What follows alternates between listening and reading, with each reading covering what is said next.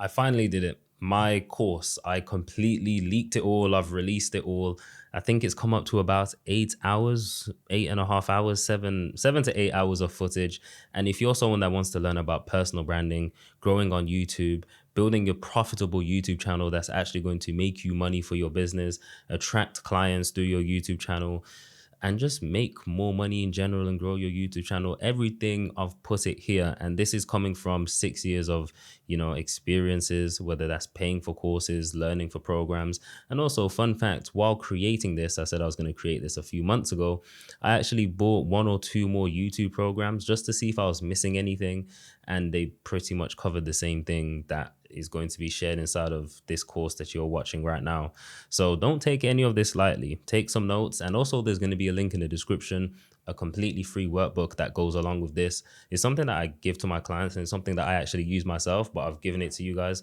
It's on Notion, but yeah, all it's going to cost is your email. I said it's free, but all it's going to cost is your email. If you don't want me to email you afterwards, you can sign up, but then unsubscribe when I send my first email to you. No harsh feelings, but with that being said, I hope you guys take everything seriously as if you were to pay for it, because my clients literally paid for this stuff. With that being said, onto the course. Before you start even creating content, the first thing that you're going to want to figure out is your target avatar. And by your target avatar, I've been through so many variations of this. They call it dream avatar, target avatar, ICP, ideal client profile, whatever you want to call it, you need to figure this out. And essentially what it is pinning down who you're talking to, and who you're talking to should also be who you're selling to, because if they don't align, then you're going to build an audience that don't actually or can't actually buy the product or service that you're selling, which means your brand isn't going to make any money. It's just going to have clout and followers, which is not money. That's not dollars in your bank account. Now, when I started, I did the dream avatar, where you typically people are selling solutions to past versions of themselves struggles. So if I struggled with something in the past, for example, growing on social media, making money off my personal brand, then I would target that person and then write up a story about the struggles that I went through, the things that I faced, and then essentially hoped or other people would struggle with the exact same things because they're going through similar struggles or the same struggles. Now, I then developed that into something that looked like this. It is this bit is new, but the first bit here is the offer breakdown, which is the name of your offer, how much it costs, all of that, who's it for and who's it not for. Then I went into your avatar summary. So basically describe them in a few sentences, put their age, gender, what industry they're in, their job title, their income range, put in their common fears, real problems they have, common problems they think they have. These are typically false beliefs. And then pains, desires, objections to buying, common questions. One thing that should also be added here is, what is your core message? And your core message is essentially the essential belief that someone needs to have in order to make buying your service or product a no-brainer.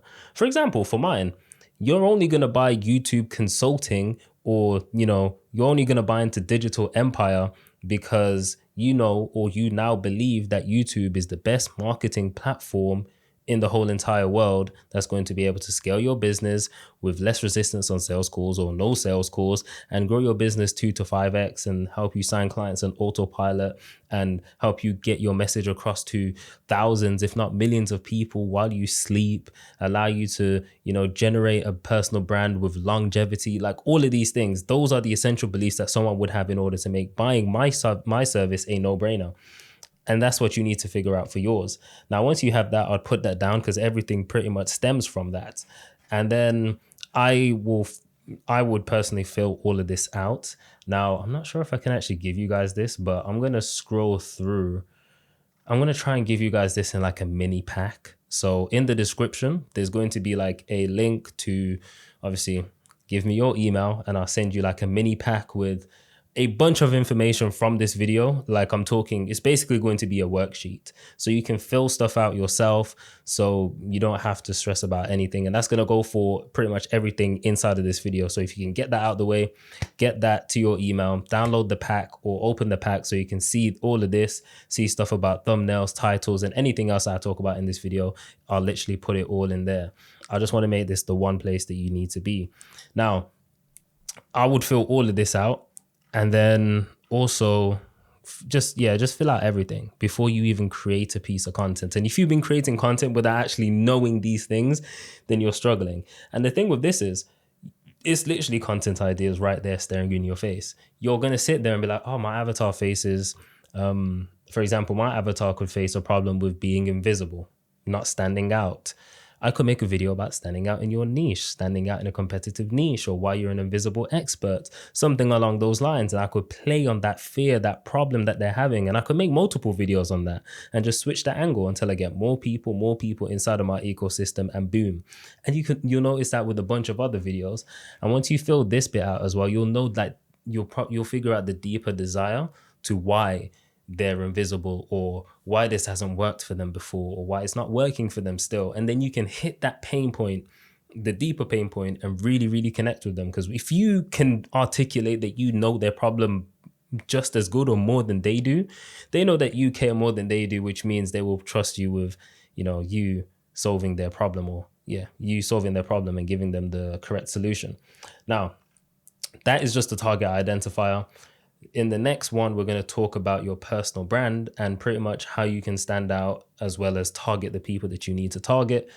Hopefully you guys found this useful. Again, there's going to be a link in the description, completely free. It's going to be like a worksheet to pretty much this whole video, and you guys will find this super helpful.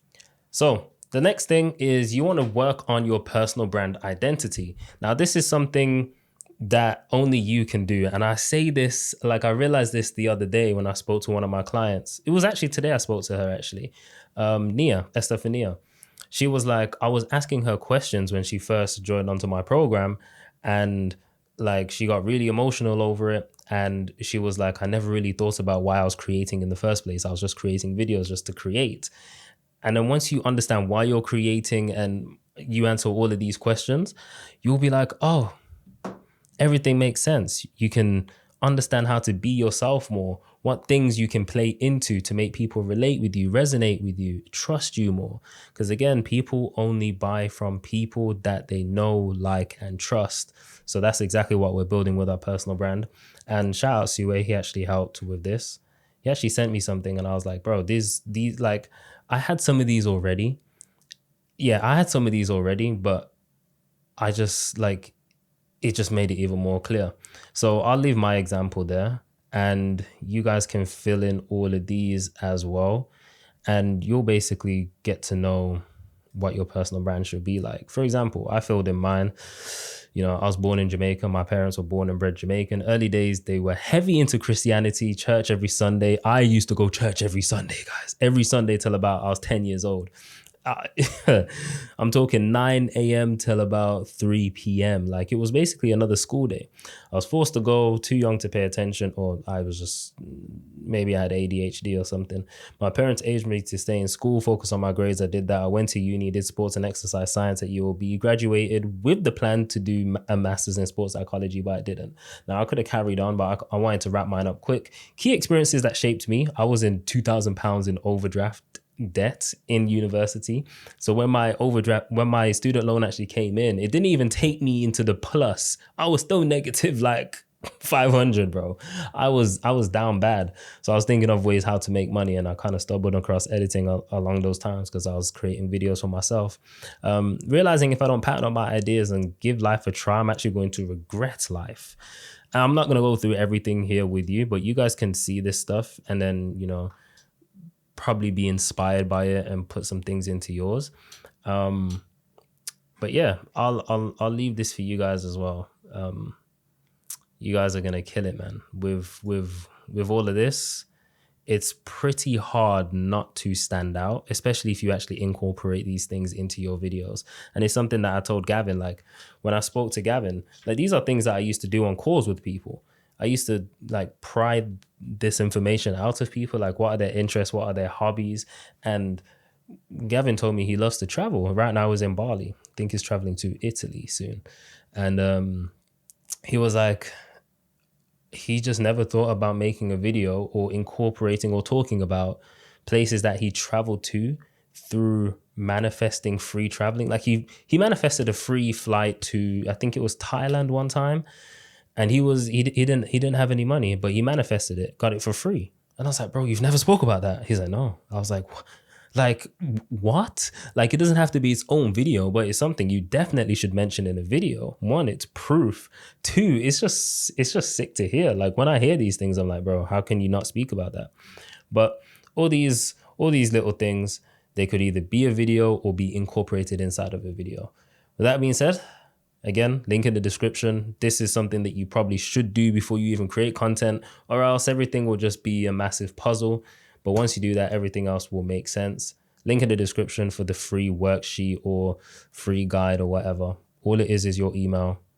I don't spam. I send like an email once a week, and I promote YouTube videos, like my YouTube videos, through the email. So once I upload, you'll also get an email about that. If you don't want that, then that's fine. You can get the worksheet and then unsubscribe once you see my emails. And if you're annoyed, no harm done. No harm done at all. Welcome to Rapid Wins. Now, this is lesson 2 in the first module. Really, there should only be one lesson in the first module because it's welcome to the next steps. But I wanted to include something in here which you can watch, and it's going to have 5 quick fire wins or actionable value that you can actually just implement straight away, just in case, you guys can't actually wait to get through the meats of this program. I just want you to have something that you can go away, see some results, and know this stuff actually works. This doesn't mean watch this and don't watch the rest of, the program, but this is watch this, try it in your next piece of content while also going through the program over the next few days, next week, however long it takes you. Now, that being said, let's get into it. The first point I want to mention is talking in U format. Now, there's 2 things that you need to know when you're talking in U format, and you've probably noticed I'm doing it right now. Replace the plural and give ownership. Now, they're 2 different things. When I say replace the plural, this means when you're talking about multiple things, you guys know what a plural is. It's like when you're talking about more than one. So it's no longer you, it's you guys, or you lot, or y'all, or everyone. When you're mentioning more than one person, you want to get rid of that, generally get rid of that, and talk to just one person, you. And you'll understand this when we go about, identifying our target avatar. But in this case, it's just talking about you. And I've given you guys a few points. It's not you guys. Instead of saying you guys are not doing this one simple thing right, it's you are not doing this one simple thing right. Instead of saying they're not meant to follow this rule if you want to win, it's you are not meant to follow this rule if you want to win. The one rule everyone is not following is this one. It should be the one rule you're not following is this one. Just replace the plurals and just use you, talking in you format. And the reason this is, even though it's social media and it's social, lots of people are seeing our content. That's the common misconception that we all go through. We think that because so many people see our content, we need to address them all at once. But everyone's watching our video in their own, solitude, by themselves. A lot of the times when I'm watching reels, I'm not saying, hey, calling my friend over and saying, hey, come watch reels with me, or come watch this YouTube video with me. Sometimes we watch YouTube videos together, but a lot of the times it's by ourselves. At most, you're probably watching it as a couple. At most, it's not often you watch a YouTube video together. With that being said, you also need to give ownership. And this is because it's the simple concept and psychology of what you own is just more valuable to you. So if I said, here's a pen, sell this pen for me, you're going to be like, okay, next buyer, 10p, or 10 cents or whatever. If I said, hey, that pen you got over there, you're going to need to sell it, but you're going to be like, oh, it's my pen. Oh, it did so much for me. Oh, what a good pen. It writes so well. 25 cents, 25p. It's instantly just more valued. And even though that's value on a small scale, you're like, oh, it's only 15p. You could imagine how this goes on when items are objectively just more expensive. So give ownership. So instead of saying the dog is dying, here's how to save it, say your dog is dying, but here's how you can save it, or and here's how you can save it. The second one is content always sucks if it is done like this. There's literally no ownership in that, none. Your content will always suck if it's done like this. Or you shouldn't say reality won't work until this happens. Your reality won't change, or your reality won't work until you do this, or until this happens. And you'll see it all the time. Once I say all of these things, you'll start noticing this when you watch content. You'll be like, oh yeah, that creator keeps saying you, or you guys, or don't do this until you need to do this, or one simple rule that you need to follow. You'll realize every creator is using the you format, and it's a simple principle which you need to obey. Now, emotion always wins. This is number 2. And I've put wow and awe because these are the top 2 emotions that you want people to feel. And you can do this with stories, you can do this with transformations, and this is why transformations always do well. Like if you are a fitness coach, transformations of someone being overweight to someone being in shape is always like, wow. And the more overweight they were compared to how in shape they get is always magnificent. Like there's this one creator, I do not know their name, but she was obese, pretty much. I'll be real. She was obese and now she's super fit and in shape. And of course it helps that she's good looking, but the transformation that she was at least 250 pounds plus. And now she's probably like, I don't want to say 100 pounds because I'm not really, she's probably like, let's say kg. I know kg is better. So she was probably like 140 kg. Now she's like 60 kg, bro. Like it's a mad transformation just in numbers, but also in just physique and fitness and mental health. And everyone's just like, wow, she's got a massive following. So just stories and transformations like that. And her telling the story of how she lost weight is always getting numbers, is because it's just remarkable. It's something that makes people go, oh, wow. And it just leaves them in awe. So if you have something like that, or a story to tell, or a transformation, whether it's you or your clients, please utilize it. Now, I've made a list of emotions here, positive and negative, because the whole point of the emotion isn't whether it's positive or negative. It's, does it cause high arousal? So I've put a list of high arousal emotions, which you can use in your content. There's excitement, there's joy, euphoria, elation, passion, amusement, curiosity, anticipation, enthusiasm, pride, inspiration. Then the negative ones are anger. Be careful when you use anger. You don't want to purposely make the viewer angry if it's something that you don't believe in, just to trigger and rage bait someone. Rage, fear, panic, anxiety, frustration, jealousy, envy, disgust, desperation, shock, alarm, agitation. Now the hook. Now we'll go more into the hook into the scripting modules, and also in the content HQ you'll find like hooks, you'll find like video templates. So you're good when it comes to the hooks, but you just need to understand this one thing when it comes to hooks. It's the level of awareness that the viewer's at, which makes the hook valuable to them. And you'll understand this when we go on to the next slide. Level 1 and level 2 are the most common ways that you should be using your hooks. So there are 4 levels of awareness. You're unaware, problem aware, solution aware, product aware. Now, as I said, unaware and problem aware are the most common ones you're going to be using in your hooks or your YouTube intros, because hooks are just YouTube titles. Sorry, not intros. So unaware, the person doesn't know that they have a problem or desire.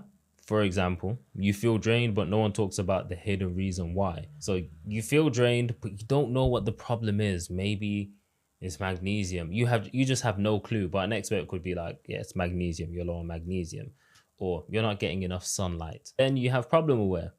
You know what the problem, you know that you have a problem, you just don't know what the solution is. For example, you have a problem that you're not getting leads. You just don't know how to fix it. You don't know whether it's more views. You don't know if you need to do ads. You don't know if you're doing something wrong. You just don't know how to fix it. Then you have solution aware. You know that there are solutions, but you just haven't chosen one yet. For example, before you bought this program, you probably knew there were solutions to help you grow your personal brand and grow your business. You just didn't know the prophecy prediction was the right one, but now you do because you're here.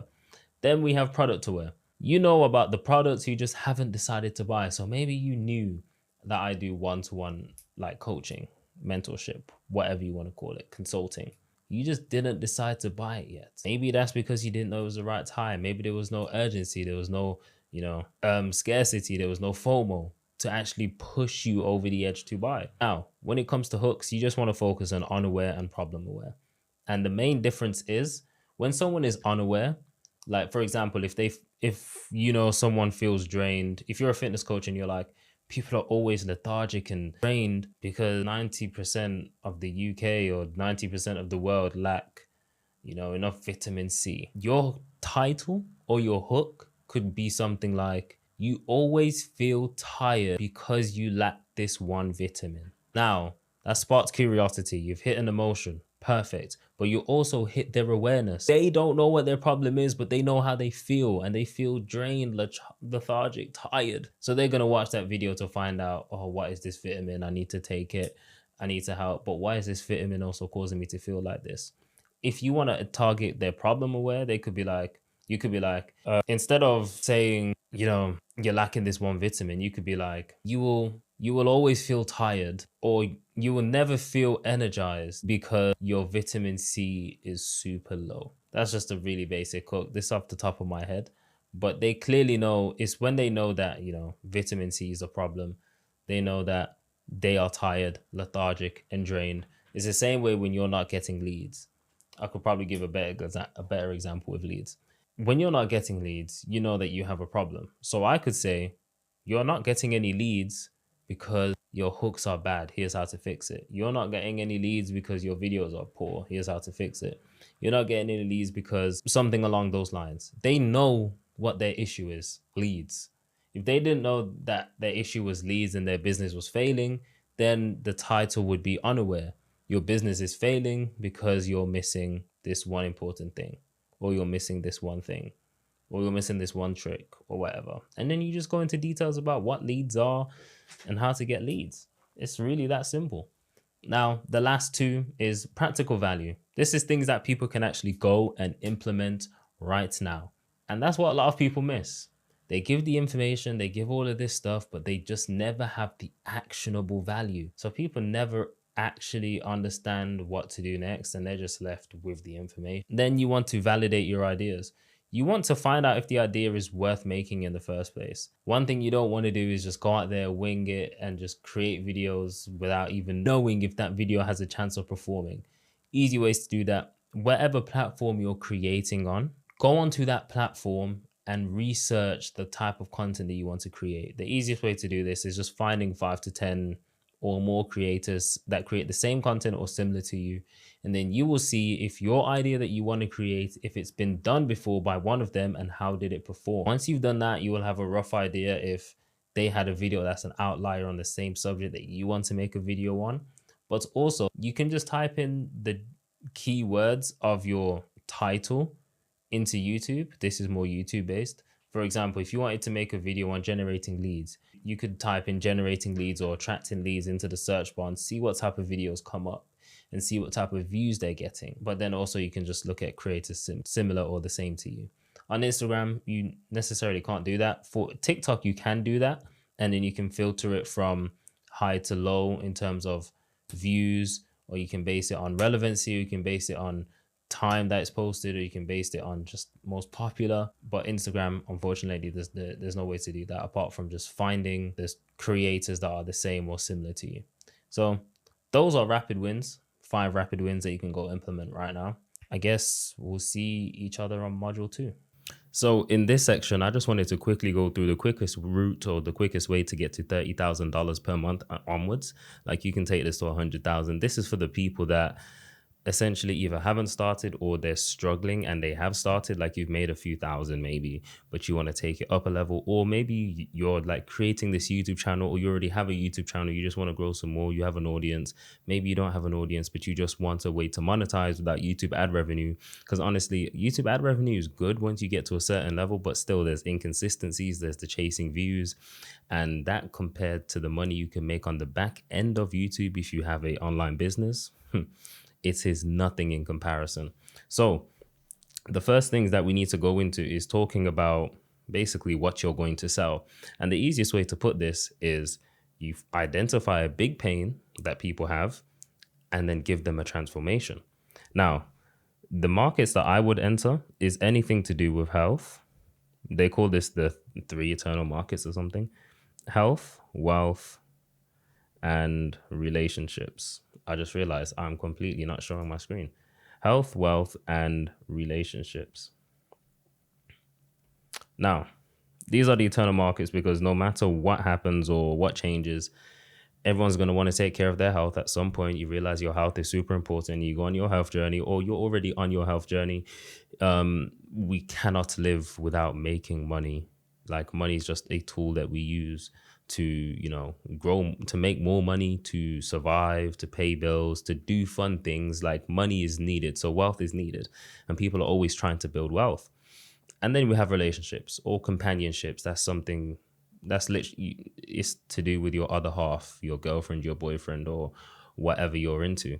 Now, these are the markets that will never change. Really, if you can identify a massive pain point in one of these three, and you just need to pick one, you will be golden.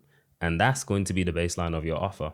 Now, by big pain, I want you to understand that it's not, by big pain, it has to be something so troublesome that if they leave that pain, something bad is going to happen. For example, if you get stabbed in the neck, that's a massive pain. I know this is over the top, but if you get stabbed in the neck and you leave whatever stabbed in there and you don't get attention and you don't pay for someone to help you, or someone just doesn't help you at all, eventually that wound in the neck is going to kill you. You'd pay 1,000, 10,000. Shit, you'd probably empty your bank account. Shit, you'd probably go into debt to fix that pain because you know it's going to save your life, which is your health. Now, of course, that's just a over the top example, but it's still an example nevertheless. That's the type of pain that you need to find. And actually, it's something I actually speak about in the workbook. If you haven't already downloaded this, there's going to be a link in the description. It's like a whole starter pack. You'll get everything that I'm basically talking about in this video. That's going to help you build your personal brand, build a profitable YouTube channel, and make a lot of money in your business. But in Target Avatar Identifier, it actually goes into this. We talk about the current situation, the problems, the deeper problem behind the problem, and then their desired situation. Like, we literally go through everything. So that's something that you should really, really get. Regardless, what is a problem so painful that if they don't fix it, things will get worse? And what is their transformation? So, for example, if this is the example that I gave. Someone's desire, if they are overweight, they want to get fit. That's an overweight person's desire. They want to get fit. Now, what's the pain? With being overweight, potentially becomes low confidence, less attractive, less desirable when it comes to relationships. So now you're hitting like health. You're hitting relationships. But also, if we look at the deeper problem behind this, because this is just surface level problems. If we dig deeper, and you can go really deep, and typically when you dig deeper behind a pain on the surface level, you're typically targeting one of the innate 8. And in this case, this one is not coming off. In this case,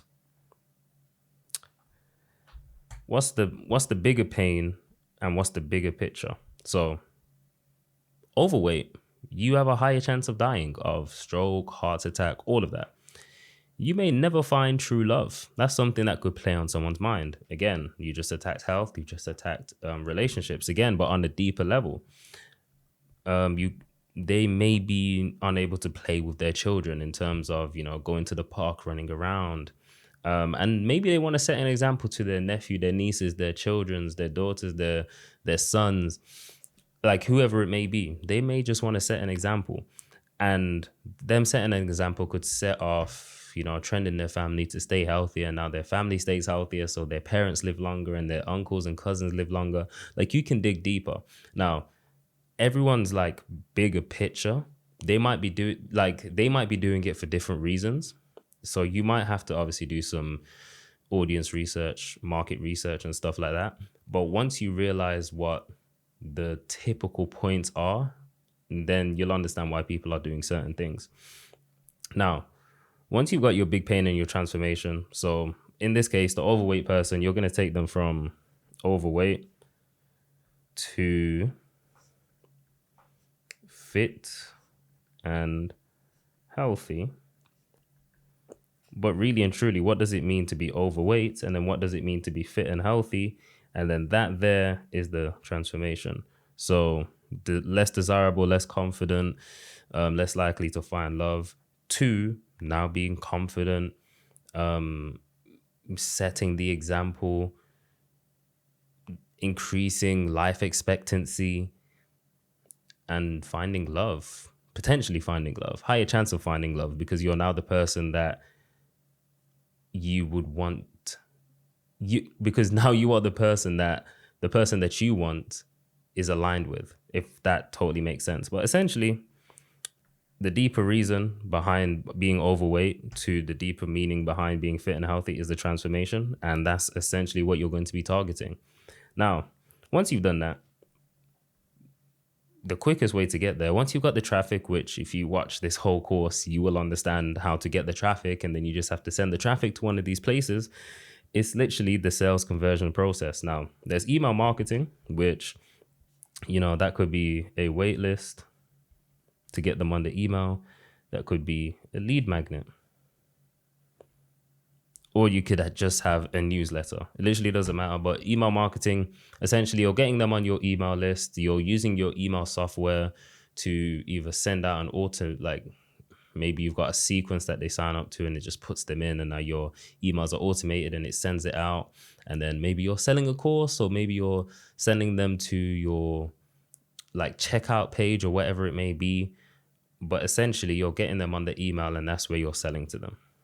Now, the next one is booked calls. Now, typically, if someone's booking a call, it's either they're going to Calendly straight, or they're going to a landing page, or even Instagram DMs is an option. And essentially, is you get them on the call, you literally find out what their pains are, what they're struggling with, where they want to go, and then you essentially show that you can be the gap, but then also show them how far they are from their desired situation, and realize that they can't do it by themselves. Or if they do it by themselves, it's going to take long, and they can just pay and get a shortcut. And they're just really far from the desired situation to their current situation, and you just want to really expand that gap. Now, once you've done that on the call, you essentially get them to buy. Another way you can sell people is just having a document or having a landing page that literally has a checkout button. And I know Taki Moore does this. What's his name? James Smith does this. Yes. And then most people in the space typically do booked calls. They either have a sales team or they take the calls themselves. James Smith also does email marketing. I know he's very fond of email marketing, but these are different ways. Now, which one you should choose literally just depends on you. Like, if you can't sell and you hate taking sales calls and it makes you feel whatever. I mean, me personally, I would say do it just so you can speak to your prospects more and then really understand them to begin with. But really, if you really hate it, you can eliminate it and go to email marketing, or selling via a landing page where they can just check out, or a Google Doc form or a Google Doc where they can just check out. That way, your business aligns with you, because that's one thing that I'm big on. Like, there's no point building a business that you're going to hate. So make sure you build something that aligns with you. That means from the content. Again, I'm going to say at some point throughout this video, if you can't do it, if you can't do it for a long time, don't bother doing it once, essentially. So follow that throughout your whole business, or else you're just going to build something that you hate. Now, on top of that, we have evergreen and we have exclusive. Now, by these two, I mean, people can join at any time with evergreen.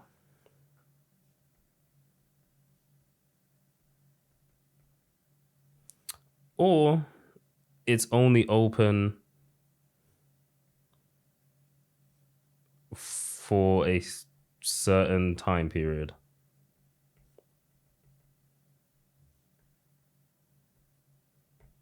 Now, there's a few people that do the exclusive route, whether you have to apply or maybe space is just open for like a week every month or every other month. So I know Taki does the exclusive route, where it's essentially exclusive is like limiting your number of spots, which Daniel Priestley always preaches about being oversubscribed, limiting your number of spots, having more demand than your spots, and then launching.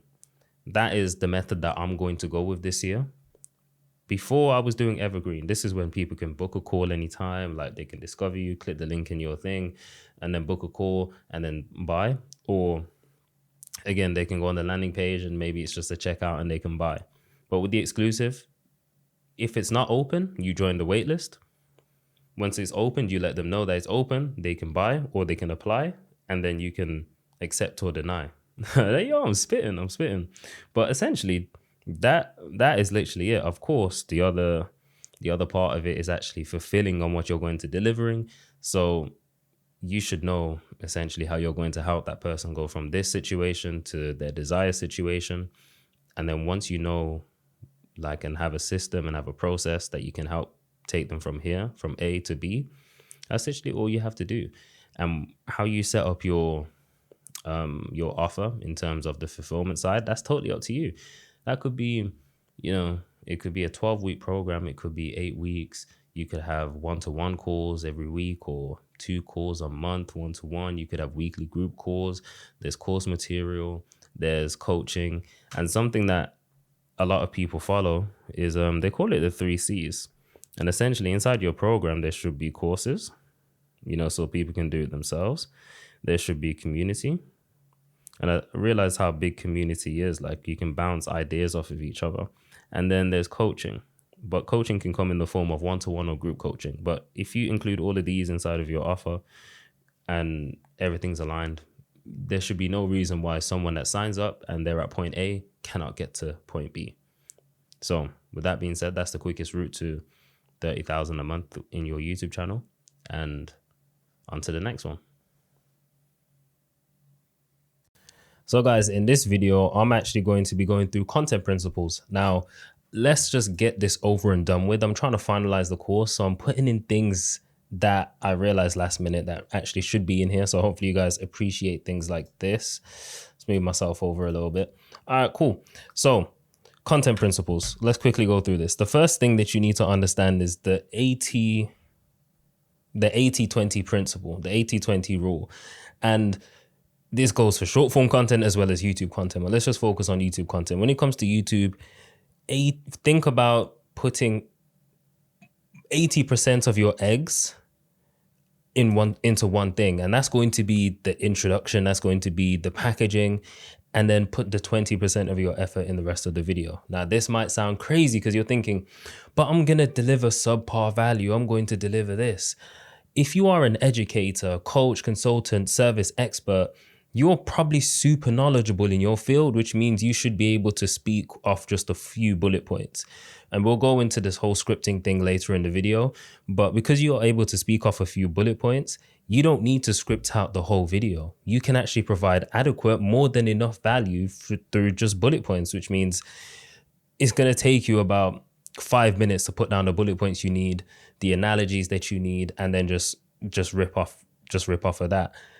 Where most of your effort needs to go, using the 80-20% rule, is most of your effort needs to literally be inside of the packaging, the title, researching the thumbnail, researching your introduction, making sure your intro's tight. And I personally would recommend potentially scripting your introduction. Should only be around 30 seconds.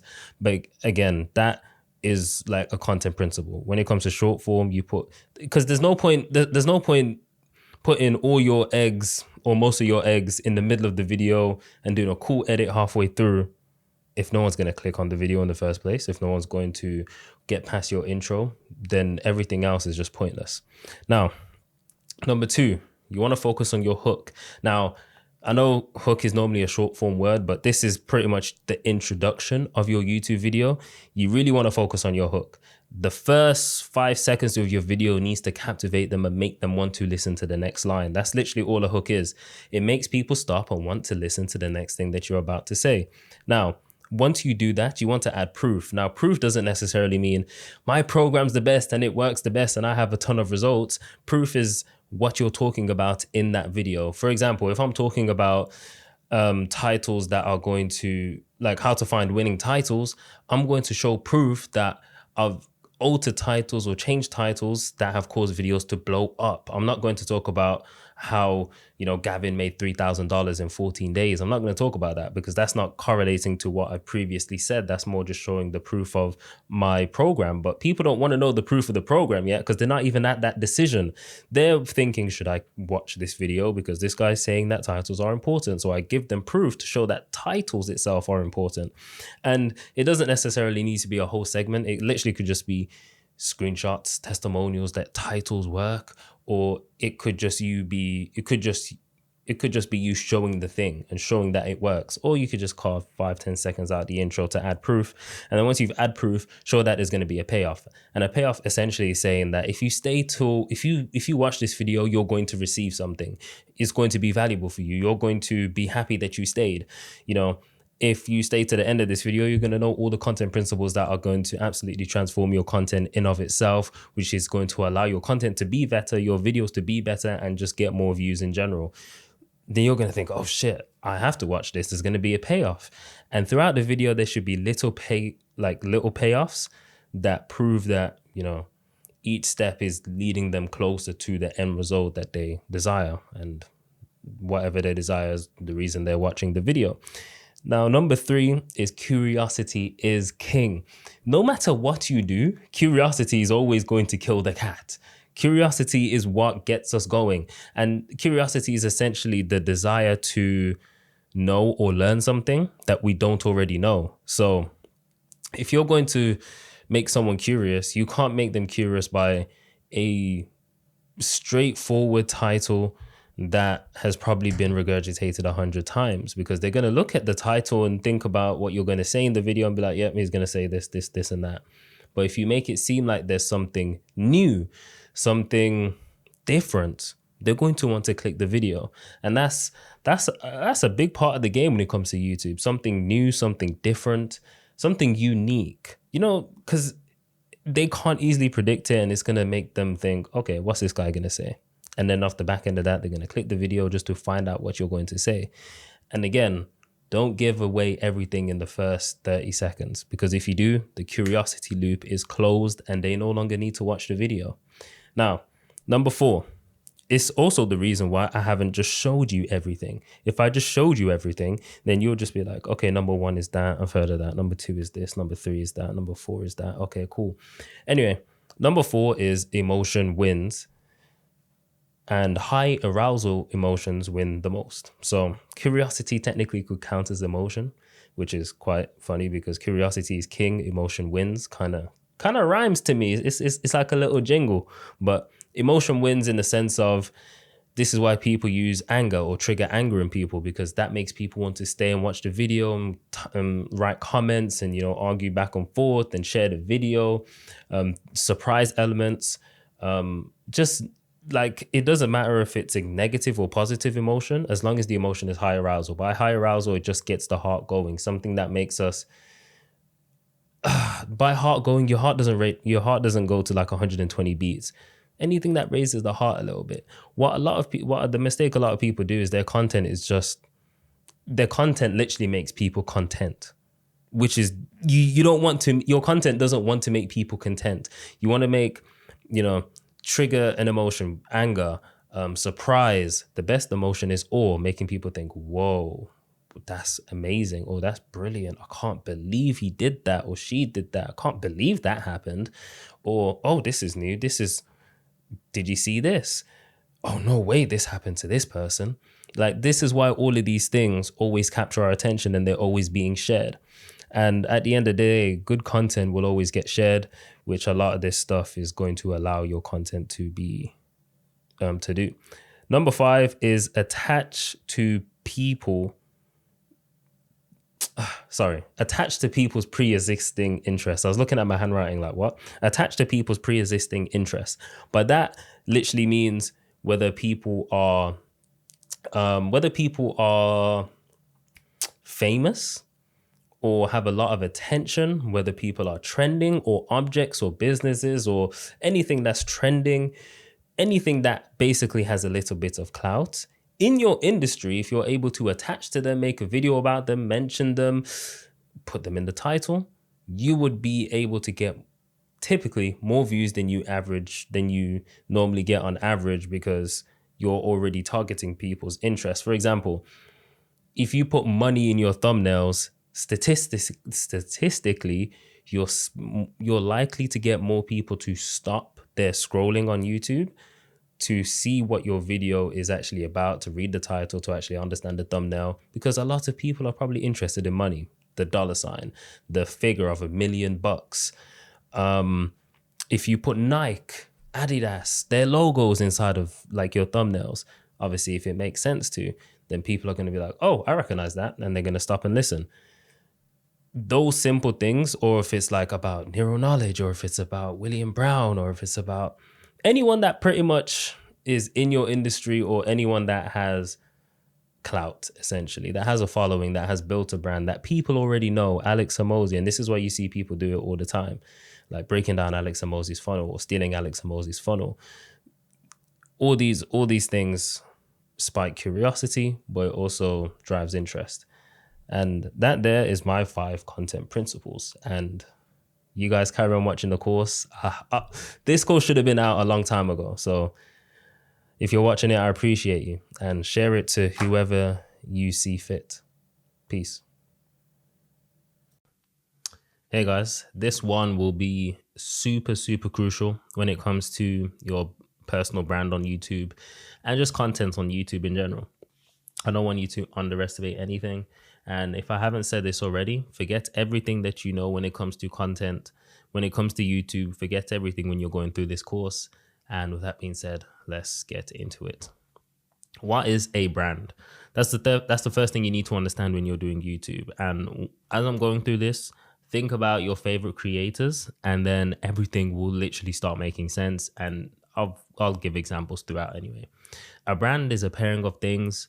A good brand is a consistent pairing of things. For example, you got Nike, Michael Jordan, greatness. You got Nero, manifestation, desired reality. Gary Vaynerchuk plus content equals future proof. Alex Hormozi and business, $100 million brand, or business, I should say. Oops. Brand/business.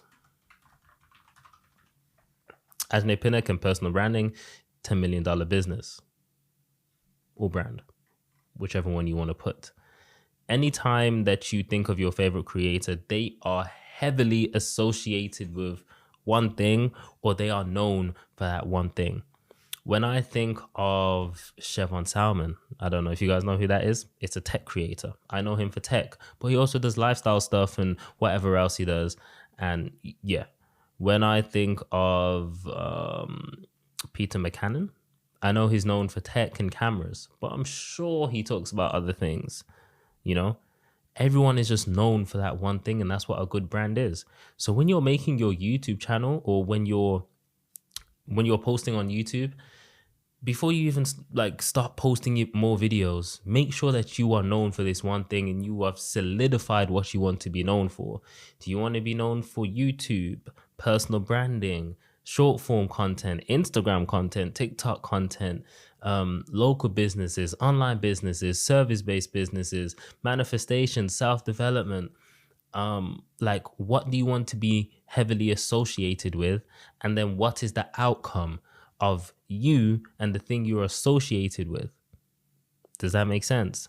What is the outcome of you being associated with that one thing? What's the result of combining them both? You know, if you listen to Alex Hormozi, you want to grow your business, you want to make more money, especially depending on what video he's dropping. But again, you get the point. Now, we need to define what a brand is. If you don't do it for yourself, it will be done for you. You need to answer these 4 questions for 100% clarity on your brand. What is your desired outcome? I don't know why it says What is your desired outcome? As I previously said, what do you want not to be known for, but what is the result of you being known for that thing? What do I have to be known for? This could be manifestation, self-development, business, personal branding. What do I have to be known? What do I have to do to be known for that? That could, like, what videos do I need to create? What things do I need to talk about inside of that field or niche to be known for that?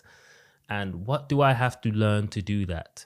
Do you need to learn more things about YouTube? Do you need to learn more things about your industry? Do you need to learn more about the people in your industry and the lingo that they use and the things that they say? You get me? I came up with this formula. It's personal branding is brand plus content. It should say equal end result.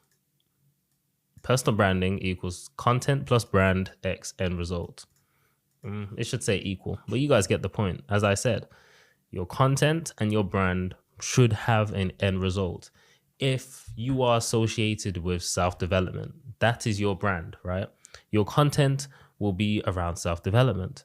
So if I watch your content and I'm into self-development, the end result of me watching your videos and being around your brand and your content should be me leveling up in life, having a clearer mind, controlling my emotions, controlling my reality, achieving more, doing less, literally whatever.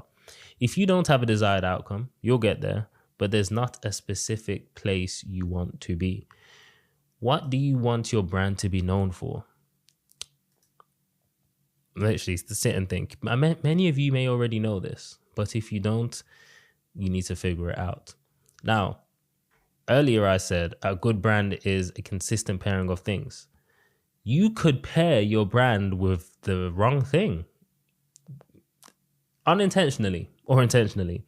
You could go on podcasts with a dodgy host and now you're drawn into the whole thing. So be careful who you pair yourself with consistently as well. If you go on it once, but if you went on one podcast 10 times and then it turns out that podcast was doing something dodgy, people are going to be like, you went on that 10 times. That's not a normal amount of times to do something, you know? So be careful. You could be intentionally pairing your brand with the wrong things or unintentionally pairing it with the wrong things. Now, the next thing that we need to focus on is the positioning of your brand. You do not want to blend in. You want to find what is missing. So look around your area and look at what people are saying, doing, how they're saying it, where they're doing it, and find out where you can come in and be the difference. It could be your personal take, your opinions on some things. It could be your personality. Maybe you're the complete opposite. And this is what worked well with Nero. He wasn't like anyone else in his space. There wasn't anyone wearing a do-rag, wearing shades, black, saying the knowledge that he's saying. Plus, his personal take and his personality really, really helped him. The information was also simplified so everyone could understand. Whereas a lot of people try to make it sound, more than what it is. Now, this could be something that you're good at. You could be good at simplifying information, breaking down complex concepts. And what is your philosophy? What is your way of doing things to achieve a certain result? Is it different from someone else's? Is it the same? If it's different, that could be your way of standing out. Now, again, the easiest way to position your brand is by sharing your story. Find what makes your story. What's the difference with your story? Everyone's story is different. We all went through our own trials and tribulations, our own pains, our own memories, literally our own everything. The issue is most people can never articulate it, or people never know that they should articulate it in their content because they just think, oh, people don't care about that. But it's your story that's going to make people relate to you, make people trust you, make people realize he went through all the hard work. This is the guy I should be listening to. For example, if you're 40 years old and you spent 20 years in a particular industry, you are going to have crazy stories to tell. Let alone 20 years, a lot of people are going to look up to you because you've been through a lot more than they have. Now, I want you to write down the pivotal points in your story and literally write those down. At this point, you probably may have already done it if you've gone through the prophecy prediction system and filled out like the handbook and everything. You've put down your experiences and your pivotal points. These are key factors that you can mention inside of your videos when you're giving points, or you can make an entire video about them. Instead of saying work hard to get good, share the story of a time where you worked your ass off. For example, again, it's not about most of the time it's not about what you say, it's about how you say it. Everyone can say you got to work hard to get far in life, man. Whereas if you've been here for 20 years and you've gone, in 2008, I was working 12 hours every day, Monday to Friday, just to earn £400. And I needed that £400 so I could spend it and invest inside of my business, which I worked on the weekends. And after 3 years of doing that, I was able to leave that job and make 500,000 every single year. Something like that. Everyone's gonna be like, damn, he worked hard. 3 years and he worked 12 hours a day, Monday to Friday. Damn, what a time. Now, you could also take the comments and things your audience say and overcome their objections and skepticism in your content before it's actually said. For example, if you posted a video and someone said, I don't know about this guy, like how long has he been in the industry? That is literally your sign to be like 20 years of marketing knowledge in 5 minutes. Do you get me? And don't be afraid to talk about your failures. Please talk about your failures. It makes you more human. It builds connection. It makes you more trustworthy. Present yourself as your true self. The closer you are to your true self, it's just easier for you. It's easier for you to go live. It's easier for you to make videos. And, you know, when you say things, people won't be shocked. Like, if you're not your true self, you get caught slipping once, your career could be over because everyone's going to recognize the way you portray yourself to the way you really are. They're not even close. So listen to your audience, but don't let them change your beliefs or opinions. Give them more context to why you believe what you believe, or why you have certain opinions. If someone says, no, there's no way you're right about this, you should go back and rebuttal them in the next video and explaining why you believe what you believe. Give context, tell stories, and maybe they will see it your way. Maybe they won't, but maybe other people will appreciate the context that you've given so that they can see it your way and believe your way over someone else's way. Now, the hero dynamic. Every hero has a villain or an enemy, right? Every brand stands for something and stands against something. If you don't stand for something, you will stand for nothing. In simple terms, in layman terms, your brand needs to have an enemy or a villain. I know when Nero's always speaking, he doesn't like the people that say you don't need to do anything to manifest, just manifest and do nothing and everything will come to you. How is that going to work? He makes fun of those people. It's not make fun of a person, but those group of people. When you attack a person, it's just not cool. Whereas when you attack like something that you are against and it's just a group of people, not like a specific group, but just a general group of people, it's less heinous, you know? For me, it's the guys that are like, yeah, YouTube SEO, keyword research, SEO. When people hear the word SEO, I don't know what goes on in their brain, but it triggers something and people literally take advantage of it. It's so frustrating. Now, next is your brand story. You want a catalyst. Every brand started because something needed to change. You probably got in your industry because something happened and you needed to change or something needed to change. Then you have the core truth. Don't be controversial just to be controversial. Don't say things don't say things that you don't think are 100% true just because it's going to spark emotion and get people going and get people angry. Then you'll just, like me, I'm not trying to blow up off controversy. People don't really care about you then. They just care about your wayward opinions. Then we have proof. Your brand is what you do, say, and how it's said. More importantly, how it's said. A lot of the times you'll notice that most people are saying the exact same thing. Maybe it's not as concise, maybe it's not as articulate, but they're saying the same thing. The most important thing is how it's said.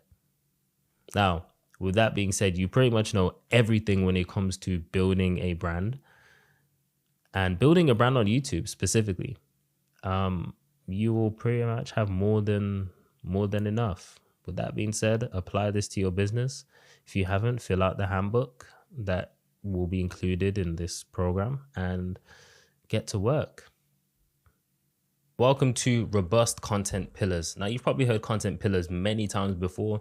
This one is going to be slightly different as we're going to be combining our target avatar with our remarkable factor, and then we're going to go into content pillars. But first, let's start off with content pillars. Typically, you have 3 content pillars. It's still the same concept. However, your middle pillar, your main pillar, is going to be your core mission. Now, what is your core mission? Your core mission is something that you're helping people achieve or helping them relieve them of a problem. For example, I help people create content so that they can grow their business and build a better brand. You get more leads, you generate more business revenue, you also build a stronger brand, all through content creation. You might be helping business owners just scale their revenue. You might be helping women get in shape, men get in shape, men build muscle, men lose weight, lose fat, get a 6-pack. Whatever your core mission is, that's essentially what you're helping people solve. It's the problem your business helps other people with, essentially.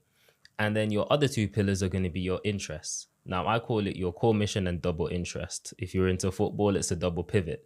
But regardless, your interests, mine is tech and the other one is self-development. You'll find a lot of people are interested in self-development, especially if you're like a business owner. You don't have to be like full-on self-development guru, but you just want to better yourself because, the better you are, the better your business runs, etc.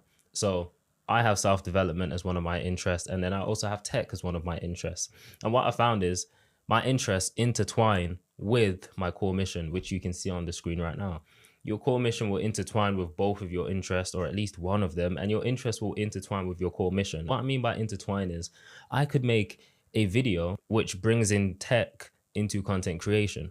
For example, I could do a video based on the top 5 best microphones. That's tech related, but it also leads to content creation and it helps people generate more leads and a stronger brand if they have better audio quality, because it represents that they are high quality and their clients or potential clients watch the video and be like, oh, this is good quality stuff. For self-improvement, self-development, I can make a video on how to be more productive.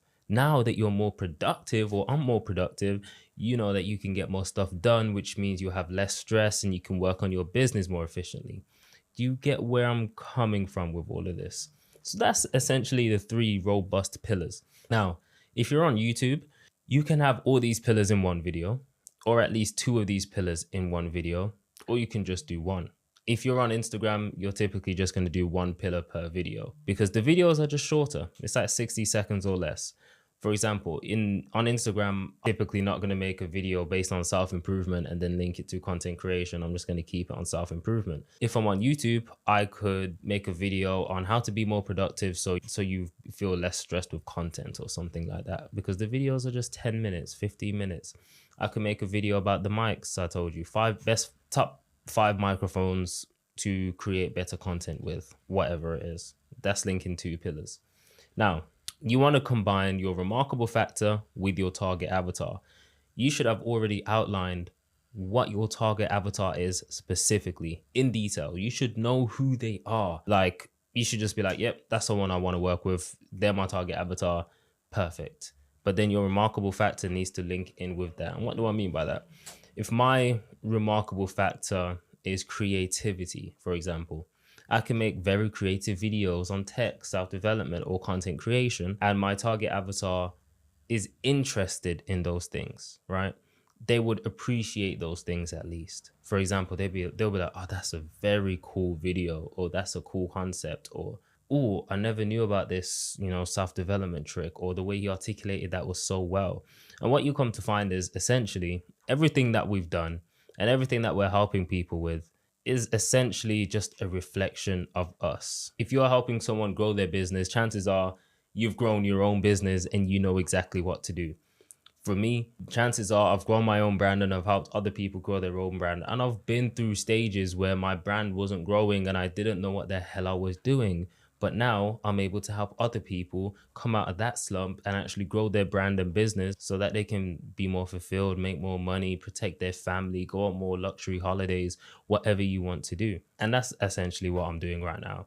So fill out all of these and you'll see it's just a reflection of yourself. If you're a fitness coach attempting to help people build muscle, chances are that you have built muscle.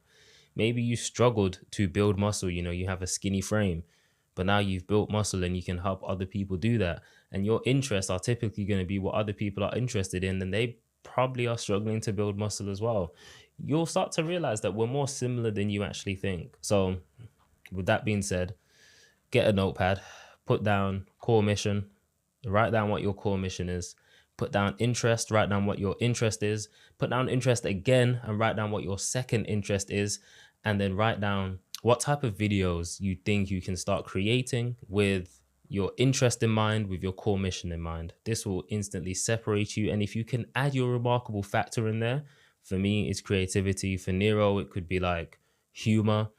It could just be high level knowledge and very great articulation when it comes to breaking down complex information. Yours could be, I don't know, maybe you can't sit still, so you're working out while explaining things. I don't know. It could literally be anything. Just try combining your core mission, your interest, your remarkable factor. Obviously, make it relate to your target avatar in terms of pain, desires, roadblocks, whatever it is, and you'll have literally a unique video. So give that a go. Obviously, make it interesting. If you want, do some research, but that's probably going to be in the next module. So catch you in there. Hey, welcome to lesson 4. This is going to be on your remarkable factor. Now, if you don't know what your remarkable factor is, this lesson will help you find it or help you get closer to it. But a remarkable factor is something that when you look at someone else as a creator or just someone else as a person, you just think, wow, that really stands out in them. And every creator that has become successful has a remarkable factor. For example, I would say my remarkable factor is my ability to be creative. When I first started out, I was able to easily replicate, put ideas into my own spin of things. I was able to do all the cool tricks that all the creators online could do, could edit well, and that was just my remarkable factor. Of course, there's other factors that come into play, such as maybe I looked different than other people. I dressed different. I was black or a do-rag. Those tiny little things. Other people's factors, for example, neural knowledge, a vast amount of knowledge and very well articulated. But also there's other factors that come into play, such as he wears a do-rag, he's black, he wears a wife beater. It doesn't match the aesthetic as someone that would have that type of knowledge. My previous client, Black Bezos, his remarkable factor was his ability to just be bold. He was just very bold, and not everyone can be online and just be bold and very opinionated as Black Bezos was. And he was very good at taking winning ideas and making them his own, which of course he had helped through me. And then think of creators that I really like. MKBHD, his remarkable factor is just the fact his life is dedicated to tech. He knows a shit ton about tech. Plus, side factor, he's been doing this for at least 10 years minimum, live, publicly documented. Another creator I like is Chevron. His remarkable factor, in my opinion, is his accent. His accent is completely different. His story and his creative ability. His ability to make YouTube videos look like film, look like documentaries. They're just like the equipment he uses, the camera quality, positioning, everything just flows really well together. And he was able to mix that stuff with tech and lifestyle. It's just phenomenal. You could put this into any creator that you want. And the best thing about a remarkable factor is you're probably sitting there like, oh, I'm just boring. I don't have anything crazy about me. You don't need anything crazy, right? You just need to be better than the average person at doing that thing. And when I realized that's when I really started to hone into my, remarkable factor per se. Because as a creative, I don't think I'm as good as these other creators that I look up to, granted, because they've been doing it longer. They're just more skilled at it, but I'm still better than the average person, right? Now, for some practical stuff, I want you to get your notepad out. And I really want you to write down this headline and then give yourself a few bullet points and then just fill it out. It's going to take you about 10 minutes, maybe more, depending on if someone else answers these questions. So the first thing I want you to write down is, what are you good at? Give yourself 5 bullet points and then write down what you are good at. And this could be creativity. This could be the skill that you're good at, the knowledge of the skill that you're good at. This could be communication. You're a good talker. You can talk for long periods of time and, be entertaining. Maybe you're a good storyteller.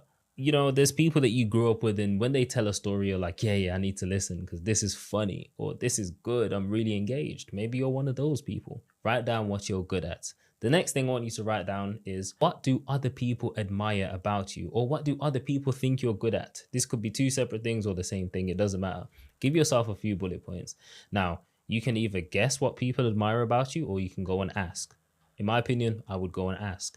People said they liked my videos because they were creative, they were useful, they were high quality. I made it easily understandable. So when you ask people, they might say your communication's great, or your storytelling is funny, you're great at telling stories, or I love the fact that you know so much about fitness and weight loss, or I love the fact that you know this or know that. And you'll notice some people they'll say the same. Some people might just say the same thing, depending on how much people you ask. They might say the same thing.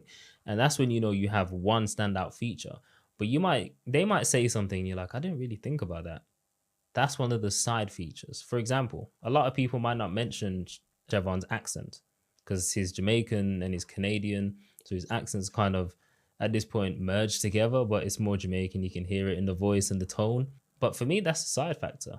I'm sure a few people would mention it, but it's not the main thing that people listen to him for. Now, the last one I want you to write down is, what are some crazy things that you've done or achieved? These things are going to help you become more remarkable. For example, there's a guy on Instagram right now that is a sales trainer, or was Alex Hormozi's sales trainer. Remarkable achievement and experience. Already is better than the average just because of his achievement. If I said I helped Nero go to 300,000 followers, you'd be like, that's an achievement. That's crazy. You're the guy that helped him do that? Remarkable. You kind of get where I'm coming from. Now, the person doesn't have to be high status. It just has to be a crazy story or crazy transformation. If you're a fitness coach and you've helped someone lose 150 pounds and they were obese and now they're healthy and in shape, remarkable, amazing transformation. That builds into your remarkable factor. You're clearly knowledgeable in weight loss. If you're a business coach and you've helped someone scale their business from 5,000 pounds to 100,000 in 3 weeks or 10 weeks or however long it took, remarkable. You helped him increase his business revenue. Absolutely remarkable. Those are some things that you can note down, put some bullet points down, and really put your pen to paper and figure those things out. And once you figure those things out, you can dive deeper into those remarkable factors that you possess into your content, and ultimately you will stand out in your videos. With that being said, I'll catch you on lesson 5. I think I'm losing track of these lessons, man.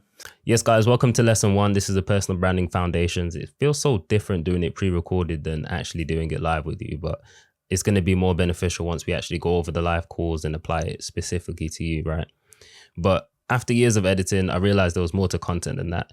While you're editing a video, you can't actually go back in time and maybe change a few words that you said, and those few words could have been, absolutely major to how the video's performing.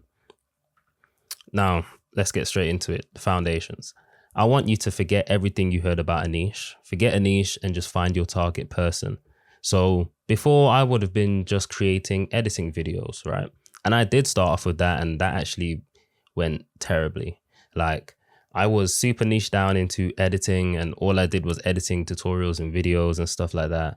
And I released a product, and it was for editors, and I got like 2 sales, bro. The product was like, how much? I think it was $20. I was just so embarrassed. I was like, wow. After having like everyone that followed me being all editors and everyone just wants to know editing, and the product is $20 to help them edit faster, and no one bought it, I said, yeah, this niche thing isn't working. And I went out there and just found some help. And that's when I basically was able to redefine my brand. So forget your niche and find your target person. You'll understand why that's so important. So I've managed to personify my story or my target person into made-up characters called Jackson and Sarah. Now, there should be another module called the Dream Follower, and I'll show you basically how to create your own dream follower or dream person and personify your story so you're able to target your target person a lot easier and better. So I've got Jackson and Sarah. They allow me to broaden my content past just the confinements of just editing. So now, as you can see, Jackson has a MacBook. I like tech. I make videos about Apple. I make videos about editing. I make videos about content creation. I think because it's AI generated, it's not actually 100% accurate. So like Apple looks pretty close, but I think there's also a camera on his desk and there's a computer behind Sarah. So, you know, there's like, I work from home or I'm a creative or something like that. So I can make content around creatives, tech, editing, content creation, business. And just to put it short, this is the kind of stuff that I'm into. So content creation, sport, fitness, online business using a personal brand, interested in technology, and a fear of not living up to my potential. Now, if you guys are, you know, accessing this course and watching it, you probably relate to at least one of those things. Maybe you take care of your health. Maybe you want, well, I'm guessing you want an online business because that's the reason you're here, trying to build a personal brand. Maybe you're somewhat interested in technology. Like it could even be you're interested in fitness and you track your calories or you track your steps or something like that. That's still tech. And you might not love content creation, but there's definitely an interest. So just think, what content can I make that relates to these people? You want to create content that relates to, technically it's yourself, right?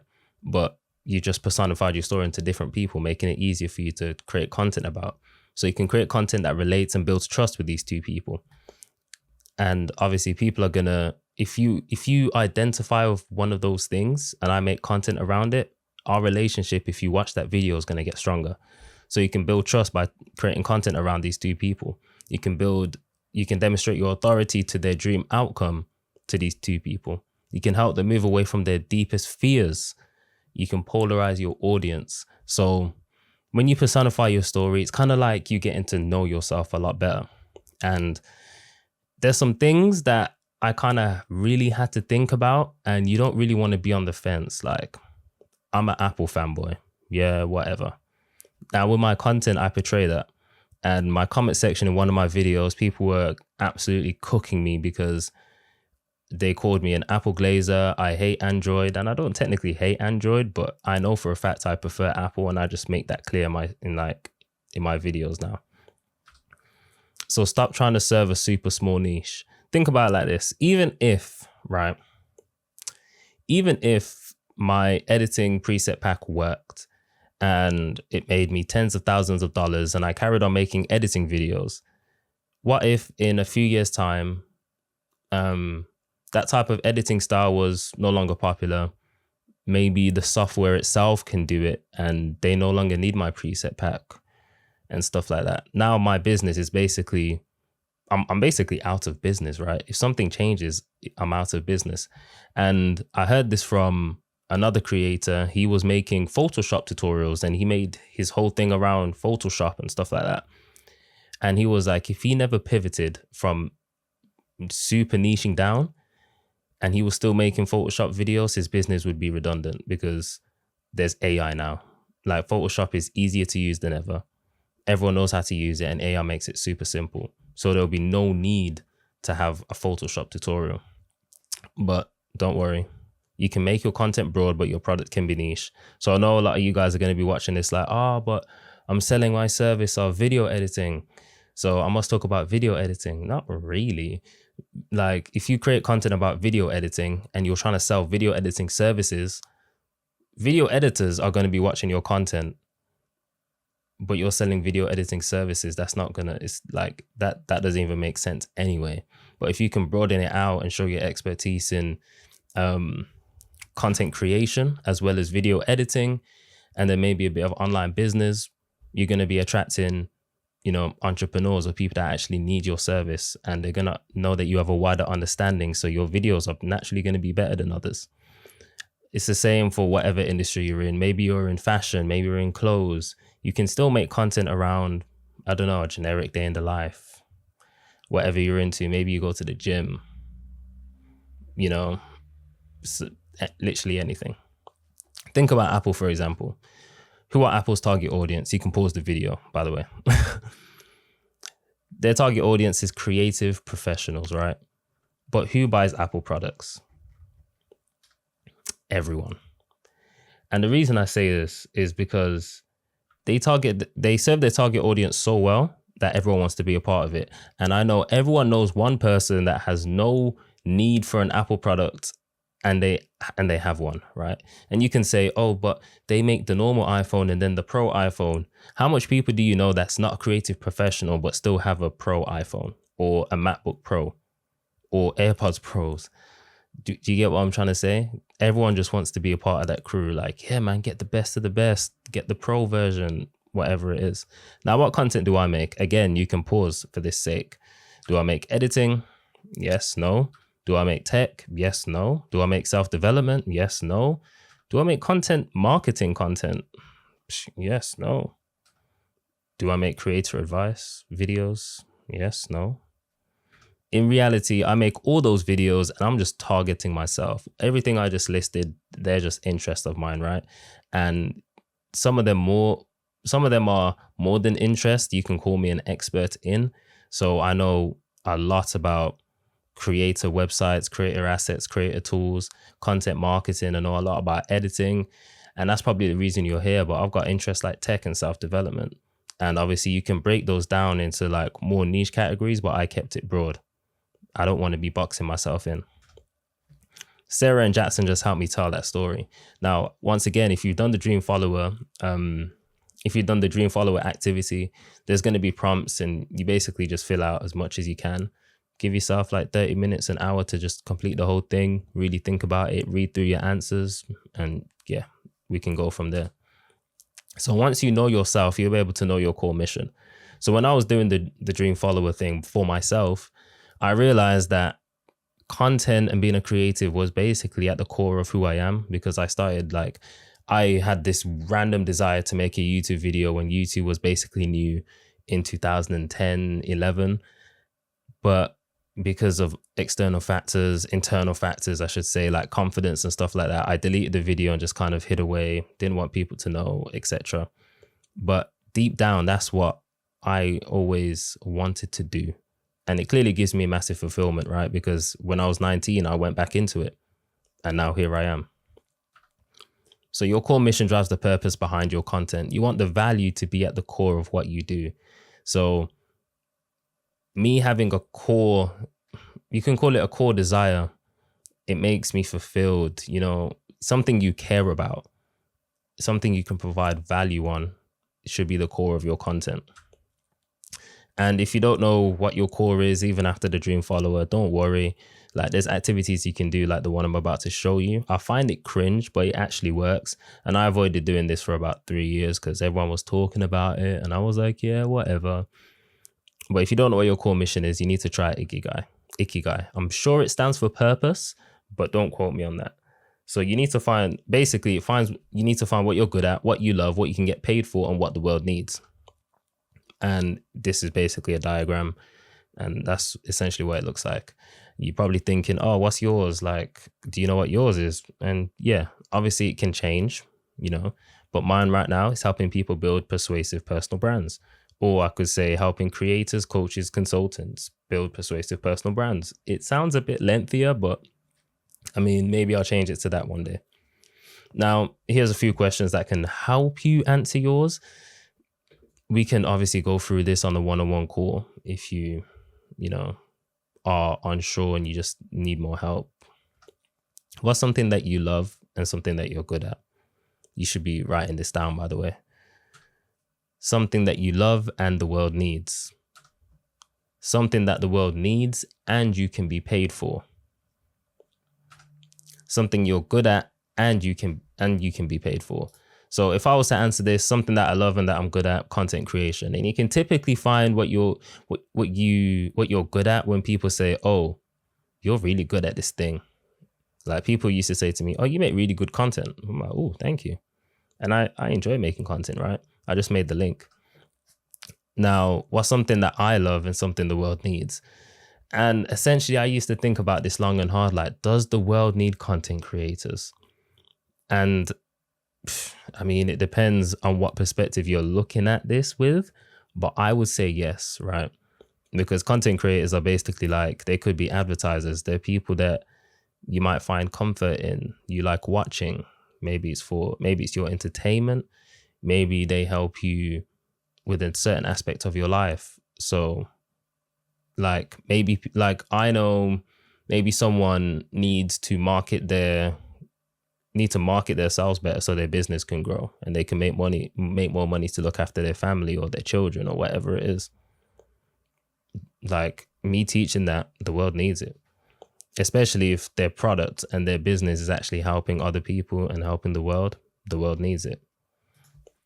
So it's kind of like trickling down. Now, what's something that the world needs and that I can be paid for? Well, again, the world needs, people need to know how to create content to market their services and their products so they can basically better help the world with their products.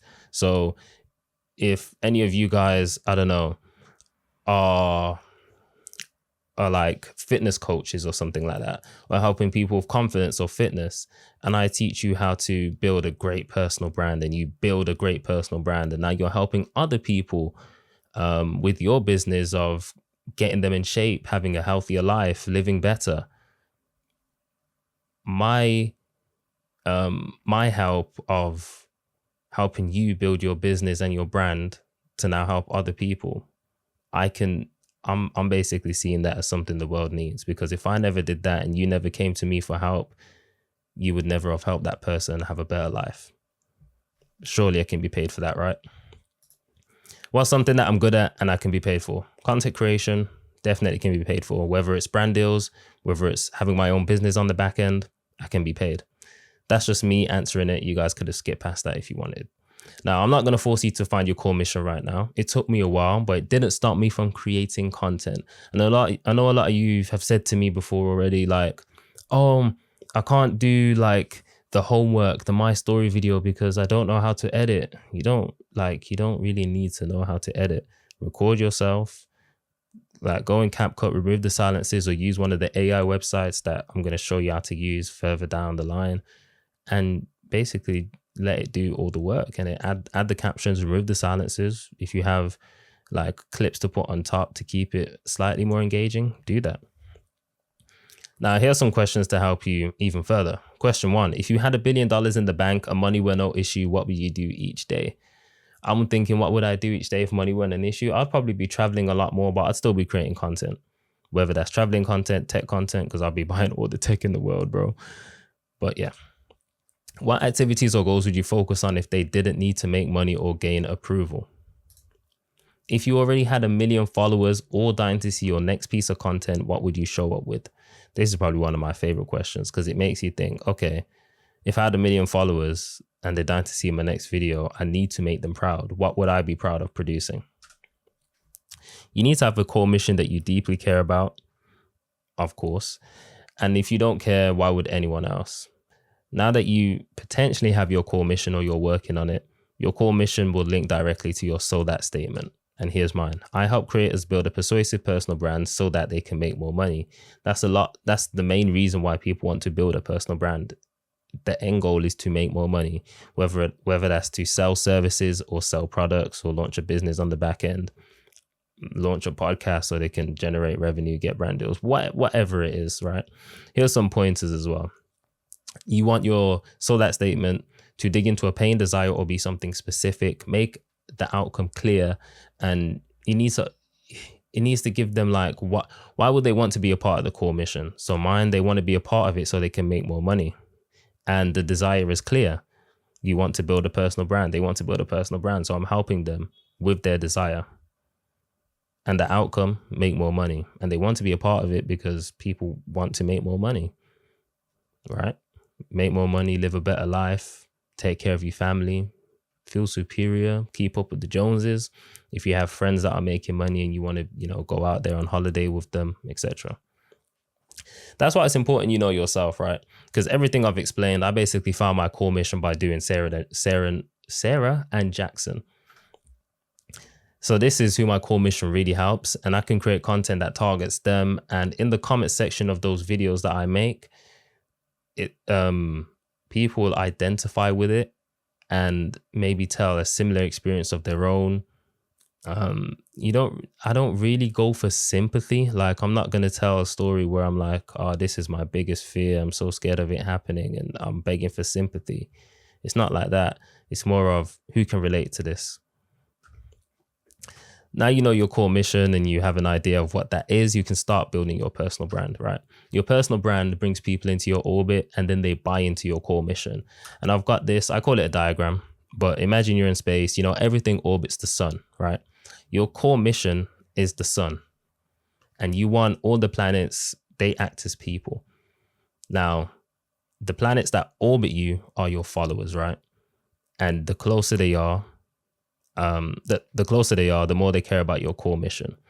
Now, imagine if there was external planets or asteroids or whatever it is that can actually come into orbit. You want to suck them in with your personal brand. Pause.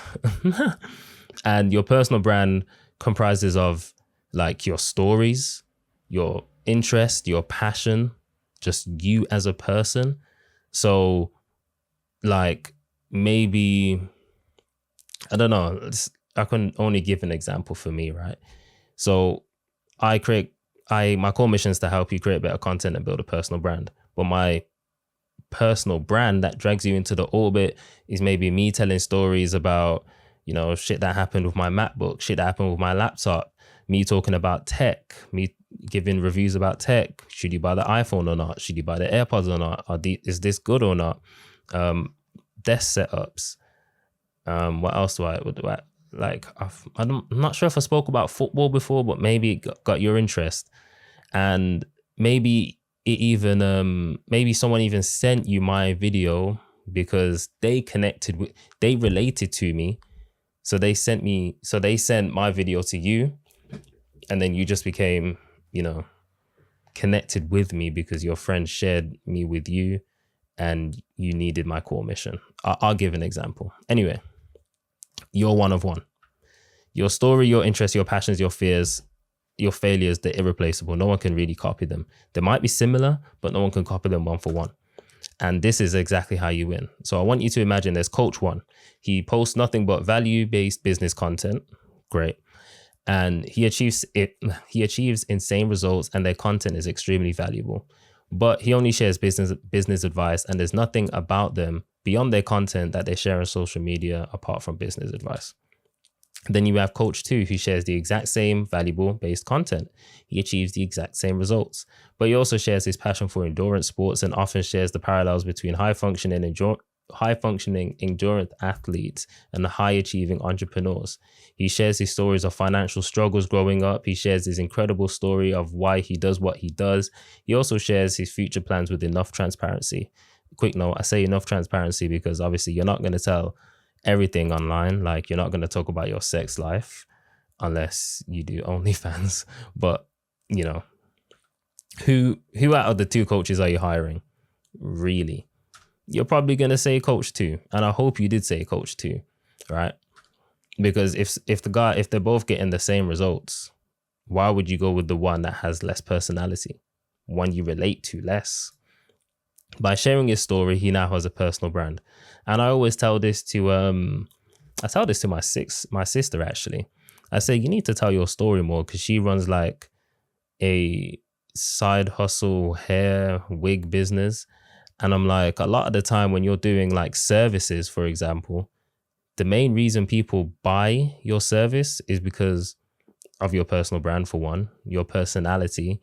Let's say I needed to get my hair done and I didn't know anyone in the city, and I'm going through Instagram and I'm seeing one hair page that is like really good. I can go get my hair done, but they don't do any voiceovers. I don't know what the person sounds like. I don't know anything about them. And then there's someone else that has good hair as well, that can do good hair, braids obviously. And they're doing voiceovers and they're sharing their clients' experiences and they're telling their story and all of that. I'm probably going to go with, well, I know for a fact who I'm going with, because one, I'm going to feel more flipping safe. Don't know if I relate to them, but I know they actually have a personality. I know what I'm going to expect when I show up, right? It's the same for any services you're running. Anyway, because of his personal brand, he's now one of one. His core mission is the reason that you're there. So for the coach's example, you're there because you probably want to build a better business and make more money, but you buy because of the brand that he has around it. So for example, the brand that he has around it, Coach 2 shares that, you know, he's serious about his fitness. He takes care of his health. He cares about his family, whereas Coach One, you don't know nothing. You don't even know if he has a family. Maybe he's just in his basement of his mom's bedroom, of his mom's house, and just works on business. Like, do you really want to work with a guy like that? Well, hey. Anyway, side note, this is why brands need creators. And I say this because if any of you guys want to do brand deals, which I do from time to time, it's like, okay, why would, like, brands need creators that have personal brands, because creators typically relate, or people relate to creators more than brands or businesses. And it's the relation and the personality that people attach themselves to with the creator that creates the influence, right? So if I created a video about the new iPad and someone related to my content and relates to me, and they maybe were on the fence about an iPad, or maybe not really thinking about it, it's now going to be at the front of their mind. Like, one of their favorite creators is now basically promoting the iPad and showing how good it is, and they're listening and they're taking notes, and they're like, shit, maybe I do need an iPad. It's like Apple does PR, they work with creators. Even Nike does PR, they work with athletes. Microsoft, Intel, Sony, Samsung, DJI, literally every brand. And most likely that's the reason you're here too. You bought because of my personal brand. You knew that I weren't some robot. You could have literally bought from anyone else that does content marketing or personal branding or whatever it is. But being a niche brand doesn't make sense. You're basically being a business, and it literally makes zero sense. So now that you got your core mission, you understand the importance of personal branding. How do you actually start building the personal brand so you can actually grow your core mission? Because if you're following, the bigger your personal brand is and the bigger you can make your orbit, the more people that you can attract and the more people that will understand or see your core mission, which is how you're going to make money. So you need to understand that one video means nothing. I've experimented so many times. I've dropped so many stinkers. I've dropped so many stinkers. I forgot how many stinkers I've dropped. But you guys have probably never seen them. Like, one, you need to understand stinkers are stinkers and they're barely shown to anyone. People forget really easily. Like, if I was to ask you what was the last 5 videos I posted, you wouldn't even be able to tell me 2 potentially, unless you've just watched them literally 5 seconds ago. Even 10 videos, 10 bad videos in a row, they don't mean nothing. As long as you're experimenting and trying something new and trying to figure out what works and what doesn't work, you can improve on it. If you see that this style of video isn't working because you've posted 40 videos of them, then you can move on. If you can see there's something there and you just need to, perfect the format, keep going. But personal branding is a long game, and everyone should know that. I've given examples before of like Mr. Beast posted, he's currently got 800 videos, but it was between his 500 and 600th video that he actually took off. And you guys, I don't want you guys to be here after 20 posts, you're like, this shit ain't working, bro. Like, you need to measure everything in like a long time period. So 6 months minimum before you even make a judgment of how anything's going. There's 3 areas of content, right? There's growth, authenticity, and authority. And ultimately, once you get all 3, you get leverage. The bigger you are, the more people you can reach out to.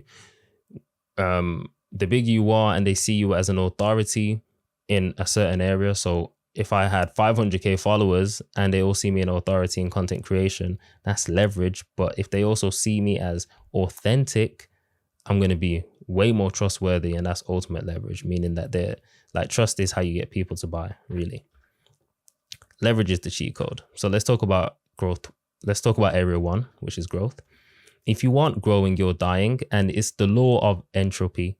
Don't know if you guys have heard of it, but essentially, if you don't take care of something, eventually it breaks down. So over a long enough time period, this house will break down. Over a long enough time period, like, I don't know what, paper decays. Pardon me. After a long enough time period, trees will fall and die. After a long enough time period, plants will die. After a long enough time period, the keyboard will run out of battery and I'll have to charge it. My phone will run out of battery and I have to charge it. After a long enough time period, the sun literally turns into the red star or something like that and blows up and gets really hot, and then eventually the sun turns into a black hole. It's the law of entropy. Some things, they just die and you can't take care of it, but most things you can take care of and expand the lifespan. So if you aren't growing, you're dying. Another thing is, don't blame the algorithm for bad performance. So if you aren't growing, don't be like, the algorithm hates me and it's not pushing me out. Like, you need to put in more work. So these are the metrics I want you to focus on anytime you're focusing on growth content.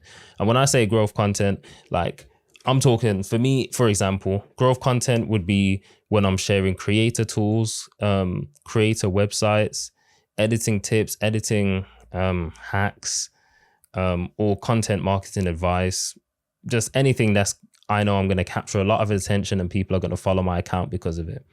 But the important metrics you need to focus on when you're sharing this type of content is shares and saves. When things are shared and saves, that's how things go viral, but we'll go on to that in the next lesson. Does your content make people wonder who you are?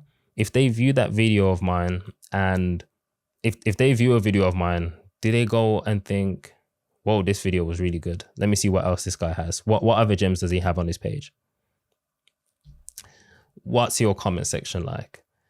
If typically, this technically can go for growth, but in growth kind of content, people are gonna be like, thanks for this advice, bro. This was really useful. Thank you so much. Why has no one spoke about this before? But maybe in other areas of content, like when you're trying to be more authentic and show your authenticity, then your comment section is going to be more personal and people are going to be sharing their stories that potentially that relate to your story that you shared. But if you're struggling to see growth, you need to play into that algorithm. And every platform has a different algorithm, right? Like Instagram, there was a thing with like 1 second reels. That was ridiculous. 1 second reels. That didn't work on TikTok and that doesn't work on YouTube Shorts, but it worked on Instagram.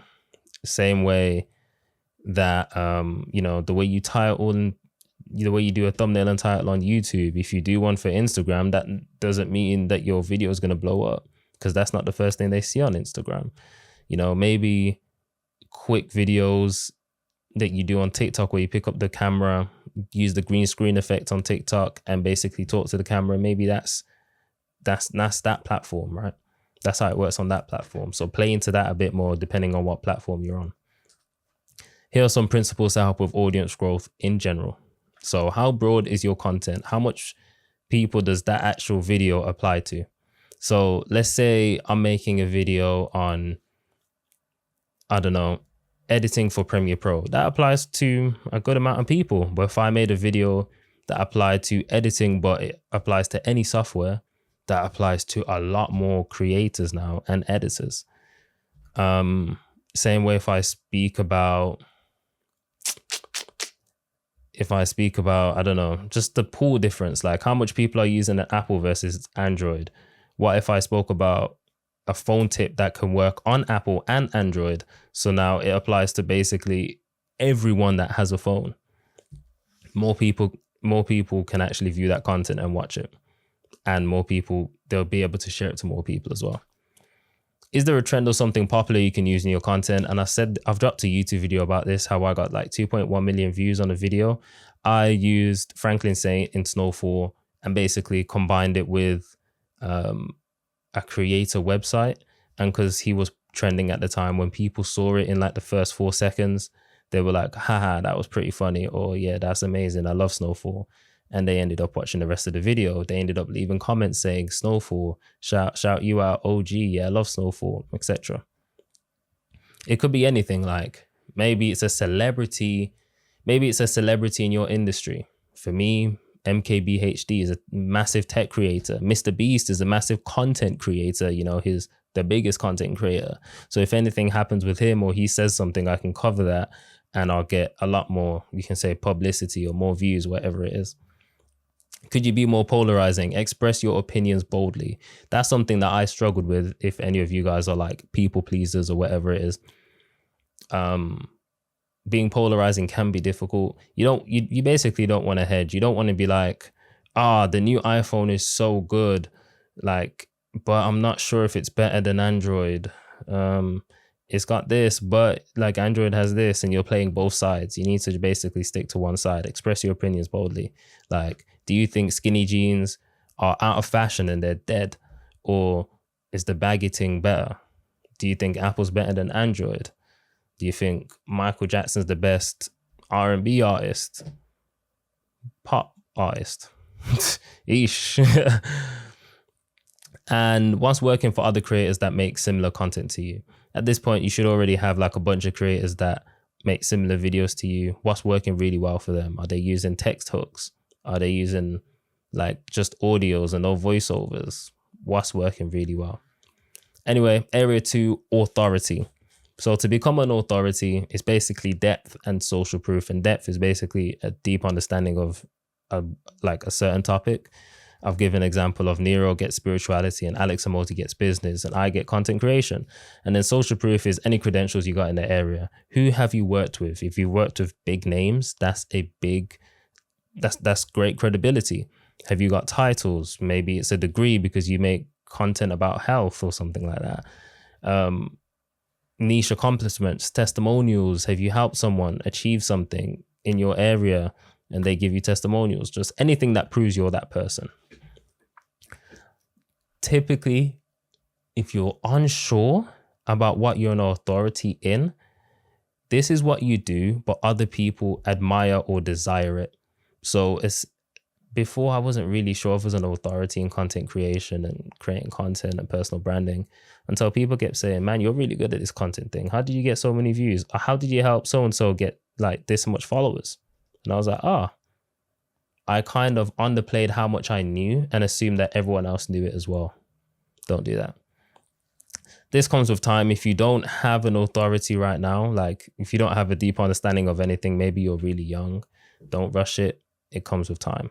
And you don't want to lie. You can tell when people are faking it automatically. Like I get 15-year-old people talking about they're a social media expert and they can help me grow my following. I'm like, okay, say less.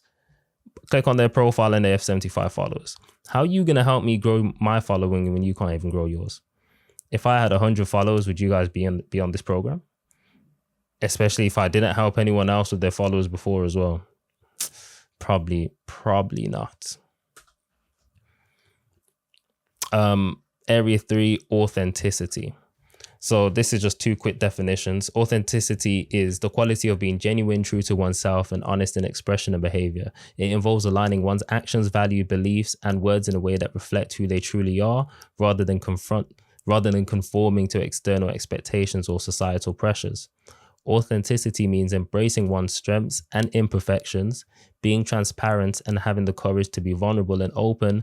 It is about living in a way that's true to one's identity, desires, and inner truth, regardless of external judgment or approval. So me talking about, me being a people pleaser is an imperfection, but it also could be a strength, because if I wasn't a people's pleaser, maybe I wouldn't have worked so hard in the beginning to, make my video editing really good for a client. That would have led to him actually growing in followers and me actually understanding more about content creation. Like, many of your weaknesses can be strengths. You just have to find out how. Now, me sharing that is being authentic. A lot of people don't like to admit they people please. A lot of people don't like to admit they lacked confidence. A lot of people don't like to admit they were probably fat in the past and they lost weight, or maybe they were really skinny, or maybe they went through a bad time or a bad patch where they absolutely did nothing. And, it's really scary because you can get judged for it, but a lot of people will relate to it. Obviously, I'm not saying you should share, you can share what you want to share. Just be careful with it. Because, I don't want to give a bad example. You don't want to share, if you have a massive family problem, especially if you don't want people to know about the family problem, don't share it, right? So how can you do it? How can you be authentic? Document the process. Everything can be a lesson to someone 2 to 3 steps behind you. And if you're at the beginning and there's no one 2 to 3 steps behind you, which is pretty difficult, that means you're literally just starting out. Then you still document the process so people can see how much you've actually grown and how good your edits are now. And then you well, not edit specifically, or whatever service or product you're actually providing, how good it is now compared to back then. And then you can maybe even compare it with someone else. Being authentic, you can express your opinions, likes, dislikes to relate to those in your audience. So me expressing my love for Apple, still got both my iPhones. Me expressing my love for Apple will basically make people that love Apple as well really relate to me. Me expressing my love for tech will make tech lovers really like me. Me expressing my love for football or going to the gym, people are going to be like, I love taking care of my health as well. Yeah, I need to do this. But me also expressing how some days I really don't feel like it, and I wake up at 10 a.m. and I just think, damn, I've missed out a lot of stuff. That's also being authentic. Being vulnerable, but not in a pitiful way. So I'm not going to say, man, I wasn't feeling it today. I woke up at 12 p.m. and I'm really, sad. I'm just really depressed. Can you guys feel sorry for me? Like, no, just talk about, you can talk about it, but then talk about how you're going to get yourself out of it. Or maybe don't talk about it until you've actually gotten yourself out of it, so you can make it an inspiring story, whichever one works for you. Sharing your unique set of interest alongside your primary content. So me talking about tech and sports is like my interest, my passions, alongside of my main stuff, which is content creation. This is what truly separates you from the crowd. So I know there's going to be some of you like that. I don't know. Maybe you're into fashion, but then maybe you like farming. I don't know. It's just a mad combination, right? But it just might be, that might separate you instantly. People are going to know you as like, oh, this is the drippy nigga, but he's also a farmer. Like, crazy. People can't copy your story. And this is my story video on Instagram. A lot of you lot are going to be on short form platforms potentially. If you are, you're dropping a my story video. If you're on YouTube, I made a different version, and it's basically, if you've got knowledge or experience, you're going to be dropping a different version of a my story. So I know I made Gavin, for example, he's dropping a 16 years of manifestation knowledge in like 25 minutes, I think the video is. So you basically combine your knowledge in years. So mine would be 4 years of content creation knowledge in however long the video is. And yeah. So think about the people you really enjoy watching or like. For example, I give Nero. His authentic shows up as his true self. He doesn't code switch. And code switch basically when you don't change the way you speak because of the environment that you're in. So like if a lot of people go on camera and then they change and they talk really posh and really nice and they don't say nigger or bitch or swear or like they normally do. Like just be you, right? People are going to love you. People are going to tell you to stop. People aren't going to mind. But if you're trying to live in a world where everyone loves you, that's impossible. It's not going to work. He shares his music taste. He shares his love for anime. Yeah, simple stuff. There's also Ben Kauser. He shows up raw. He talks about his experience working a 9-to-5, how he created content for 10 years and only found what he really loved doing. And he found a career in helping other creators create content because he's been creating it for so long and failed. He's got so many lessons and experiences that he can help other people with. There's Alex Amosi. He's known as the one outfit dude. He wears like these fucking jorts or whatever you want to call them with a vest and goes to the gym in them. He takes meetings in them and he goes, it's the suitable outfit for everything. If it's raining, he just puts on a coat. He never skips dessert. And it's ironic because he's actually really hench. And typically if you're really hench, you don't have dessert because it's sugary. There's not a lot of protein in there, but he never skips dessert. He talks about his business experience and how he lost it all multiple times, sleeping on the gym floor. And these are all stories that basically stick in your head and show you that he's the real deal because he's actually been through it. And yeah, he's just experienced in the field. Once again, people don't follow niches, they follow people. Like, there's so many other business people out there, but Alex Amosi's story makes him Alex Hormozi, and that's the reason you follow him instead of another business person. There's probably someone else that does spirituality content and the manifestation knowledge, but you follow Nero knowledge because of the way you relate to him. Maybe he's funny. You like the way he shows up. He's not like anyone else. No one else can copy him. And if they do, you know, oh, it's a copy. Same way with Ben. No one can copy Ben because they'll be like, oh, did you go through the same struggle of failing content creation for 10 years? Did you start here and do this? Same way that no one can copy me. They can't be like, yeah, man, when I was a kid, I started a YouTube channel on Minecraft and deleted it because I was low in confidence. But then after 9 years, I saw Nella Rose's video. And even if they made it slightly different, like they saw a different person's video, but they started in this year and that, it's a bit too similar, right? So people don't follow niches, they follow people. I could create business content just like Alex Hormozi, watch a few videos of business, ask ChatGPT, and I could create business content, but I'll just spew the same shit as the other guys. I wouldn't have any real experience or even a deep understanding of it, so you can just read through it. You'll just know it's not real. My experiences, I was too scared to show my face on camera. Even when I dropped my first Instagram video, I was shook. Bro, I was even shook to drop a Instagram post. Like, I was that levels of scared. I had low confidence when I was younger, so much that I never actually chose to read out loud in class.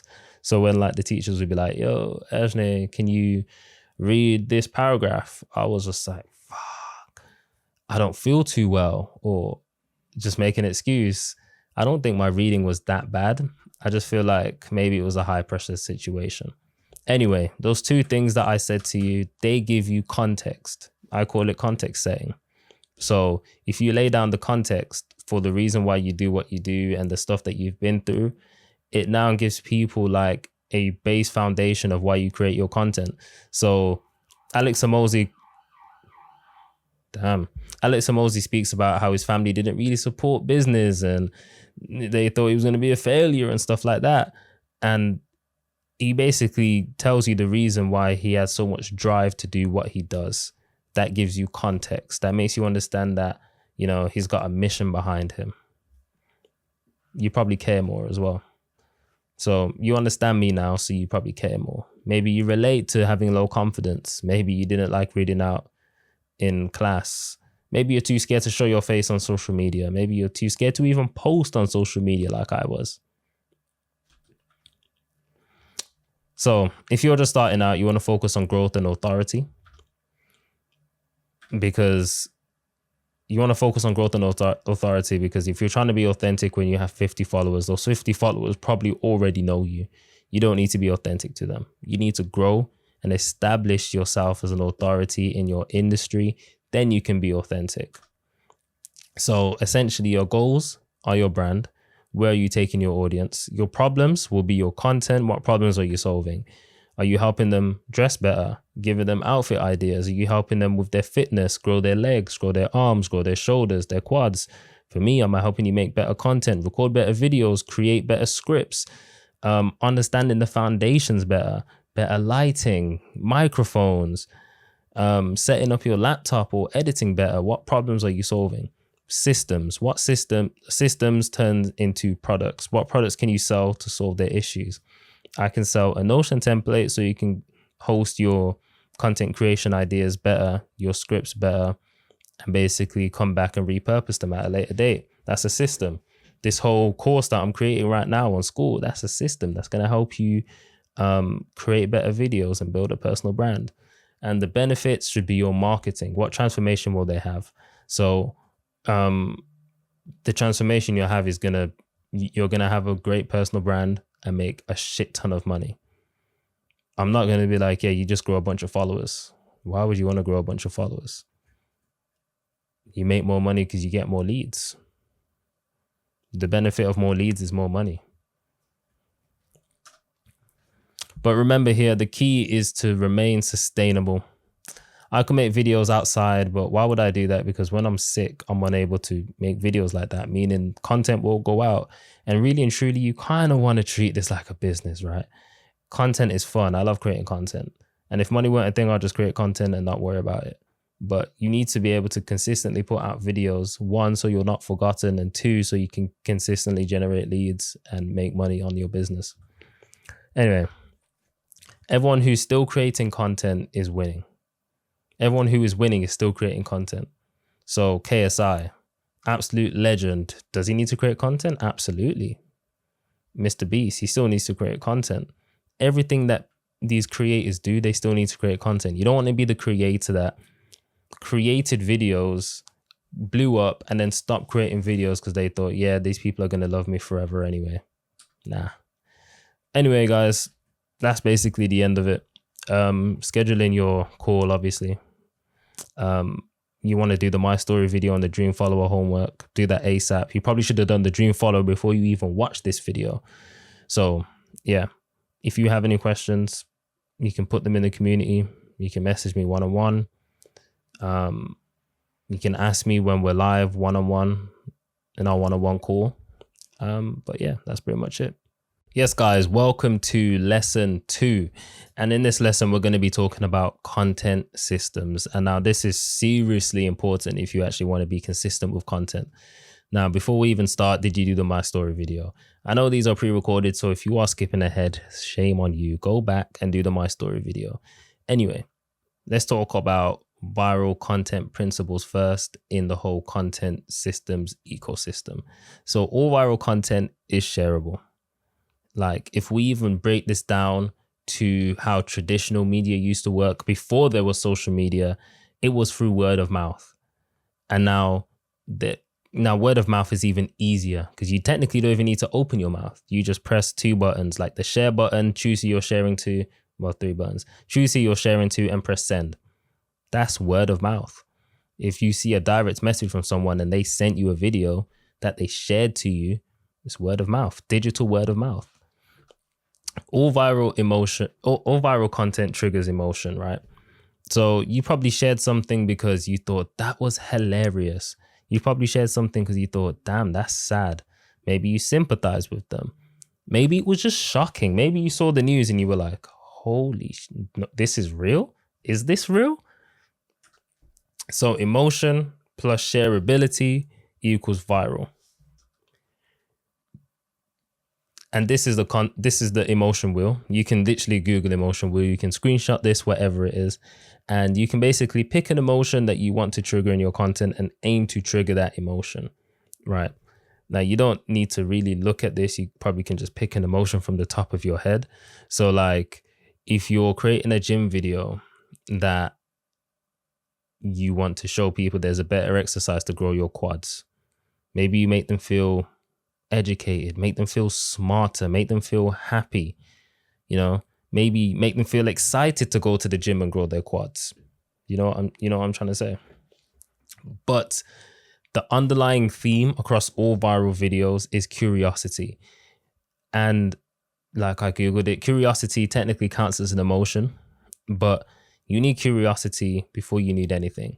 You can have a funny ass video and it might be hilarious, but if people ain't curious to watch the clip and see how everything plays out, then it ain't going to work, right? So curiosity is the desire to know or learn something.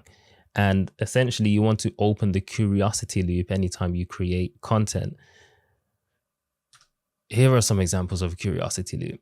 You have hook examples. Now, this is for short form videos because short form videos, when you're watching short form, the video pops up first. You don't see the title. You don't see a thumbnail. There's technically no title. There's like a text hook or a verbal hook or a visual hook, right? But here are some verbal hook examples. Never do X without doing X first. And I did this for like the iPhone video. Never record content without changing these settings first. Another example is, this is how I did X in an X amount of time. This is how I built my personal brand in 3 months. Or this is how I built my client's personal brand in 3 months. It's like, how? Like the whole point of curiosity is like, how did you do that? What should I do? It's just popping up questions that they don't have the answer to, and they have to watch the video to get the answer to them, right? It's the reason it's called a gap or a loop, whatever you want to call it. This is how you can achieve X in X amount of minutes or seconds. It's very similar to the second one, to be fair. title examples for YouTubers. So how to X so this never happens again, or X never happens again.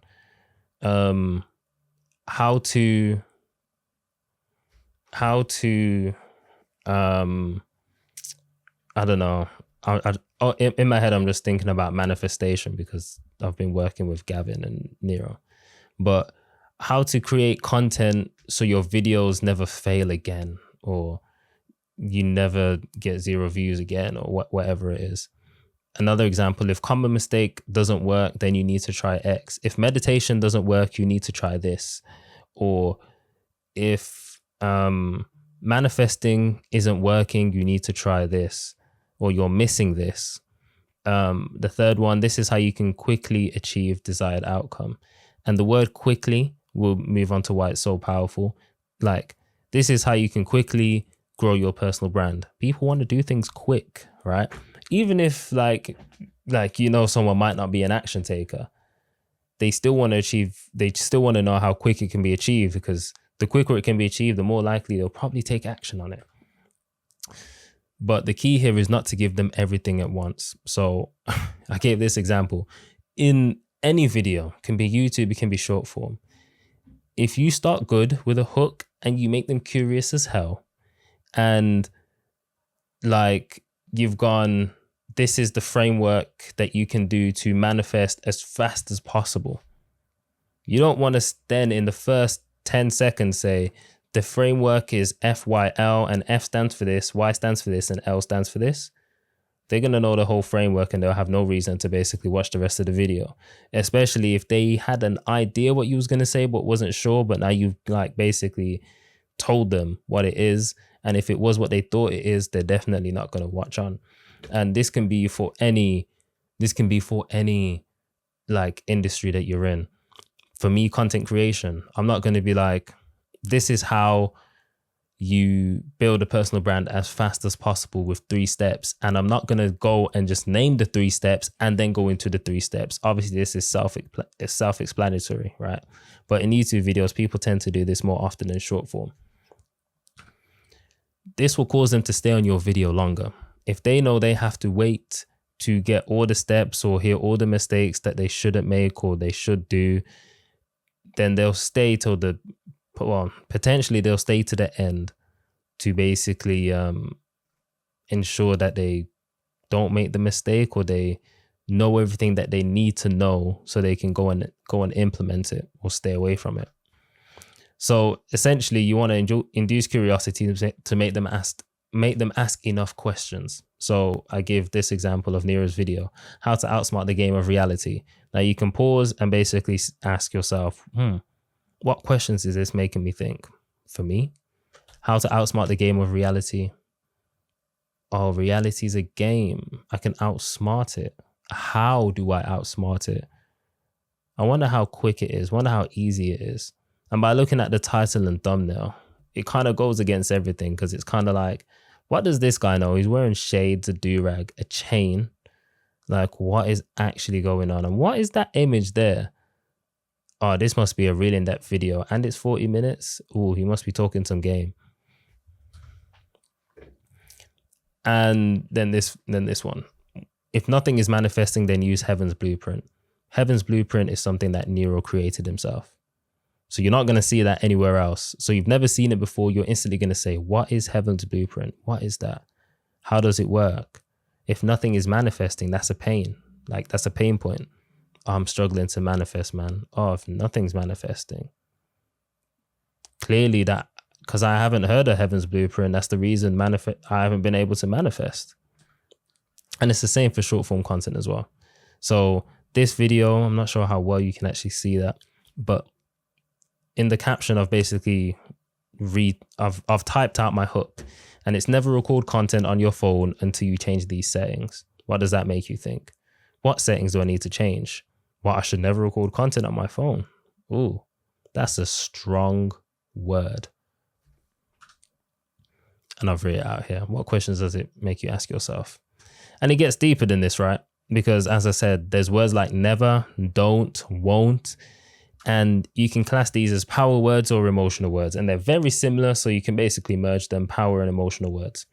These increase your chances of capturing attention in titles or hooks. And here's some example of power words. They basically evoke emotion. Emotion words also evoke emotion. So that's why I say they're very similar. And there's a website you can go on. It's called Monster Insights, I'm sure. You can Google Headline Analyzer and you'll see a website called Monster Insights, and you can type out a title and it will show you like what the title's rated, if it's too long, if it's too short, how much power words it's got, stuff like that. So, and it's free. So there's power words like never, promising, quick, and easy. And you'll see that some of these translate over to emotion words as well. So we got emotion words like that will. Anytime someone says, don't eat that food because that will what? Give me superpowers, make me sick, make me vomit, kill me, make me better. What will it do? Then you got mistakes, and people don't want to make mistakes. Like, why would you want to make a mistake? How dangerous is the mistake? Then you have hack. And like hack is like, ooh, this is a cheat code that not a lot of people know, and if I do it, I can get ahead. It's a hack. And easy just translates into both. People want to do things easy.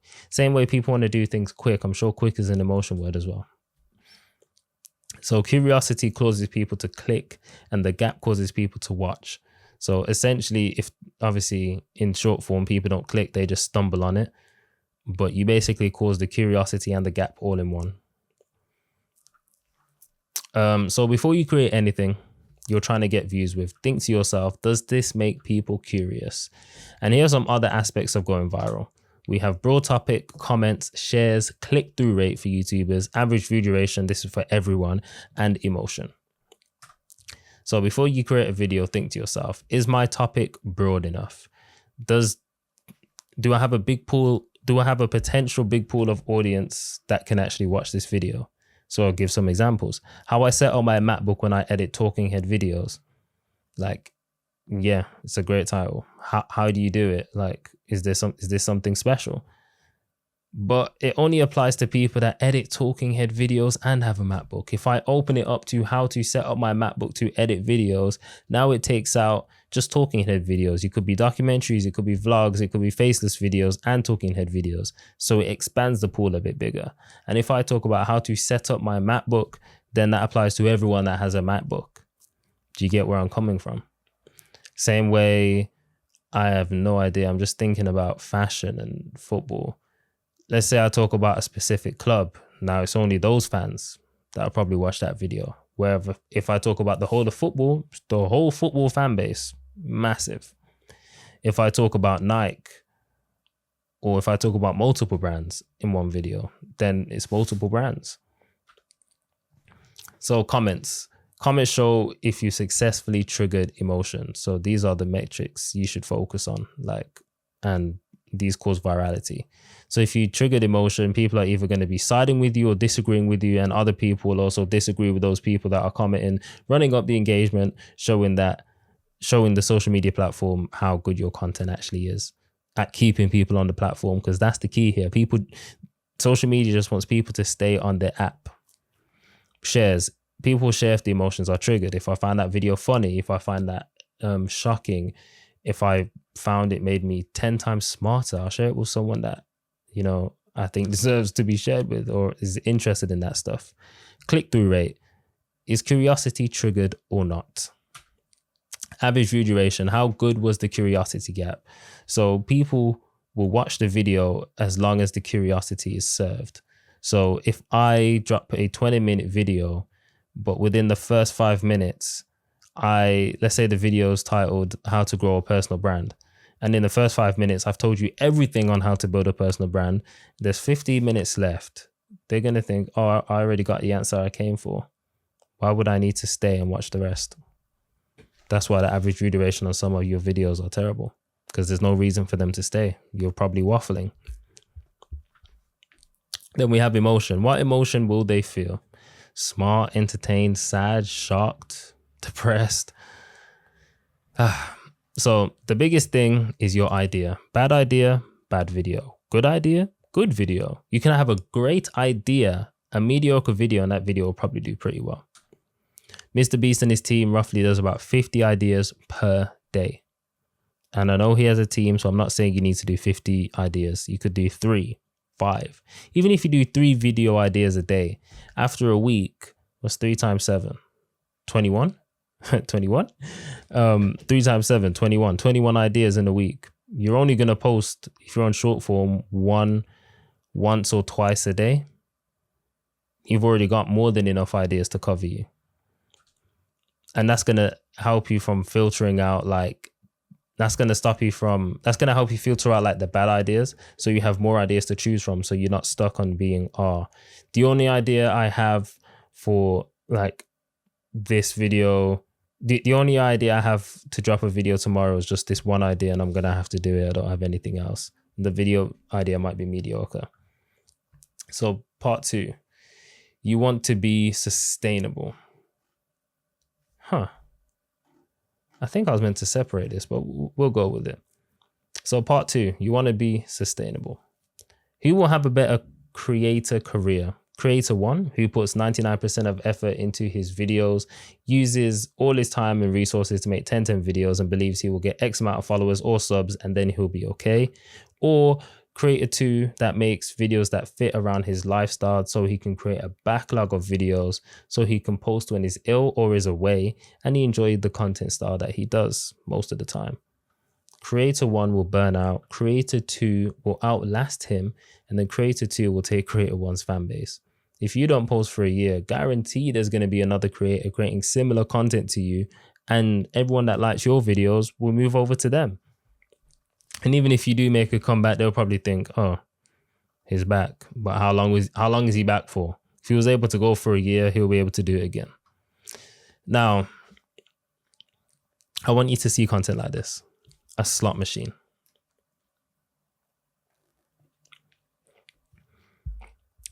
Well, needed that. Every time you post, you increase your chances of winning. The value is in posting, not creating. If you can create 100 videos but post 5, you think that's worth it? Compared to someone that can make 100 videos and post 95, who's going to get further?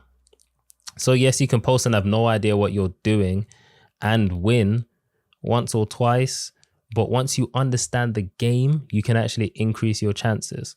So if you went viral and you basically was like, oh, I went viral, ooh, but you have no idea what the hell done it, how are you meant to replicate it? And if you do replicate it, you'll be making a very similar video to the last one where it basically looks like a copy and paste.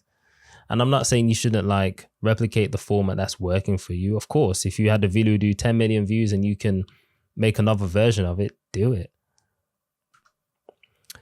Now, this doesn't mean every video you make will be a hit, especially if you find a format that hits 1 million views. You might try recreate that format and it doesn't hit 1 million views again. That's just the game. Think about Pablo Picasso. Now, hey, when I found this out, I was like, damn, this nigga painted 15,000 pieces in his lifetime, bro. And he's known for 10. 5? Nigga, I don't even know his paintings, bro. I just know he's famous. I didn't even know he painted so much. Like, what? Do you think because he painted 14,000 bad pieces that no one even knew about, that he's a bad artist? He's known as one of the greats. So just as I said, 1 video means nothing. 10 videos mean nothing. You can post 100 bad videos. But if you're going to be posting over the next 5, 10 years, you're going to post a lot more than 100 videos. This is how you should see your next 600 pieces of content. Now, this is short form because short form, you can do 600 pieces in about 2 years if you really post like once a day. YouTube, let's do like 40 or 60. There should be a lot more red, but the reds are stinkers, the greens are viral, and the white is average. A lot of your videos probably will fall into the average category, and the average might change. So if you hit a viral video, your average now might be a higher view count than before, but it's still going to be average. Just soak that in. Anyway, your focus should be on consistently outputting content and being able to sustain it for a long time. Simple. I like to think of Mr. Beast, pause, He's now posted like 815, I think. I've just put 800. But it's not until his 500th to 600th video that he actually, took off. Imagine that. 500. This is YouTube videos, by the way. Okay, guys, welcome to lesson 3. And today we're going to be talking about 3 ways to get consistent with content. In the previous one, we actually spoke about how to stay sustainable, or the importance of staying sustainable, talk about viral content principles, and basically what makes good content and virality, etc., stuff like that. Now, the first way we're going to stay consistent is by using Parkinson's law. Now, a lot of you probably already heard of it. The work will shrink and expand in complexity and effort required as to fit the time afforded to it. Now, that's a complex definition. Essentially, what it's saying is if you give yourself 2 hours to create a video, you're more likely going to finish that video within the 2 hours, rather than saying, oh, I'm just going to create a video today. Now you've got the whole day to create that video, and you might just take up the whole day when you could have just done it in 2 hours, right? And plus, this is going to help you stay sustainable as well. Taking a whole day to create a video, maybe you slacked, got distracted. It's a lot less sustainable doing that than creating maybe a video in 2 hours and then having the rest of the day to carry on doing whatever important work you have to do. You'll be capable of more in less time if you just gave yourself less time to do more. This applies for everything I do now. When I'm editing a video, I'm going to give myself an hour, maybe 30 minutes, hour and a half, however long it is. And I'm just going to do as much as I can in that time. And then we have number 2, which is the 60% rule. You want to aim for 60% of effort in your content. The extra 40% will often take you 3 to 5 times longer to produce the video and potentially yield similar results, unless you can outsource it. Now, typically the effort comes, maybe a lot of people put a lot of effort when editing. I used to do that. I used to edit like one short form video and it'd take me like 3 hours, 4 hours. And a video would probably do 2,000 views. 1,000 views, the same amount of views it would have done if I just did less effort and done that video in like an hour instead of 4 hours. Crazy, right? Now, if you can outsource it, that's great, but that means you're gonna have you're gonna need the funds, and it's not like you can pay an editor for 1 month and then use him for 6. You need to pay him every single month, every single week, whatever your payment is. Number 3, the quality will come from quantity. Practice makes perfect. If I gave you I love this example. If I gave you all the equipment you need to make the best movie possible, you had all the resources, all the equipment, but it's your first movie that you're ever making, could you make the best movie? Probably not, because there's going to be a lot of things you don't know, right? And you could film as many shots as you want and do this and do that, but when it comes to the editing process, you're going to be lost, bro. You don't know where to start. And it's going to be such a headache. And eventually, if you even if you took 25 years to do it and you learn everything, there's still going to be certain nuances that you didn't know about that people aren't going to like in your movie. It's your first time. You need to find content that you enjoy creating, love talking about, and in formats that work with your lifestyle. If you know you're always traveling and whatever, maybe sitting down talking head videos isn't for you, because you ain't gonna have the light all the time. You ain't gonna have a camera with you all the time.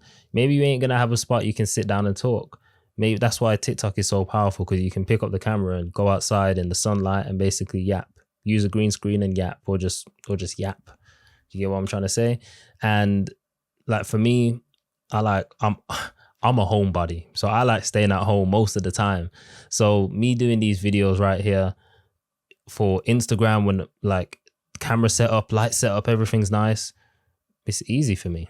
A lot of this is already set up and I'm already at home anyway. So yeah, same way for when Nero does his whiteboard videos, usually at home in his vest. It's not like putting on an outfit that he wouldn't normally wear. So it just works with his life. One man's mountain is another man's molehill. And I love this one because there's a creator called like Cam Strive, I think. And he makes videos in the forest. Great videos, absolutely fantastic. And obviously it's probably, there's friction to actually get there, and his editing's amazing and all of that stuff. But for me, Like my location, maybe there's not even a safe forest I could go to create that content.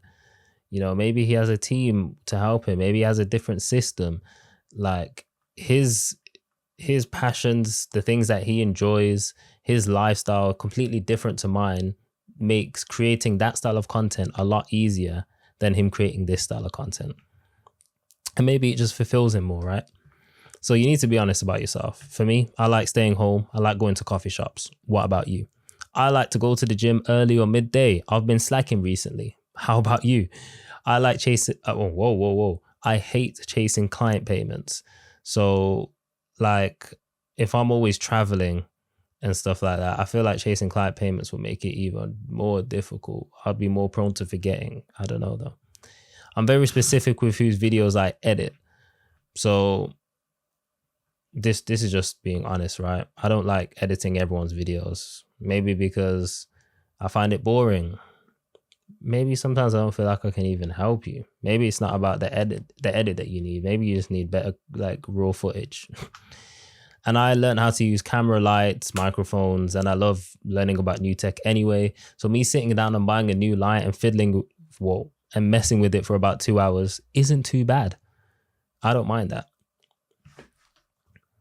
Focus on how sustainable you can be. What can you document that will be interesting to you 2 to 5 years ago? Maybe you're a stylist and you have, go-to outfits or 3 jumpers that you like to wear, or 3 shorts, or 3 jeans, or 3 trainers that are just staple pieces. Maybe you're an editor and you're like, these are the ways that I would edit faster, the 3 plugins you would use, the 3 creator websites, the 3 editing websites, just stuff that you wish you knew about 2-5 years ago. Now, I like this. I don't know what you would call this, but on the bottom, there's low effort / friction and there's high effort / friction. You want to find a balance, and somewhere in there is going to lead to the same or similar results. And I say you start at the bottom at low effort. And what most people do is they start at the top, high effort. And I did that. I started at the top. I made like really high effort videos with probably me going outside, me doing a bunch of editing, and it took me a lot of time. And there was a lot of stuff that stopped me from making it more consistent and sustainable. And really and truly, it probably yield the same results I would have got if I did lower effort. But because you start high effort, you never want to go lower, right? You always want to go up. So people just never go lower. They just end up stopping completely. Whereas if you start at the bottom, people are going to be like, okay, this is what you're capable of. And once you improve your content and put more effort into it, they're going to like it more. And they're going to be like, oh, you're getting better. But not only that, you can also track. Like imagine it on a scale of 1 to 10. And let's say you start off at 1 and you get 500 views. You go to 2, you get 600 views. You're like, okay, it's increasing. You go to number 4 and now you're getting 10,000 views. But let's say you go to number 6 and you're still getting 10,000 views. You might as well go back to number 4 and still get 10,000 views and improve on that style of content, right? Because you're putting in less effort but getting the same results, meaning that you'll be able to sustain it for a lot longer. You'll probably find it more enjoyable and you'll just feel better about your content, because the worst feeling is putting in a bunch of effort and then not flipping getting the views. So yeah, you want to take an idea and transform it as well. This is going to help you create content like forever. Like how can you run out of ideas? You can take a good performing tweet, a story post, a short form video, turn it into a long form video or a newsletter. And it's the same way the other way around. You can take a YouTube video and turn that into a short form video or a story post or a tweet. You just got to learn to say one thing or the same thing 1,000 different ways. As creators, we aren't meant to like create something new each day. We're here to remind people of the ideas and principles we believe in. So once again, if you believe skinny jeans are dead and the baggy thing is what rocks, remind people of that. Show them your style. If I believe that Canon cameras are rubbish and Sony's the new way because of this, and that, I can remind people of that in multiple videos, multiple times a week, multiple times a month. You can post videos again. So if you posted a video 6 months ago, you can recreate it and post it again. A year ago, you probably could even post the same video. And I know people do this on TikTok more often than Instagram. They will literally just post the exact same video.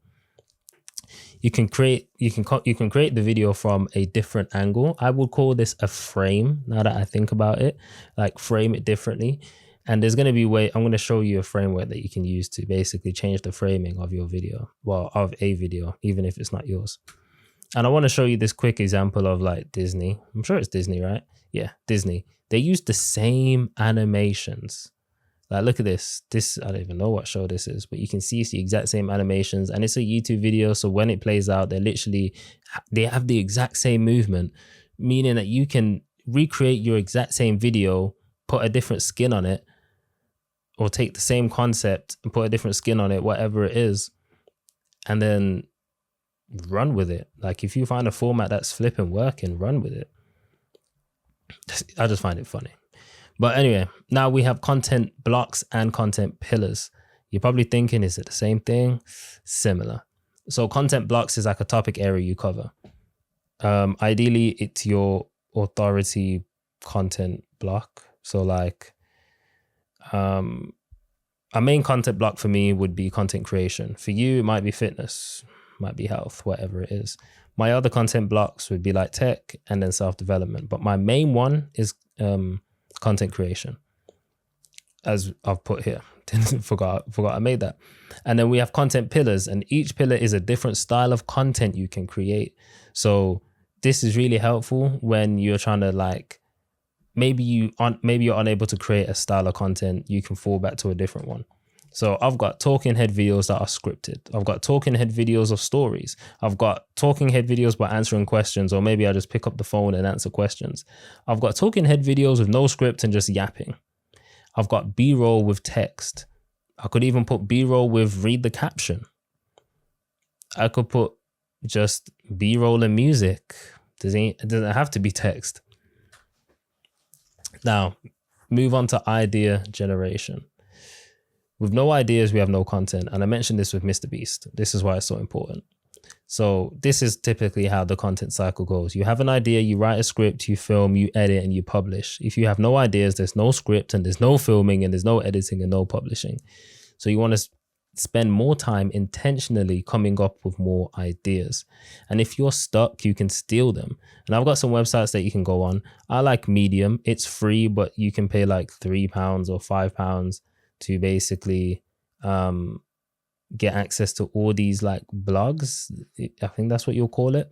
And they have really good headlines, which you can like use for like YouTube videos as well, or your hooks in short form videos.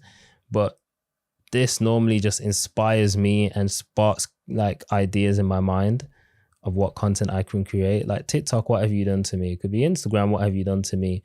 Or fashion, what have you done to me? Then we have Twitter and Tweet Hunter X. So it's not called Twitter, it's called X. But Tweet Hunter X is a plugin, not a plugin. It's a Chrome extension. And if you go on Twitter, you can open the Chrome extension and basically search someone's name, and you'll see their best performing tweets. And you can basically see what people are interested in, use their ideas, replicate it. And yeah. Then we have vidIQ. This is you can get the Chrome extension as well. And when you go on YouTube, you'll be able to see what videos are outperforming, or how well videos are performing for that creator on their specific channel. So if you look closely, there's like a red box right in the middle, small, and I think it says 100x or 4. I think it says 40x, and that video did 40 times better than his average videos on his channel. So clearly people are interested in that. So I can take that subject, that topic, and talk about it. We have sort reels. It's called sort feeds now, I think. And you can basically go on Instagram on the net, go to the reels and sort their reels or sort feed from most views, most comments, or most likes. And you can basically see what worked well. This is very good if you've got creators that are similar in your niche. You can see their most popular videos and basically recreate them, right? You want to get in the habit of saving content, writing content down, or asking your audience what they want to see and just listen to their comments. And you want to make content a habit. So in my consistent creative blueprint, in the Notion template, there's a section where I have my like weekly habits. So like every day I do idea generation. So I do one or two things. Every day is idea generation. Apart from Wednesday, because that's filming day. But then I pair idea generation with scripting. With scripting. Maybe one day I pair it with editing. And then I spend like 30 minutes to an hour on these every day. And it just helps you keep your content in flow. As I said, every day I do one of these two things. So here's a technique called Scamper. And you can use it to basically steal ideas and make it unique to yourself. So it stands for substitute, combine, adapt, modify, eliminate, and reverse. You can substitute the main idea, process, or method into your own. So in Medium, it said, TikTok, what have you done to me? You could put celebrities, what have you done to me? Or fashion, what have you done to me? Manifestation, what have you done to me? Content, what have you done to me? You can combine two similar pieces of content, or combine that content with your personal experience. Now that makes it unique to you. You can adapt. So you can expand or compress the content, whether you put short form videos into long form videos or long form videos into shorts. You just reword it a bit, simplify the concept and put it into shorts, or expand on it and make it into a long form video. Now you can magnify the pain point. You can change the angle so it impacts your audience differently. So if you're talking about TikTok, what have you done to me? TikTok, what have you not done to me? Do you get what I'm trying to say? That simple difference in word basically changes everything. And the way you talk in the video will slightly change as well. Can you eliminate something? Can you make the idea super simple? Has someone waffled on and made the idea more complicated than it seems? Reverse. Is it possible to reverse the idea? So 3 things you need to change, or never change these 3 things. Now, when it comes to scripting, I've got a whole nother video on frameworks and stuff like that. But essentially, YouTube, you want to repeat or promise the title or whatever they came for, preview them, tell them what's going to come up. So an example is if they came to, let's say the video, I've got a video coming out, or it's not done yet, but it's going to be the best equipment for content creation. In the video, I might start it by saying, this video is about the best equipment for content creation so you can get crispy clear video just like I have right now. So in this video, I'm going to give you 5 different budget types and the best equipment for each budget type. So stay tuned. They know what's going to happen in the video. There's going to be 5 budget types. I might even clarify there's a budget type for free, 500, 1,000, 2,000, and then an unlimited budget type. And the solution is going to be in list, stories, or step-by-steps. Mine, it would be a list. If I've got 5 different budget types, that's a list. Short form video, because there's no title and thumbnail, you just start with a hook. You grab their attention. And then I use a hammer statement. Most of the time, it is optional. It's the reason to get them to stay, right? And you could say this is like a social proof bit. So like, let's do fitness. I'm tired of doing myself. Pause. Damn. Let's do fitness. This is okay. Never do squats because it's actually not growing your quads. And I know this because as soon as I stopped doing squats to do this exercise, my quads doubled in size. And maybe I show a video of my quads and then I tell them the exercise and then I direct them somewhere with the CTA. You could have a midway CTA, which is kind of useful because a lot of people don't make it to the end of the video. They get halfway through, and once they see the CTA, they'll probably act on it. Then when it comes to production, you want to build a system around your content production. So mine, I have the same setup. I batch film 7 short form videos and 2 YouTube videos on the Wednesday. Then I have a dedicated recording day, which is the batch editing. I also have a dedicated editing day, which is also Wednesday, but if it goes over, that's fine. And my editing style is nothing complex. I don't have to spend hours on each video. Nero's is the same setup position. You see the whiteboard in the same spot. He batch records 3 videos, sometimes 2. He has a dedicated recording day. He has he has an editing style which is not too complex. So if he does miss the Friday, he can record on a different day and still get the video out with less notice. But please don't become the creator that grow and forget about content, right? Content is now your life. And that sounds a bit deep. I ain't gonna lie to you, but it's true. And to help with post-production, I have one project. So like when you're editing in any software, you'll probably have like a project. I think CapCut is slightly different, but in Premiere Pro, you have a project. And inside that project, you can open it and then see every file that you've put into that project and every video. I have one project per month and I'll name it like Nero September or Ajane September. I'll have a folder for the content that month. So Ajane's recordings for September, Nero's recordings for September. And I'll just batch edit on that one project and I'll be able to find everything a lot easier. I've done a lot of talking and so have you. Hopefully you've been speaking to yourself. Damn. So if you said you want to build a personal brand, let's see some action. Hopefully you've done the My Story video by now. Hopefully you've done all the other homework set up until this point. And hopefully you're actually posting content. Download the creator blueprint, the consistent creator blueprint. It's the Notion template. I'll link it below. I say download. It's more of, well, it's in Notion. You don't have to. You can use your own if you have it. Take inspiration from it, whatever it is, and do your homework. Have any questions, message me, ask the group, or ask me in a one-on-one consult that we have. But that's the end of this one. Yes, guys, welcome to lesson 4. We're going to be going through idea development and some scripting frameworks, basically. And let's start with the most common one. Okay, it didn't change there. Is PAS, problem, agitate, solution.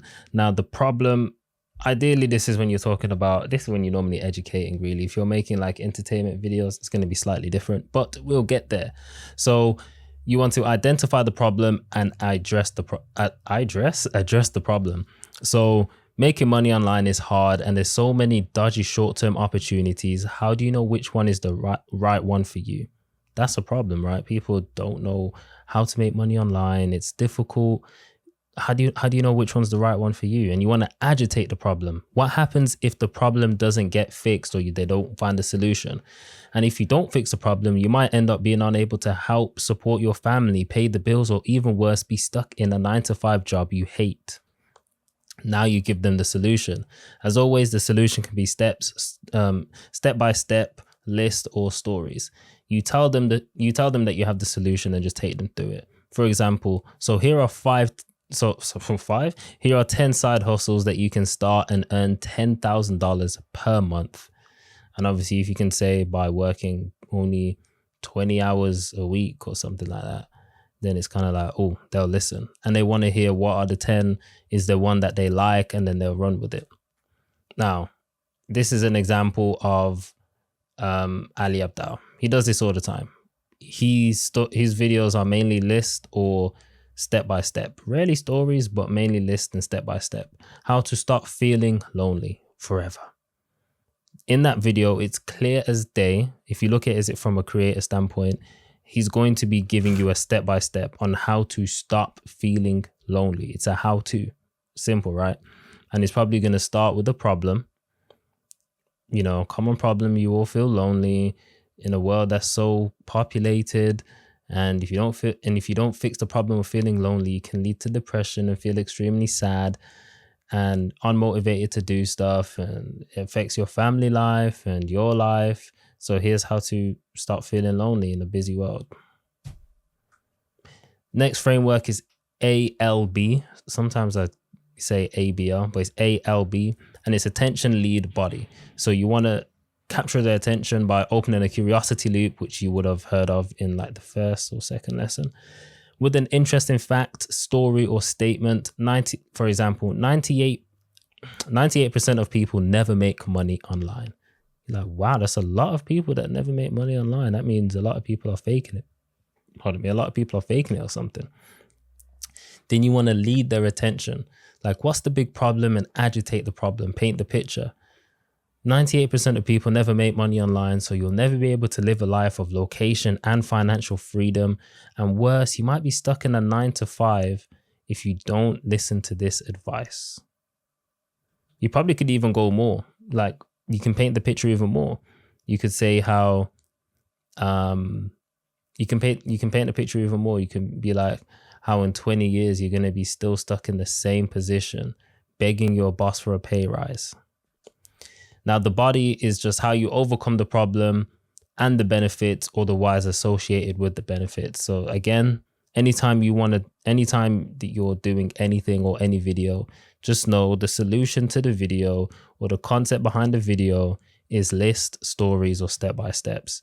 And it works amazing in any industry. If you want to give 3 exercises that really help your quads, three exercises, that's a list, right?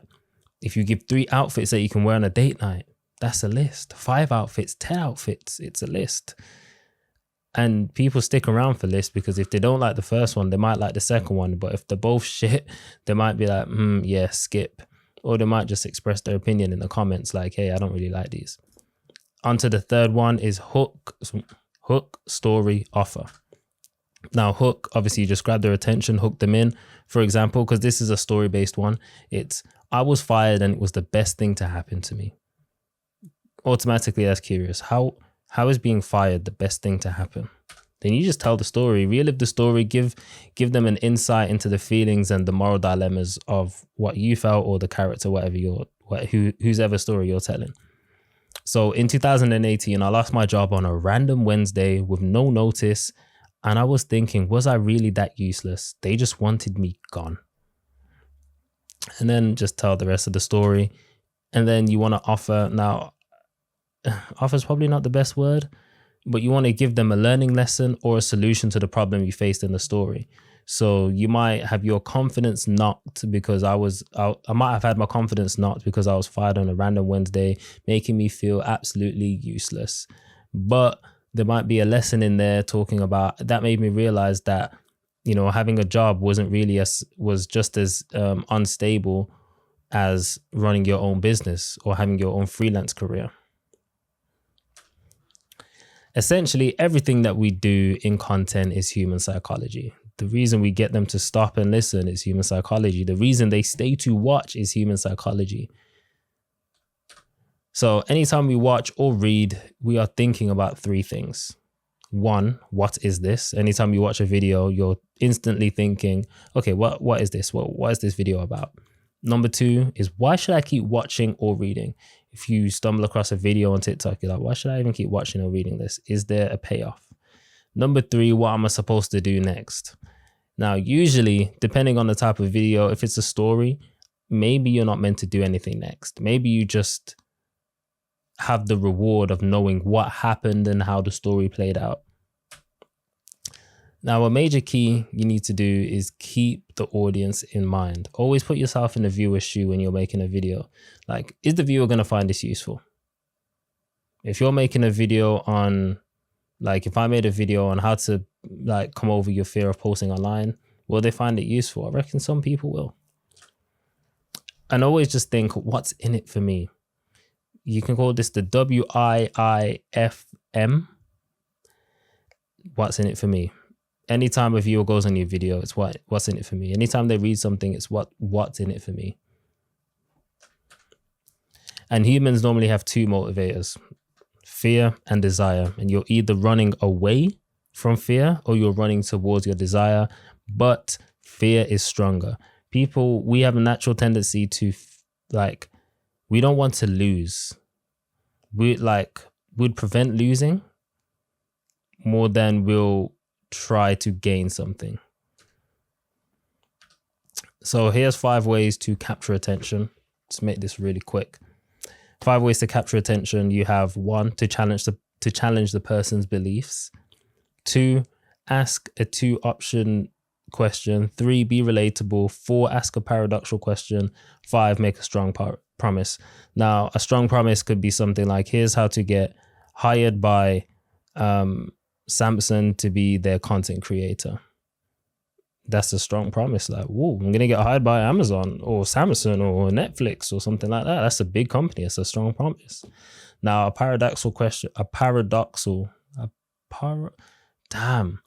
Anyway, that question could be, why is the common millionaire less educated than the average person? Because typically we think Millionaires are smart and highly educated, but a lot of them aren't really educated, like school system educated. Number 3, be relatable. Like, ask a question like, have you ever tried to make money online? Or have you struggled to lose weight before? And then an example for number 2, a 2-option question would be, would you rather make 100K or 100K or 10K? And then obviously that's an easy question, but people are going to be like, well, obviously the 100K, but they have to think about it. Then they're going to be like, so what? What's next? And then number 1, challenge their beliefs. It's like, yeah, squats are terrible for your quad growth. Or these trainers are terrible for your feet, and they might be known as the most comfy trainers. Now, there are 7 factors that make a good headline or topic. 1 is recent news or drops. As humans, we want things that happened more recently. Number 2 is relevancy. People want stuff that's relevant to them, that affects them. Number 3 is celebrity status. Boring stuff becomes fun if it's a celebrity. You know, when people do day in the lives, but you're thinking, who the hell are you? Like, your life's boring, bro. But a celebrity could have a boring life, but because it's a celebrity, it's now interesting. Number 4 is proximity. The closer the problem or the closer the topic or whatever you're talking about is to the person, the more they'll care. So if I went on TikTok and I seen this happened on this area, and it was two roads away, I'm listening, bro.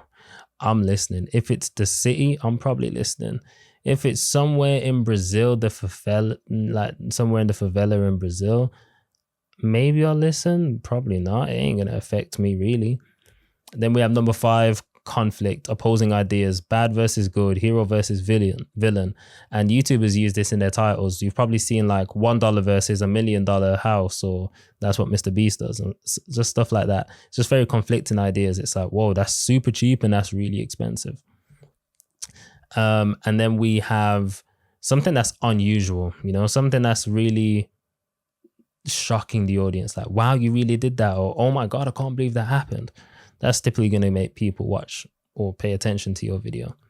And then number 7 is stuff that's ongoing. This is typically just like news reporters. They normally report news that's new. And typically if it's new, there's no end to it. So they have to follow up on multiple reports, and you're more interested because it's kind of left you on a cliffhanger. Oh, I've just duplicated it. I apologize. And essentially, you just want to make sure you reward them at the end of the video, right? Make sure they feel educated. Make sure they feel smart. Like, if you're educated, make them feel smarter. If you're entertaining, make them laugh. If you're inspiring, make them uplifted. And that's typically the three things we're going to be doing in videos. Like, if you're telling them like how to style trousers, they're going to feel smarter, potentially inspired as well to buy the clothes. If you're an entertainer, you're going to make them laugh. If you're educating them on, I don't know, spiritual knowledge or content knowledge or whatever it is, or health or confidence, make them feel smarter, make them feel more confident. But yeah, that's I apologize. That's the end of lesson 4. See you in our one-to-one call.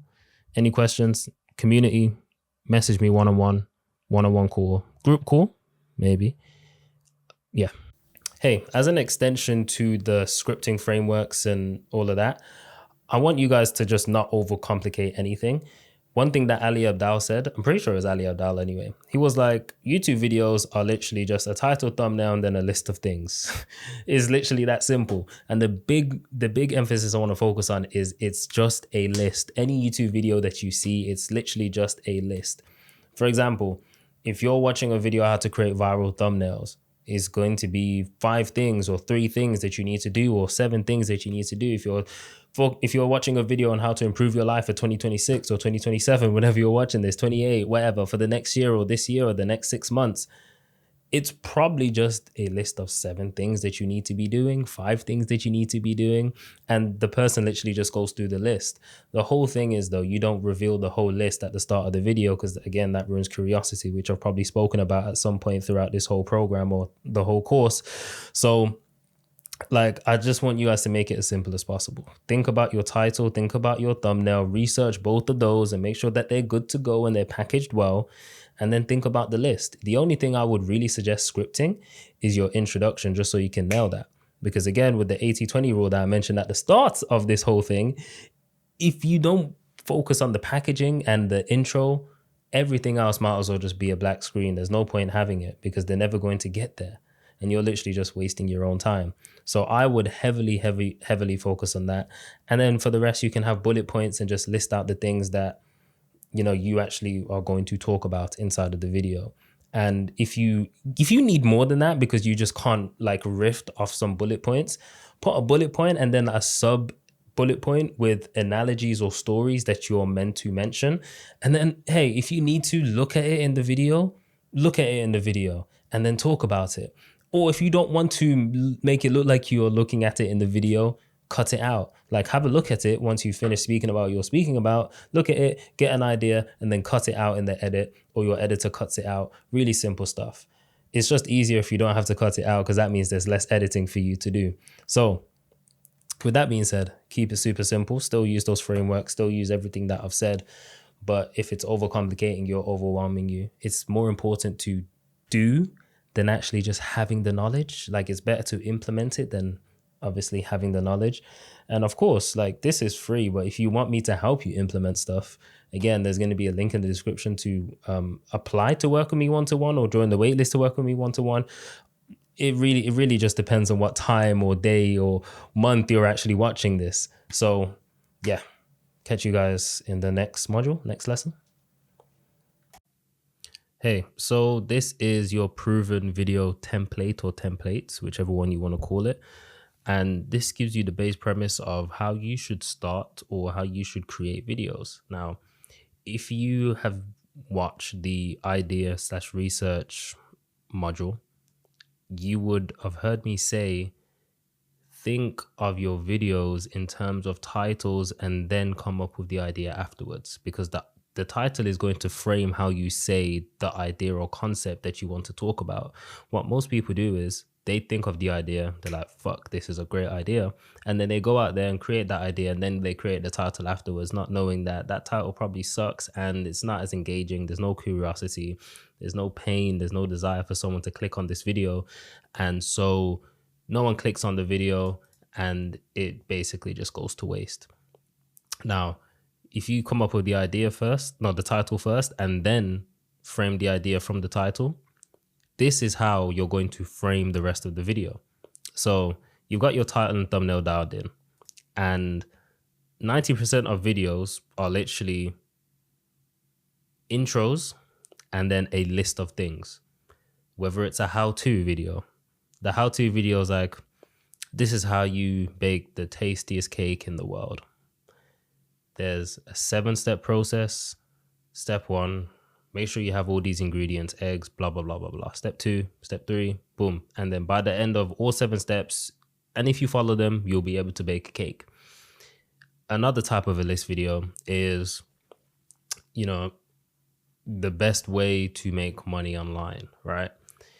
And the video could either go through 5 different ways on how to make money online, or one way to make money online, but then it's a process of how you go about doing that one thing. So it could be 5 steps to making money from this one thing, or it goes through 5 ways to make money from 5 different things. Either way you take it, it's a list. And if you look at any single educational video, it's always a list, unless it's just purely story, but 99% of the time it's always a list. And once you realize this, things are a lot easier. Now, 10% are just stories. Now, the template focuses on the intro, because me telling you how to start, how to do the rest of the video, and the rest of the video is technically just a list, is pretty pointless. But what I will say is, anytime that you dial in a new point, so let's say you've done the intro and you're moving on to point number 1, you can literally re-engage your audience by doing what you did at the start of the video. And I'll explain more in a second. So the base of any video should go something like repeat or rephrase the title, showing social proof or credibility. And credibility could be associating what you're saying with facts,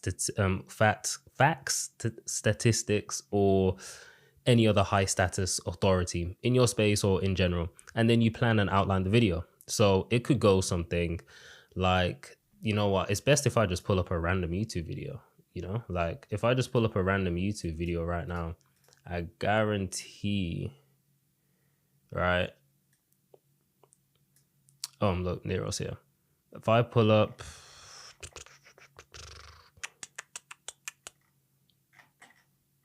even here, there's 21 lessons, right?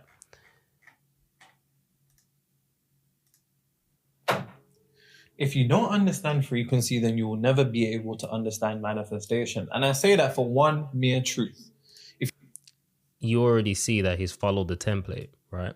You literally repeat or rephrase the title, and then he's going to go into more credibility because he's probably going to talk about his achievement with his clients, or he's going to refer back to a quote or a book or something along the lines of that.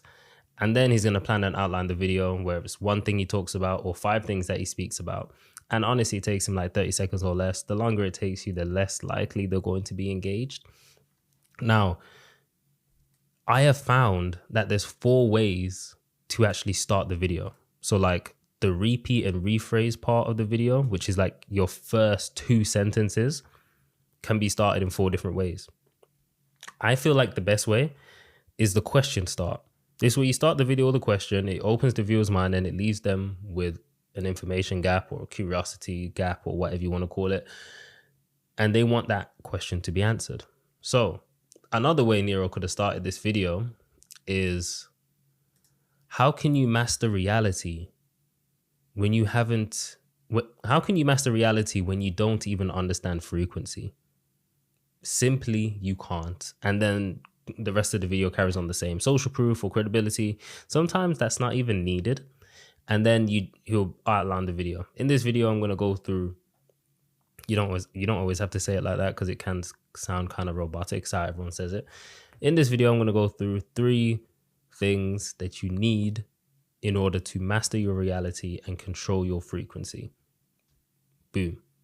I think the question start is the most powerful one, and I've been clicking on a bunch of different videos and, you know, looking at the transcript, and a lot of them start with the question, and it really just gets the viewer thinking. It gets them engaged because it's more of, do I know the answer? Is the answer that simple? You literally start questioning yourself, which means once you start questioning yourself, you have to watch more to get answers.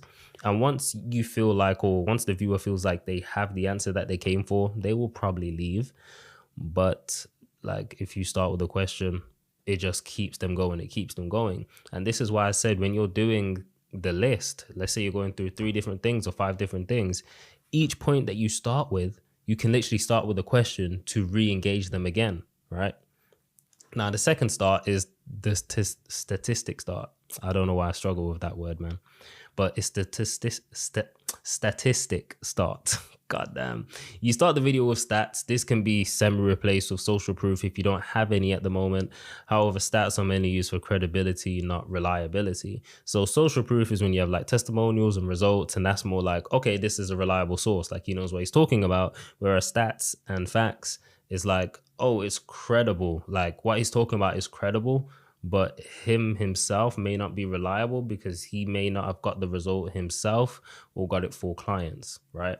But typically, if you don't have social proof, credibility will be your next best friend. If you can do both, it's outrageously powerful. You like instantly, you're an authority. And there's a few videos that start with stats, whether it's, you know, there's 2 million YouTube videos uploaded every day, or 98% of businesses shut down in the first 2 years. When you start with stuff like this, it really gets the brain going in terms of the viewer's brain, because they're like, oh, because normally it's a negative fact. It's like, oh shit, I don't want to be another stat. What does this guy have to say? And your video is basically going to help them not become a statistic. Now, the third one is the cold open. This is when your intro is probably silent and it doesn't relate to the title. It's very risky. I've done it and it actually worked very flipping well. I walked into the shot and I sat down on the chair, didn't say anything, drank some water, and then just started the video just casually, like you were a friend.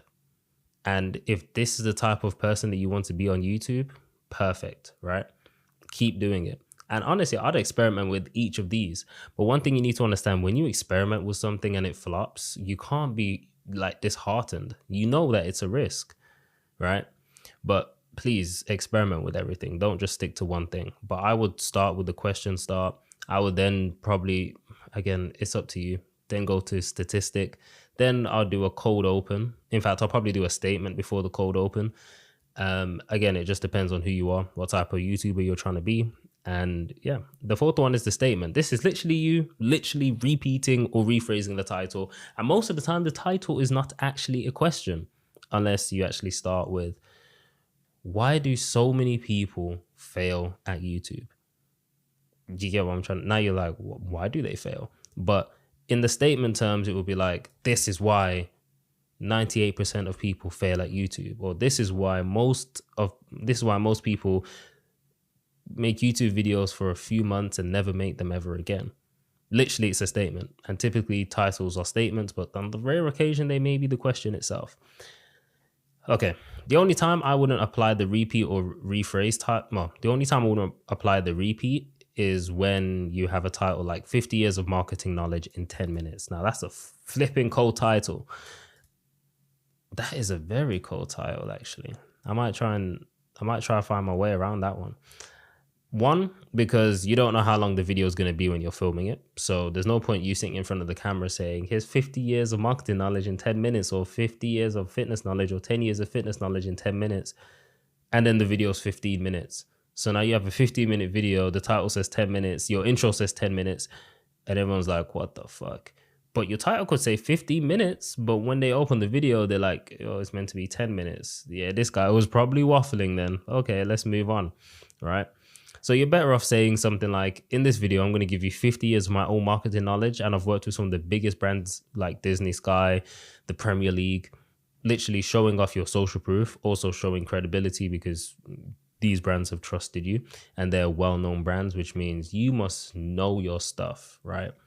And if you're saying, well, typically this is meant to say I'm giving you all of my knowledge, essentially, in this video. And if the video is 10 minutes, it correlates with the title, right? You don't literally have to say 10 minutes. But this is how your video should be. I mean, if you guys still have questions about this, feel free to message me on Circle. You can DM me, and we'll talk it through, man. Or we'll catch up on the live weekly calls. Peace. Yes, my people, welcome to the scripting module, or another scripting lesson. And this one is the ISO framework. And I spoke about this plenty of times. It's just an easy way to really conceptualize how you're going to tell a story and what the key components are. So this is for storytelling. If you want to tell a story and include a message or include a lesson in there, use this framework and then go into telling your story or scripting out your story. So this is kind of an outline of how your story should look. I stands for intention, O stands for obstacle, and S stands for stakes. What's the intention of the story? Let's make up a story off the top of my head. I tried to lose weight before my holiday in May. I do have a holiday in May and I want abs. I need to lose weight before my holiday in May. Obstacle. No, I'm trying to lose weight before my holiday in May because I want a six-pack. Obstacle. I'm 20% body fat. I need to get to 12%. I need to get to the gym. Stakes. If I don't lose this body fat and I don't lose weight, I'm not going to look good on holiday and I'm going to be very, very upset and miserable. Once that's outlined, you can now basically tell the story. And I know Nero done this in his manifestation muscle story. So his intention was he attempted to bench press 100 kg twice without any support. That's the intention. Obstacle. He never bench pressed before without any support, or a spotter in gym terms. Stakes. He could injure himself. He actually did end up dropping the weight on his head, which he did tell in the story, which is the funny part. But sometimes the stakes doesn't need to be said because it's like, it's self-explanatory. If he doesn't bench the 100 kg, where's it going to go? Because anyone that knows the bench press, you can't just re-rack the weight if you can't bench the weight, right? If you can't push it back up, you can't just re-rack the weight. It's going to fall on you. You're going to need some help. But if he hasn't got the spotter or support, what the hell? You could injure yourself, possibly even die, you know? So that's the way you need to look at it. Make sure your story has an intention. Make sure there's an obstacle. Without obstacles, there isn't a story. And make sure there's stakes. And to be honest with a story, you can start by saying, like, let's say I'm in May and I've lost the weight. I could start by telling social media a story by saying, 3 months ago, I had to lose 10% body fat or else I wouldn't have abs for my holiday and I was gonna look like a blob in my photos for my girlfriend's, for me and my girlfriend's anniversary, 4-year anniversary. So I've already told you the intention, the obstacle, and there's a bit of context. Yeah. And you know the stakes. So I started by, so I'm a man on a mission, and I started by going to the gym 5 times a week. However, I really hated cardio and I didn't have time to do cardio at the end of my sessions, and my sessions were taking too long. So I decided to reduce the amount of sets I was doing so I can increase the amount of cardio. I now dedicate 2 days strictly just to cardio, and I've also included high intensity training so I can potentially burn more fat and also just increase my cardiovascular health. However, my car broke down or another obstacle comes up, which made it more difficult. My gym was closed for refurbishment. My car broke down. I injured myself, so I'm unable to actually train. Just stuff like that. Or I had no food, so my diet was poor, so I was putting on the same amount. I was basically eating the same amount of calories I was burning off. Something like that. But that's the iOS framework. I'll catch you guys in the next one. And you're going to smash it, man. Yes, guys, welcome to lesson 5. And this one is this one's going to be really short because a lot of it is going to be in a different video. One's going to be like, I'm planning on one being Premiere Pro because that's my main software. But I know a lot of you guys will need alternatives. So I'm going to be making videos on the alternatives and how to use those. So this one in particular is going to be very short, but there's like other kind of lessons attached to this one. So just look out for that. So in lesson 5, effective editing. Now, if you're not really good at editing and you don't have a really good computer or laptop, you want to look at these alternatives: Veed, Submagic, and CapCut. CapCut you can use on a mobile or you can use it on your laptop or computer. Submagic you can use on your laptop or computer, and AI basically does a lot of the work. And you can customize it. Veed is like an online editor, and it does a lot of the work using AI, and it's not really stressful on your like computer or PC. Now, my main software is Premiere Pro, so that's going to be the first tutorial that you guys are going to see. But then I'll start making alternatives on these. But you can basically figure out how to use Submagic by yourself. It's very, very simple. CapCut might be a bit more complicated, but Veed also, yeah. By the way, these are all paid. CapCut is probably the most free one that you can actually use for free, but I'm sure the captions and stuff like that is also paid now. So yeah. So in videos, you want to keep it simple. In short form videos, you just need subtitles, music, and text hooks. Or I say text hooks, but it depends if you're doing, it depends, right? It depends. In long form videos, subtitles maybe for the first 60 seconds, because you know how YouTube preview your videos for like the first 30, 60 seconds. Music, just to match the mood, keep engagement high. Text hooks, not really necessary. Nice to have is B-roll. People think you definitely need B-roll. I'm not going to lie, it helps a shit ton. Whether it's stock or your own, it helps. Sound effects, they also help a shit ton, but not necessarily needed. I've had videos where I don't even use sound effects and it works. We've all seen people pick up their phones on TikTok and just have no sound effects and it works. Text effects where the text is maybe like animating in, nice to have, definitely not necessary, but it can help. Now, ideally, you're going to want brand, fonts, and colors. A lot of people put more emphasis on this than there actually needs to be. So like, I know they're like, people are like, oh yeah, it's so important. But I've changed my brand colors, my fonts so many times to the point where I'm just using one font and like 2 colors, which is white and orange. That's it. Nothing special. And black. White, black, and orange. You can class it as 3. Very simple. I just like orange, by the way. But you can go on the font to find like a bunch of fonts and maybe your favorite one. Just make sure that the font is easy to read, like it's not difficult and like cursive and stuff like that. You can use Color Hunt.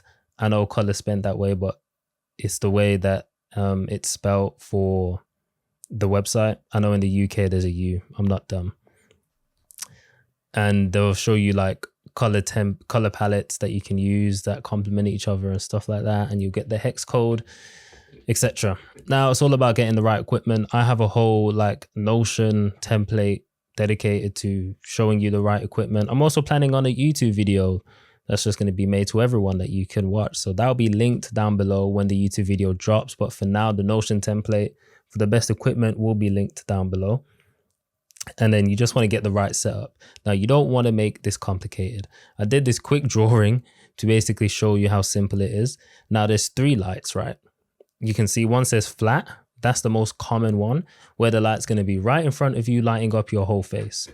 Now, the other 2 options is having a light on your left or your right at a 45-degree angle, and then having a background light on the opposite side. So if my light is at a 43-degree angle on my right side, on my like left, there's going to be a background light, ideally. Now, obviously, there's no light there anymore because I don't record from this angle usually. It's only when I'm at my desk. But that's it. It's literally that simple. And if you check out the Notion template with the equipment, you'll see what equipment to buy, and it's hella simple. But as I said, this one was a short one. Check out the other lessons on like the software and how to use them. But yeah, see you soon. Welcome to the YouTube Playbook. And the reason I call it that is because we're going to cover everything inside of YouTube. And this was a highly requested module. And I thought to myself, why have I not done this already? Because over the years, I've been taking notes from just my experiences and things that I've learned from other people like Paddy Galloway and Mr. Beast. But then I've also managed to match what actually works with my experience and my experience for my clients. And, you know, I've had some great successes there. So I thought I'd share the whole document with you. Yeah, the first thing that you need to understand before we even go into ideas, titles, and thumbnails and what else is left to come, you need to understand if you're growing on YouTube, I recommend this, like personally. And also I've seen a bunch of other people recommend it. And these are top quality guys. If you have less than 1,000 subscribers, and this is like your channel, or if you're making a new channel to pivot into something else, you need to be posting 2 to 3 times a week. I say 2 is typically the sweet spot because you can post on like a Sunday and then a Wednesday. You know, you can have 3-4 days in between. And you might be like, oh my God, that's a lot. But what you need to understand is just lower the quality of your video in the sense of you don't need to do a crazy editing thing.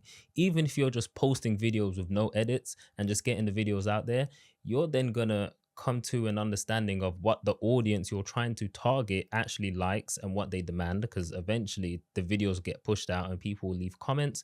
You will understand what makes a good video in terms of the topics. You'll just get better at speaking to the camera, and you'll have more time to kind of integrate yourself into whatever industry you're in. Major thing, don't focus on growth during this stage. If it happens, it happens. But right now, you're just trying to get your videos out there, trying to get 1 or 2 people to leave a comment to say whether they like the video or not. And then you know what type of topics and stuff people are going for in your industry. And I always like to say this. I'm all for being nicheless, right? But I always say have one expertise, have that core mission, and then have your interest on the sides. That does not mean make videos purely on your interest. For example, if I had like my core mission is helping people build personal brands and create better content. My interest is tech, but tech and content, there's a thin line. So I can kind of get away with making a video about tech as long as it kind of relates back to content creation. But my interest would be like football or possibly self-development. I might make a self-development video, but if I'm doing that in my early stages, or if you're doing something like that, making a video separate from your core mission, you need to understand the growth is going to be slower naturally because YouTube is trying to identify who your channel is for. And if you just stick to kind of one core mission first, let's say it's content creation, you just make videos about content creation. it's easier for YouTube to assign your channel and push it to people that want to become better content creators. Whereas if you drop a video on content creation, then a video on self-development, then a video on tech, and then a video on football, YouTube's like, oh, this is a tough one. We're going to try, but it's going to take more time.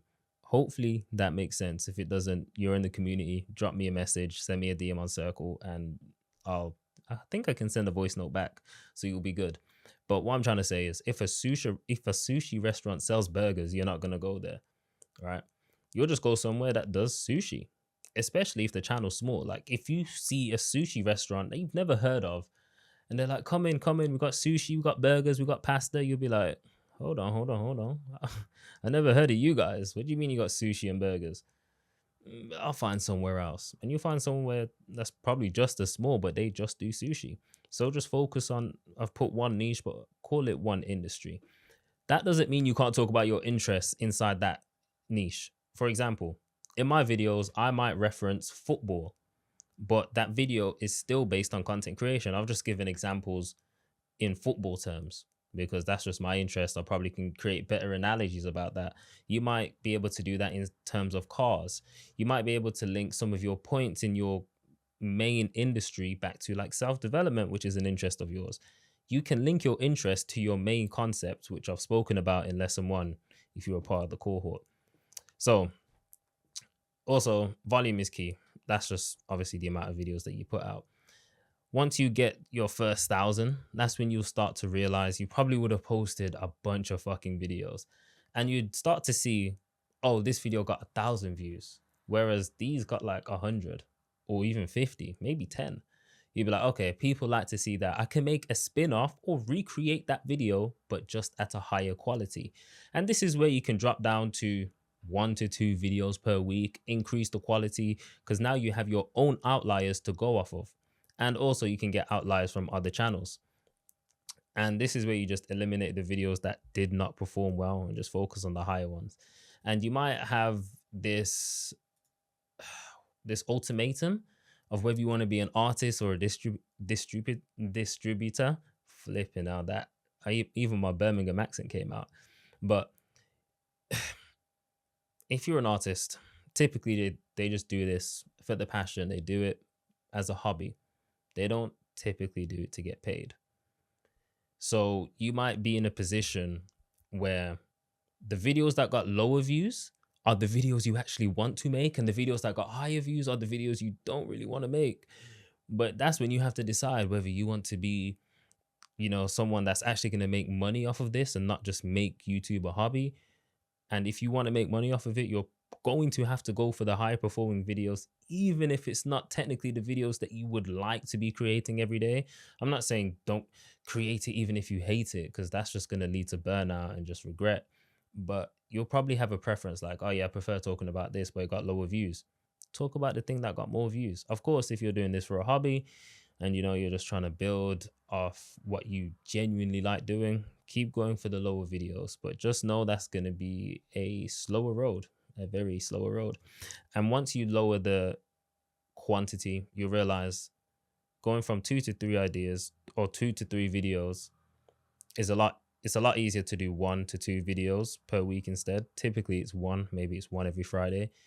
But now you'll know that ideation is way more important, because you don't just have shots. You can't just have jabs at bare ideas. You're doing 1 a week. So you might have like 10 ideas, and you're going to have to really narrow down and identify what idea you want to create. So again, if you don't get to 1,000 subs, after you get to like 50 videos, even 100 videos, 50 minimum, you can then start focusing on quality and then start posting once per week. Once you get to the 10K to 100K, you'll probably have different buckets or formats of videos. This is stuff like, I don't know, transformation videos. This is the office before and this is the office after. That's a transformation style video. You might just have a talking head video where it's just educational. You might have whiteboard videos like Nero does. That's another format or bucket that you can go into. And you'll see which formats really work well. So let's say if you get 100K views on a whiteboard, whereas you get 1K views when you talk to the camera, you might want to lean more into doing whiteboard videos. Or if you do transformation videos and those get 1 million views, you might want to try and get more transformation videos in there, because that's really going to start boosting up your subscribers and your views. It's common sense when you look at it like this. But then once you get to 100K to a mil, you're probably going to need more content buckets to draw from. So you can't just rely on whiteboard videos. Some people can. Some people can. You can't just rely on whiteboard videos for the main part. You might need to incorporate talking head videos because your content might just get very stale. And at this point, you're probably going to be outsourcing your editing because that's going to be a lot of time. And of course, at each stage, you're probably going to want to be increasing the quality. And the easiest way to do that, apart from picking a very good idea and having a good script, is the editing part. Editing is like the icing on the cake. So, yeah, let's actually move on how to come up with a killer video idea. So we have logical versus inspired ideation. Logical is what other people are doing, Google Trends, what people are asking for in your comment section, or just on other people's comment sections, or Instagram, what videos performed well for you in the past, and then outliers, which outliers from yourself or outliers from other channels. And if I haven't explained it already, outliers is when a video performs better than the channel's average.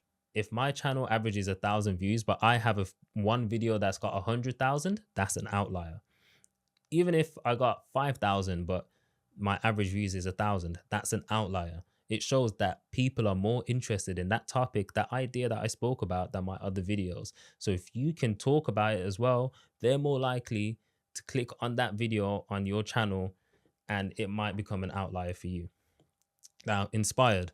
This is just brainstorming sessions. When you sit down for 5 or 10 minutes, like, I'm going to try to come up with some ideas. Then you got mind maps, and you've got ideating under constraints. Mind maps is, everyone knows what mind map is. Sorry if I brush past that. Ideating under constraints. So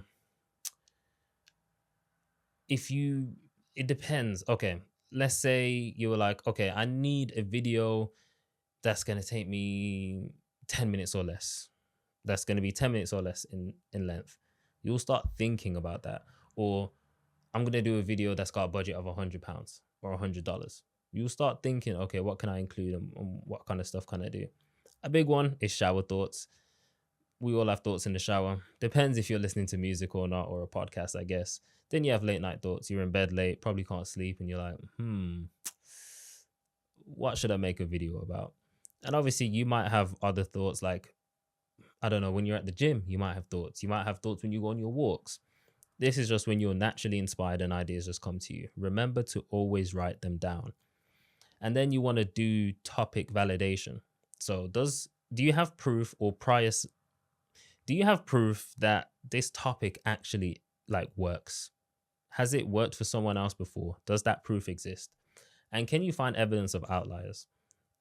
I've spoke about this in the cohort, but if you missed it or wasn't there, if you download vidIQ Chrome extension and you go on YouTube, it will then have a multiplier next to each video to tell you how much of an outlier that video is. So if it's got a 2x, that shows that videos perform 2 times better than the channel's average. It could have 10x. It goes all the way up to 100x. So then you can easily see on the homepage, without actually going and doing the calculations yourself, is it an outlier and how much of an outlier is it?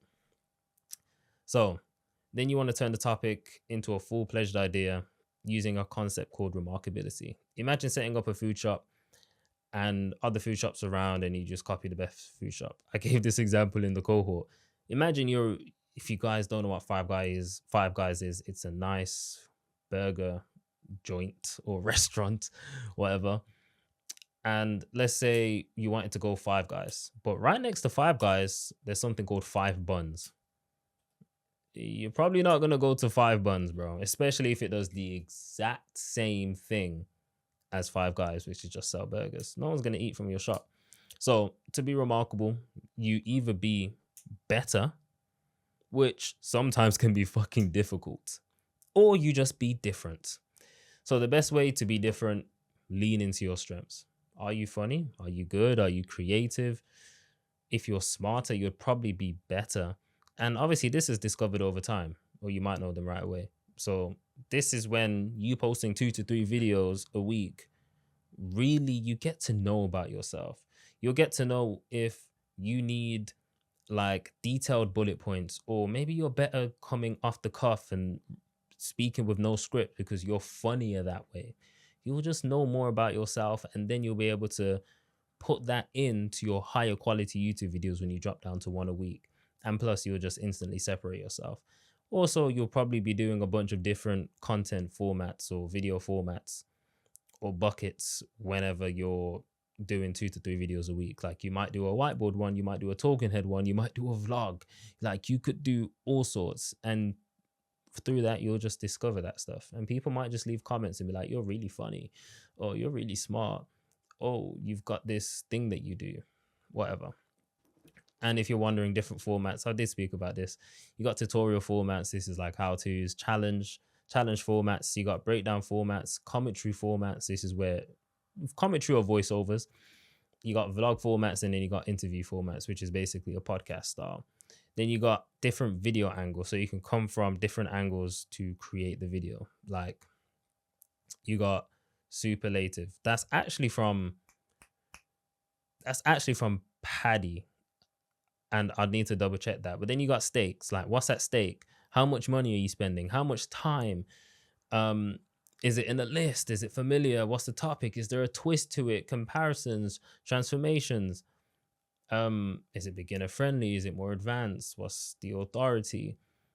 Like, I don't know how to explain this, but the authority you could see as which authority is saying the information or giving the information, or what authority is in the video, which is kind of the main element. So like this is more for entertainment, guys, when it comes to this example I'm about to give.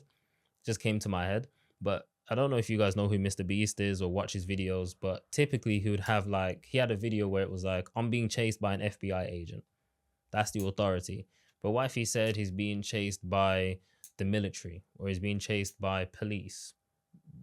The video angle changes, you know, he will act different in that video and do different things because that person has different skills. What's the outcome? Are you trying to get a different outcome? Mistakes, regrets, controversial. Now, this is going to be something that you want to probably screenshot or note down. Is the video idea worth making? Is it a feasible idea? Can you actually do it? Is it possible to execute? Will you bring in new audience interest? Will your existing audience be interested? What's the view potential? Brand alignment. Does it actually align with you? Again, I'm not going to come out and make a video. I'm not going to come out and make a video talking about cooking. Maybe I'm interested in it, but I'm not going to drop a video on cooking if I'm doing content creation. I could do an example or an analogy inside of a video about content creation, but I'm not going to drop a video about cooking. That's just got zero brand alignment. Or you could say core mission alignment. Packageability. On YouTube, it's different to short form. You need to package the video well for people to even watch it. So that's thumbnails and titles. Is it exciting? Does it excite you? Once again, if it doesn't excite you, why should other people be excited, sort of thing? Right, let's move on to titles. I've mentioned this so many times. Curiosity is king, but if you can include one or more of these emotions, curiosity, fear, or desire, inside of your title, you're onto a winner. If you have bold statements or leave them on a cliffhanger, that can also incite them to click on the video. So this is how you go viral. Very simple title, but it leaves the curiosity. It's also got a desire. The only thing is it's probably commonly done. And if you're a small channel, it's probably not going to be a great title for you. You probably want to be slightly more specific. So this is how you go viral with this method or this technique, right? Also, I say contrasting is great. It's where you pair two opposites. So like $1 versus $1 million. You see Mr. Beast do this all the time. Bad versus good. God versus devil. Luxury versus poor. Could be people or items. I've seen channels do this and they've crushed it with views. Look at similar channels. It don't have to be in the same niche. And you can also just take their contrasting ideas. Like if you educate, look at other educators. I can look at other educators in the online business space or the just finance space or niche or whatever you want to call it. And I could take concepts from that and remix it into my own, you know? For example, 5 principles every creator needs to know. 5 universal principles everyone needs to know. Universal as in just self-development, you know? That's if you wanted to switch my title to a self-development title. So also, if you're the more of these you can do, the better. But these are some things you can add to your title to spice it up. Open a loop with your title. Reveal a secret, ask a question. I'm not going to read all of these out. You can see contrast is on there. And you got some examples next to each one. So open a loop. The truth about, oh, what's the truth? Talk about the future. Inside this $1 million house. That's just an example. How to, as a beginner, how a pro actually, or how to like a pro. Just some random examples. Also, every time you make a video, come up with 3 titles. Also, before I forget to cover this, think of your title before you create the video. You might have the idea, but if the title is dead, as I said, it's all about packaging. If your title is dead, no one's going to click on the video, meaning that video might be so good, but no one's going to click on it. So what's the point? So write down at least 3 titles and then choose from the best one. And again, you can narrow it down by gut feeling. You can have a group that assesses your titles. Again, you can put it in content feedback. Hey guys, these are my titles. Which one do you think is the best one? Or just look for proof of previous success. So if there's a common theme on YouTube, for example, right now, there's a theme of give me 20 minutes and I'll change your life. Or give me 20 minutes and I'll show you how to make a good hook. Give me 20 minutes and I'll show you how the universe works. Stuff like that. That's when you know you're onto something and you can copy the concept of that title and put it into your own industry. Title length, I say max 60. It can go above, but max 60. That's what I've found to have like the best results when it comes to me, Nero, and Gavin. Average is around 54.5 characters. And I actually did this with Nero's channel. I went through and like put all the titles in to see how much characters it is and then divided by how many videos there were. And it was like 54, 55. And then some obviously can be lower, like some were like 40. So this is like the average. And also think to yourself, a younger audience or home recommendations will have shorter titles. Older audience means searchable. An older audience or a searchable video typically would have longer titles. For example, if someone is, sorry about that. For example, if someone is searching on YouTube to solve a specific problem like that they have, for example, how to create good videos that go viral on Instagram, they're going to search their specific problem and where that problem is. If you just have a title, how to go viral, that's not going to come up if they've put how to go viral and create better content on Instagram. Someone with a title as close to that as possible is likely to come up first. Also, with searching in ranked is also slightly more difficult nowadays because you could like search for a video and you and 5 friends search for a video. Depending if that friend has watched a video from someone else and they've made a video on that topic, that person that they've watched a video from is more likely to rank higher for them. So they'll probably just click on that familiar face. So keep that into consideration. And SEO, I don't want you to focus heavily on SEO. Tags, I've asked so many people about this. Tags basically mean fuck all. You can add tags. You can even add hashtags in your description. I know Nero does it. I don't think it makes a difference. I used to do it and I still do it, I think. I don't even know. But it doesn't really make a difference. But if it makes you feel like it's going to make a difference, do it. Right? It's not going to take that much time. Only have like 4 hashtags. And in your tags, just add like 10 that are relevant to the video. So if you want your videos to be searchable, go for clarity. Make it as specific as possible. How to go viral on Instagram and build an audience that loves you, for example. And also, if you want to ranking in search is more like evergreen. So it's more like how-to videos and stuff like that. And those videos will continue to get views because people are searching for them rather than it just popping up on the YouTube recommendations. But also, if you're going for more searchable, don't expect to go viral. It doesn't really work like that. But you will get more people towards your offer, if that makes sense. Now, we have thumbnails. Thumbnails, evoke curiosity or induce curiosity. There's 4 ways to do that. You got moments thumbnails where you show a glimpse before a powerful reaction. Let's say you was doing a vlog and there was a point where you bought your car or a new car in the vlog. You're going to show the car covered up and you're going to be like, that's a moment, right? Then you got story thumbnails. You introduce a point of tension on question. So if you're telling a story, you're probably going to show a part or your facial reaction where the story gets juicy. And you could add some text to give some context to that. Then you have results thumbnails. This is one that's working really well. Is, let's say you're doing a transformation. If you did split in the middle and one half was the before and the second half was the after, that shows the transformation and that also shows the result.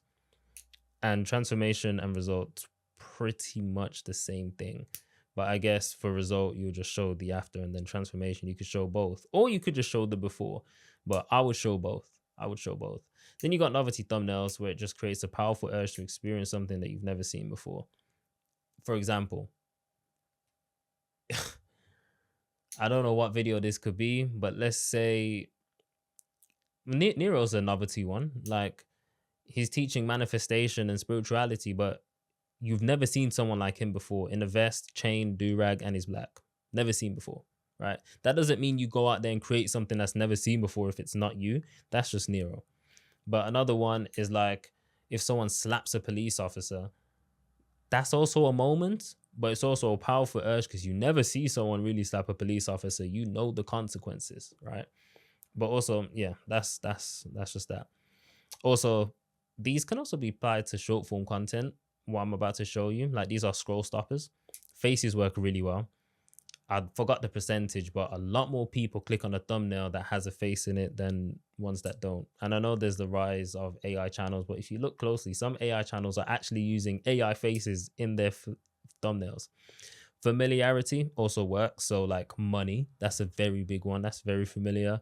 But any logos that are big, like Nike or Adidas, an iPhone, the Apple logo, Sony logos, or a Sony camera, a MacBook, stuff like that, people, something that they are familiar with, they're more likely to click. Again, money's on there because, like, I'm talking the image of money or even the number or the sign of money, whatever currency you're in, dollars, euros, pounds, yen.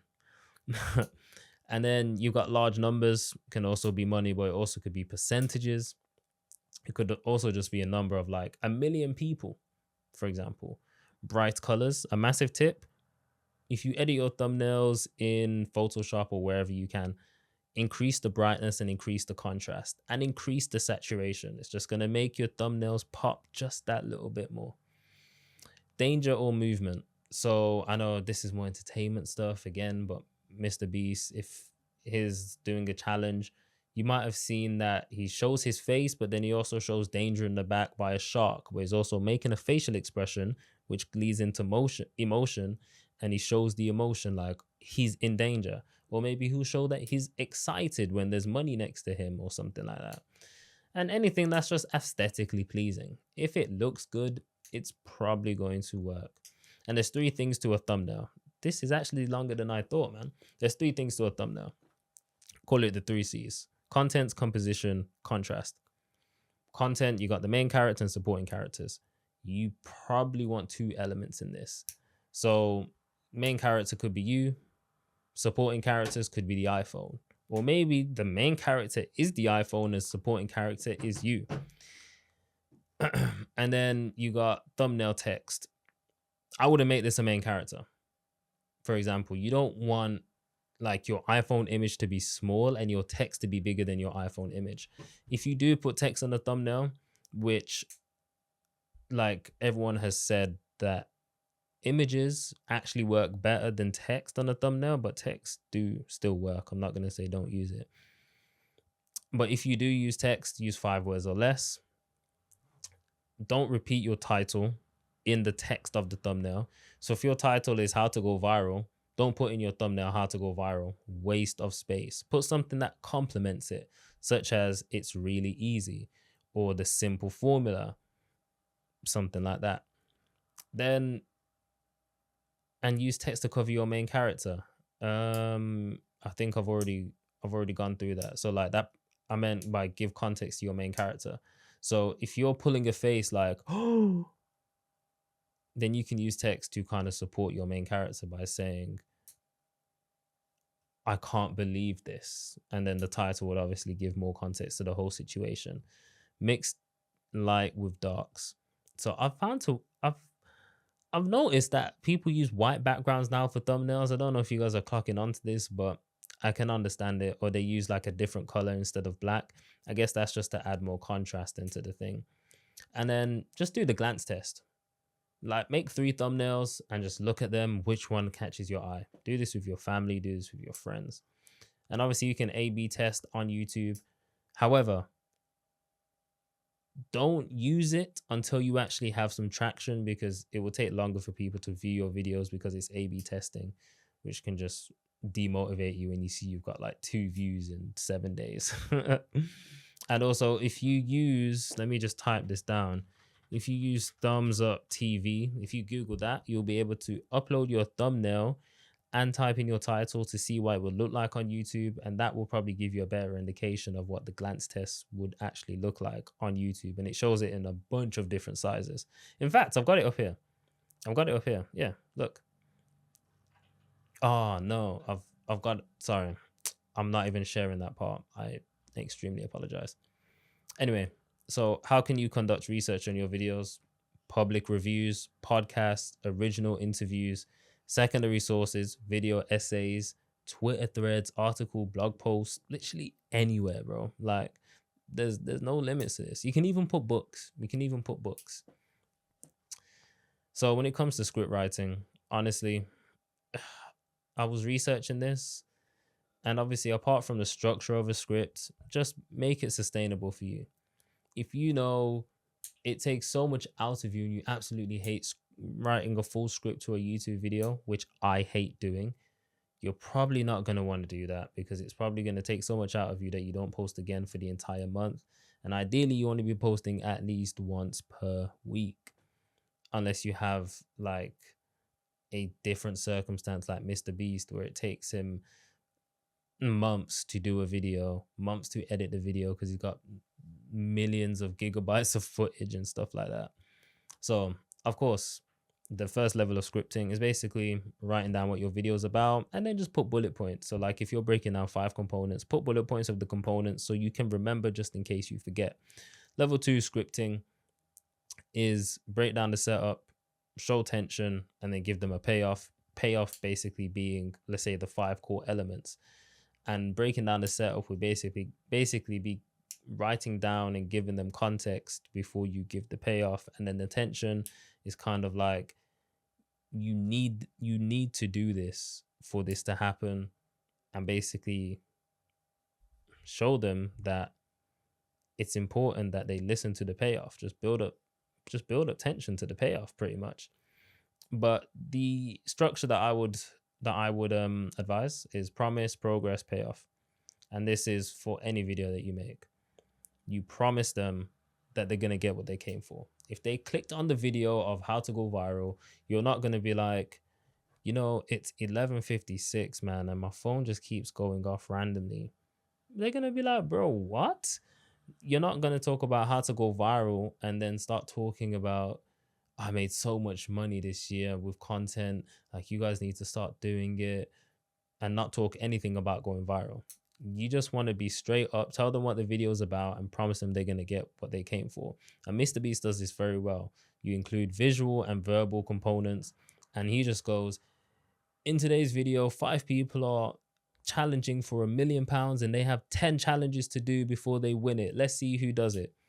Of course, in an educational context, it would be like, if you're doing how to go viral, you would be like, in today's video, I'm going to show you how to go viral using my 5-step formula. And I've used it on myself, and I've got millions of views for my clients and millions of views for myself. And I'm going to show you how to do it. But first, you need to understand this important thing. And this is when you progress them. And then you give them the payoff after you progress them. I don't know what the important thing is. That's just off the top of my head. Sometimes you might not even need the progress and you just go straight into the payoff. But also, you do want to after the promise, you do want to give them reason to actually listen to you. So ultimately, what's the point of the video, right? Like, let's say you're going to do how to grow a big pumpkin. For context and progression, you'd be like, they're probably thinking, how much space do I need to grow a pumpkin? You're going to draw that fear out of them and be like, hey, before we actually start and I'll show you how to grow a pumpkin, pumpkin, you don't actually need a lot of space in your garden to grow a pumpkin. You just need about 5 meters. They're going to be like, phew, that's a good one. Okay, where can I get pumpkin seeds? And if you're thinking about where to get pumpkin seeds, check out this place, this place, this place, or you look online. They'll be like, oh my gosh, this guy's answering all my questions. Okay, how do I grow the biggest pumpkin? Because this is what I wanted to do, you know? And if you have the time, when you're making 2 to 3 videos a week, you probably don't, but in your script, you probably want to put where you want animations, where you want screenshots to go, etc., etc., and have a shot list just to make it easier. That's if you're doing something like that. And when it comes to editing, do something sustainable or outsource it. Outsourcing editing is probably the easiest thing to do, even though finding a good editor is pretty difficult. But if you're editing yourself, focus heavy on the first 30 seconds. This is the hook. I always say, if your hook is shit, there's no point in having the rest of a video. Like, you've done all the hard work, you've got them to click on the video, on your thumbnail and your title, and then your hook is trash, they're going to click off. So everything that comes after 30 seconds might as well be a black screen because they're not going to see it. So make sure you put a lot of focus on the first 30 seconds. And you could use the 80-20% rule for this. 80% of your efforts lead to 20% of your efforts leads to 80% of the results. So 20%, like, maybe it's the other way around actually. Just put 80% of your effort into the first 30 seconds and that's going to give you most of your results. Now, when it comes to analytics, it's just simple stuff. Check your click-through rate. I always say it will probably start high and then go low. Go to your average view duration. Look at your percentage more than the number, because if your video is longer, people are mentally prepared to stay longer.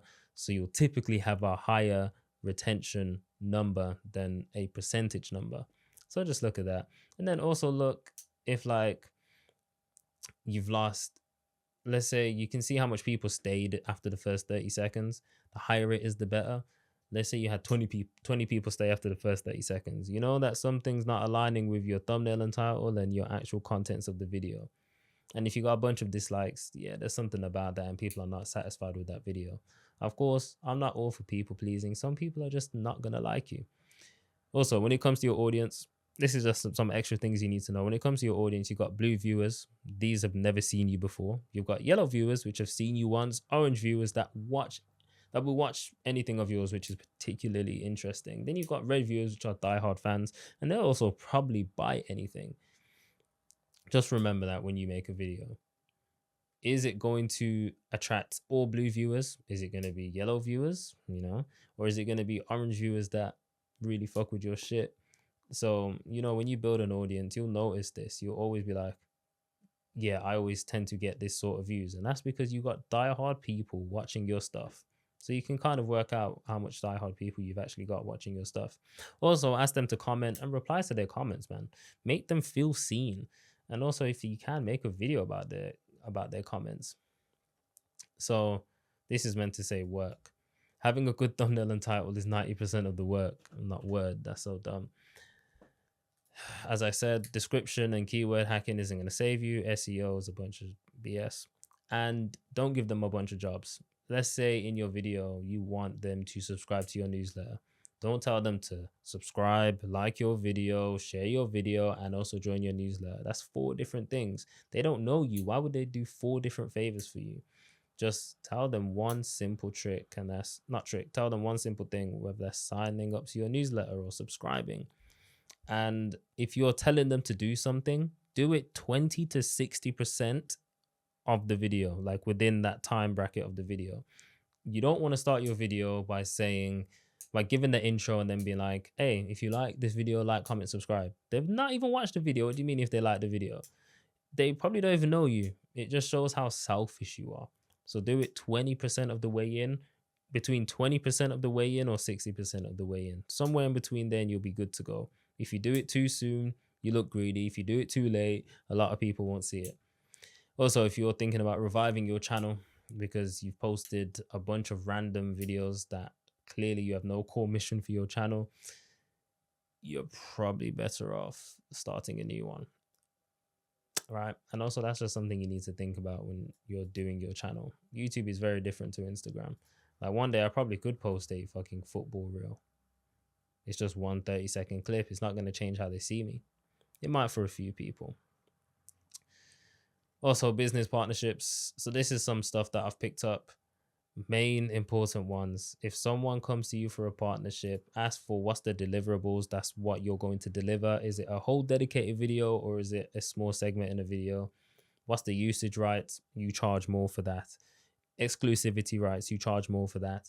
Because if they say we want you to be exclusive for a whole year, that means you can't work with their competitors for a whole year, meaning you will miss out on money. So charge them the fuck out of that shit.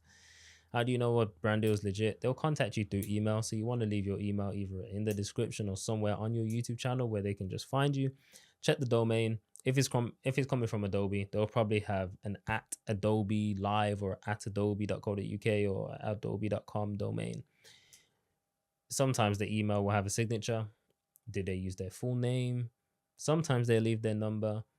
And yeah, just check their email. Also, never download files. If they say, hey, just check the file attached, it's got, you know, what we want for deliverables, and you have to download it, don't download it. That's potentially a virus. That's something for you PC guys though. Mac users don't really have that issue. And the ARC is, you need to, sorry, there's two frameworks. I went through the due one and not the ARC one. So ARC is just what's the brand's objective. This is something you find out so you know where to position yourself. The brand either wants awareness, repurposing, or conversions. Conversions means sales. Awareness just means they want themselves out there. Repurposing, they just want to put themselves on different channels. So typically conversions, they're assessing like, they'll probably be more strict. For example, if it's going to take them 100 sales to get their money back on £1,000 sponsorship and you only have 1,000 subscribers, they're probably not going to do you for £1,000. Pause. They'll probably be like, hey, how about 100? Because that means they'll probably only need 10 sales. Sorry, how about 10? Yeah, how about £100? Because then they'll only need 10 sales. Hopefully that's all making sense. Awareness, they'll just come with the budget. They might just have a fuck ton of budget and they just want to get their product out there.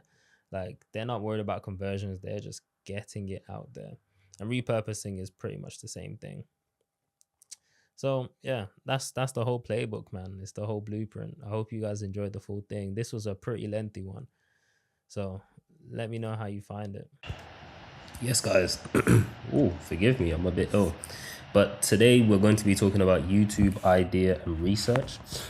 And this is for titles and thumbnails, I guess. I've got 4 methods for you today. The first one is just scanning YouTube. It's the YouTube scan method. Pretty self-explanatory.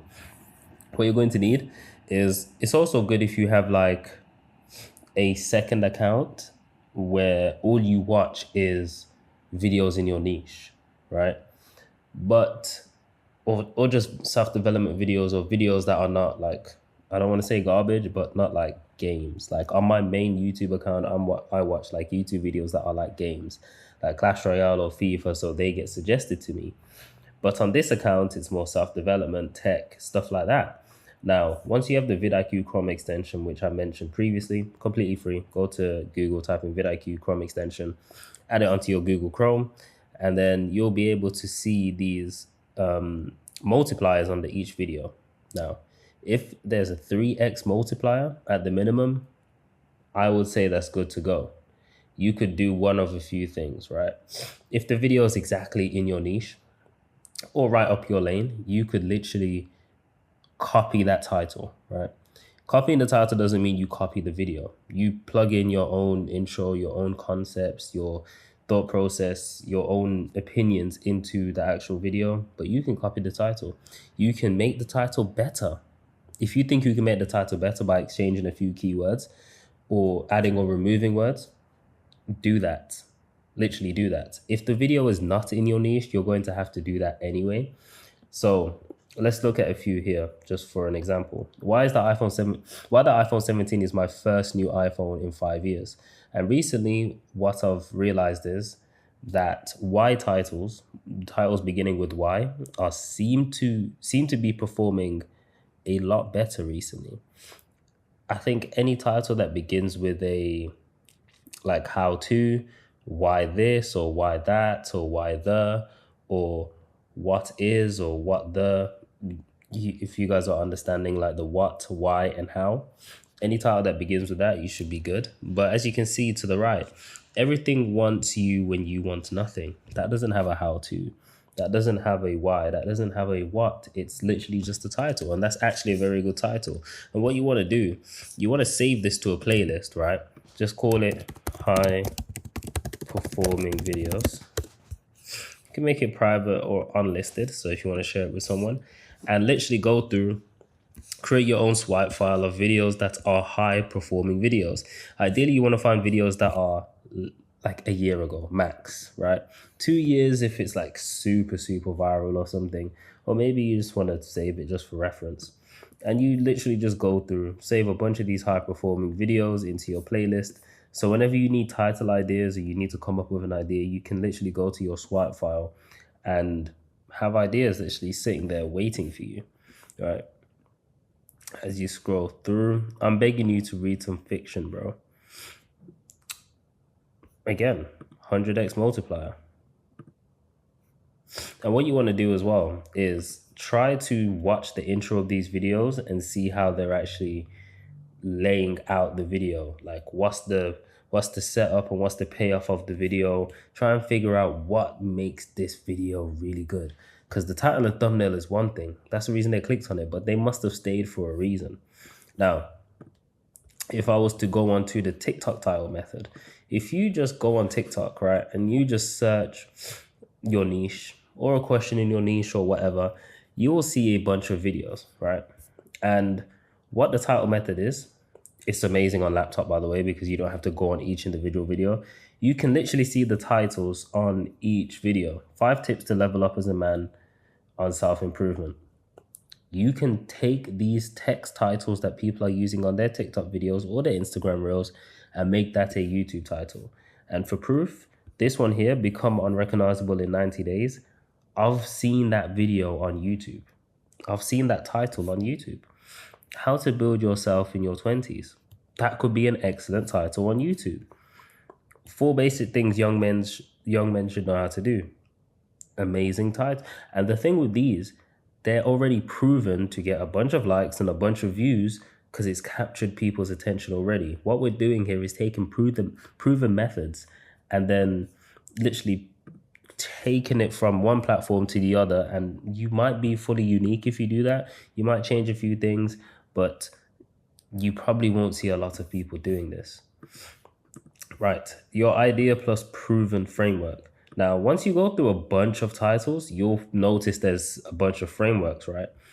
One framework I recognized is, I made Nero do it. It was like, was it 8 years of manifestation knowledge in 51 minutes?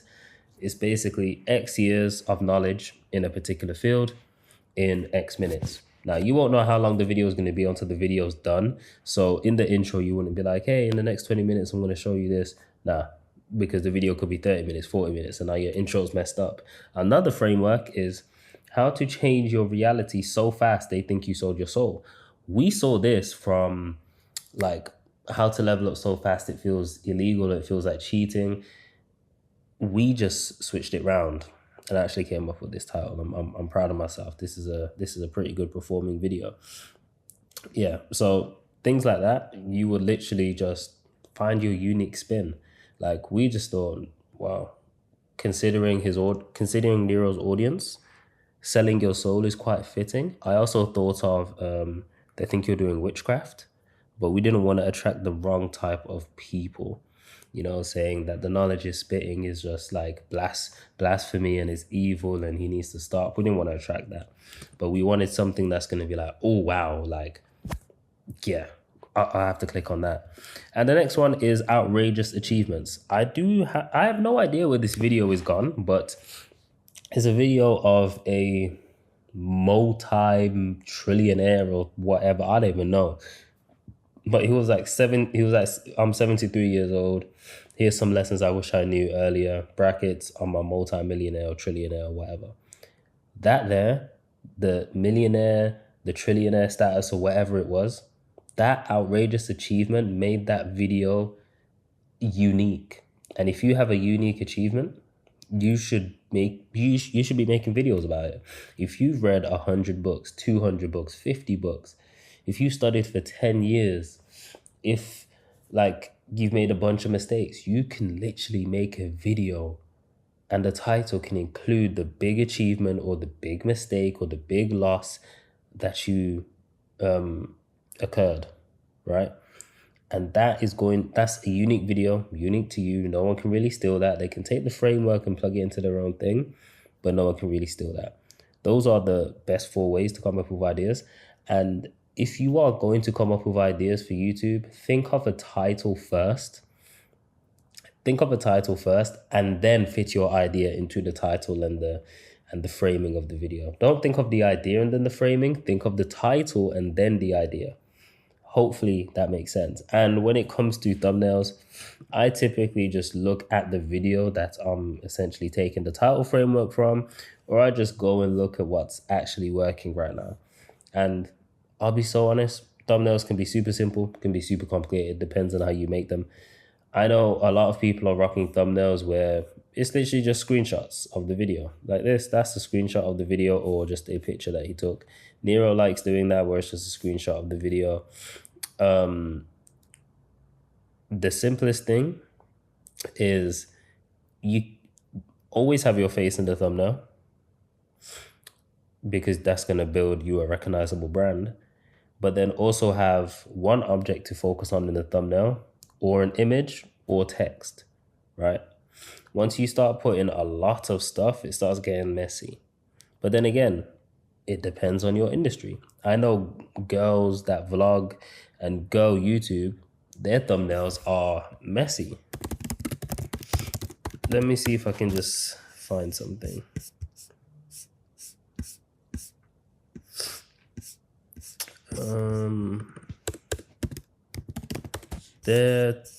Yes, look, their thumbnails are just, it's a lot, right? But it works in their industry.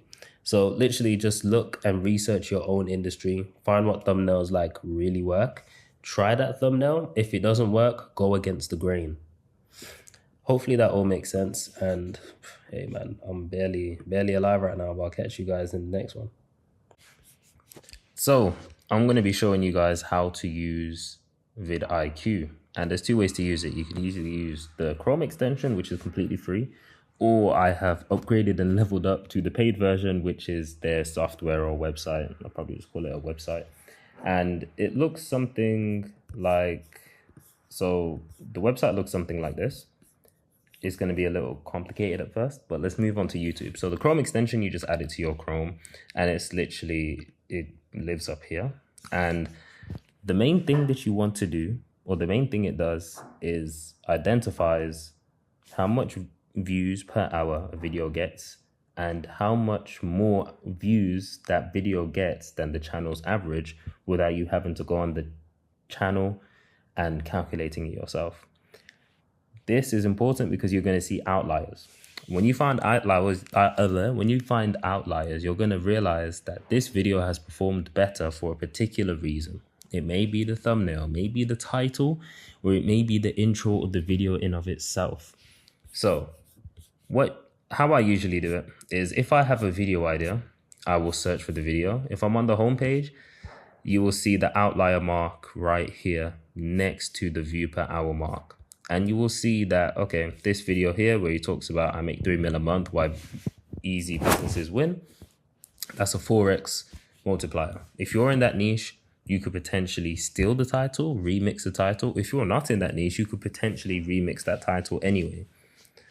For example, if you're in the fitness space or if you're in self-development or something, it could be, I got a 6-pack in 12 weeks. Why fitness is easy. Now, Don't mind me. This is just a bunch of FIFA and football stuff, I guess. But you can see like this video here. However, 2 years ago, me personally, I like to stay in videos that are a year or younger, mainly because maybe this video has just had a lot of time to get more views, or this video had something that happened. Maybe it was a trending topic in the past.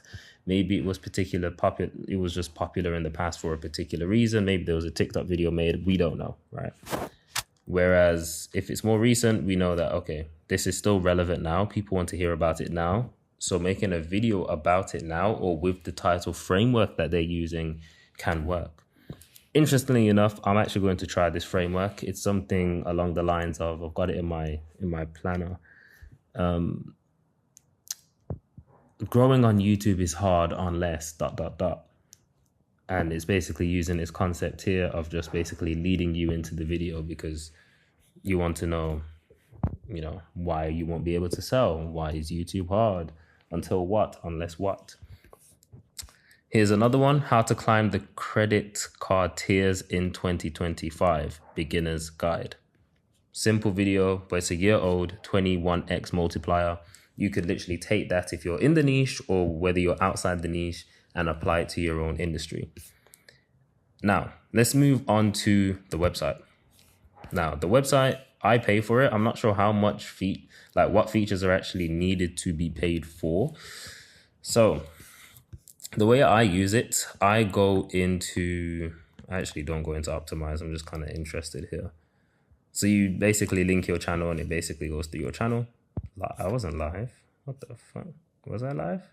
Strange. Anyway, discover. So in discover, you have outliers, you have keywords, you have daily ideas, you have competitors, you have subscribers, all of that. The main ones you want to focus on: competitors, keywords, outliers, daily ideas. These 4 right here are the best ones. First, outliers. You can do this on YouTube itself, but let's say if you want outliers, it will show you a bunch of outliers. But let's say you are in self-development. Yeah, self-development is the easiest. Think of the problem that your client has or your potential client has. What's the first thing when they wake up that they think about that they need to solve? I know my clients, you guys probably think, fuck, I need more views on YouTube, or fuck, I need more clients, or, I just need more business. I need more people to see my stuff. I'm invisible. I need more of this. I need more either views or clients, and views typically relate to clients in your head. So I put how to get more views. And then here, I will see a bunch of outliers. How to get more views on YouTube, #SEO. And you can see 9 months ago, 500K views. A year ago, how to get more views in 2 minutes, 1.7 million views. Even vidIQ made a video, how to get more views in 3 minutes, basically stealing this title here. And it's still a 2.4x multiplier for their channel. So even though it didn't get 1.7 million views, it still performed better than their channel's average by 2.4x. And they basically they even took the thumbnail concept. They took the video idea, the video title. They just changed the amount of time that they do it in. How to get more views on YouTube, #SEO. You can see that they've stolen it from here. She's kind of done it here, but added 2025 update. How to upload YouTube videos to get more views. As you can see, I can basically just rip one of these titles, change a few words, and then it will basically be my own. And the chances are it will be a better video, a better viewed video on my channel, just because of how popular they are. Now you have settings like best match or most recent, highest views, etc. Now, let's say you're in self-development and you want to make a video about anxiety. Let's say you want to make a video about trauma. You just type in trauma or maybe a few more words, and you can see how childhood trauma leads to addiction. 6 days ago, 14x. 6.3x, how trauma keeps you disconnected without realizing it. The most devastating betrayal of trauma. Trauma truths for highly sensitive people. Now, if you want to do something related to trauma, why trauma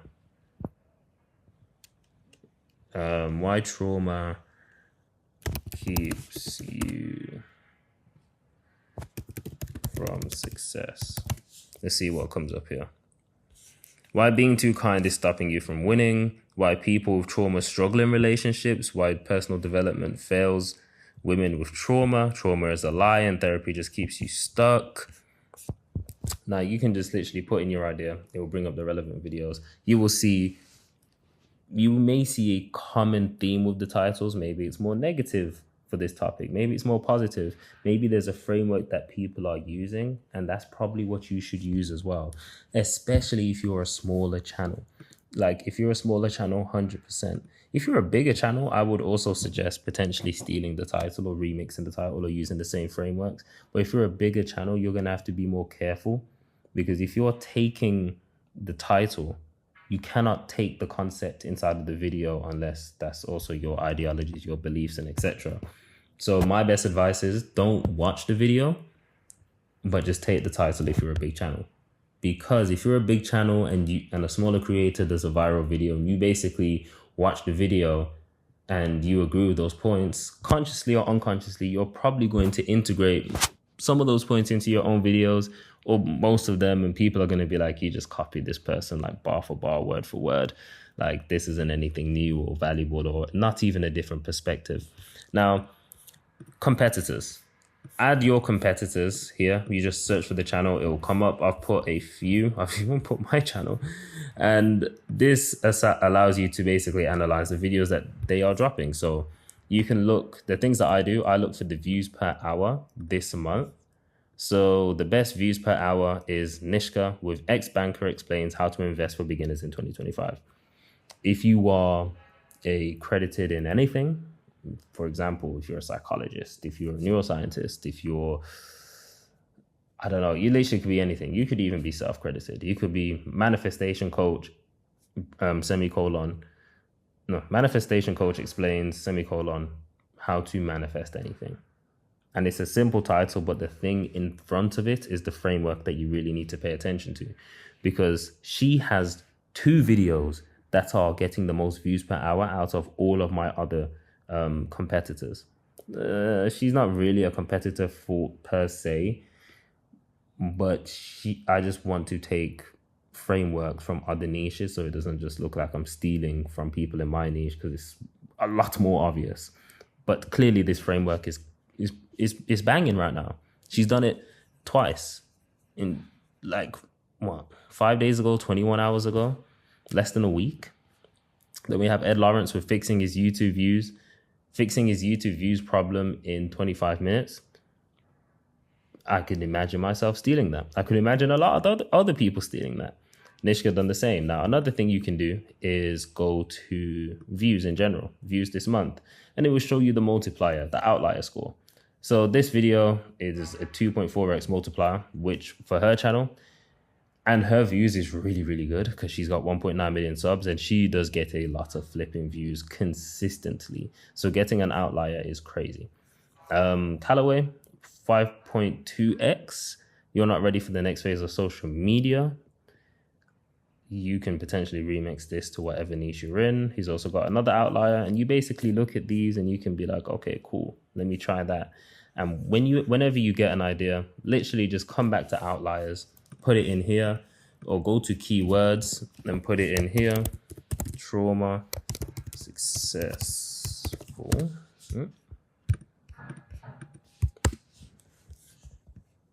Competition low, search volume low.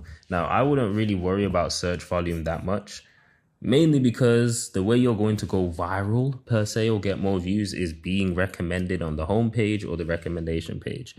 Typically, if people are going to search for you, they've maybe heard of you, so they're going to put in your name and search and put in keywords that they saw you post. For example, if you post a video on your story or someone mentions you and they're like, oh, you should watch Ajne's video about YouTube views.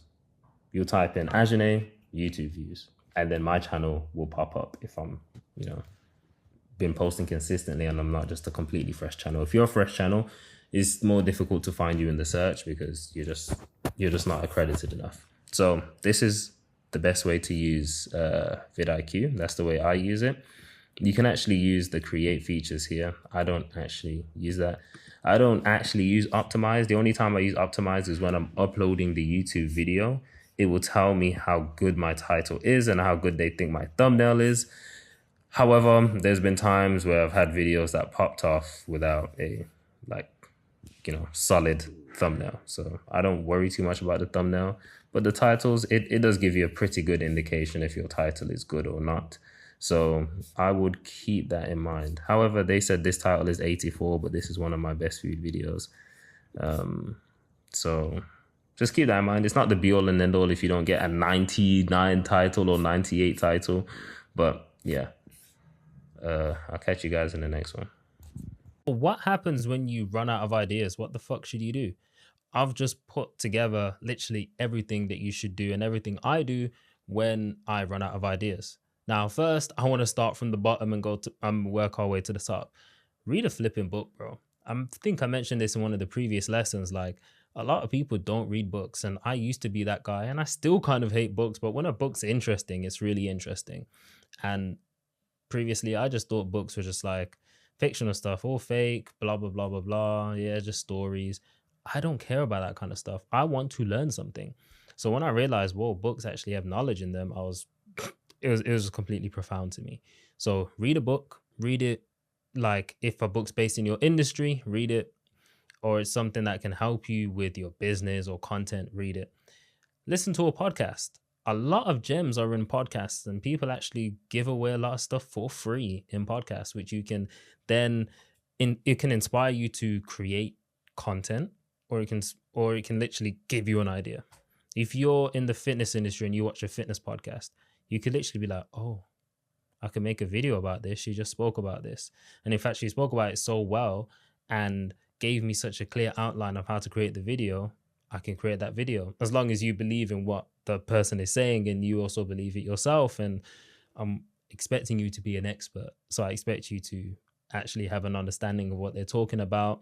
And you're basically confirming what they're saying instead of just hearing what they're saying and then regurgitating it.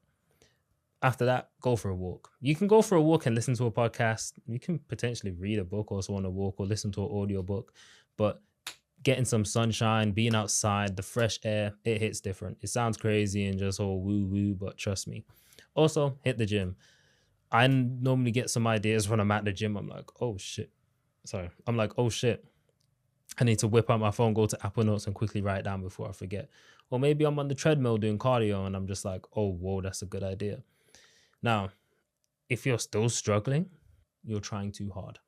But there's still a few more ways that you can go through and get some ideas. And I'll physically show you these.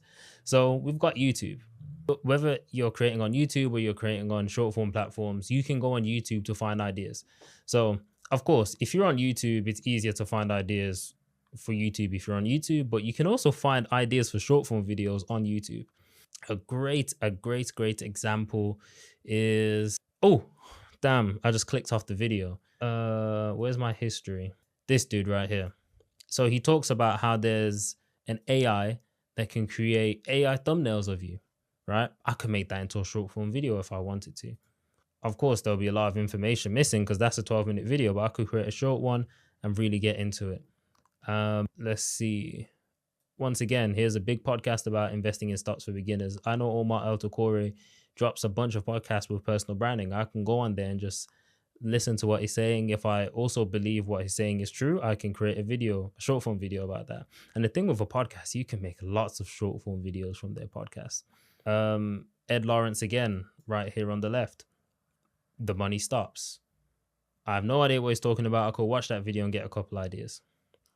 And there'll be some videos where you can just read the title and be like, oh shit, that's good. Like how I built $1 billion YouTube business. You could, if you've made money through business or you made money through Instagram, you could be like, how I built a 50,000 per month Instagram business. Boom. You could literally also do this if you're a fitness person. $10 versus $10,000 bodybuilding routine. That could literally be the hook for your video. And a lot of the times you'll find a YouTube title can literally be a hook for a short form video. So the next thing that we can do is go to Twitter and use Tweet Hunt. So it's not called Twitter no more, is it? Well, if I type in Twitter, what comes up? Oh, just X. Okay. So we open up X, and then on my right here, is it a Chrome extension? Yes, it's a Chrome extension called Tweet Hunter X. It's completely free. And you can type in a person that you want to go to. Let's type in Dan Cole. And then from here, you can literally see you can literally see his most liked ones. You can see his most recent ones. So you can see that it's got 59K likes on here. And this was done November 2024, which is only 5-6 months ago. I think it's 5. Go on walks, walk for no reason, walk to solve a problem, walk to blow off steam. Clearly talking about just walking. He even made a YouTube video about walking. You can make a short form video about that. I wouldn't do it because that's not my style. I just did Dan Cole because it's the first thing that comes into my head when it comes to Twitter. I'm not a Twitter person. A lot of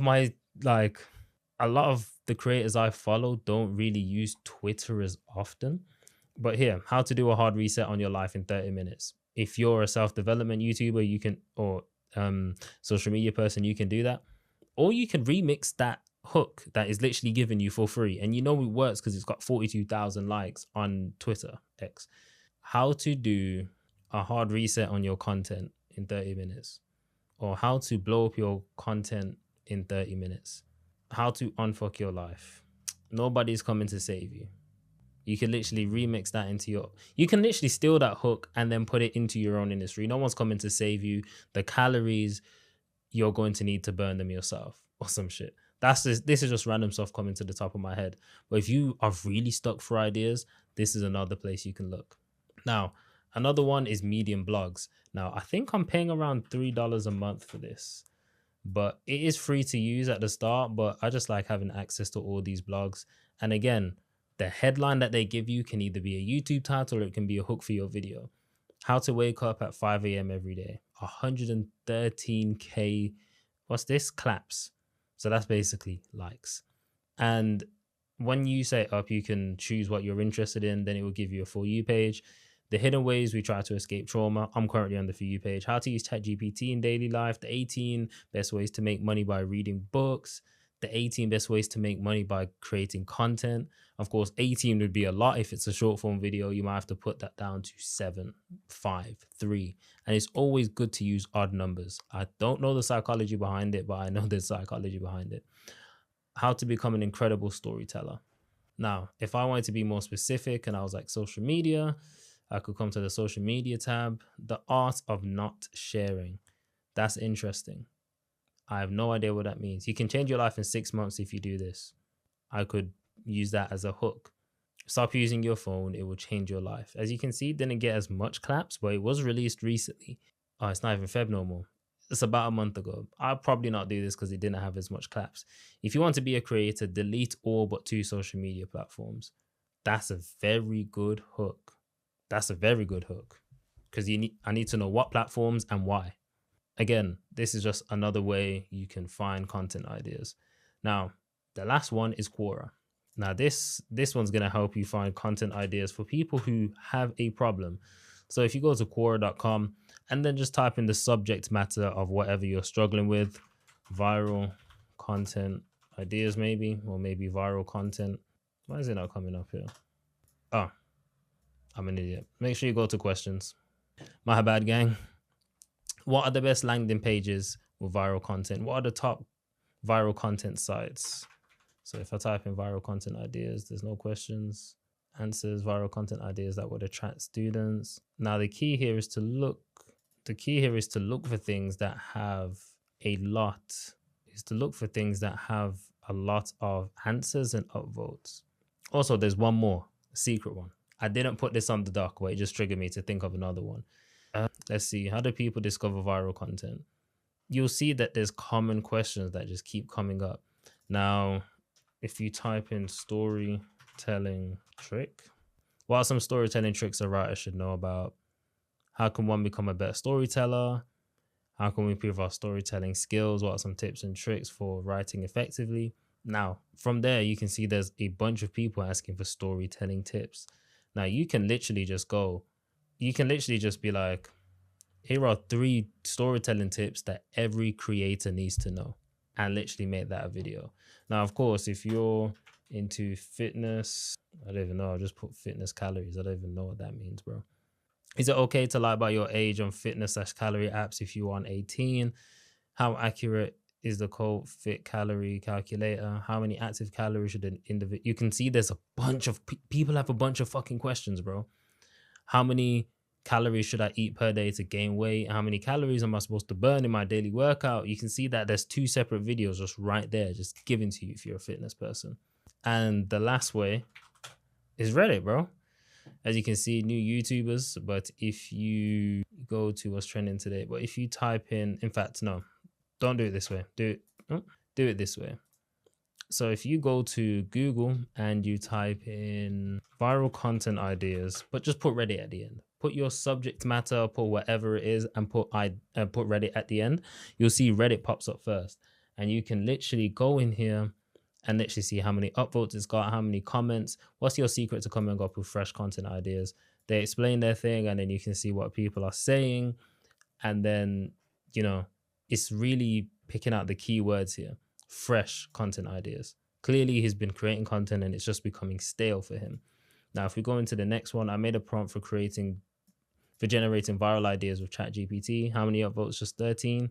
Okay, not too bad. How to make content go viral with ChatGPT. 441. You can clearly see this is something that people are interested in. And there was another one about this, but this one just got more upvotes. Once again, we can go into calories. Calorie deficit. What is your calorie deficit? How does a calorie deficit actually work?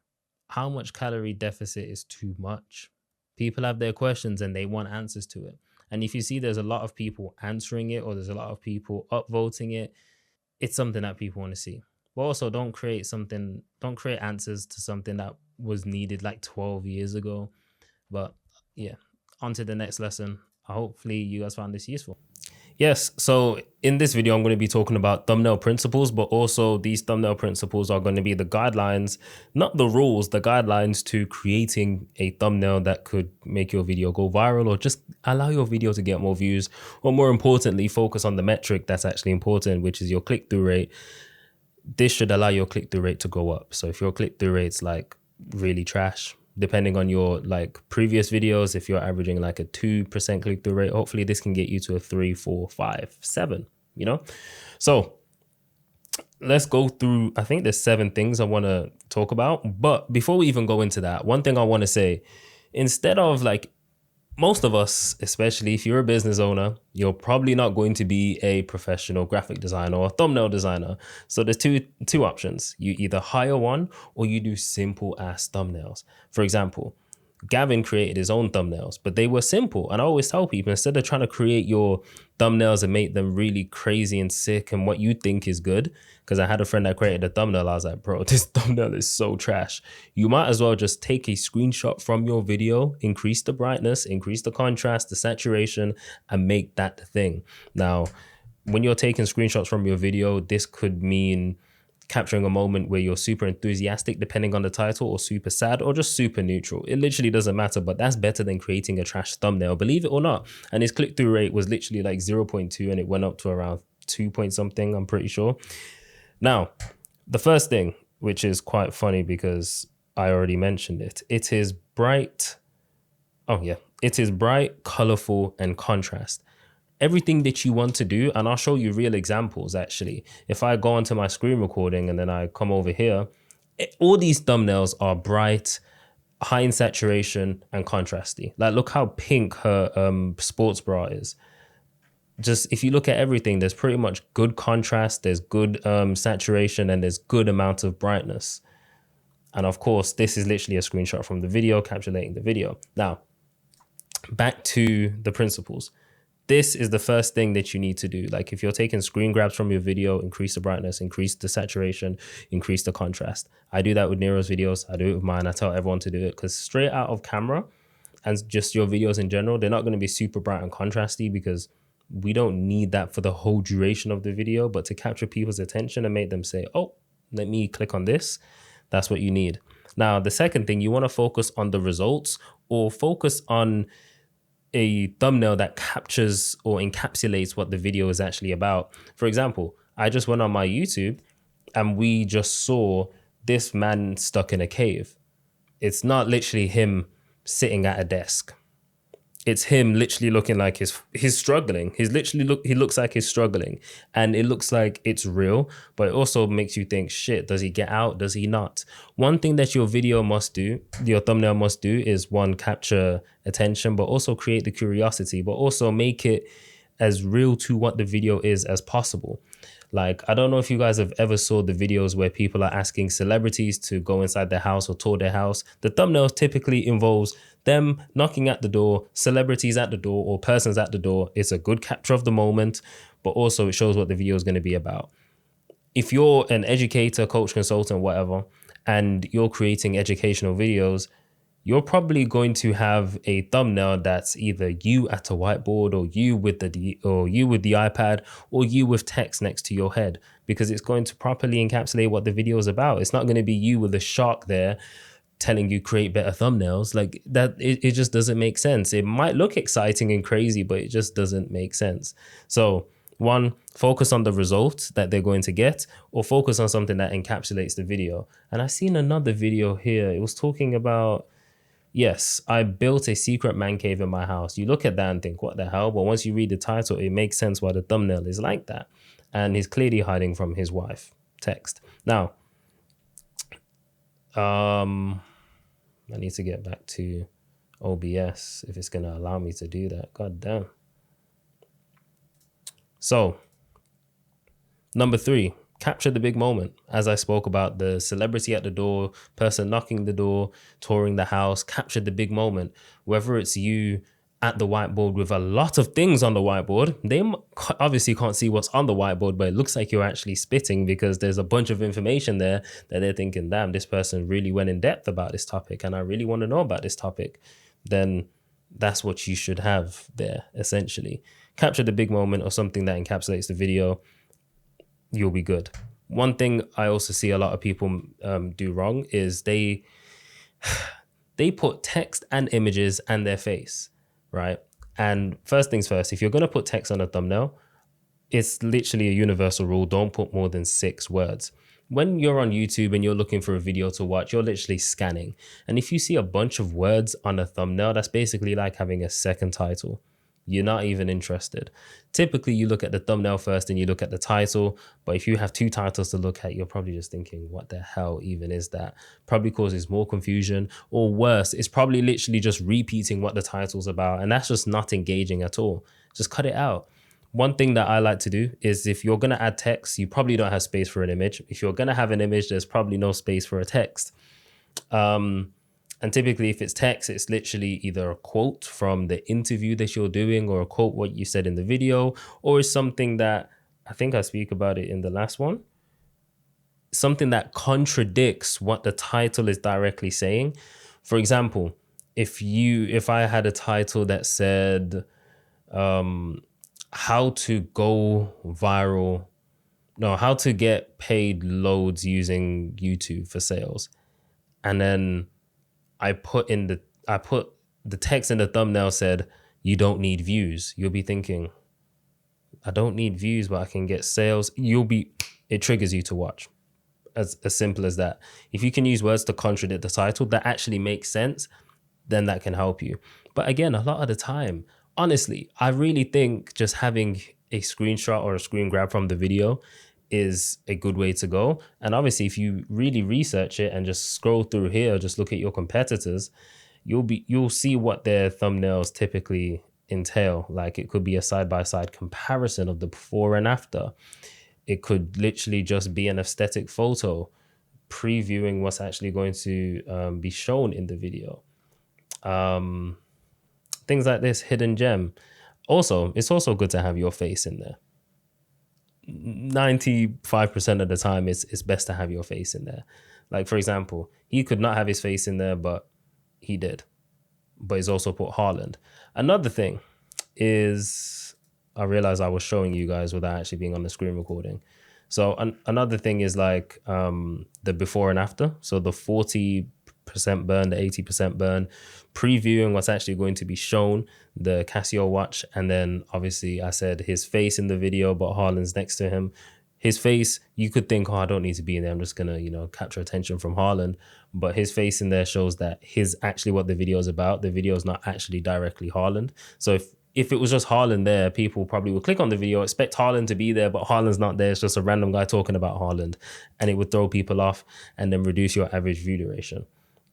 So with that being said, we have the one main focus and then you have a secondary focus. And if we quickly go back to YouTube, you'll notice this. All the good videos have one main focus. For example, you can see here in the Casio watch that the watch is the main focus. There's nothing else in there. You can see that in this one here, this guy's face is the main focus, but the secondary focus is the tape. You could see here, he is also the main focus with the big ass camera, but Haaland is a secondary focus. You don't want more than one main focus. As you can see here, Mr. Beast adds his face to his thumbnails because he's a recognizable figure, but also it's just more trustworthy. And you can see his face is the main focus, but in the background, you can see the secondary focus of a lot of people trying to get onto the plane. Again, it perfectly encapsulates what the video is about according to the title. Let's see if we go back up to the top here. You can see here this tech video. It's about the tech. So the main focus is the M3 Ultra Max Studio.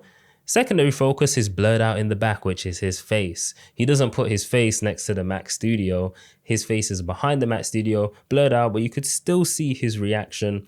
And then you can see the main focus of the video is going to be the M3 Ultra Mac Studio. You could also see here, you could see the girl that's being tested.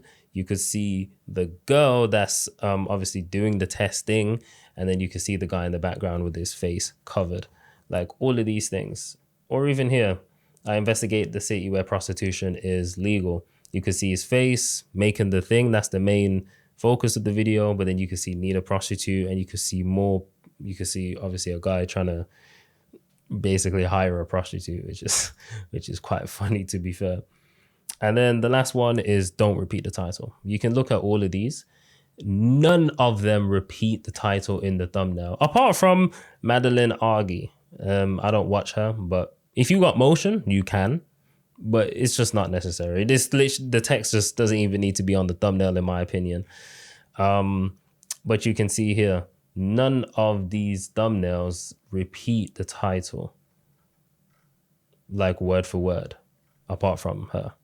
This is also a great title by Will Tennyson, but none of them repeat the title word for word. None of them. They might take bits of the title. For example, this is bisexual and it's about 20 bisexuals hook up. But they don't just repeat. That's one thing that people always get wrong. Like people might put how to grow on YouTube, and then in the thumbnail, there's a text that says how to grow on YouTube. Like what? Is that even necessary?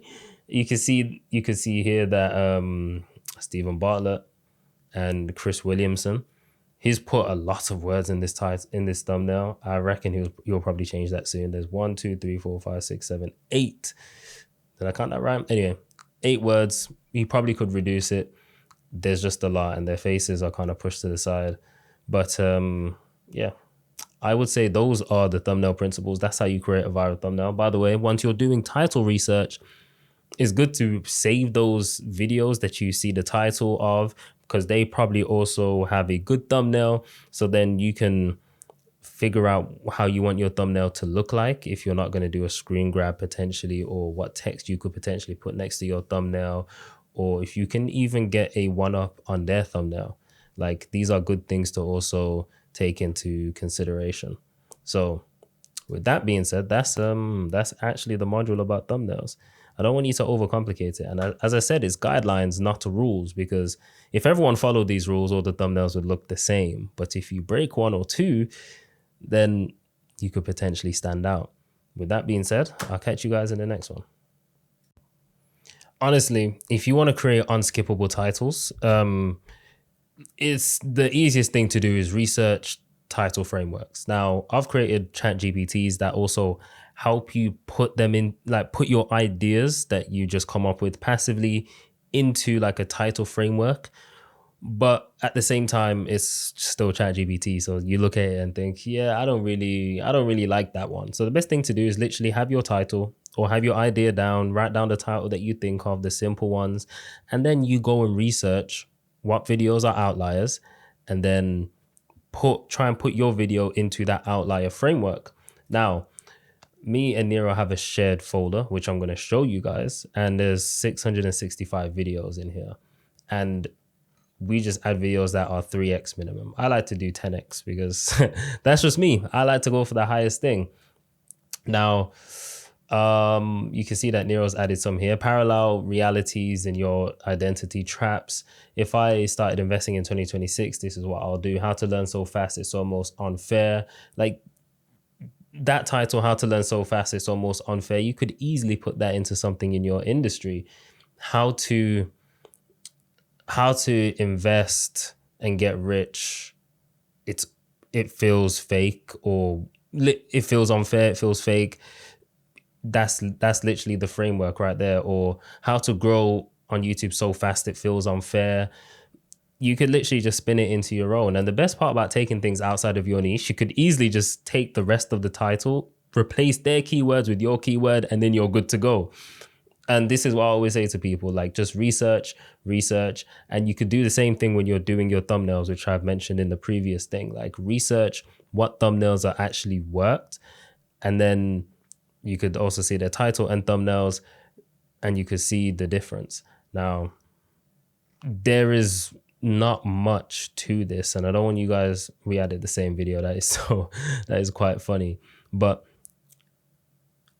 I don't want to overcomplicate things for you guys. Like this course could also just be 10 hours long, but that would just be wasting your time. And I really don't want to waste your time telling you things and telling you to do things that I don't personally do. This is literally what I do. Apart from using my chat GPTs to help me out and just, come up with more. Sometimes I'll see the framework and it will be like, okay, cool. Sometimes I'll see the framework and see so fast it's almost unfair. The rest is a basic title, How to Learn. But the other half of the title is what really makes it so fast it's almost unfair. I could then take that and be like, okay, so fast it's almost impossible. So fast it feels illegal. You've seen those ones before. So fast it feels like cheating. So fast, or so quick, or so smooth, or so premium, or so addicting.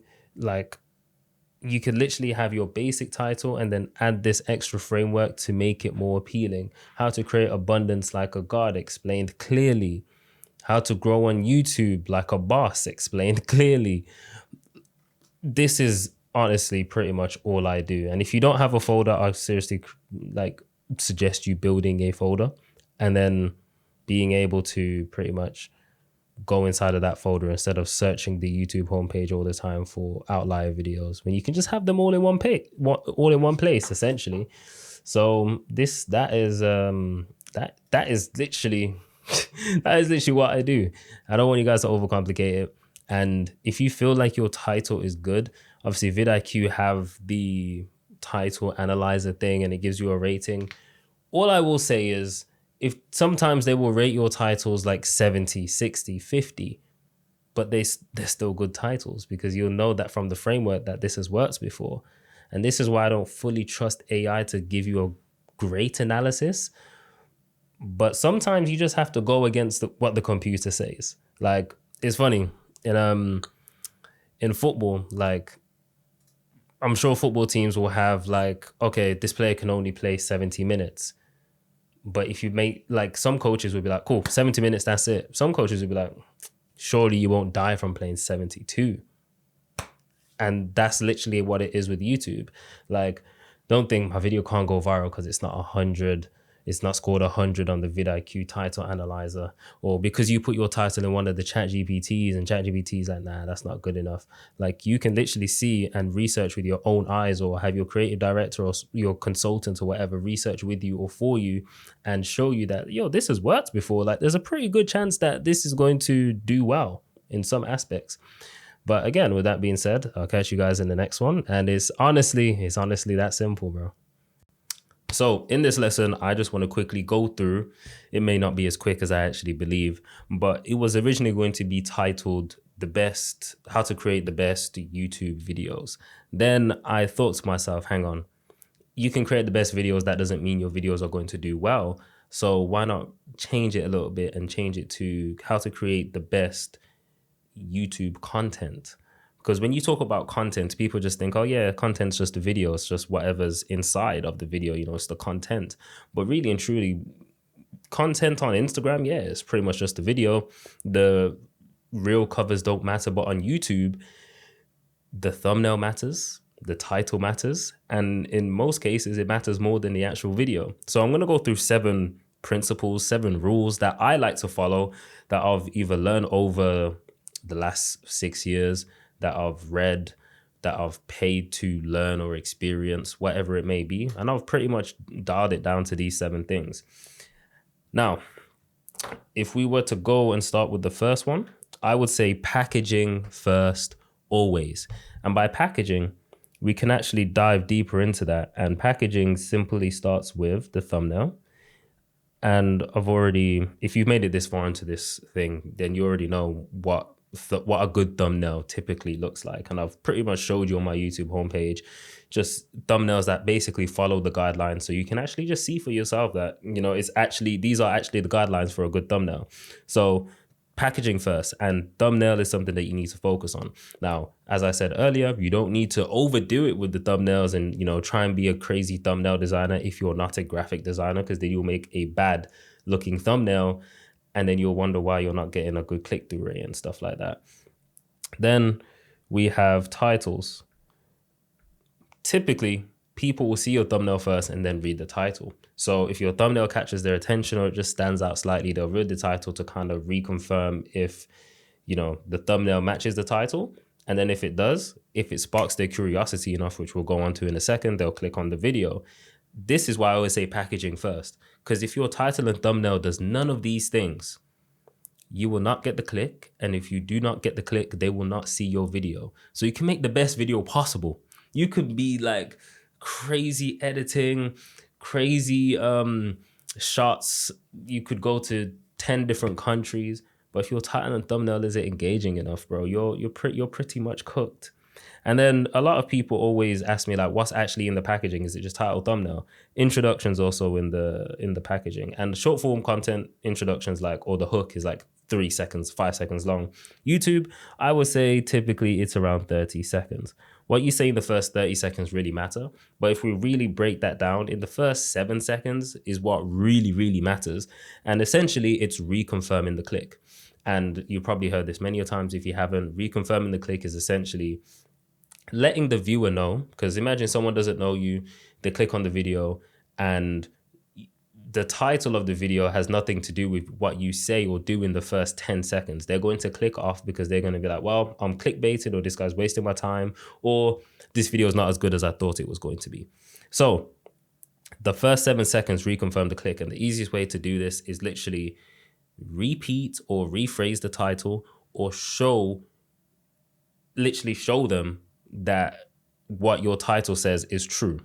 For example, I know in the entertainment space, I don't really work with people like that do entertainment content, but if you're traveling the world and you're not showing B-roll or clips of you on the plane or in a different country in the first 7 seconds, you're missing out. Simple as that. You're missing out. And it's the same if you're speaking about money in your content and you're telling people how to make money, but in the first 7 seconds, you don't mention anything to do with money. You're missing out again, because they're going to be like, oh, this guy's talking about something else. I came here to make money or learn how to make more money.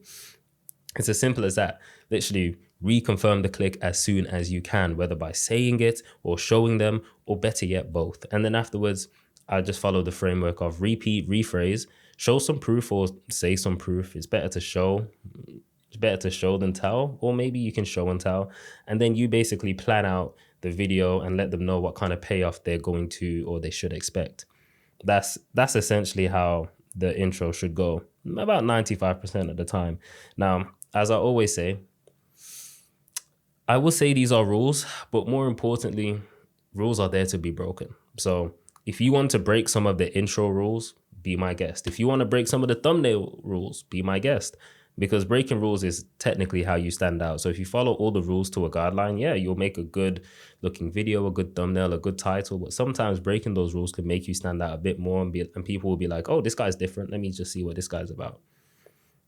Now, if you were to move on to number 2, curiosity is king. And it's a bar, hold on. Curiosity is king and emotion always wins.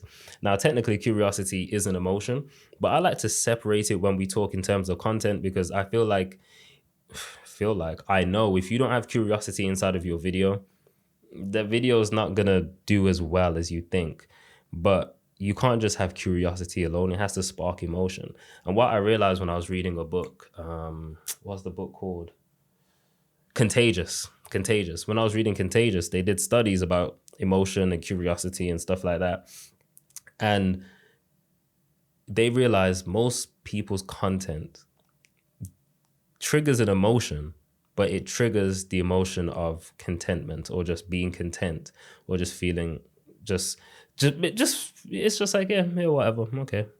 But if you want your video to do extra good, you need to trigger an emotion that causes high arousal.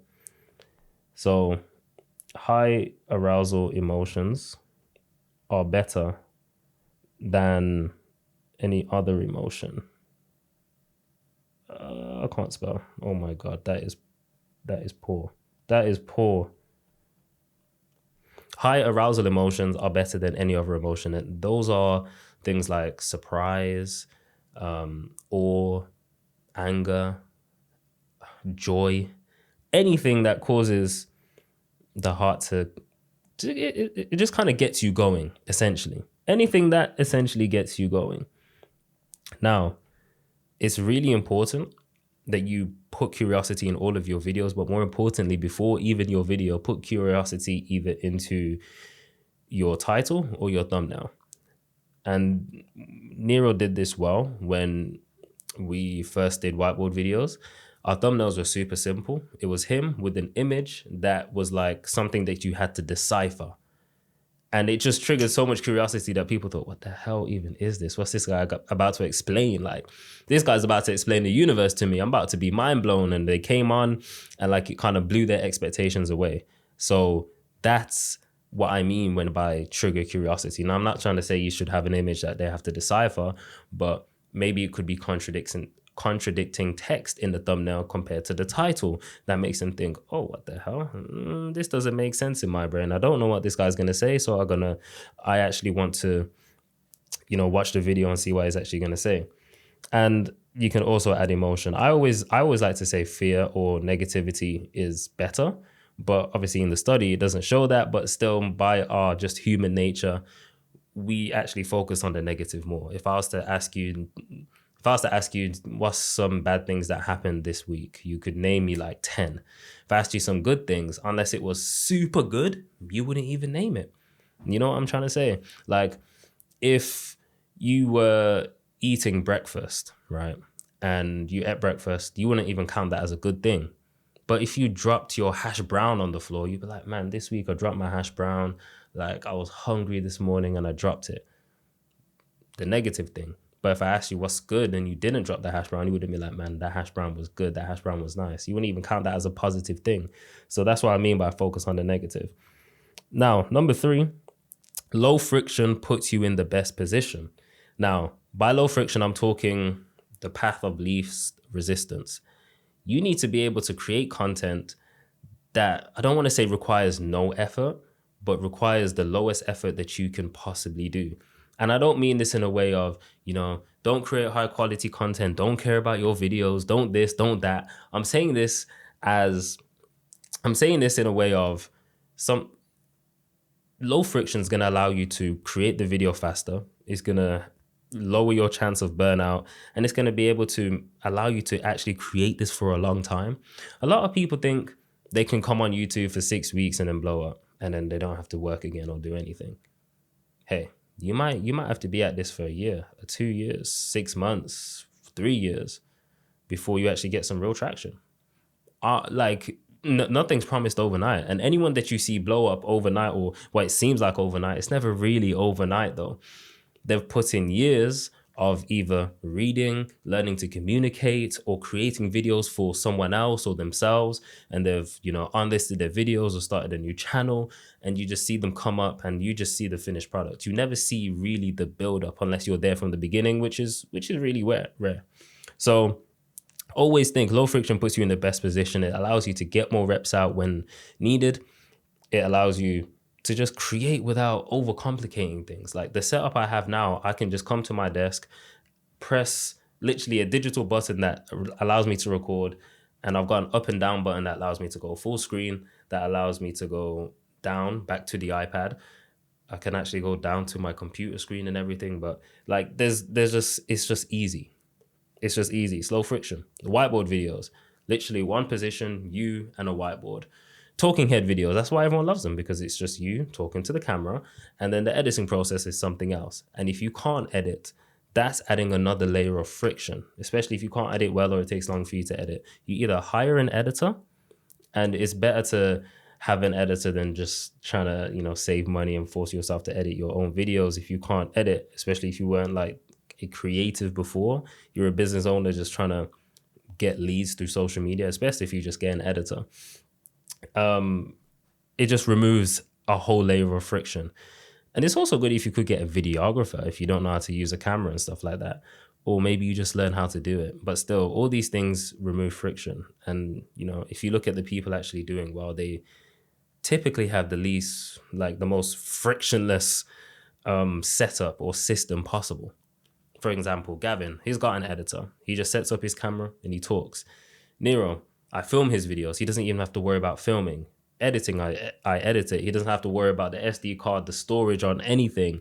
He doesn't even have to worry about uploading. It's literally just, what are we going to talk about this video? What idea have we got? How are we going to package it? What's the angle? When are we uploading? That's literally it. The more questions that you have to ask yourself in the creation process, the more friction that you're adding.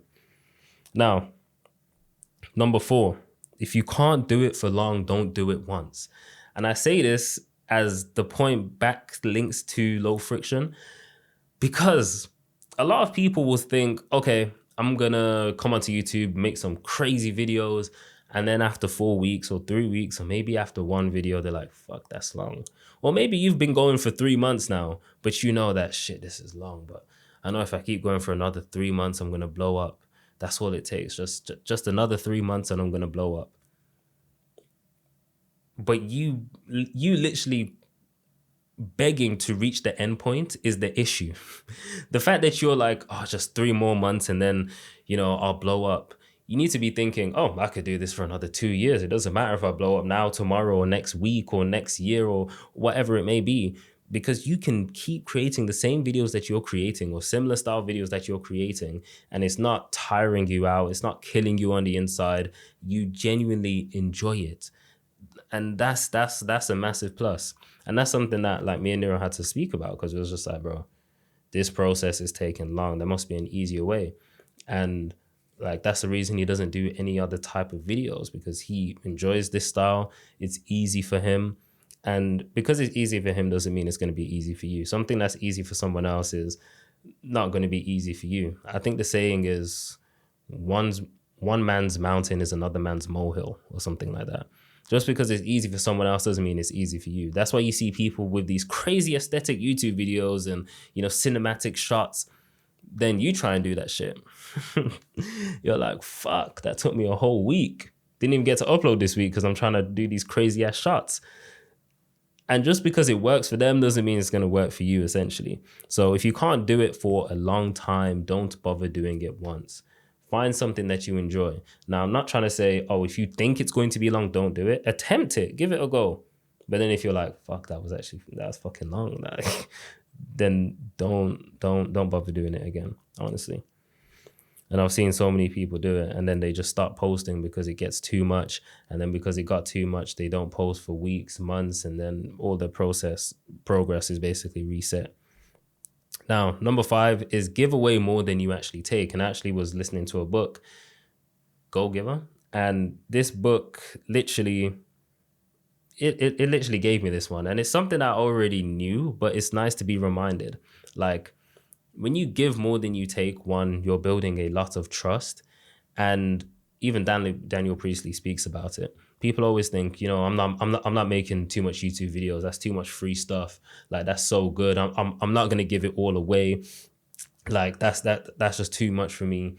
They're not gonna buy my product. But whether you realize it or not, the people online making the most money typically have the best free stuff. And their stuff is so valuable, it's so helpful, and they have loyal advocates, and they build a real personal brand, and they have this huge digital empire that you look at them and think, damn, they could literally do anything that they want now, because they have so much credibility, so much trust. They're vulnerable, they're literally everything. That's because they give away more than they take. They give so much value in their videos. They give you free resources. Granted, you have to give your email, but hey, what's an email? Plus, you can unsubscribe at any time. Like, just give away more than you take, and you will see indirectly it's going to correlate to your income. More people are going to want to buy from you regardless. More people are going to recommend you to people that could work with you, even though they haven't worked with you, if that even makes sense. So just give away more than you take. Just give more than you take. Plus, it all circles back anyway. Now, number 5, it's never actually about what's being said. It's about how it's being said. And a lot of people get this wrong, especially Gavin. Gavin was like, bro, I'm giving so much information. Like, I'm giving it all away, but like, no one's listening. And it brings me back. I remember when I was younger, one of my friends used to be lit. Like, wow, he's still lit. One of my friends used to have way more money than the group. And he used to be like he used to buy Jordans every week. He used to buy this, he used to buy that. And we would be in the group chat telling him, bro, you ain't got to do all of that. Like, why don't you just save your bread? Why don't you just like buy a house? Like, we're trying to give him advice, but he ain't listening to us. And then one day he comes back in the chat and he's like, guys, you know what? You guys were right. And I'm like, but hold on, what changed your mind? Because we stopped speaking about this 3 months ago. And he was like, oh, he spoke to some guy that's like 20 years older than us. He was in his 40s or some shit. And he basically gave him the same advice that we gave him. But he gave him the advice from his own experience and his own knowledge. But our knowledge was technically the same, but what actually impacted him was his personal experience, like that guy's personal experience. And he was like, yeah, he told me some stories and like it completely changed my mind. Like, I actually see it now. And it literally goes to show, it doesn't matter what you're actually saying. I could say the same thing you're saying. You could literally watch this stuff and say the same thing that I'm saying.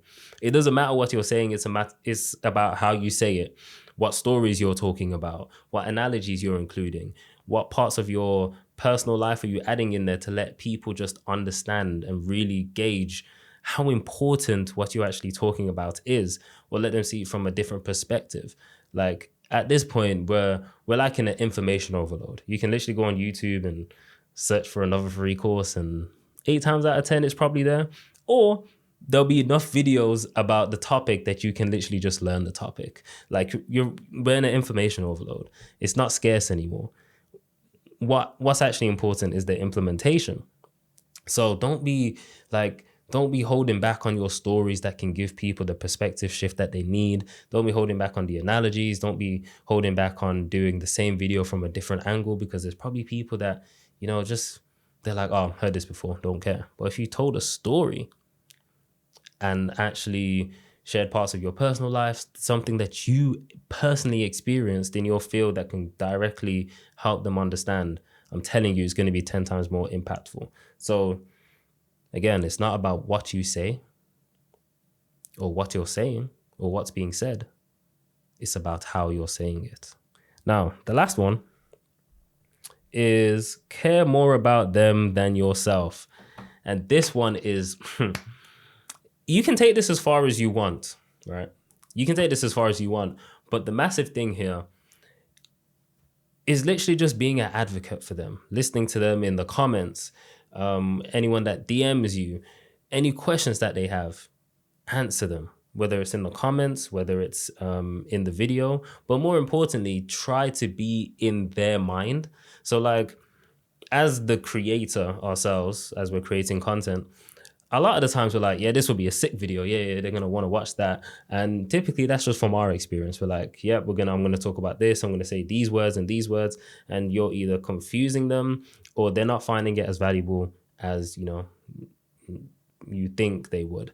And I learned this when I actually experienced this. Sorry, not learned this. I experienced this when I was doing a talk for Muheez.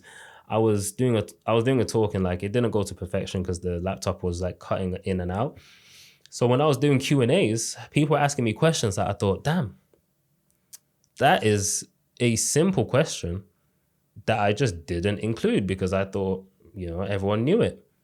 And I'm like, oh, now I'm sitting here like I could potentially just make a video about that. And if he's asking the question, I'm sure there's at least 10 other people that probably thought the exact same thing. Or there's people that weren't really sure and maybe never had the question. It never really came up in their head. But now that I'm answering it, it's something that they actually needed to hear. So just because you think it's, not important, we normally go past the simple stuff because, we know a lot about the topic, especially if you're an expert or even if you're an overthinker, you're like, nah. They ain't going to ask that. That's like simple stuff. Like someone surely at that level would know that. Sometimes they don't. Sometimes they genuinely don't. So care more about them than yourself. Put yourself in their shoes. Think about the dumbest questions that they could potentially ask and literally answer those questions. Because typically it's the simple stuff that really, really works well. Don't try and overcomplicate everything or anything. And obviously, I'm not trying to say dumb your stuff down. You can still go into in-depth topics, but make things as simple as possible. And with that being said, those are the 7 guidelines or 7 rules for creating the best YouTube content. You can also extrapolate this to short form if you want. But over here, we mainly talk about YouTube. So with that being said, I'll catch you in the next one.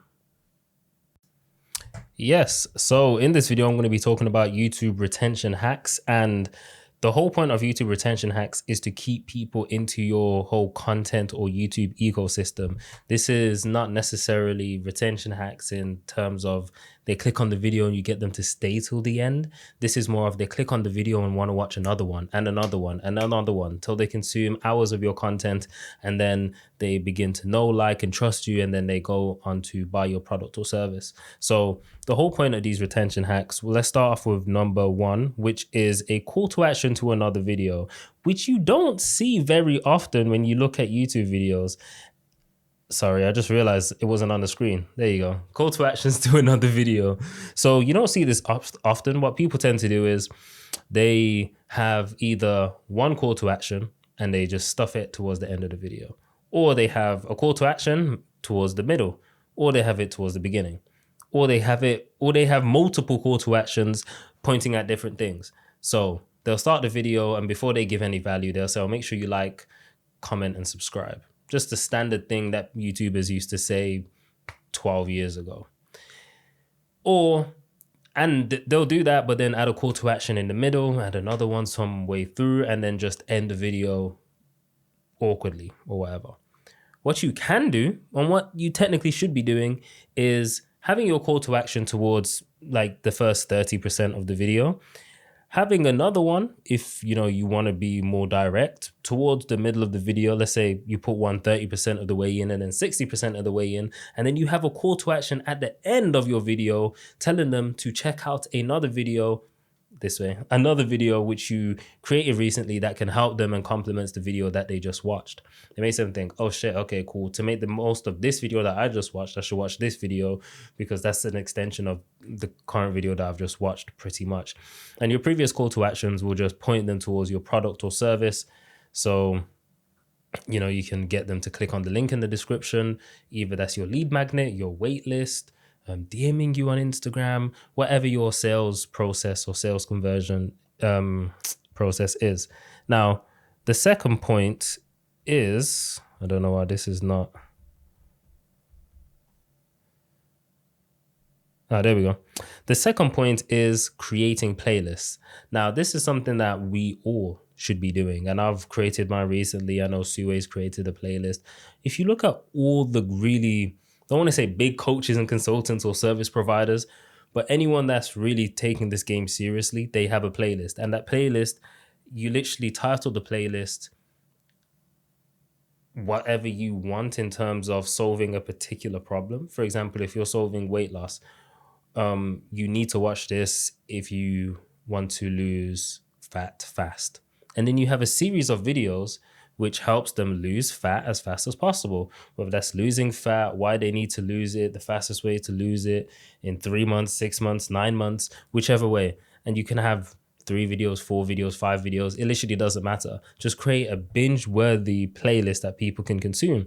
And I always say YouTube is literally being watched more than Netflix and all the other streaming platforms like Disney Plus and all of that stuff, which means you should be a bingeable creator. You should be a creator that people can sit down and watch 2, 3 videos, wake up the next day and want to watch another video, or whenever you upload next week, they want to watch another video. Like, this is who you need to really think about being. Now, number 3 goes into consistent posting. Because one thing that goes wrong with like people entering your ecosystem is that they'll discover a creator, and you've probably had this for yourself personally. But let's say someone discovers you. Someone discovers you, and then they realize you haven't posted for 2 months. 2 things. They'll either subscribe and hope that you post, or they won't subscribe and they'll never see from you again because you don't post for another 2 months.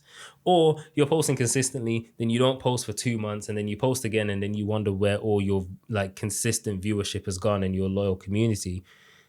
Like, how can you expect someone to be loyal to me? How can you expect someone to be loyal to you if you can't even show up for them on a weekly basis? Just one YouTube video a week is all they really ask for, something to consume, something that can help them with their problem and get them to their desired reality or their desired situation and get rid of their pain. And you can't do that at least once a week. How can you expect them to be loyal to you? So the retention hack is super simple, but it's consistently posting. And if you just do these 3, you're going to have more people that discover you, but then discover and then become nurtured and then want to become buyers, or better yet, they just become loyal advocates of you and your brand. They literally become walking ambassadors. So if they have a friend that's struggling with a particular problem that is more of your target avatar in terms of, your ICP, your target customer profile or client profile, they will share your video with them and they could be a potential client. Or they would literally refer them to you even though they've never used your product or service, because that's how much they trust you. Now, number 4 is retention holding. Now, this is technically keeping them till the end of the video, but if they never get through your video, then you'll never be able to use any of these other tactics on them anyway. So this is something that has to be in there. And retention holding is what I call literally teasing a payoff again and again. So essentially, this might sound crazy, but do not blow your load all at once. One mistake that I see a lot of people make at the beginning of their videos is they'll be like, I'm going to take you through 3 things that's going to help you lose weight. The first one is doing more cardio, specifically 30 to 60 minutes per day. The second one is doing this, and the third one is doing this. You've literally just gave them everything that you're going to talk about and then expect them to stick around to hear you yap about it. They're not going to do that. Like, they already, they've either heard of the things that you've just mentioned, or they can guess what you're going to say. So there's no more curiosity. So they no longer want to be there to just listen to you yap, unless they're already loyal advocates of you and your brand. Considering if they're not and they've just discovered you for the first time, you need to consistently tease the payoff. So at the beginning, you could literally just say, I'm going to go through 3 things that's going to help you lose weight as fast as possible in the next 12 weeks. And I've done this. And I used to look like this. Now I look like this. And then you go through the first thing. And then the first thing, you list it out. You give analogies. You tell stories. You explain it. Why, what, how. And then you do the same thing for number 2. But once you don't have to do this every time you transition from number 1 to 2 or 2 to 3.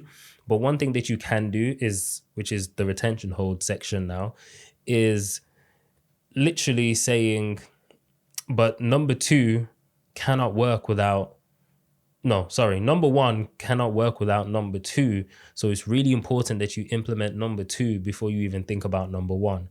And if you structure your videos this way, it might sound cheesy if you keep repeating it the same way that I just said, but it literally triggers in someone's brain like, shit, I can't leave yet.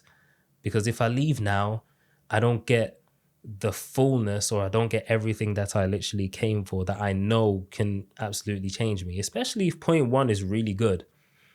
And that's another thing. Make sure you put your good stuff at the beginning so they believe that more good stuff is to come. Now, the last one is to, I say, force engagement. I don't mean it in a sense of clickbaiting people or making people angry so they comment on your stuff, but I mean it in the sense of, Nero does this well. He tells people to put their notes in the comments below. So any notes that people take, they put it in the comments. We ask them questions, whether we're reading out a comment and then we're asking, like, someone's asked us our favorite food. We ask back the audience, what's our favorite food? It's literally just engaging with your community in a simple sense, replying back to comments, noticing what people are saying, mentioning their comments inside videos. People will really, really appreciate that, even if it's just a small gesture. And then from mentioning their comments, literally asking up follow-up questions from mentioning their comments, asking people to comment, literally anything to engage. Engage is likes, comments, and technically subscribers. I think comments are less pushy in a sense, you know, whereas likes just seems very self-centered, whereas comments, you can make it sound more like, you know, it's benefiting them. Like, if you have any questions, put it in the comments below and I'll try to get back to you. Stuff like that. They might have a question, they pop it in. 1, that's engagement. 2, you get to answer. 3, it builds trust. And then 4, you can literally mention it in the next video or make a whole video about it in of itself. So it's literally just a win-win. But these are literally the retention hacks that I use.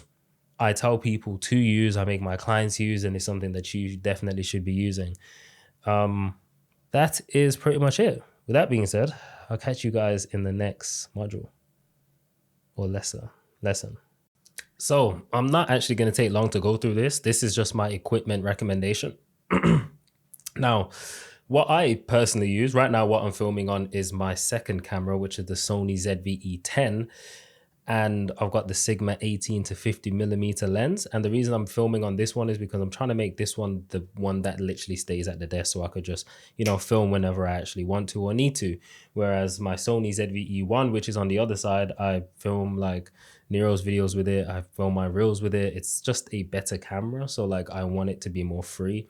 But I think when I'm filming YouTube videos and stuff like that, I'll probably switch to the Sony ZV-E1. With that being said, I'm using the Shure SM7B. I wish I did have the Shure SM7DB because it just requires less equipment to make it work to its best. But with that being said, let's go through the equipment real quick. There's also a video here, so I don't want to take up too much of your time because I could have literally just gave you this video if I'm completely honest. But the gear I currently use, Sony ZV-E1, the Veltrox 24mm. The reason I got this, it's cheaper than the Sony 24mm 1.4. by like, I think 4 times cheaper. So I was like, yep, 100%. SD card is the SanDisk 128. I also try and use the 256 gigabyte version of SanDisk now, or even Lexar, which I recently got. And it's just because I can just record more, because I record 4K. I can record up to about 3.5 hours of content just off one SD card, whereas 128, I can record probably half of that. So, and then again, my Shure SM7B, I love this mic. If you like, this mic requires like a Scarlett 2i2 to run, or like a Rodecaster. But you could also grab yourself one of these. These just connect via USB-C into your MacBook or your PC, and it doesn't need any amplifiers or anything, or cloud lifters or anything like that. So you can literally just use the Shure MV7i or the Shure MV7, and it's actually cheaper than this. They sound literally pretty much identical, unless you're like I think they call it audiophiles.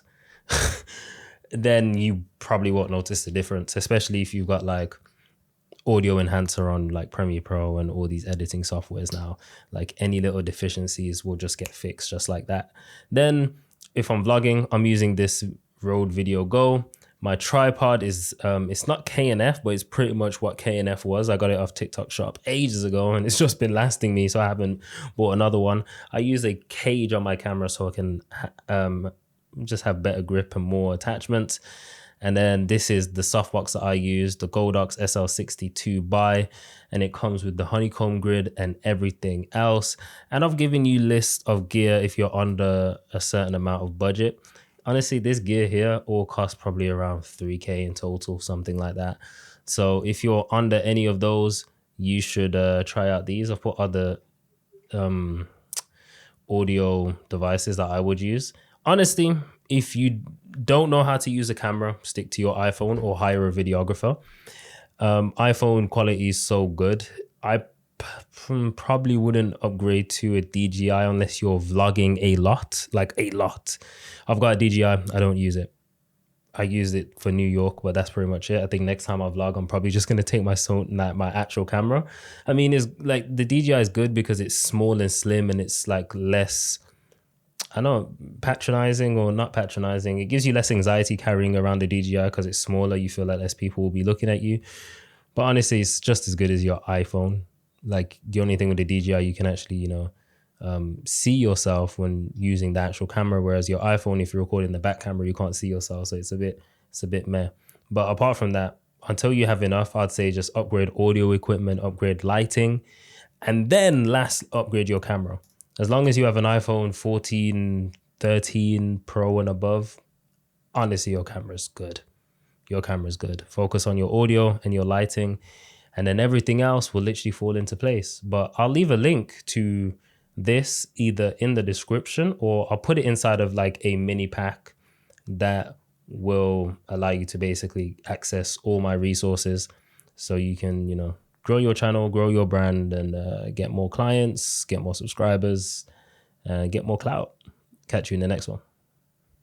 Welcome, guys, to the filming module. So we're going to go through filming setups and equipment that I'd recommend you get, that I've used or experienced, and I'll just recommend you to get.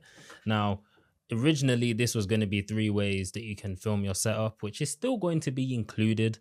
But I realized having that by itself would have been like a 30-second lesson. So I've combined a bunch of these lessons that you may have seen before you bought, and I've just combined it all into one. So don't worry, it's still all here. So your filming setup. So the first thing that you guys need to realize is that you have cheap and cheerful. Now, I just realized, don't look at that brand, Pixel Pro, because it is not cheap and cheerful. But softboxes, that's what they're called. If you go on Amazon or eBay and type in softbox lights, you're going to see them in this shape, and they're going to be 30, 40, maybe 80 pounds, right? Ideally, you want one that you can adjust in brightness. Just look at that. If you can't, it's perfectly fine, but that's typically cheap and cheerful. Then you have the cinematic type. This is what I used to use in the past, where it used to focus the light on basically what's in front of it and reduce the amount of light that will spill in the background. That's how you get the cinematic look, and that's when you can turn on, like I've got a light bar there and 2 light bars there. You can turn those on and it can really make the colors pop. Then you have quality light and the one light setup. Now, technically, this is the 3 ways that you can set up your filming setup, right? The quality and one light setup is what I'm using right now. It's literally one light, and you can see it's more of a dome shape, right? It's more of a dome shape. It's weird because the light basically wraps around everywhere. That's why you can see the background's well lit, my face is well lit, the whole room is well lit. And this is only on about 20%. If it was on 100, it's flipping insane. It's crazy how bright this gets and how soft it diffuses the light and everything. Now, the light on the right is I'm using Goldox, and I can see it's Goldox on here. I've got the Goldox SL62 buy. Now, that's just the light. If you want the dome, just type in, I think it's called Light Dome. Yeah, I think it's called Light Dome. If you want the cinematic one, in fact, you know what? I'll put a link down below, and you'll be able to just go onto my Amazon and you'll see everything in there about lighting and stuff like that. Now, the next thing that you need to include is practical lighting. Of course, I'm not using it right now because I'm using a one light setup, but I could easily just go like this. Boom. And now there's a light in the background. And there's another light in the background. So now I've got 2 practical lights. And in fact, I've got a candle back there. We'll get onto that. So your practical light doesn't have to be anything crazy. It could literally be a lamp. It could be a candle, or it could be these LED light bars that I got from Nero. They are small, they're magnetic. rechargeable through USB-C. Really nice. I think I paid £40. As you can see, I used to use a candle, and this is when I'm using the cinematic one, where cinematic light, where it's focusing the light more on me and reducing the amount that spills into the background. Davin Jato, he's either using a light bar or he's using LED strips, and I think that's a monitor behind him. So you can literally hide these bars behind something if you can. You can use LED strips, you can use a floor lamp, you can use pretty much anything. And if you can make the colors match with your content branding, which we spoke about earlier in an earlier module, then it's just more cohesive. So then you have practical lighting. So I've showed you the light bar. That's pretty much what I have on the right. You have LED strips in the middle, and then you have the floor lamp on the left. I used to use a floor lamp in my earlier videos on Instagram, which if you know me from back then, or you've seen those videos, you've seen it. LED strips, those are not visible in my videos, but I do own them just to make my room look cool. And then I've got LED light bars, which are just more practical, portable, chargeable. This is just a lot easier. If there's anything, I'd recommend get the LED light bars from Nero, just because you charge them up, you charge them up, you set the color, you set the brightness, and that's it. The floor lamp has to be plugged in, so your power source has to be near, and like the length of the cable has to be right. LED strips have to be plugged in, and they're not really movable. So if you're all about like practicality and being adaptable, get the LED light bars. Now, when you're filming, you're going to need a camera. I'm currently using the Sony ZV-E1 with the 24mm. That's the lens that you're seeing right now with f1.8. That's how the background's kind of got a little blur to it. But I started off using the Sony ZV-E10 with the Sigma 18 to 50 f2.8, and this camera did me so well. In fact, I upgraded. Why did I even upgrade? I just felt like it was due. Like, I started creating content for the love at first. I just wanted to be a creator, so I was really obsessed over cameras, and I'm kind of a tech guy as well, so I'm really obsessed over cameras and stuff like that. So I just felt like it was necessary. I still have this camera somewhere in this room. But next, I also own the DJI Osmo Pocket 3, which I didn't really need since I already have two cameras. But I plan on vlogging more, so this camera is going to be used a lot more. But if you don't have a camera, the DJI Osmo Pocket 3 is easy to use, very portable, and it's got a built-in gimbal, so it's really nice. And depending on the content that you make, will justify this. Of course, it's good quality, a little bit better than the iPhone. But if you're looking for, camera quality, get the Sony ZV-E10. There's even a Mark II version. But again, be careful you upgrade, because there's going to be a lot of things that come with it, like SD cards, external hard drives, and that's all going to cost money, and it's going to add more friction to your content creation process. If you're using your iPhone, like if you're creating gym content, if you're just using selfie videos or whatever, iPhone's more than enough. In fact, I want you to upgrade the lighting before you upgrade your camera. Like the iPhone, using the right lighting can look so good, especially if you use a professional camera app on the iPhone. If you're using an Android, you're cooked, buddy. You are cooked, buddy. So when it comes to microphone, I'm using the SM7B. Now, I don't use a cloud lifter. I'm going to show you the audio interface that I use in a second, but it's the best mic if you're sitting down. If you want to be more portable and wireless, I'd recommend the Hollyland Lark M2. They're like the little circle ones. They're magnetic. You can put a magnet on the inside and clip it to you. Really discreet, really good. I've got the Hollyland Lark Max. They're also very good. And the best part about Hollyland, they ship like all the wires that you would need to connect to an Android, connect to an iPhone, connect to a camera. Flipping sick. And the battery life is amazing on them. And they have a wireless charging case. So you can charge the case and then everything inside the case becomes charged. And then you got the Rode Video Go 2. I actually have this mic somewhere. And if you're vlogging on a camera, you're going to need something like this. It's a shotgun mic.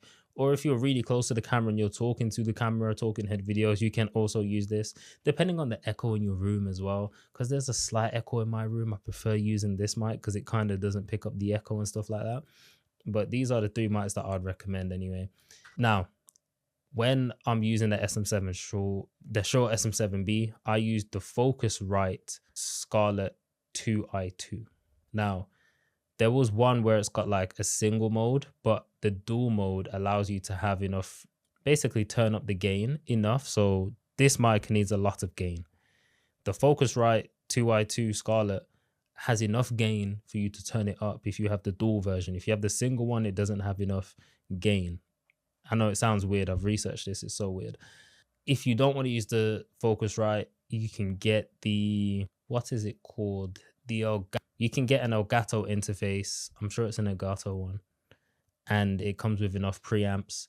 If you have a different audio interface already and it doesn't have enough gain, you're going to have to get a cloud lifter, but that's like $100, £100. So you have to weigh up if you should just get an audio interface that doesn't need a cloud lifter, if it makes sense price wise, or do you get a cheaper audio interface and get a cloud lifter? But that means you'd also have to have another XLR cable and it just gets messy. So I'd recommend just get an audio interface that doesn't need a cloud lifter. Now, if you own this mic, please delete it. Just throw it away, break it. It's got to be the worst mic ever. Any mic that looks like this, like, I know a lot of people get it from TikTok. They're like, oh, £20 wireless mic is so good. Bro, you sound terrible. You're better off using your phone.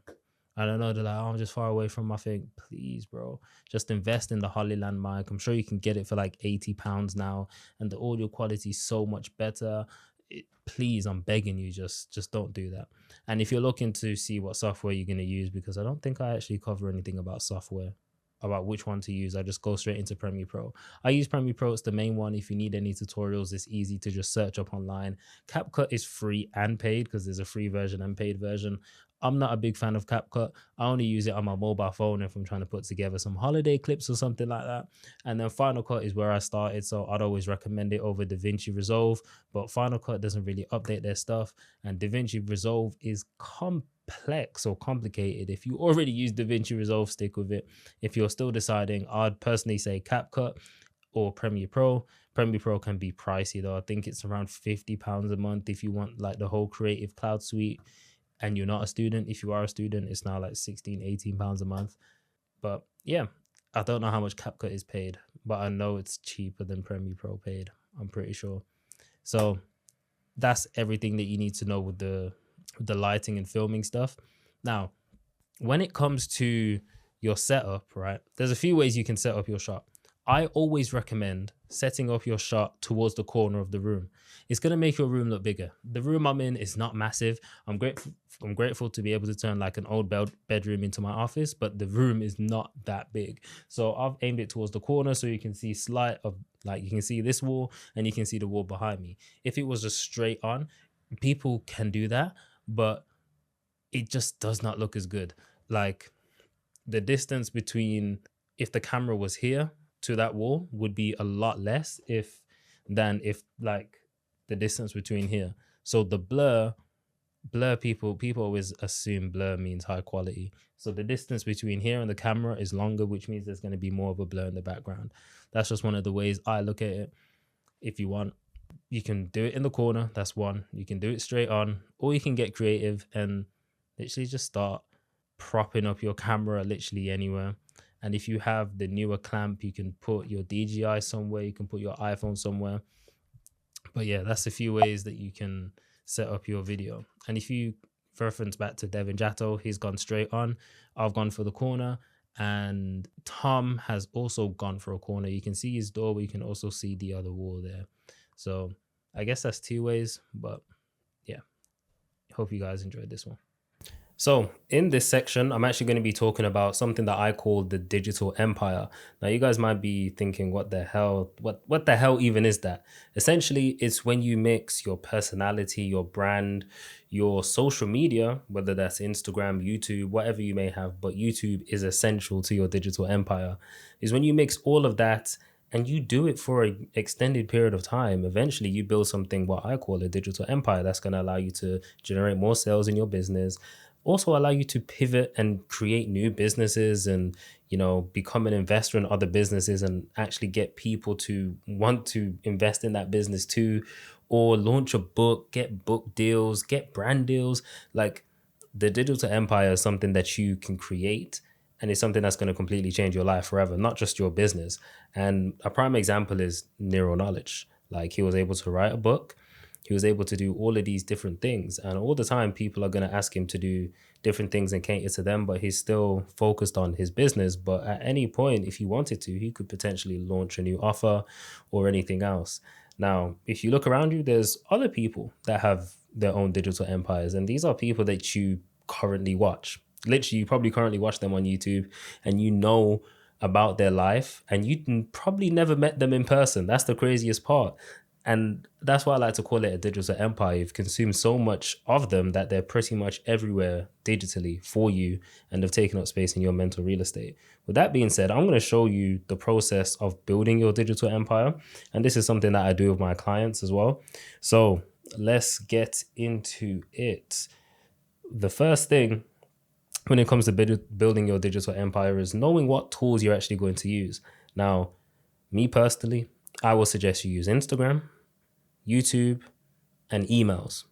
Number one, if you're doing any type of marketing, I'm a heavy advocate for videos, but also I'm heavy on email marketing now. Not that, I'm crazy good at email marketing, but when people watch your stuff now, they might not be ready to buy from you today. So the link in your description or whatever it may be is technically useless for them. But a freebie or a lead magnet that's going to put them onto your email list, and then you can have first-hand contact with them, like straight away, no algorithm. You send out an email in a month's time, they may be more ready, they may apply, they may buy, etc. So that's why I think emails are super important. YouTube is important if you want to build depth. Let's change to black. If you want to build depth, I think YouTube is the best. And I say this every single time. There's something called the 7-11-4 rule. And essentially, it's 7 hours of content for someone to trust you.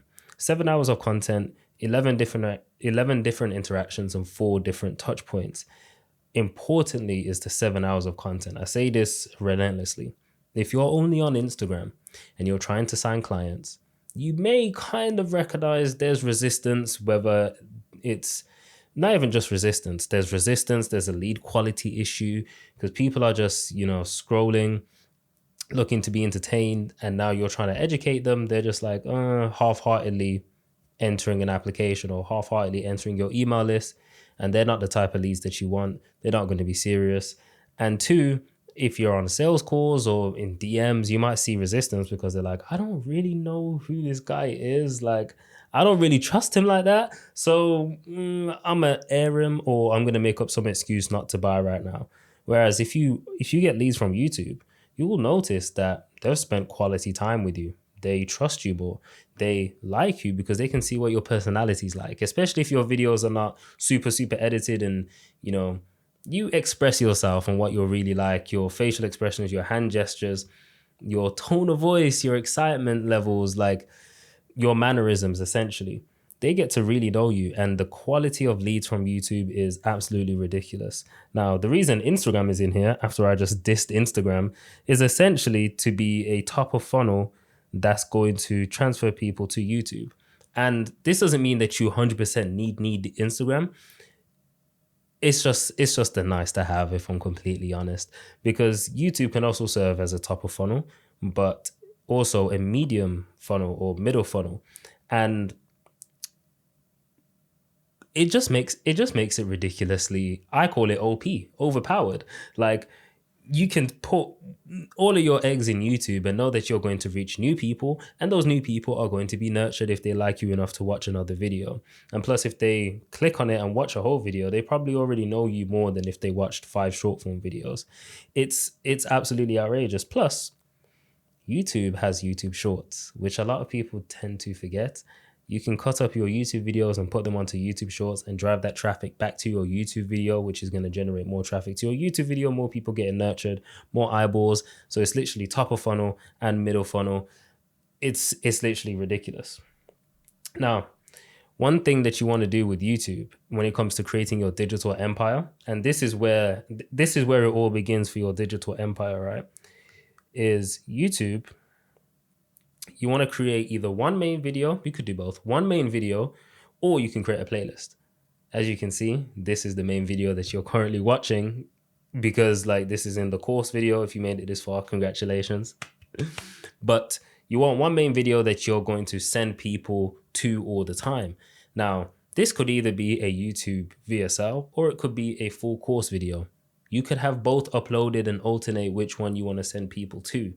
Now, the full course video is going to be super, super valuable. You're going to give away your information, give it all away for free, give a good lead magnet as well, maybe include a worksheet, a workbook, which is currently what I'm doing.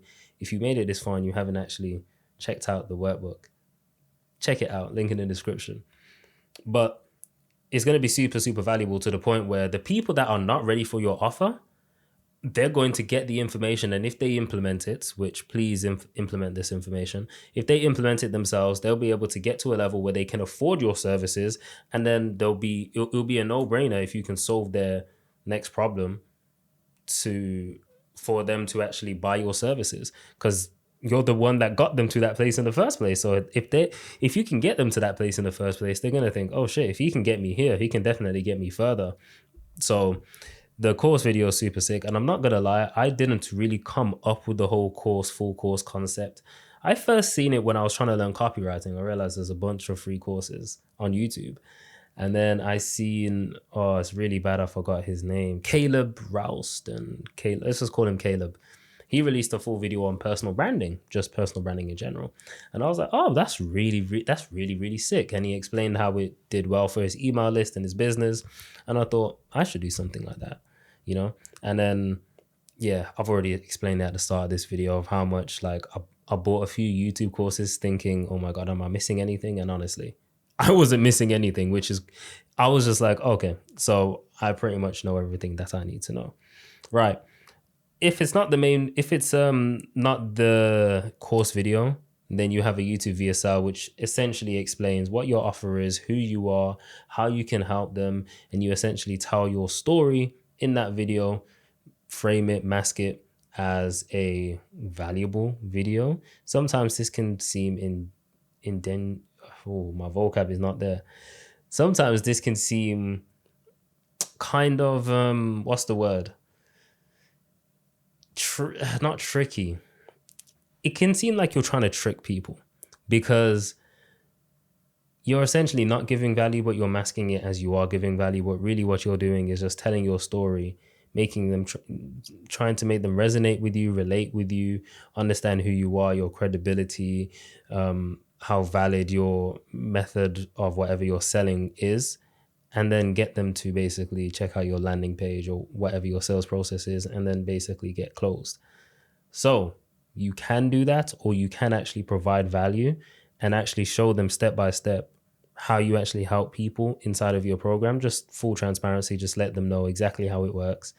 And then if they want to try and attempt it themselves, they can, or they'll be more inclined to check it out because they're like, okay, this is the process. Yeah, I'm 100%, I like this. And then they'll go in the description or wherever you send them to basically go to the next steps. Now, the other thing is a playlist. You can have a playlist that helps your ICP, your ideal customer profile or your target avatar. A playlist that essentially has a series of videos that are bingeable to watch, that they can sit down and they'll watch one and be like, shit, I need to watch like the next 10 videos or the next 5 videos. And then after they've watched 5, 7 videos, 3 videos, however many videos you put in the playlist that solves their specific problem, they will be like, damn, I trust this guy. Man, my problem is solved. But now after you solve one problem, you probably have another problem. So that's exactly what's going to happen. And because you already helped them solve a problem, they're going to be more inclined to check out whatever you're selling and then want to be a customer because you're solving their issues for free. So if they pay you, you'll solve more issues potentially faster, or longer term issues that they wouldn't know how to solve. And plus they get guidance, right? They get the guidance. Right. And then emails, you have just lead magnets. Some people call it micro magnets or mini magnets. So there's just so many names. Essentially, it's literally just a lead magnet. The biggest piece of advice I can give is make your lead magnets easy to consume. Now, I had a 24-day email sequence, and it's just a daily nugget. If you sign up, you'll get a daily nugget every day to your emails to help you with your personal branding and business. Now, I did that because I saw someone else do that, and I was like, damn, that's cool. They did like 33 emails. It's actually Tom Noski. He did 33 emails, and I thought, damn, that's cool. Let me do 24. I turned 24, made it this whole thing, and it was cool. But then I said, why would I, like, if it was me, I just want all that information there so I can skim through it. The fact I had to wait daily for it, me, I'm not really into that. I'd rather you just have an ebook. But then a lot of people wouldn't read a big 10-page document. So technically, it probably is better to split it up. But one thing that I'm going to start doing more is doing lead magnets that solve a particular problem in like 5 minutes or less. So that can still be a PDF. That could be a custom chat GPT. That could be a cheat sheet. It literally could be anything. It could be a mini video series that are like 10 minutes long in total videos, and it solves their problem. It literally could be anything. It could also be, if you want it to be, it could be a masterclass. Technically, a lead magnet just has to be low risk with the potential of a high reward. And that's essentially what you want. Plus, if you're sending emails every week, you're just adding to the touch points, which means YouTube video a week, email a week. That's 2 touch points per week. It's a great nurturing system. Plus, it's another way to contact them. So they'll see you on Instagram, they'll have you on YouTube, and they'll be receiving your emails. Bear in mind, this is just the average. Not everyone needs 7 hours, 11 touch points, and 4 interactions. It could be 3 hours. It could be 5 touch points. It could be 2 different platforms. It literally does not matter. Now, other videos in terms of your YouTube channel should be just for visibility. Literally visibility or proof. And by visibility or proof, I'm talking if you're releasing a video once per week, you could do 3 videos where you're targeting and trying to get more views within your niche, of course, not trying to go too far outside of it. But, it's more attracting the general audience. And then the people that want to obviously go deeper or are your target avatar or your ideal customer, they will then, obviously you'd have call to actions at the end of your video, and you'll direct them deeper into your YouTube channel, maybe into the playlist or the YouTube VSL, or the free course. And then they'll literally just be in your ecosystem, you could call it. They'll get nurtured, and then eventually they'll want to buy from you if the time is right. And then the proof, you can upload proof like once a month, and then that's just going to add to your credibility. That could be client interviews, that could be breakdowns, that could be roasting or fixing strangers' businesses or personal brands, or diet plans or nutrition plans, whatever it is that you do. You could literally do that once per month to add to your credibility. And then the other times you're creating videos about topics, argument-based, or showing them reasons or giving them different perspectives of why what they're currently doing isn't getting them the best result, and this is what they should be doing. So all of that, once you do all of that consistently and you have the right guidance and you're doing the right thing, essentially you build a digital empire. And then of course, all of that goes into your sales process. I'm not going to go too deep into that today, but that could be a wait list that you have for your sales process, an application form for your sales process. And the sales process is essentially taking them as a viewer to someone that's now putting one foot in the door to say that they actually want to buy from you. That's what a wait list does. That's what an application does. That's what a booked call does.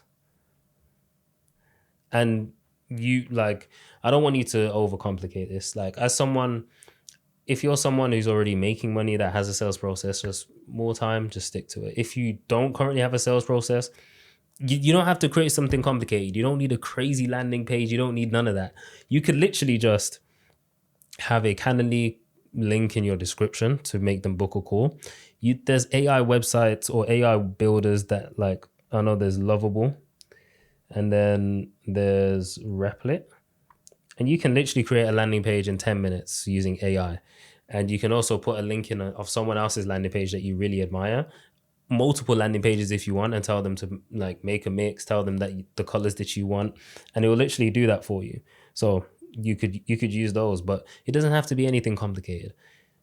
Mainly just have a VSL there, or even just, I know a lot of people sell off documents now, whether it's a Google Doc or just a doc in general, which explains what the offer is, what they're going to get inside, who's it for, who's it not for, and then you can apply. The sales process doesn't need to be complicated. But once you've done that, you're going to build a massive empire. One thing that I have to say, when it comes to building a digital empire, a lot of people think, I can't give away my stuff. I can't give away the best stuff because then no one's going to buy from me. And like, that is just not the case. Alex Hormozi gives away so much for free. And I know he's a terrible example because he's so big and he seems so, mystical. Most of us will never probably ever meet him in person. And he's so big in terms of followers and all of that, that we think, okay, he's just an exceptional person. That's just a bad example. But Iman Ghazi gives away a lot for free. Nero Knowledge gives away a lot for free. I'm giving away a lot for free. Like, this is literally everything. And Nero says it all the time. His clients don't come to him for the information. A lot of the time they're like, oh, is there any new information? No. And if there is new information or new perspectives, he also gives that away for free. And his clients are like, you're giving it away for free. And the whole point is, you don't come to the coach for the information. Technically, you come for the implementation, directly catered either to you or more catered to you. Because this is all good, but it's still generic. You might have a unique situation with your Instagram, or you might have a massive TikTok, or you might have a certain situation with YouTube, or you don't even know what email software to use, or you already have an email software and you've just never sent emails, or you're pivoting your offer, or whatever it may be. But once you have a digital empire, you can do anything. And you can see this in Iman Ghazi as well. I don't really watch him, but I know that he's launched a bunch of different offers, and he's gone from social media marketing agencies to this, to that. And today I don't even know what he does, but like, you can do a lot with the digital empire. But that's my whole entire process. And I'm putting this inside the free course just so you guys know what I do. And there's also going to be something in the description apart from the workbook, but you should be able to DM me on Instagram if you want to find out how it is like to work with me one-to-one or inside of my program. And I'll explain it to you. I'll let you know how the process works. But just to let you know, depending on the time that you actually message me, there's probably a wait list or an application form. It's not like you can just buy instantly, because I only want to work with a select few people. Plus, my time's limited. I can't do one-on-ones for 100 people inside of like every week for a month. It's just not possible. It's just not feasible for me anyway. So I'll let you know how it runs, how it works. Just message me on Instagram saying Empire, and then I'll get back to you manually. I don't have appointment setters. I don't do none of that. So it'll literally be me in my DMs. And if you don't think it is, ask me to send you a voice note and I will. Well, depending on where I am. But I'll send a voice note just to prove it.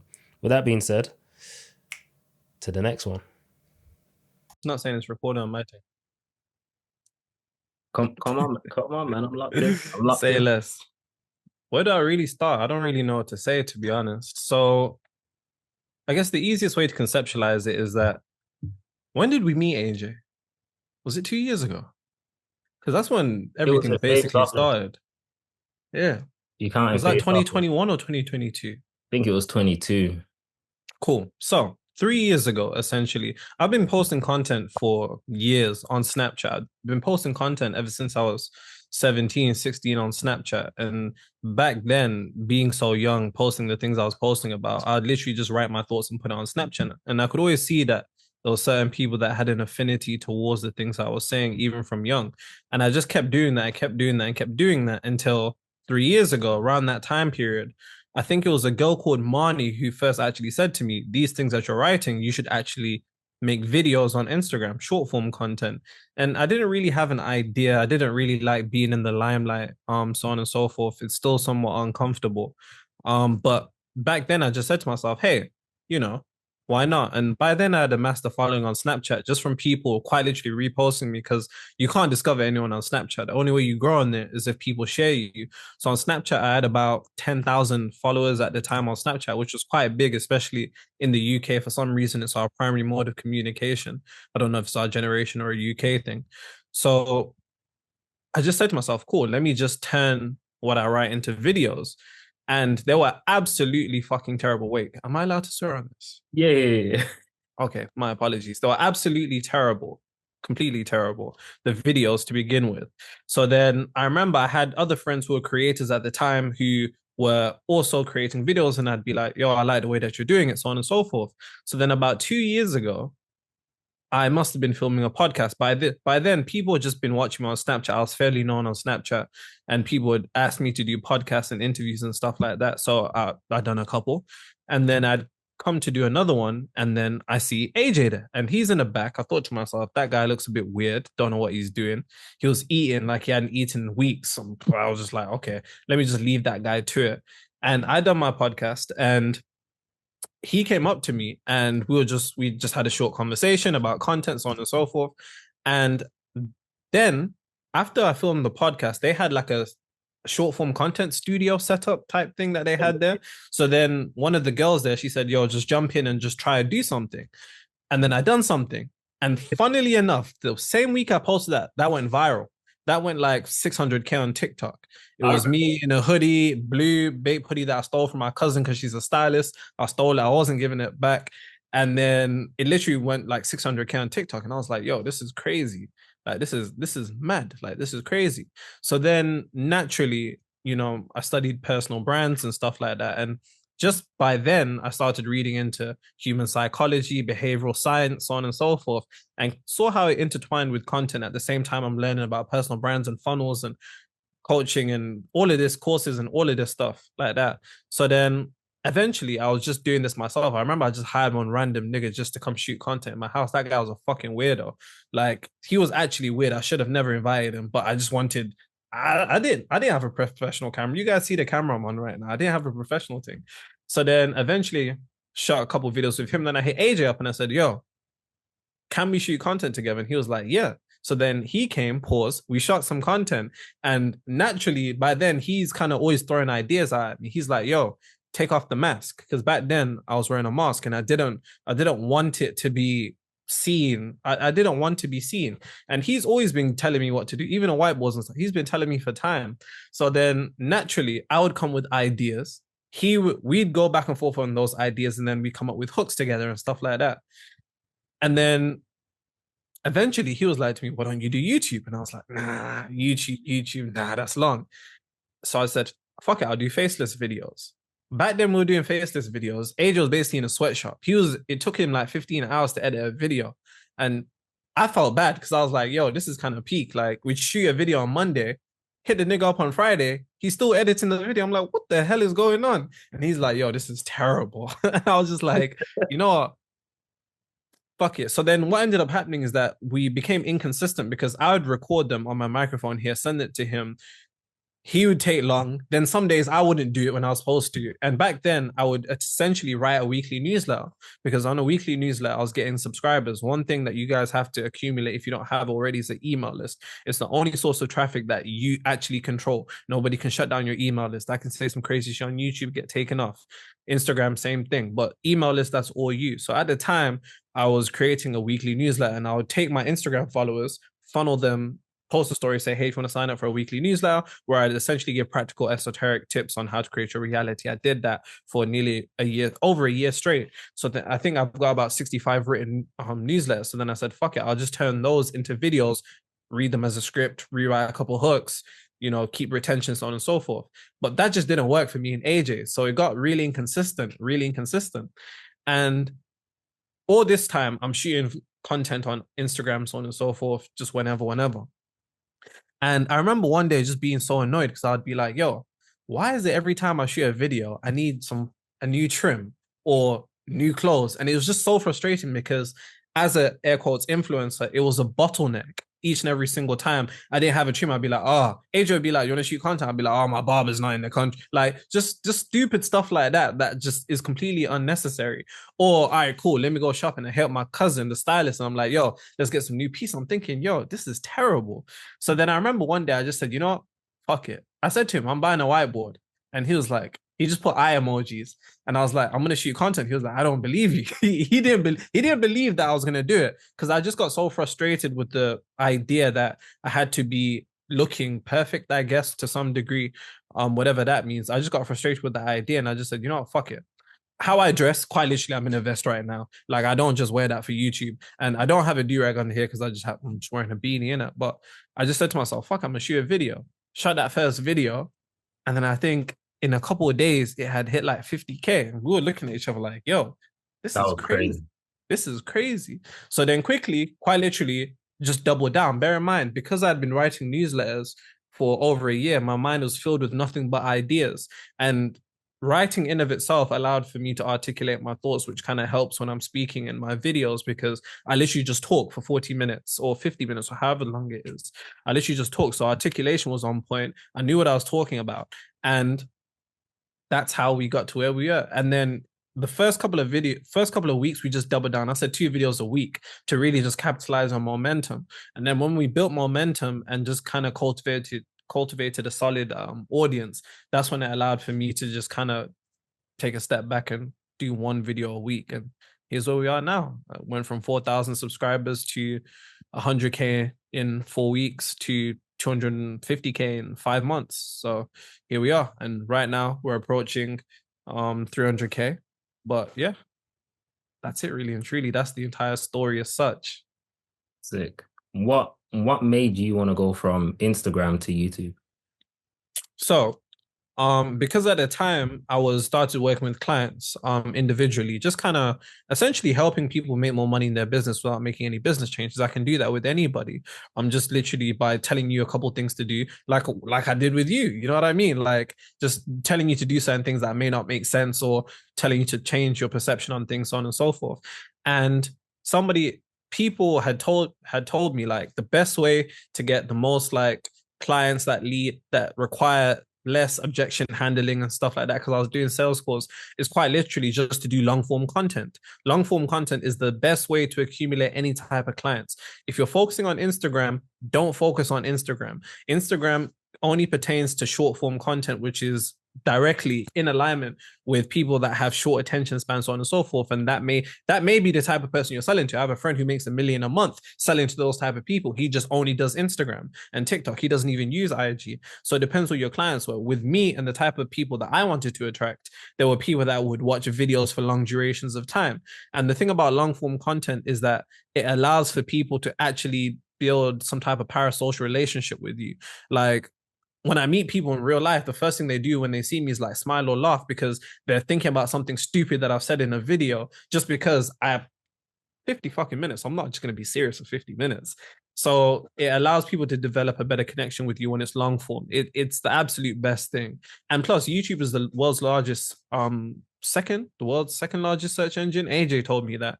So for business, it's quite literally amazing. So it's completely relative to whoever you're taking on as clients, if you do clients, so on and so forth. Okay, sick. What would you say made you stand out compared to like other people in I your don't make sense. I don't make sense. Nobody, like when you see me on a thumbnail with some type of title alluding to some type of esoteric, occultic, or metaphysical information, you see me. One, you see a black guy. You typically don't expect that. With all due respect and no disrespect to anybody, mainly people that talk about the occult shit are like scary looking white dudes who are like long hair and it's just gray hair and then they just look mad scary. So I'm typically not what you'd expect. So instantly your mind sees a contradiction. Instantly, the thing that set me apart completely is that I don't make sense. I don't make sense to any capacity. 23 years old, grew up in a council estate, into occult metaphysical information from the UK, whose grandparents are fucking Jehovah's Witness. How the hell does that make sense? And you hear me speak and I have a British accent when you've just seen me with a vest and a do-rag. It just doesn't make sense. And because I don't make sense, people's minds wanted to make sense of me. And by the time you clicked on my video, you're done for. Like it's over. I've got you. which is exactly it. Like nothing about me makes sense. So one thing that I've learned is that contradictions stand out, because I think the issue is everybody's too caught up in trying to be like everybody or somebody. I said to AJ from day one, with all due respect and all no disrespect, I didn't like any of the spiritual niggas I was seeing online. Like we'd look at people with like 800K and over 1 million. I'm like, I don't like these guys. I don't like what they talk about. I don't like the way that they try to make things seem more secretive and mystical than it is. I don't like that, and I don't want to be like that. So we just didn't be like that. I was literally just me, and none of you here make sense. Nobody's just one thing. Nobody's just a, I don't know, drop shipper. Nobody's just an editor. Nobody's just a metaphysician. Nobody's just a coach. We're all multifaceted. Humans are multidimensional. And I think the mistake that a lot of people make is attempting to be one dimensional, because they feel like people aren't going to like the other aspects of them. I'll get on a video, talk metaphysical shit, and then debate with AJ fucking music from the 90s. I wasn't even born back then. It doesn't make sense. I'll make stupid jokes here and there just because I'm a stupid, unserious person. I think people are afraid to show their personality without realizing that the beauty of showing your personality is that people are either going to really like you or they're really not going to like you. But the people that really, really like you are the only people you need. That's it. And I've never wanted to cater to people who weren't fucking with what I had to say already. Like if people even comment on videos, for example, and if any of you watch me, you'll see in the latest video, I think in that video, people always comment, oh, why does that AJ guy always talk too much? I said to them in the video, if you don't like this nigga talk, get the fuck out of here, with all due respect. Because once again, you're either going to really like it or you really don't. You don't ever want anybody who's in the middle, because unfortunately, anybody who's in the middle is not, one, going to buy, and they're two, not going to be dedicated to you. Any type of movement is always going to have either an extreme affinity or completely dislike you. You never want an in between. And the only way you can avoid being in between is actually by showing your personality unapologetically. Simple. How would you say you go about video structure? No fucking video structure. You know this. So for me, I think one thing that I realize is that people talk a lot about scripting. And I think it depends specifically with the type of content that you make. I can't read off a script on front of a whiteboard. AJ did say to me, you can get a teleprompter. And I just thought, nah, fuck that. That's too long. And this office is already hot enough as it is. Like if you got a teleprompter there, it's just not going to make sense. So what I always do, I keep 3 or 4 points either in my head or I write them down. And as long as I have 3 or 4 points, I can turn that to an hour, 2 hours, 40 minutes, quite literally. I once did a workshop that was 3 hours with no notes. So it's like, I think for me, because I know what I'm talking about extremely well, it's easy. But for me, at the same time, 3 or 4 points as opposed to a script allows for you to flow naturally. I'll have videos where I stutter. Like typically, people would edit stutters out. I'll stutter in a video.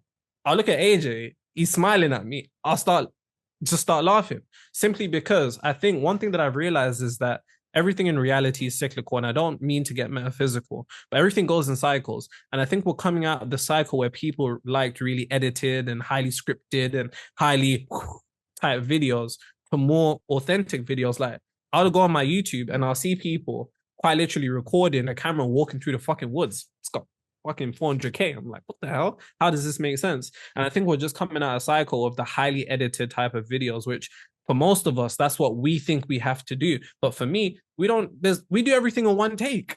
Like we literally do everything in one take. And I think that has been my edge, because it allows people to relate to you, because life is one take. There's no edits. You get me? All right, let's talk about the business side of things then. How did things change from Instagram when you ran ads to going onto YouTube? How did So that? I used to run ads on Instagram. I used to spend like 500 a day or some shit. Shit, I'm bullshitting. Nigga, I used to spend like £50 a day or something like that when I first started. And spending £50 a day to send, of course, I'd create a video, an ad, film it with AJ, go and get it out. I knew how to do ads and stuff like that because I've studied, from various people. Russell Brunson, William Brown was my direct business mentor. I bought his course and I was in that. And just all over the place, all different types of people. Like I literally go anywhere. So I knew how to create an ad, so on and so forth. So then I used to do that on Instagram, send that out. And at the time, I was doing like maybe 10 to 20 in a good month just from Instagram. Getting clients in, so on and so forth, charge coaching. I actually used to charge £1,000 for like a month, which nah, I couldn't do that anymore. But that's what I started with. And then eventually as time got on, I think my base level was like 4,000. I had a 4,000 high ticket offer. I had to learn high ticket sales. And naturally, as somebody who just studied dark psychology, behavioral science, evolutionary psychology, just finding it interesting, it all kind of helped in how I would deal with people. But then, of course, people say go to YouTube, so on and so forth. And then my mentor, William Brown, has said to me, yo, stop running Instagram ads. You're going to need YouTube ads. YouTube ads is going to be what ultimately kind of sets you off. So then I was running YouTube ads and I was doing like 30K a month. Then YouTube shut my ads account down. I don't know why. Still to this day, I don't know why. They haven't said, they just shut it down. So I said, oh, can't do that anymore. So I've been organic ever since. I don't pay for ads anyway. I've just been organic ever since. Ah, sick. Anything that you could teach us about your funnel? Anything like Um, it's quite simple. It's quite simple. Like quite literally, funnel. I mean, without going into copywriting and stuff like that, what I would recommend is just having one funnel to sell to one person, one avatar, only one archetype of individual. And then I'd also recommend only having one offer. Now, I know that doesn't make sense because typically when you get on calls, there's like tiers and packages and stuff like that. But what my mentor said to me is that either you're getting that sale or you're not getting a sale. There's no in between. Because if you have something that you're selling for, like, say, 10,000 and you've got something at the bottom for like 2,000, your mind will be like, this guy seems like he's trouble. Let me just go for the 2,000 easy way out. For me, I just literally sold, my funnel was made for one person, and you have to know that person more than they know themselves. Like, I wasn't making six figures, let alone eight figures, but I knew the problems that they were going through because I just spent so much time thinking about what type of problems they're going through. And because I knew that, I knew what type of person, I knew exactly what to create. And then I had one thing for them that was just a no brainer. And quite literally, it's the simplicity of everything, just one thing for everything instead of trying to create something to reach a multitude of people. Like similar to YouTube, what's that thing that we have in the UK that people put on toast and it's black? Is it called Marmite? I have no idea at Yeah, all. Marmite. Yeah, it's Marmite. Either way, there's this type of thing people put on toast in the UK. It's fucking disgusting. But the beauty of it is that you either like it or you don't. And it's the same thing with your funnels. It either needs to qualify somebody or instantly disqualify somebody. The moment somebody landed on my page, on my landing page, they either knew this was for them or it wasn't. But the beauty of it is that I did something with my landing page because I was selling to 6 to 8 figure individuals. I knew a lot of my audience wasn't that. So at the bottom of the page, I put a free link to my blogs. And because I've got over 60 written in-depth blogs that would take you like 5-10 minutes to read, at the bottom of those, I sell my digital products, which is only two. I only have two. I've been creating more ever since. But yeah, the questions will have to be more specific than that. All right, first, let me ask one more before I open it up to these guys. When it comes to your email list and your blogs, how often are you sending out emails? How often are you promoting your stuff? So I used to write a newsletter every week and I got sloppy. I just stopped doing it because I just said, fuck it, I'll do videos instead.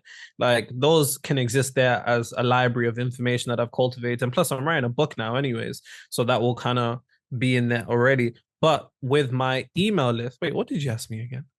Basically, what do you do with your email list? How much email are you Yes, sending? perfect. So with my email list, originally, like I said, it was supposed to be a weekly newsletter, and I couldn't do that. Now, because I studied funnels and stuff like that, essentially for over a year straight, I would just send emails to people trying to sell them my digital products. And through that, I would see the open rate, the click-through rate. I took the top performing ones and slapped it into a 30-day email sequence. So now when somebody signs up to my newsletter, they go through a 30-day email sequence of my highest performing newsletters, which is a combination of me giving game like I do on my Instagram every day, and then me also selling things. Quite simple. So then through that alone, just with the sheer amount of traffic going through, because I'd be like, yo, if you're not a 6 to 8 figure entrepreneur, it's cool. Just be on this for free. and they'd be on it for free, and then they come across certain things. They're like, "Yo, that's cool. I'm gonna buy that." Simple. How what day do you start promoting your stuff and saying, "Hey, buy the digital products"? Day two or some shit like that. I said day 2 out of 30. Yeah, because at the same time, unfortunately, we live in a society where people feel like you're trying to trick them or you're trying to not show who you are. I told them on the first day, I'm gonna sell some shit to you niggas. I told them on the first day, I say, listen, if you want to buy it, cool. If you don't, then don't. If you want to stick it, either way, you're going to be learning something. If you want to stick around, stick around. You don't have to buy it. If you don't, then don't. I say that in the first email that I send out. So then they're not caught off guard when I've tried to how can I describe this? It's almost like, how can I conceptualize this? It's almost like guys who will attempt to be nice to women just because they think they're going to get something, not out of actually being nice. Does that make sense? And I feel like that's how most people feel like it is on the online space. You already know what the reputation is against all of you in the online space. So you just have to be as quite literally blunt and honest as possible because people respect that more. Okay, cool. That's enough questions from me. I'm gonna open it up Are to you, you are you guys. sure? Yeah. I'm sure, bro. I'm sure. I'm sure. I'm gonna open it up to you guys. I'm sure you can unmute yourselves if you can't. Ask to unmute or put your hand up, and I'll unmute you.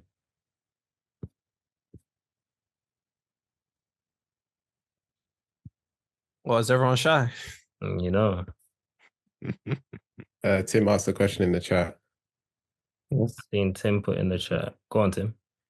I didn't find the raise your hand, so Oh, yeah, but I wasn't muted. So it looks like that you mastered your avatar or your niche, and that's why I wrote down. Can you tell more about how you studied the avatar and find out the number one problem? So was there any structure behind this, or was it just in like one-on-one calls or from feedback, what was working from the content, or how was the progress? Of course. So first I started off with a theory on what their problems might be. Then, of course, naturally I'd get on sales calls and ask them about their problems, ask them what they're going through. I'd note that down. I would use sales calls as a feedback loop to put into my marketing to call out the very problems that they were having. So even if I didn't get Tim as a sale, Tim told me that he's struggling to sleep at night. I write that down. I put that in my marketing so I catch more people like Tim who's struggling to sleep at night. Quite literally, the easiest way is it's guessing. It's really guessing. It's really a game of guessing until you can confirm it through conversations. One thing that I also did, and I wouldn't recommend this, it depends how much time you have. I literally posted once, if you're a six-figure entrepreneur, I'll talk to you for free. I think I spoke to like 15 people that week, just chatting to them about what they were going through their problems, how they see things, how they see their goals, how they see their obstacles, so on and so forth. And quite literally, all you need to know is two things: what is keeping them in pain and what they want. Nothing more, nothing less. Nothing less. What they're in pain about and where they want to go. Now, for me, for example, one of my clients came to me, he was making 3 million a month. He wasn't fucking worrying about paying his bills. So me using that in my marketing wouldn't attract the type of individual that I wanted. But what was annoying him was the fact that he felt like his potential was capped. I thought, oh, your potential feels capped. Okay, then. That must mean that other people who are as affluent as you, if they're going through something, that's how they describe it. Put that into my marketing. Then another client came making 500K a month, 1 million a month, and then so on and so forth. I hope that made sense. Yeah, makes sense. Thank you. Thank you. Also, I will say, take your head out of it, because the issue is when we attempt to think about the problems of other people, we see reality through our own lens, unfortunately. Like me personally, at that time, I'm thinking to myself, bills are quite annoying, so on and so forth, and paying. So I'm thinking, people must not like paying their bills. Clients who are making 100K a month clearly don't give a fuck about paying their bills. So it's really and truly about you taking your own head out of it and attempting to really get into the head of the person that you're trying to sell to, which is that's the thing that you're going to spend the most time doing, is going to, because the more you know that person, then even your sales calls aren't sales calls, it's just a conversation. You understand what I'm saying? Thank you for your question. I have a question. Sorry, I can't put my video on. No camera, yeah. Yeah, no, AJ told me late, so. But I wanted to ask, when you talked about like psychology and like knowing people and understanding them, was there anyone that you read read any books or watched in particular? Because Oh, you don't know who you're asking. Give me 2 seconds. and I just want to know. Okay, cool. I'm thinking about to come back with like 20 different books. Not the whole bookshelf. Listen, he can't even find a book. Look at him.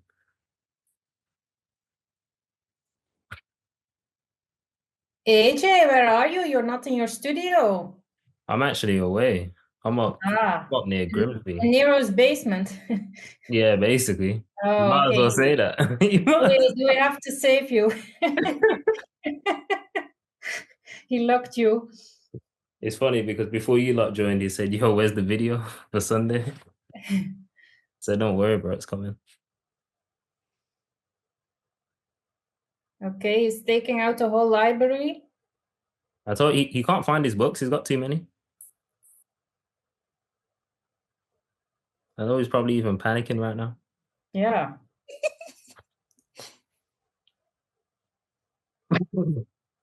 All right, cool. I'm not trying to literally be here for hours, so I'll just give you a couple. I'll Okay. literally getting lost, my bad. So, first things first, primal branding. This book quite literally tells you how to use evolutionary psychology to Oh, quite no. literally create a cult. What is the Hold it higher. writer? Patrick? Primal branding. Oh, Primal Random. Patrick Hanlon. Okay. Yeah, don't worry. There's nobody else who's written a book called Primal Branding. So if you just type in Primal Branding, you'll see it. It's quite literally says create a zealot for your brand, your company, and your future. It literally uses the psychology of how we evolved as human beings against people to create groups, quite literally. So that's one. Next one, Influence by Robert Cialdini. Influence is a book on behavioral science. It gives a bunch of scientific data studies to show how to influence somebody's mind. I'll give you an example of one of the things it talks about there. It talks about the concept of authority. It talks about how authority quite literally overrides our own sense of decisions. It talks about a study to which there were doctors and nurses in a hospital, and the doctors quite literally, they knew it was an experiment, but the nurses didn't know that they were in an experiment. The doctors ordered the nurses to go and give patients doses of medication that would kill them. 7 out of 10 nurses were on the way to give the patient the doses, even though the nurse said, this will kill them. They still went to do it anyways. Why? Because of authority. That's one of the concepts in this book. So it quite literally goes once again into how our brain is wired. So influence is a great one. Another good one is Mind Control 101. Mind Control 101 quite literally goes into, once again, how we are programmed as human beings through serial thinking, linear thinking. It just goes into how quite literally we're programmed and how we're under mind control. Another one, Dark Psychology 101 by Michael Pace. Dark Psychology 101. It will quite literally tell you what types of things, how people gaslight people, how people manipulate people without you even knowing, so on and so forth. That one's also good. Smart marketing for smart people, simple marketing for smart people. That's another good one.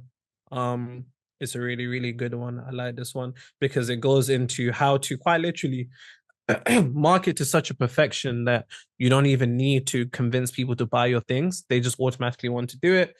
The Art of Persuasion by Bob Berg. He has another book called The Go-Givers. The Go-Givers. That's really, really good. The Go-Givers. That's another really good book. And without trying to drown you guys in books, there's a couple. Thank you so much. I wrote them all down. You wrote them down, but you didn't turn on your camera. Yeah, I'm sorry. No, it's all right. It's all right. Good luck with the books. Yeah, thank you.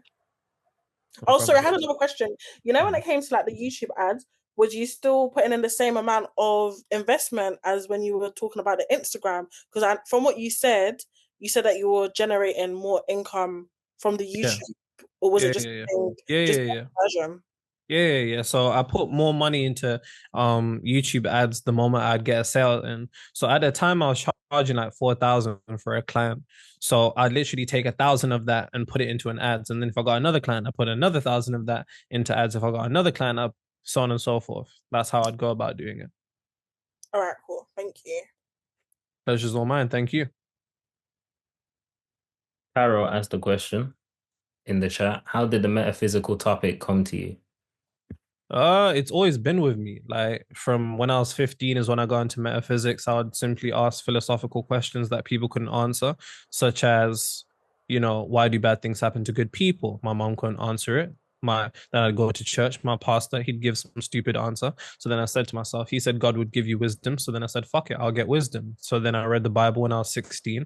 And then from there, I decided to find out who had wrote the Bible because that didn't make sense to me. And then I eventually got into more ancient civilizations, earlier systems, so on and so forth, spiritual systems going back 200,000 years. And quite literally, I've just been reading everything that I ever could, and I've never stopped since. Quite literally, I just wanted to understand why my mom and my auntie were in the position that they were in. It didn't make sense to me. They're good people. Why the hell are we in the ghetto on a council estate, surrounded by crackers and all of this? And they're good people, so it doesn't make sense. Why would God allow for this? So then, hey, I just decided, hey, I'm gonna figure out why this is happening. And that was quite literally it. She also said, what's your best advice if you're starting organic? My best advice if you're starting organic is to post as much content as possible. Post as much content as possible because that's going to give you an idea on what people like and what people don't like. It's all of you need to start creating like a consumer and consume like a creator. Every person that you look at, whether it's an ad, quite literally every video that would ever catch my attention, I would ask myself, why did this catch my attention? If I see a YouTube video, why am I clicking on this? And by me quite literally consuming like a creator, I would literally gain an understanding and a feedback loop of what's working and what's not working. Post as much content as you possibly can. See the comments, see what people are saying. If you guys watch my videos, then I'm in my comments every fucking hour, quite literally. Always replying to people, always talking to my comments. And AJ knows because we always make a point to read out people's comments because through paying attention to what people are saying, it gives me an idea what people like. I've got a video right now that seems to be one of the highest stats that we've seen on a video, even though it's like number 5 out of 10. View durations up, CTRs up. How did that video come about? Because somebody fucking commented for it. But that's because I'm in the comments. You know what I'm saying? And my videos get like 600-700 comments a video. So that's hundreds of comments, but I'm in it because I'm using it as a feedback loop to know what people want. So that's what I would recommend. Even read other people's comments who make similar videos to you. See what people are saying, because what people are saying is always going to give an indication on how the collective consciousness are thinking. You might think as an individual, but chances are they were just the person who's brave enough to comment it. So then take that, use it as a feedback loop. So when you're beginning with organic, post as much content as possible and niche down. Don't try and make general content. People would always say to me, like, go viral, go viral. Even AJ will fuck around to me sometimes and be like, yo, be a YouTuber, like by making like general self-development content. And I've never wanted to go viral because when you go viral, you get a whole bunch of people who don't fucking know you to look at your stuff. The only people I want to look at my stuff are people who want to look at my stuff. And through doing so, it allows me to create not only a better business, but also a better audience, as opposed to just virality. I'm not trying to be viral. I hope that answered your question in a multitude of ways. Gavin said, what's the best way you found to see yourself as the person to have the reality you want? Quite literally, I move by that standard. Ask AJ, when we hit 100K, we hit 100K, we got a thing. AJ was like to me, yo, you hit 100K, that's mad. I was like, that's nothing. There was no party, no nothing. That's nothing. When I hit 200K, nothing. When I hit 300K, nothing. I don't think there'll be anything until I hit 1 million. But by the time I hit 1 million, it will be nothing. And it's quite literally because I operate by the standard that my future self would. I'm not going to be gassed over 100K subscribers. Why would I? Because in that reality, that's nothing to me. So quite literally, I just operate by those standards, and I don't get caught up in it. I don't. I hope that answers your question. Yeah, sick. Any questions from anyone else? Yo, AJ, you paying me for this? Yeah. I was wondering, do you always follow your intuition, Nero? For example, if there would be a new platform and AJ, he said, oh, all the great creators go on this platform and you don't feel it, would you do it? Or No, not? ironically, I never did. That's the irony of it. Every time AJ told me to do something, I never do it until like a couple weeks later. That's the craziest part. I never do. And one, it could be a multitude of answers. One, I could just be a stubborn dumbass who doesn't listen to somebody who clearly knows better. Or I could be doing things at a time when it's going to set off. Because I always think to myself, if I had started those whiteboard videos much earlier, would we have catapulted? And unfortunately, AJ, I'm gonna have to say no. You know, I think about it as well. So yes, quite literally, I do follow my intuition. But at the same time, I'm aware that if somebody knows better than me, then really and truly, I should be listening to them. So it depends. It really depends on the situation. I can only tell you what I do. More often than not, unfortunately, I'm stubborn. And AJ will tell me to do things, I never do them. He'll tell me to make a video on this, I don't do it. And then a couple weeks later, I'll be like, you know, it's time for that video you was talking about 8 months. Bro. So I hope that helps. I told you to show your face on YouTube ages ago. Didn't listen. He did. I didn't listen. But then understand at the same time, if I had done it while in a state of believing that it's not going to work, operating from a frequency that this is only going to bring some type of negativity, I would have put my face out there and it wouldn't have worked. At the same time, before you go about doing things, you have to make sure that your mind is right before you take the action. Frequency first and then action after. No matter any of you. Like, as creators, because creating is something we do so often, we don't actually put enough frequency or an intent behind what we're doing. I put out videos all the time. With every video I put out, I always say, it's going to blow each and every single time. And even my worst videos is better than people with hundreds of subscribers' best videos, quite literally. And it's simply because when I post a bit of content, this is going to blow. When I do this, it's going to blow. And if it doesn't, I don't care. Because eventually one of them will. And that's that. A lot of blowing in that still, of course. Loads of blowing in that. That's Any more questions? Be serious, bro. Tim said, yeah. Oh, go on, Tim. You can read it or... No, you go, Tim. Yeah. Was there any specific time when you got like consistent sales calls from your organic content? No, it was never consistent with organic. That's the bad thing about organic. It's that it's quite literally a gamble. Hence why I said earlier that your content has to be extremely niche down. You can't be trying to get clients and making general content, because yes, you'll have a lot of views, but then you'll have no bread in your bank account. It's like you can go for the vanity of thousands and hundreds of thousands of views, or do you want clients? And more often than not, I always try to keep it a balance. I always like to say, I'll make a couple general videos and then one video that's directly for the person that I want. But the frequency that's going out has to be consistent, or your leads will be consistent. If you're making organic content for everybody, you're not going to get sales from anybody. You need to make or specific content for your type of person in order to get consistent sales. Because at the time, for me, it was inconsistent. Like I told you, some months it'll be 10K, some months it'll be 20. Some months it'll be 15, some months it'll be 11, some months it'll be 17, and so on and so forth. But then that's simply because I was inconsistent with the messaging that was being sent out to the type of person that I wanted. With all due respect, what the fuck is a 6 to 8 figure entrepreneur going to care about some bullshit that I made a video about, which works for everybody? You understand what I'm saying?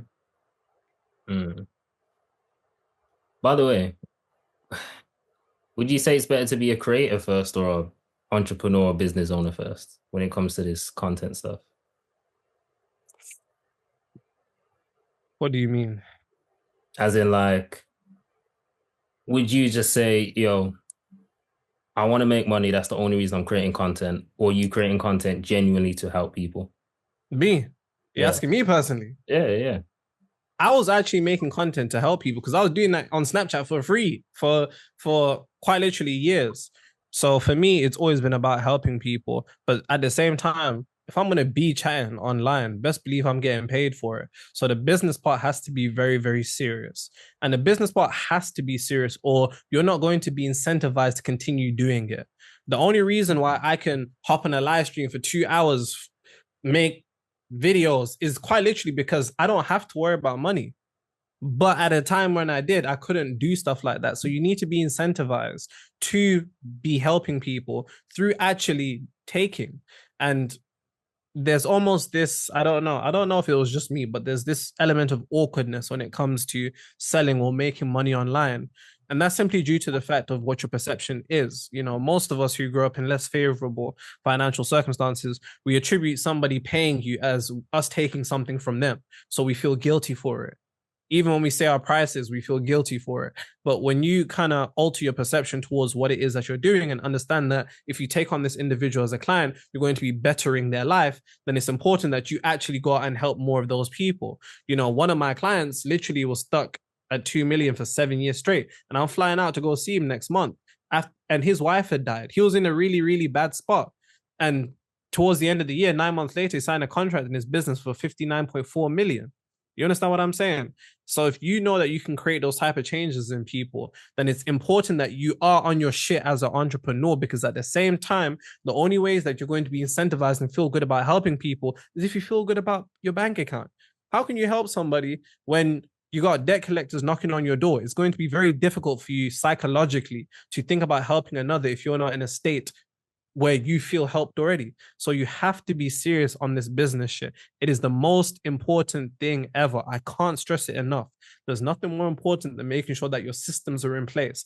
I spent 2 years building systems, creating an email list, putting out content, doing this, and I wasn't seeing nothing from it. And then all of a sudden, a bunch of traffic came in, and instantly, everything completely changed. Everything completely changed, quite literally.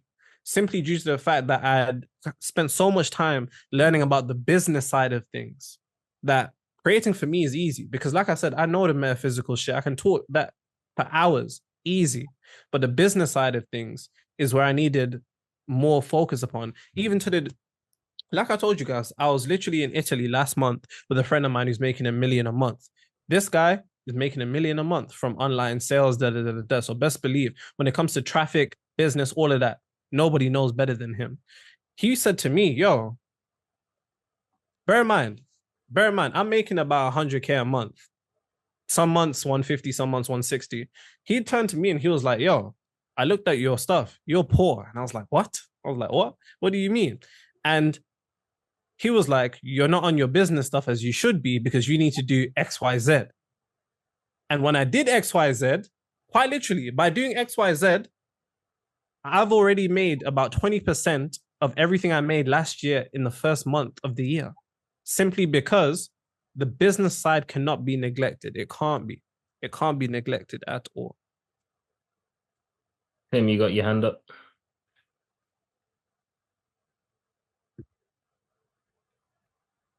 Did you say me or the other person that had the hand up? I said Tim, but Tim's up. You can start first. Okay, so I'm struggling with knowing how to price my courses. What is your advice in terms of finding the right price besides intuition?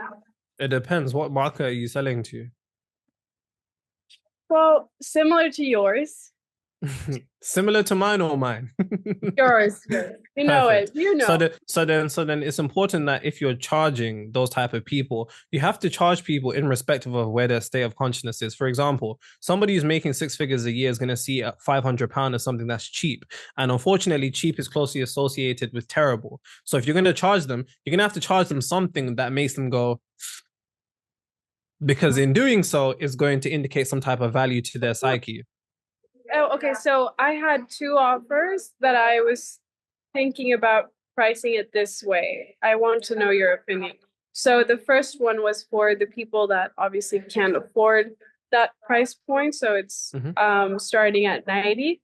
And then the second price point, which is my high ticket offer, was starting at 3,500. So what's your advice on that? What is the outcome they get from paying you 3,500? Well, the outcome is like monthly for 6 months, one call a month with me, and obviously the whole package of the courses. And the 90 is only like an ebook and to be part of the community.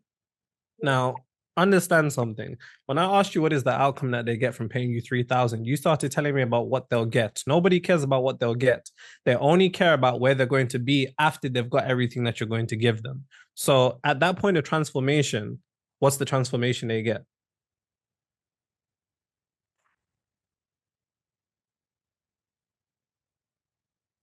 No? Okay, I couldn't be unmuted.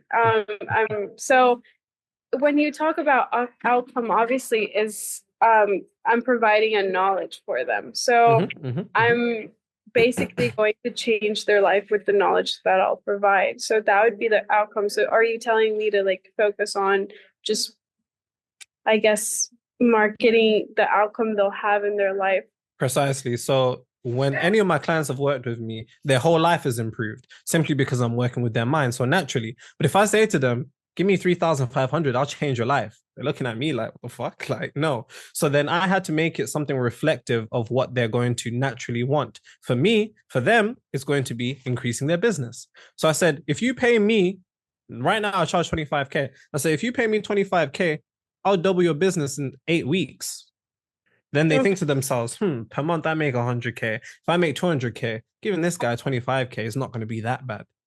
It has to be something like that. Does that make sense? As opposed to something that's abstract and arbitrary, you have to make it something that is what's the word? What is the word? Something that is definable, definitive. Something that's definitive. Okay, so you think that in seeing like the type of audience that I receive, that's how I like keep increasing my prices. Your thing about changing people's lives, that will work with people that you're paying the ebook. That's fine, because at that point, at that particular archetype of person paying 90 a month, assuming that they don't make that much, that's what they're going to want. And because they don't know how they want their lives to change, that's going to be more than enough. But somebody who's making, let's say, I don't know, 50K a month or some shit like that, they're going to need something definitive in order for it to be worth it, because they're going to calculate they're going to calculate it as an investment. An investment as in, I make 10K a month. If I pay her 3,500, how much am I going to get back? Then if it's worth it, then they'll pay you.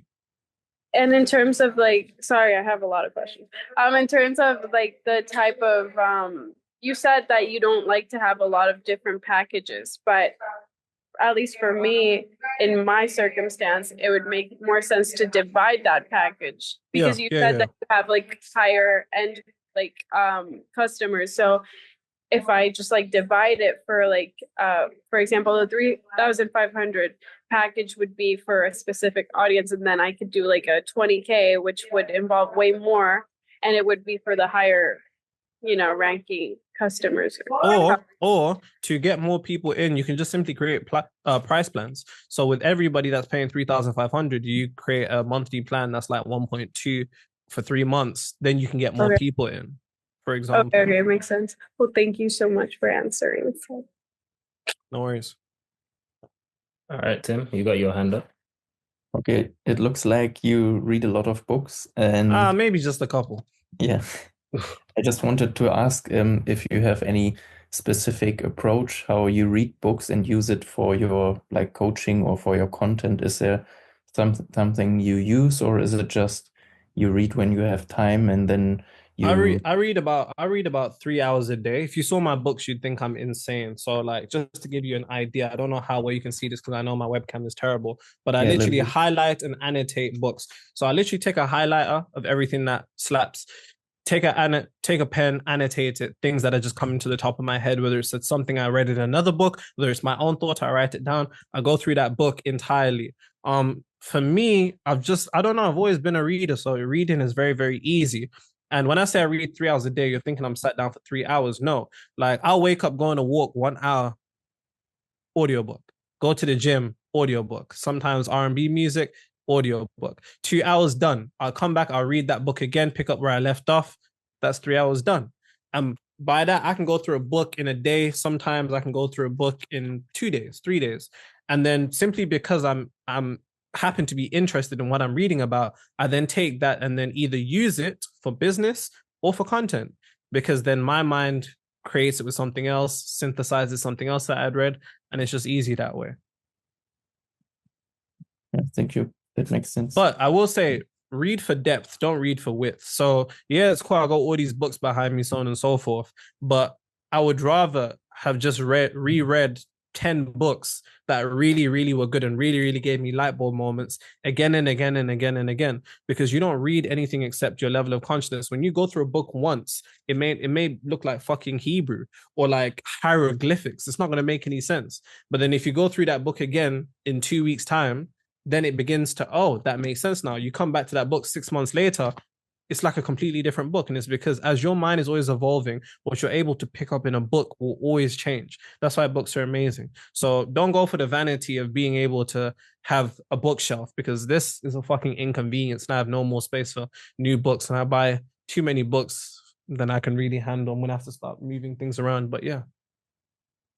Estefania said, oh, sorry, Tim. So just after reading, you start to implement it, write something down and use it for content, and then you come back later. Yeah, it depends what I'm reading. So for example, in this book, for example, Primal Branding, one of the concepts it talks about is one of the things I mentioned earlier. You either know if you're a Christian or if you're a Muslim or if you're Hindu or if you're Sikh. There's a very set definition that you're either in or you're either out. The polarity is polarizing. Whatever content you're making, it has to be polarizing. It has to either put people on one side or another. That's a concept that I took from it.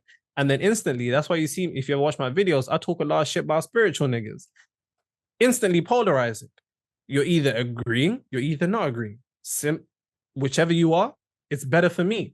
The best thing you can be is as polarizing as possible. Now, I'm not talking about like Andrew Tate, you get online and say, yeah, women are this and this and this and this and that. Don't do it if it's not something you really believe. I'm actually like this. I actually think these things, so I say them. Does that make sense? Cool. Estefania said, how do you get rid of feeling guilty when charging people? What personally helps you get through or get rid of that belief? It's your perception towards them paying you. What I mentioned earlier is that more often than not, if we come from a situation that is, let's say, less financially favorable, we have this particular idea that when money's taken from somebody, it's inherently a negative. If you feel guilty when saying your price, either two things are right. You know, them niggas can't afford what you have, which means you shouldn't be selling at that price. If that's the case, you shouldn't be selling to people if you know they can't afford what you have, the avatar of the person you're selling to. Hence why when you know the type of person you're selling to, you know what they can afford. I know that somebody who's making $1 million a month can afford 25K. I'm asking for peanuts. That's nothing. But then I would never go to somebody who's making $500 a month and say, yeah, pay me 25K, because that's just fucking awkward for everybody. So you have to know the archetype of the person you're selling to, one, but then simultaneously it's your perception towards selling. You see selling as a zero-sum game. You see it as they're giving you money and now they're going to be drinking water and eating bread for the next month. That's your perception towards it. And understand that your perception is based upon your own limitation and conception of what you have money attributed to be. If you see that person and you genuinely know that you can help that person and them paying you will put them in a better position financially, there should be no issue. There should be no issue. And when you see it like that, it's much easier. So for me, one thing that I have is a form. So if you go through my YouTube, you'll see a link, hey, funnel, you get taken to a VSL, click to book your interview. Then you go through a form. Nigga, if you put you're making 0 to 4K, I'm not going to get you into a sales call with me so I can tell you 25K. That doesn't make any sense. But if you're making over, let's say, 100K a month, best believe you're going to be talking to me. Because then I know when I get on a call, I'm not going to feel guilty. And because I don't feel guilty, I'm not going to end up self-sabotaging or stuttering or coming off with a hint of nervousness or guilt when I'm selling to you. Because people can pick up on these things unconsciously. I hope that made sense. Gavin, you got your hand up. Coming to an end soon, so let's bang through some of these questions. Mr. Gavin, your videos keep assaulting my homepage. sorry, I didn't mean it, man. Yeah, what was I gonna say? I wanted to ask, I first wanted to say I appreciate your work, man. I really like your videos, and thanks for everything that you do. Thank you. I wanted to ask, like, what is your money? How do you think about money? What is your actually? How do you think about money? How do you feel about money? I don't even know how to answer that. I guess I see money quite literally just as energy. All exchanges are made on some type of value. As human beings, what we conceptualize as value at a base level is emotion. So really and truly, people are just exchanging emotions.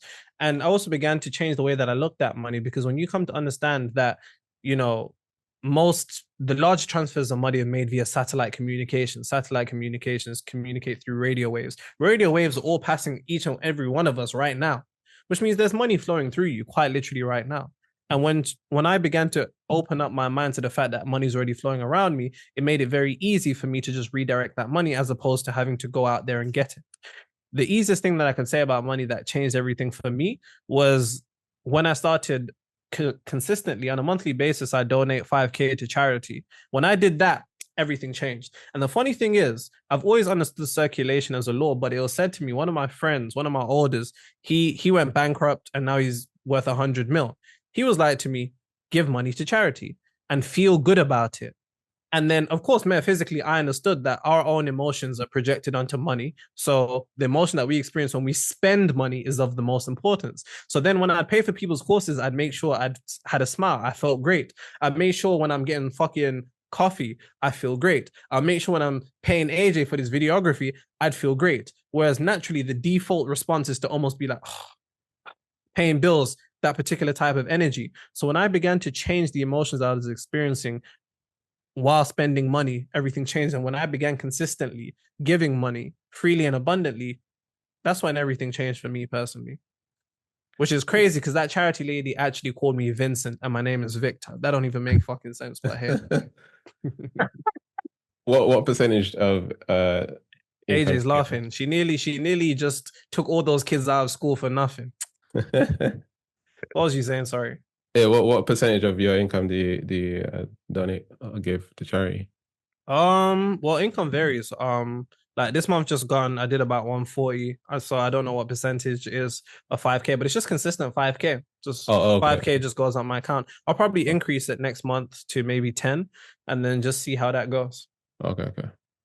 Cool. Thanks for that, man. Appreciate it. Pleasure's all mine. Where'd you get your glasses from? Yeah, gaming glasses. Got them on Amazon. Well, you're a gamer?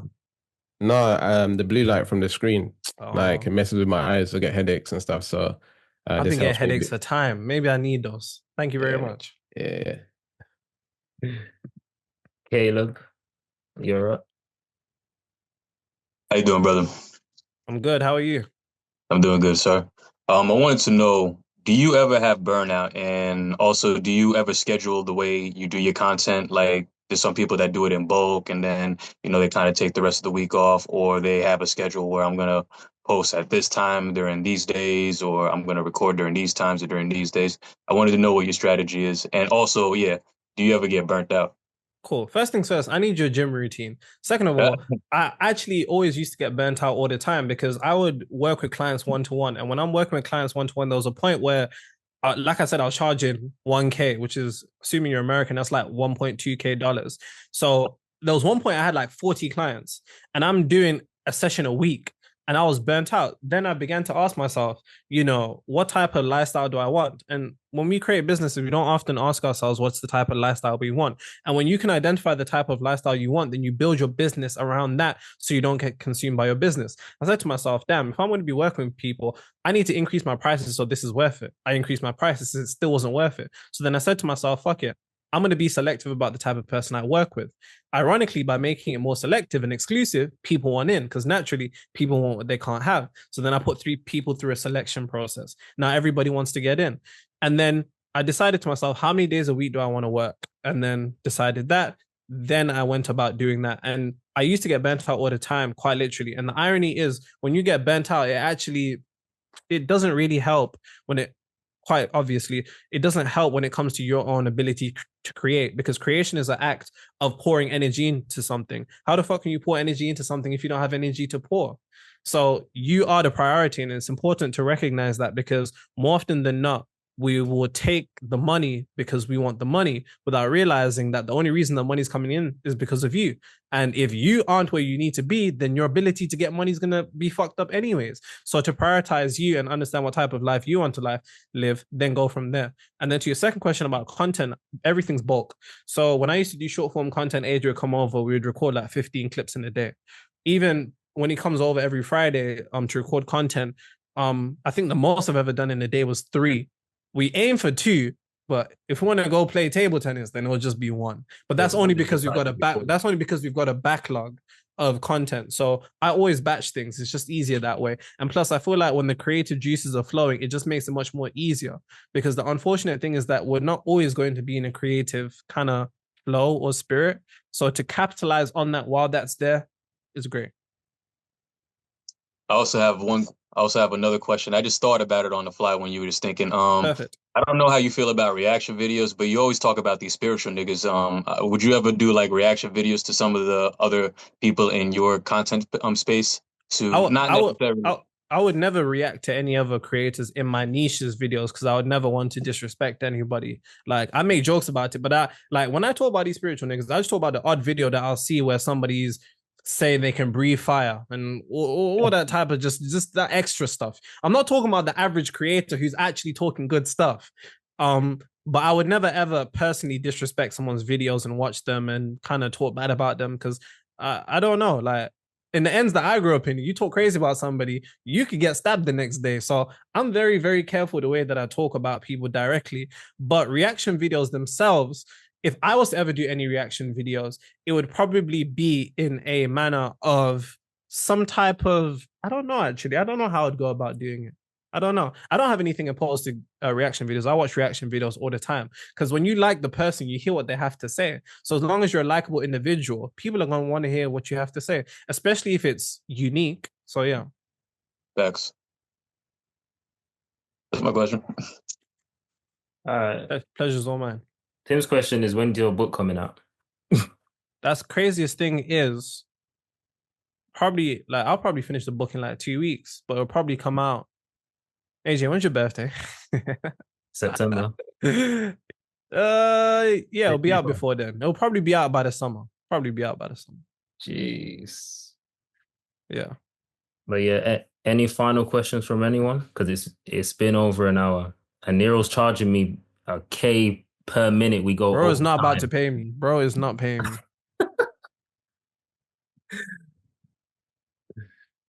You got a question, Gavin? On the days where you're not, I guess there's going to be days where you don't feel like doing stuff, like you don't feel like working or whatever it is. Like, how, what am I trying to say? Some days you're going to feel off. How do you get yourself to do what you need to do on that given day if you don't feel like doing it? So the craziest thing is this, right? So even though I was just saying to Caleb that, we should avoid creating when we're not in our creative flow in a sense. The truth of the matter is there are going to be instances where you're just going to have to do it anyways. Like me and AJ have it mapped down every Friday. Every Friday, this nigga's coming to my house. Pause. He's going to be there. So even if I'm not in that, I just have to just do it anyways. But I think it's not necessarily about what you do in the act of creating. It's about what you do when you're not creating. So in my day-to-day life, I'm always reading. I'm always thinking on things. I'm always meditating on ideas. So then when it comes to game time, it's easy to perform because I've been doing practice in the back for a couple of days at a time. Does that make sense? Yeah. So even on my worst day of creating content, I'm still going to put out a good video just because those days before I was on a walk listening to an audiobook for 2 hours. I was listening to a 9-hour lecture of this creator. I was listening to this. I was reading this. So my mind is always flowing in a sense. So regardless, there's going to be times where you just going to have to do it. The funny thing is the only reason me and AJ said every Friday is because he didn't believe that I was going to do the first one. So I said, you know what? Every Friday we're going to do it. And we just ran with it since. So okay. And that's because you went like 4 weeks without recording at all. I was like, yep, this guy's done with content. He ain't showing up again.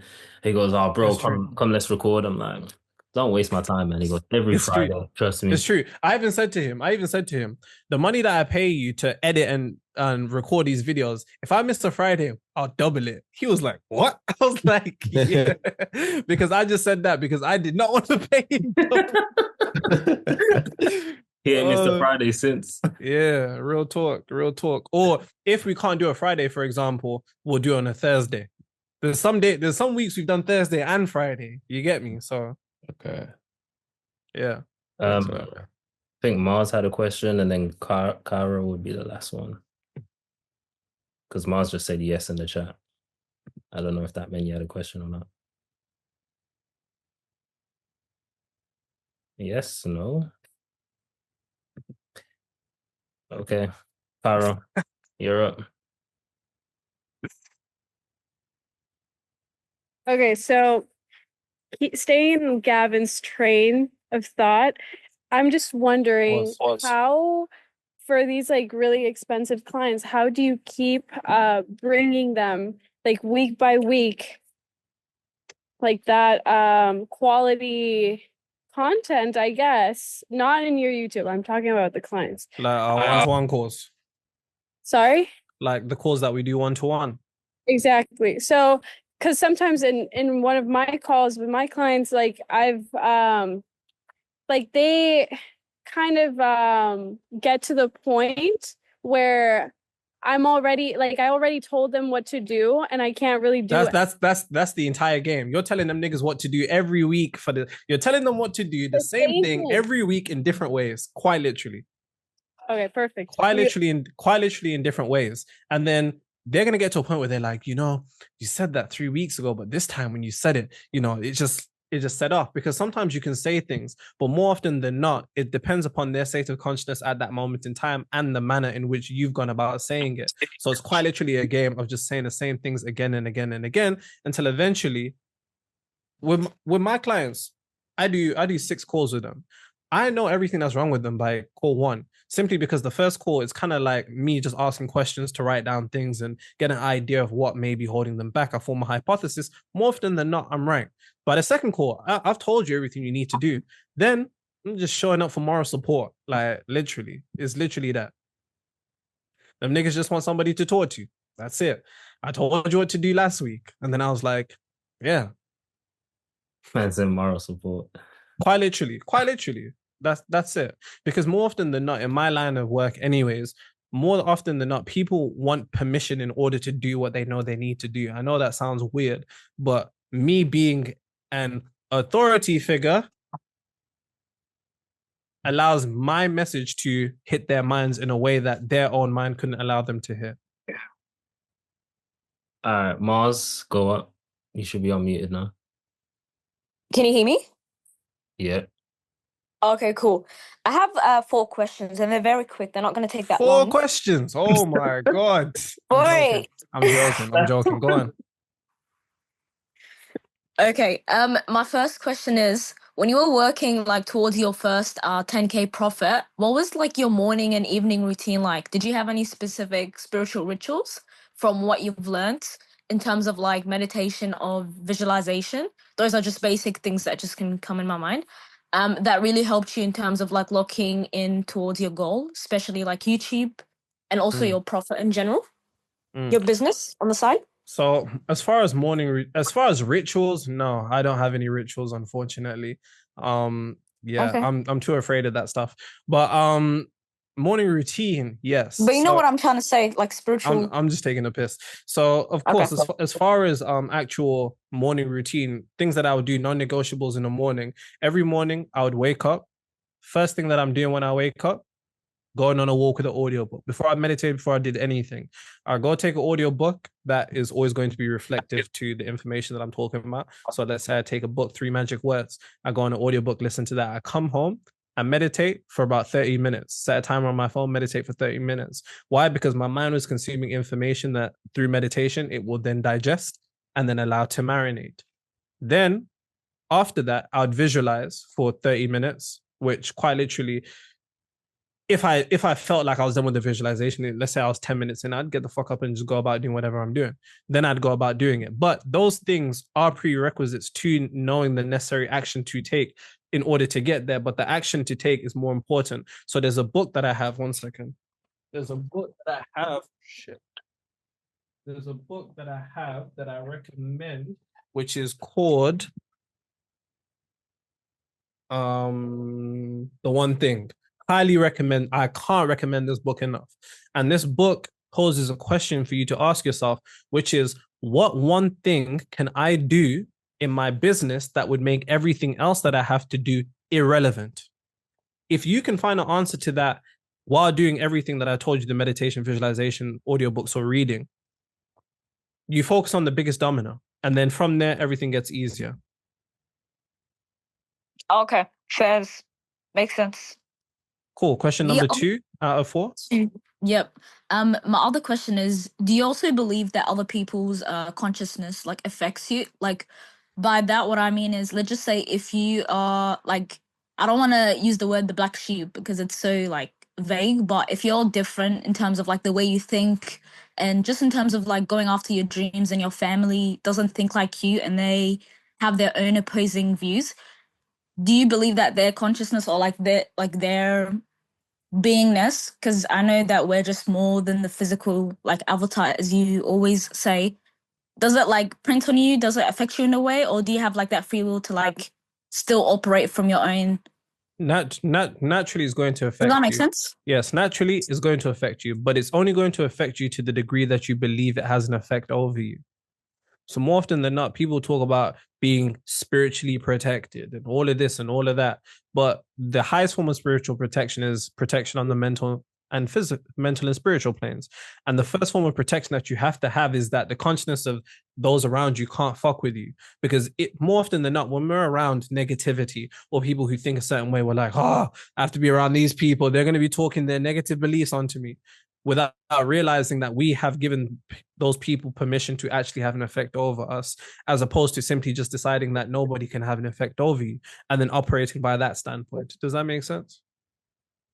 Yeah, it does. So it's basically like mentally guarding yourself up. So like you're not precisely. And plus, don't go chan to them. Don't go chan to them about obviously shit that not, you're trying to create. Yeah, that you know that they're just not on a frequency of. You get me? There's just no point in that, or else they'll just call you stupid and look at you like you're dumb. Does that make sense? Yeah, that makes sense. Yeah, that's true. So stay low key, basically. Exactly. Okay.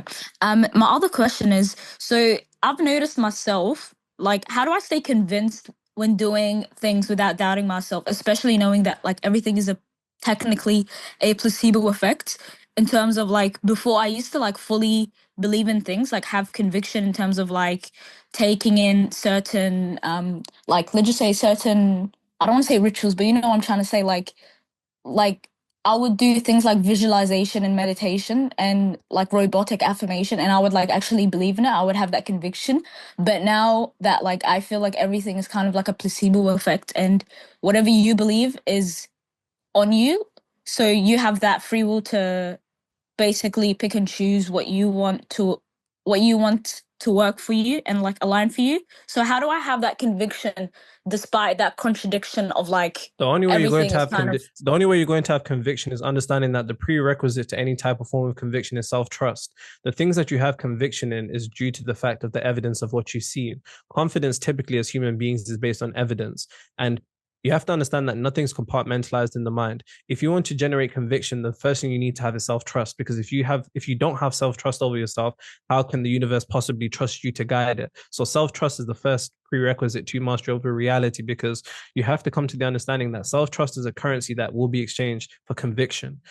Understanding what self-trust is built upon, that's simply a matter of you doing the shit that you know you need to do and not doing the shit you know you shouldn't do.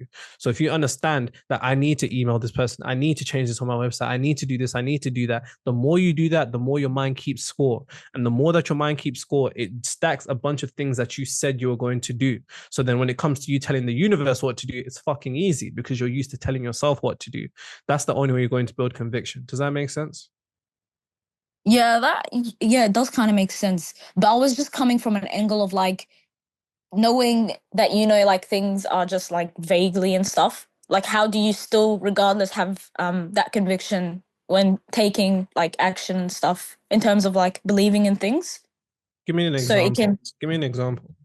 so like how I've mentioned like doing affirmation, like how you also talk about in your YouTube videos about how like some people, some niggas will like look at the mirror and say affirmations, but you'll find it like, oh, that's for them. So they might have that conviction, but when you tell them, oh, that's like that doesn't work for them, they might like, I don't know if I don't know if it's in the way where like they give you authority or like they believe in you so much that they don't believe in that thing, so they don't do it anymore, or like they might not even believe in anything in general, like in terms of like What has worked for you? so like basically like so repeating things over that is emotionally charged. Then that's the only thing you need to focus on, because you've already got a conviction for it. Those things that you've robotically affirmed have worked in the past. And because they've worked in the past, it's much easier for your mind to conceptualize it working again, which means attaining conviction for what you're doing is already there because it has already been proven. So just do that and do nothing else. Okay, but it's just like okay, yeah, fair enough. It's just about not having self-doubt regardless of what like any other like external source or whoever speaks. Well, you can't have self-doubt without having conviction. They're polarities of each other.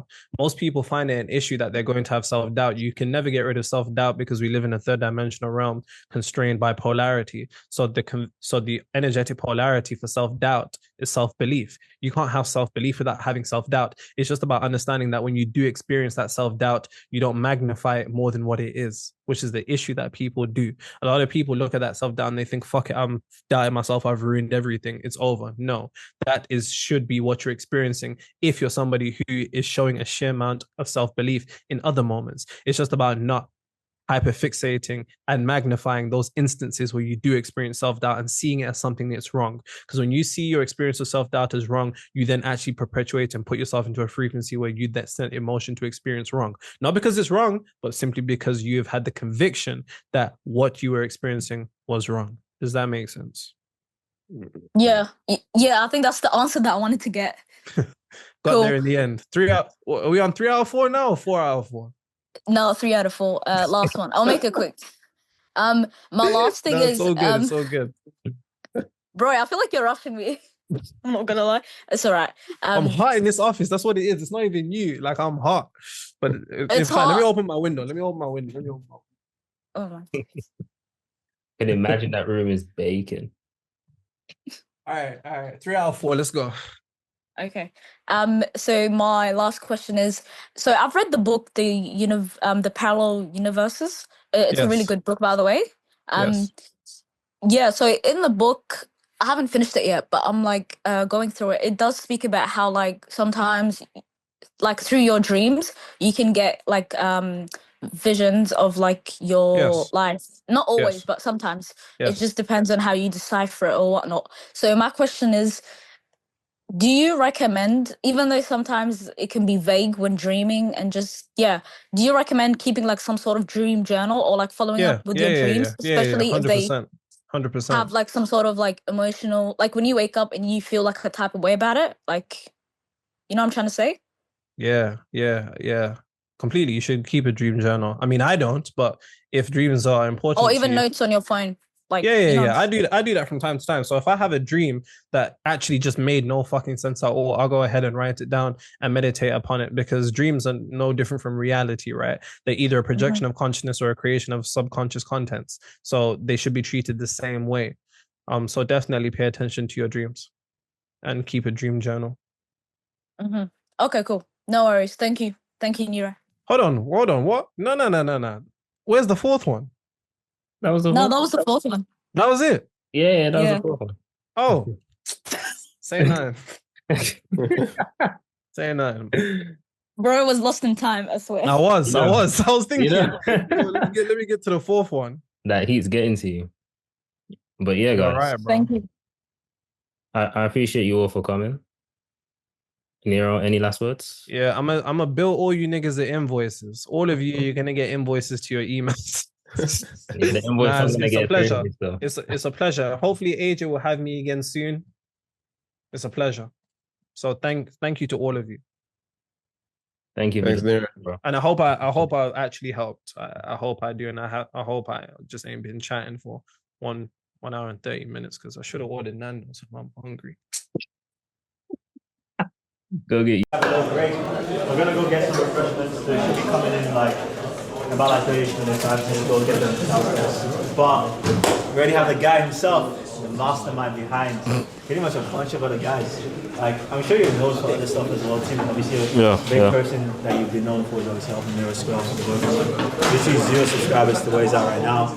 I know a bunch of others that you also been able to help as well too. So today he's gonna give a quick presentation on his YouTube strategy that's been able to work for him. And yeah, bro, we're gonna cook, man. So excited for it. Give it up, bro. AJ, let's go.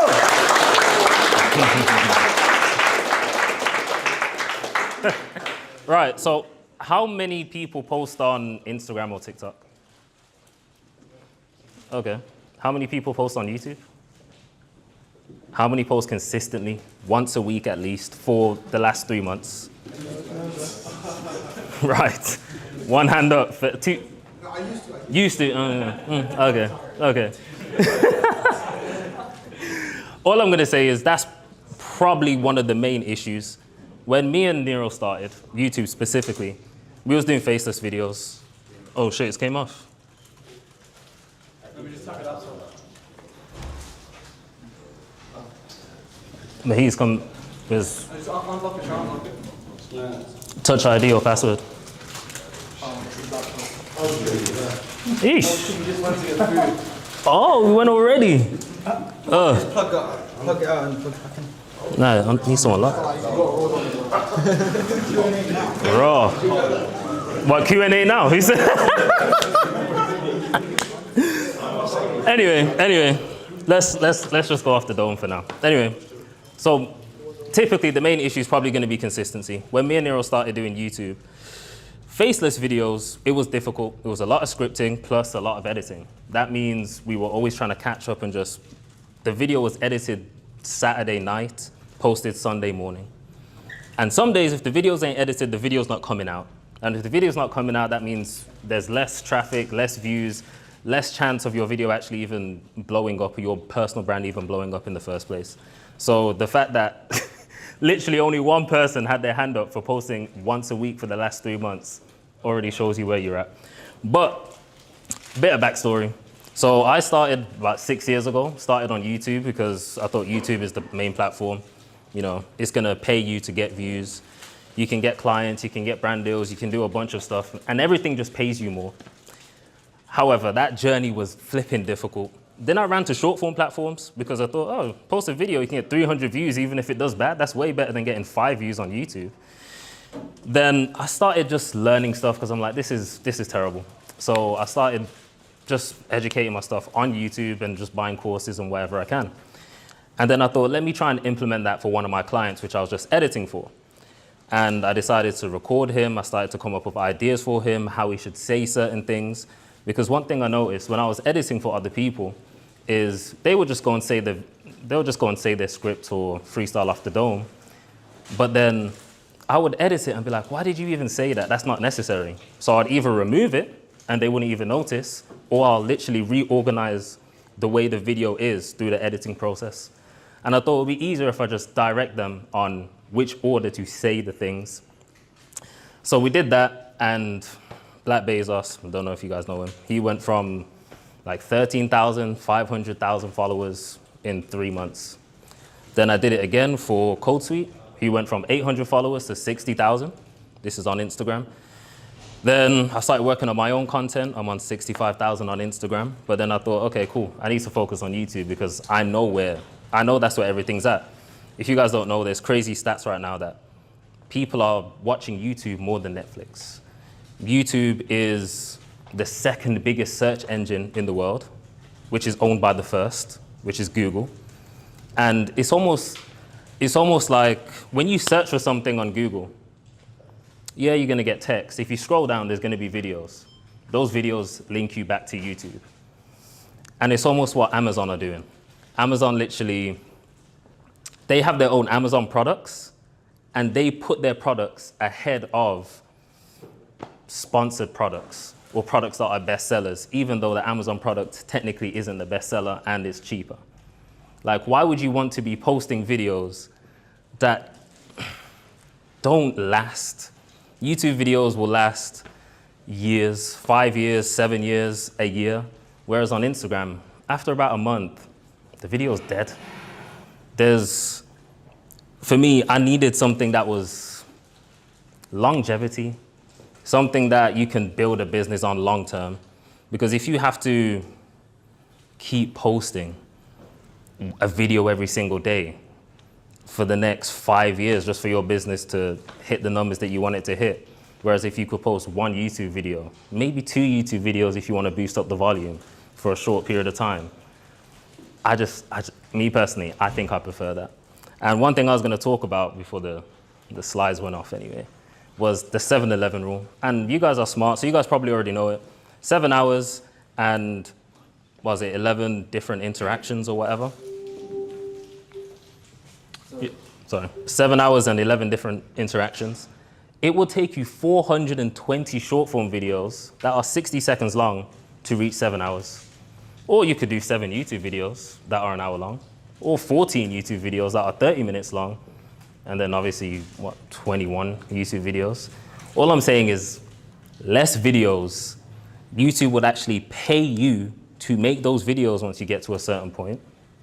YouTube would actually go out there and find you your clients, and you'll literally nurture your audience better. Because if on average it's going to take you 7 hours for a person to even consider buying from you, you're going to be posting for a whole year on short form platforms just to get to 365 videos before someone thinks, yeah, that's the guy that I trust. That's the guy that I want to, buy from me.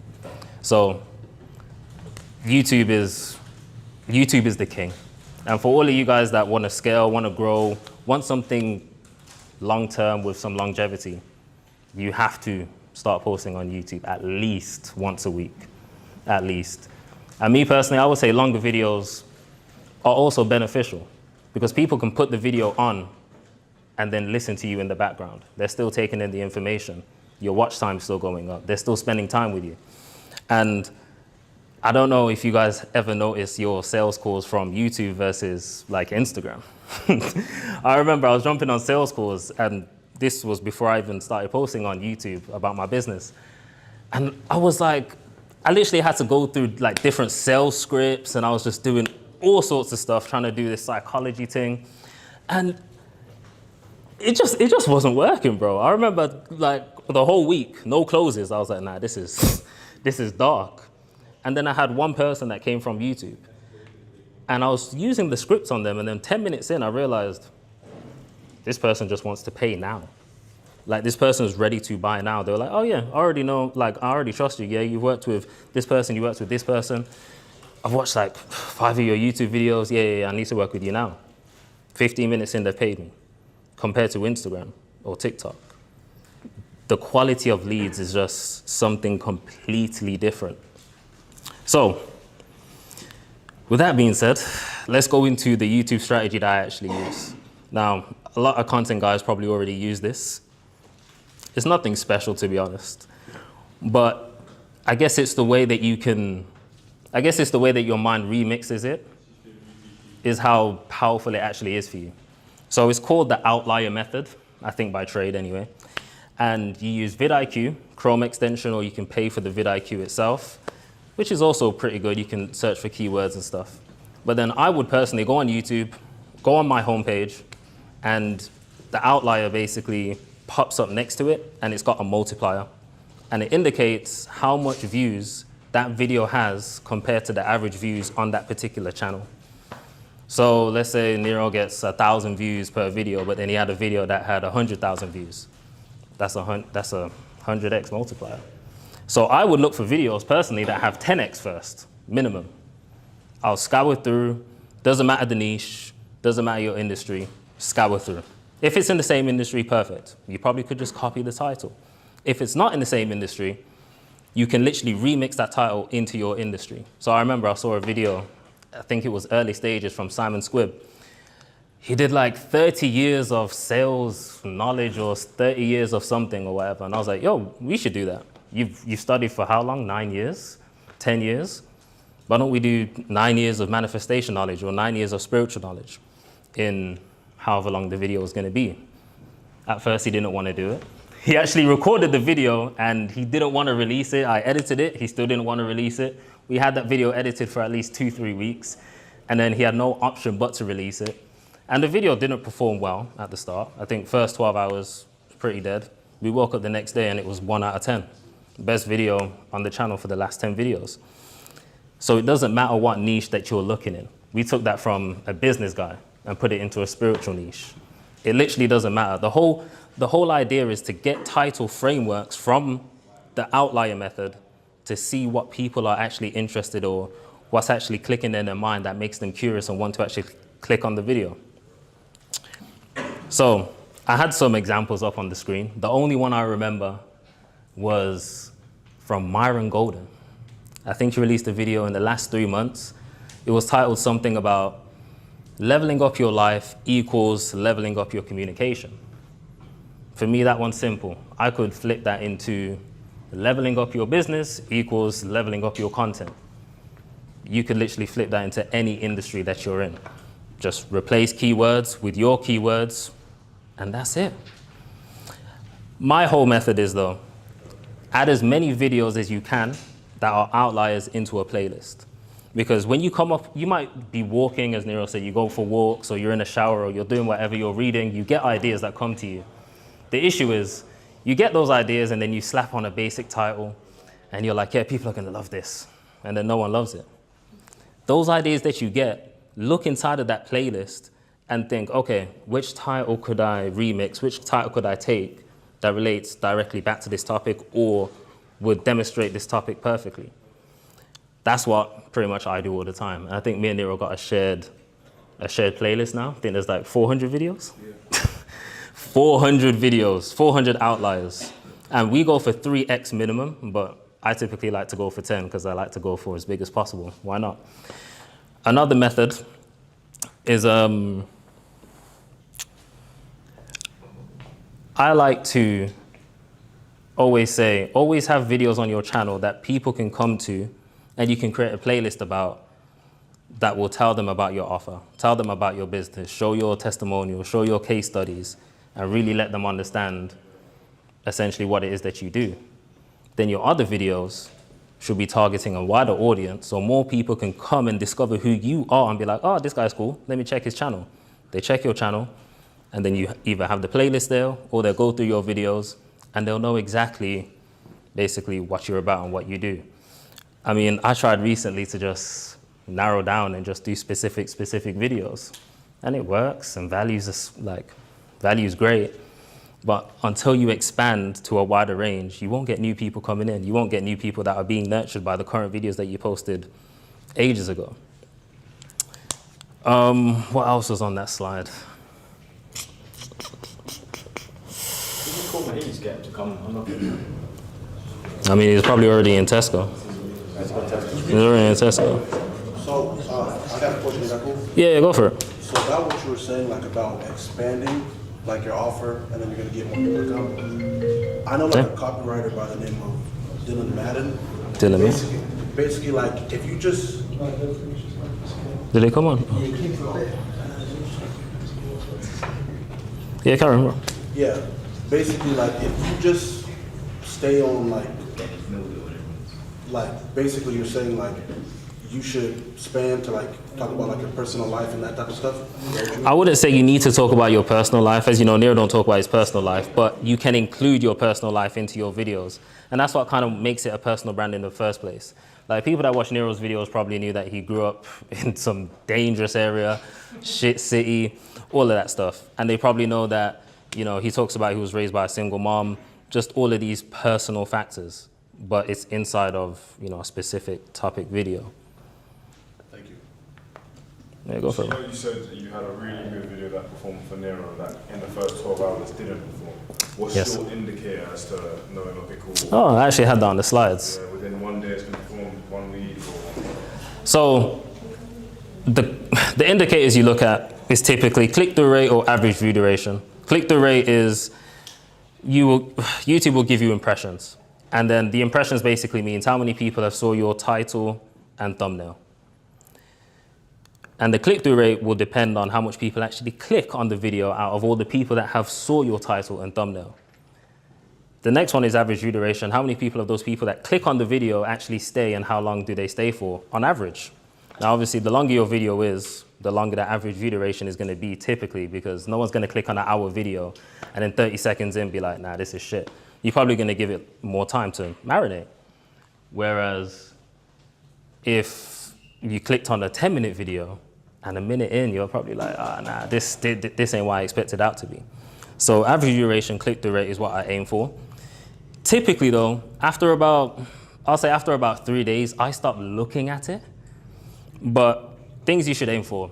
I'll say first 24 hours, if you can get a click-through rate of 10%, I think you're good. Like, that's really, really good. 7% is also good, but then over time, it probably will drop down to 3%, maybe 2%. If it stays at 5%, you're pretty sweet. Average duration depends on, obviously, how long the video is. So I think Nero's is around like 20 minutes for an hour video. When would you change the title? When would I change the title? The 24-hour market, does it slip below a certain percentage and then you change it, or? So if I look at the previous videos and we're like, oh shit, okay, cool. Normally in the first 2 hours, we're on a 7%, but I'm seeing this video's on a 4%. I'm changing the title. Well, I'm changing one thing at a time. So I'll either change the title. If that makes it better, cool. If it doesn't, we change it again, or maybe we change it back and change the thumbnail, and we just change one variable at a time. And does it affect, like the more you change it, does it affect the CTR, or does it not matter at all? Like, is it worse to keep on changing it, or is it better? Oh, no. We change it as many times as we want. Sometimes though, it's just tiring, so we just kind of, we just say, yo, let's focus on the next video. Because if you spend your whole week focusing on changing the current title and thumbnail, then your next video is also going to be affected because you ain't putting no effort into it. Then that's got a worse average view duration and click-through rate. How long do you wait after the video's been uploaded to start playing around with the thumbnail and title? I'll change that as soon as probably it hits 2 hours. Okay. As soon as it hits 2 hours. Is 2 hours based on traffic with the client or like actual duration? What do you mean? Like, because data can either be like time-based or it can be like information-based. So is it like, are you changing after 2 hours because this client has a certain amount of views, or are you changing after 2 hours because 2 hours is like, for you, that's the number that you can change on? Well, I think after about 30 minutes, YouTube actually show you the stats. After an hour, I'm like, maybe it's too soon. 2 hours, I'm thinking, okay, cool. Yeah, the client normally gets around this much views, or maybe it's underperforming, it's like 9 out of 10 or 5 out of 10, and we're trying to get a 1 out of 10, so let's change something and see if it works. Go for it. If it's more like a business, sometimes you'll find like outliers, but it'll be in a complete different niche. I guess for most people here, how do you take a video where you talk about like an outlier or talk about any different subject, and then repackage it into like, I guess, more of a business format or like that completely different audience? So like if you see a title that's like entertainment or something. Yeah, like some people would like fun videos. It'll be a sport, or there will be like F1 video like that. Like have a specific format, different challenge. And I'll see some guys take that challenge and reformat it in business. But it's like, how do you bridge that gap? I mean, first you got to figure out what format of content you actually want to do. Because I see outliers all the time that's like, I trained for a high rocks for 30 days and here's the results. There's no way I'm bridging that to Nero. He's just not going to do that. Maybe another client that's more, that probably knows how to handle a camera, knows how to move around, will probably do something like that. But then again, those type of titles, I don't really mess with those. There's some things that I don't really touch because I'm just like, I don't think that's it's too far. It's too far out. Any questions before I see what's left on here? One question. How do you know when a video is just a bad video? The comments. Say it doesn't get any views on the account. When's the time to obviously stop changing the title, stop changing the description? When's the time to just let the video die? To delete it? I'll say if you're changing the title and the thumbnail and your click-through rate goes up, but your average duration either stays the same or goes lower, people ain't enjoying the video. And when you have a bad video on your account, what's your approach? Do you just get rid of the video because it burns like the quality of your account, or do you still keep it up there?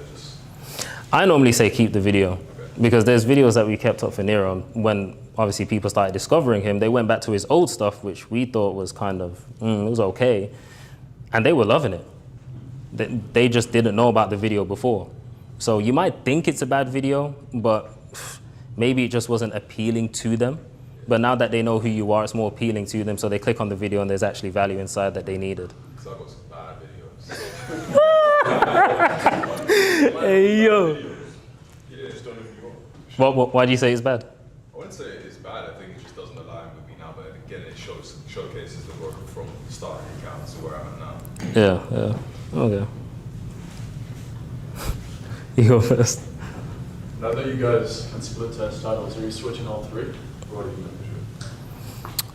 doing? We don't split test the thumbnails, and we don't split test the titles. Is better did it? I don't. Or don't want to make 3 thumbnails? No, we make more than 3 thumbnails. He makes me make at least 10. We make at least 10 thumbnails for each video. Sometimes we reuse old thumbnails for new videos as well. Only because his thumbnails are pretty simple though, the screenshots from the video.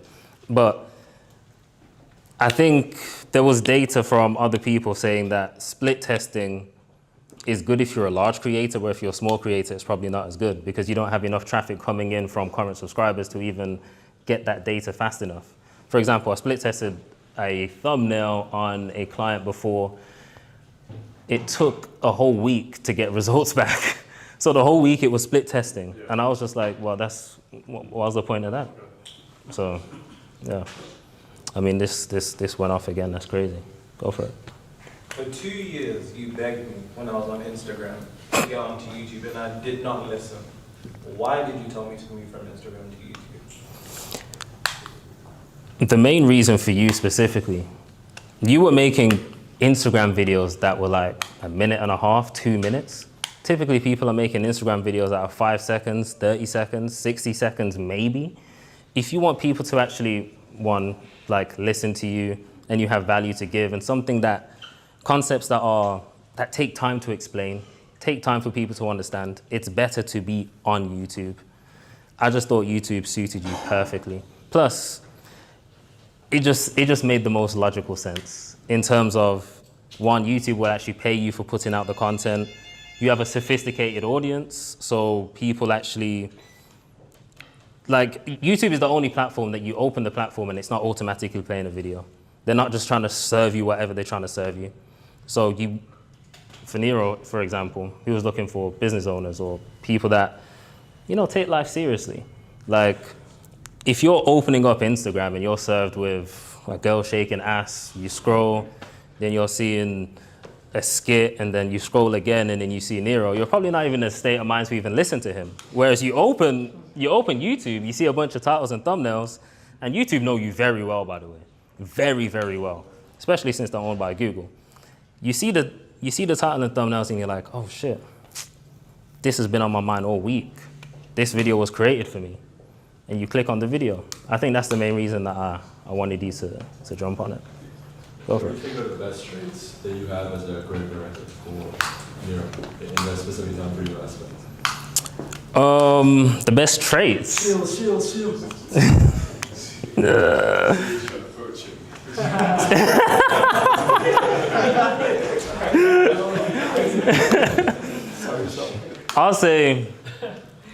I'll say just, I guess, the creative mind. To just take one video that has nothing to do with him and put it in a space that he can actually, put it in a packaging that he can actually use. And then sometimes he'll be like, oh, I've already said this. And I'm like, bro, just say it again. Just say it again anyway. And a lot of the times people will be like, bro, I've heard this already, but I needed to hear it again because this time it makes sense. I feel like a lot of people, he wanted to stop creating content. A lot of people either don't make content. I know a friend that said, I stopped doing this because I was just repeating myself. I'm like, that's what you're gonna have to do. A lot of the times, nothing is going to change. A lot of the times it's just principles that you repeat in the same thing again and again that people just need to understand. And until they get that, nothing's going to change for them. So I'll say that that's the main one.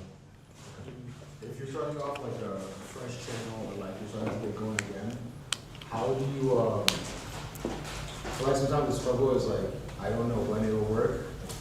But like if you're speaking to someone who's launching their channel, what's the framework you would give them for like, in 6 months, like you will gain traction? Because the traction thing is always an issue. Like you post 50 views, 100 views, 200 views, it's like, so like guarantee traction for someone. I say if you're starting a fresh channel and you're just new to the game, I would try and post at least 2 videos a week just to get you in the mood of creating content, get you talking for longer, because a lot of people just start on short form platforms. Then I would also say I've got a thing of low friction content and high friction content. We did the opposite for Nero because he didn't want to listen. I would say start at the lowest friction possible. Do the easiest type of video that you can do. If that means knowing what you're going to say for the intro and then having bullet points or even freestyling the video, just do that and get the content out. That way, one, you'll start building up traffic. You'll know what videos are hitting better for your audience. And then later down the line, after about, let's say a month, 2 months of you posting 2 videos a week on low friction content, then you can increase the friction. Maybe you hire an editor, or maybe you do the editing, you do more editing.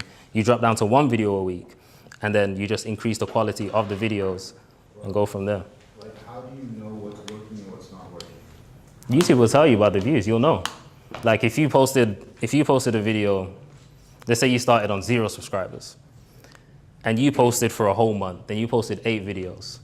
You'll see some videos that have 5 views, and you'll see a video that maybe has 100, or maybe 1,000. If you're lucky, 10K, 100.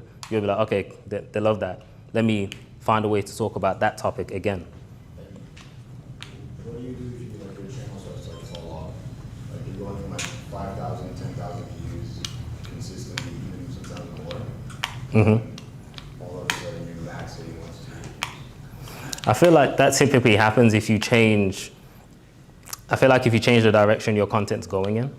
So like on my main channel, there's times I've dropped self-development videos and there's times I've dropped more personal branding videos or content videos or even vlogs. I see people tend to love the vlogs, but then I could drop a content video the next day and that's getting 2K views, but the vlog will get 20. I feel like you'll know the discrepancy in views based on the type, maybe the format you're posting or maybe the topic that you're covering. So I'd say try to go back to the topics that were working for you before and then see if that makes a difference. You go for it. How do you make content for YouTube frictionless for a business owner to film? Because I feel like a lot of people here are super busy and it's like, oh, YouTube's going to have to think of the idea and the thumbnail and this. Like, what would you say to someone in terms of, I feel like Nero's process is pretty frictionless when it comes to the whiteboard films. Like, what would you say for a business owner? I'll say lean into what you're naturally good at. Nero's naturally good at speaking. So him coming and talking to the camera, whether it's a whiteboard or just talking naturally, that's good. But then also, if you're a business owner, guys, seriously, just get yourself an editor, bro. Like, I think you guys are stressing yourself too much about, you know, oh, I got a video to create. But I don't think creating the video is hard because you already know what you want to talk about. It's the after process of once the video is recorded, what do I do now? I don't know what to do. The video's there, I need to put it in CapCut, I need to put it in Premiere Pro, and then I need to upload it. Just get someone to do that stuff for you. I think that's probably one of the best investments you can make. Go for it. Yeah, I found about like a video editor, like having them do that is that like, okay, I'm gonna have like a certain vision for the video. And then I found like one video editor that I had, he wanted me to like put timestamps and like, you know, how I want it done. And I found like to do that with every single video, it's like, you know, that's I might as well edit the video myself. Does that make sense? He wanted you to put timestamps in the video. Well, no, so basically like I wanted the video edited a certain way. Yeah. But the way he edited the video, it wasn't like my cup of tea. Okay. So I found myself, I'm like, okay, I want this kind of meme at this timestamp. I want this at this. Okay. Timestamp. You get what I mean? Yeah, I get you. Doing that is taking me such a long time. Like, hell, I might as well learn to edit myself and do it, you know? Does that make sense? Yeah, I get you. I feel like there's two things there. So one, with the editor, I guess everyone's got their own style that they want to do. So the editor probably doesn't get your style straight away. There's two things you can do. You either stick with him and train him up and be like, yo, this is the type of thing that I want to do here. Or there's sometimes, maybe it's just the quality of editor that you have that makes it so far away from the style that you desire. Or maybe he just doesn't understand you enough as a brand or as a person to know what to put and where to put it. Okay. I say that's the big thing. Yeah, go for it. Probably, I know you're trying to get to the presentation, but I think the questions you like asked pretty much answered everything, to be honest. In terms of like a CTA as like a business owner, how often should you just be not necessarily hard selling in a video? If you have like a ratio of one video, we're not going to do a CTA, the next video go out and do the CTA. Like, what's your sort of? I'll say put a CTA in every video. I always aim for a CTA midway through. If you're doing a more serious video where it's like you're basically doing a case study or whatever, then I would say put a CTA beginning and end. So even in your blogs, would you put like a CTA as well? If I remember to. Okay. If I remember to. So like if I'm in the vlog suddenly talking about content or business or whatever, then I'll probably put a cheeky plug in there. But yeah, right. I've pretty much covered everything that you like pretty much did with the questions. I'm so sorry, but the catering was downstairs. Nah, it's cool, it's cool, it's cool. I just wanted to show you. This is Nero's analytics, just his views and his watch time from 2025. 2.6 million watch hours. That's, I put it in ChatGPT, that's around 289 years spent on his brand. Just in 1 year. I think the year before was 2.2. And that's from, go on, go for it. Why do you feel like that is? He's posting long videos. His videos are literally 1 hour long, minimum. Some are 1:15. We upload every single week. And there's time, I don't think we do it anymore, but we used to use Opus Clips to just put out shorts. And then those shorts, people will be like, which video is this? And then they'll just find the video and then watch the video. Plus, longer videos, you're more prone to just put the video on while you're, I don't know, washing up, cleaning, doing whatever. So the watch time stacks up. You're literally hearing Nero while you're doing your daily activities or doing whatever. And by the time you know it, you're booking a sales call with him and you're paying him 50K in 20 minutes. So, but yeah, also 11.9 million views. And I think it averages out to, I think it was like 13 minutes per person. I don't know how long it would take him to speak to, what, 12 million people for 13 minutes? Yo, your thing comes off quick, bro. Crazy. Crazy.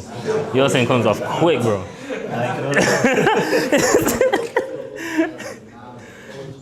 Your thing comes off quick. But yeah, I've pretty much spoke about the vidIQ. These are the videos I was talking about 2 months ago. Leveling up your life equals leveling up your communication. Stuff like this, you definitely should film your boring life.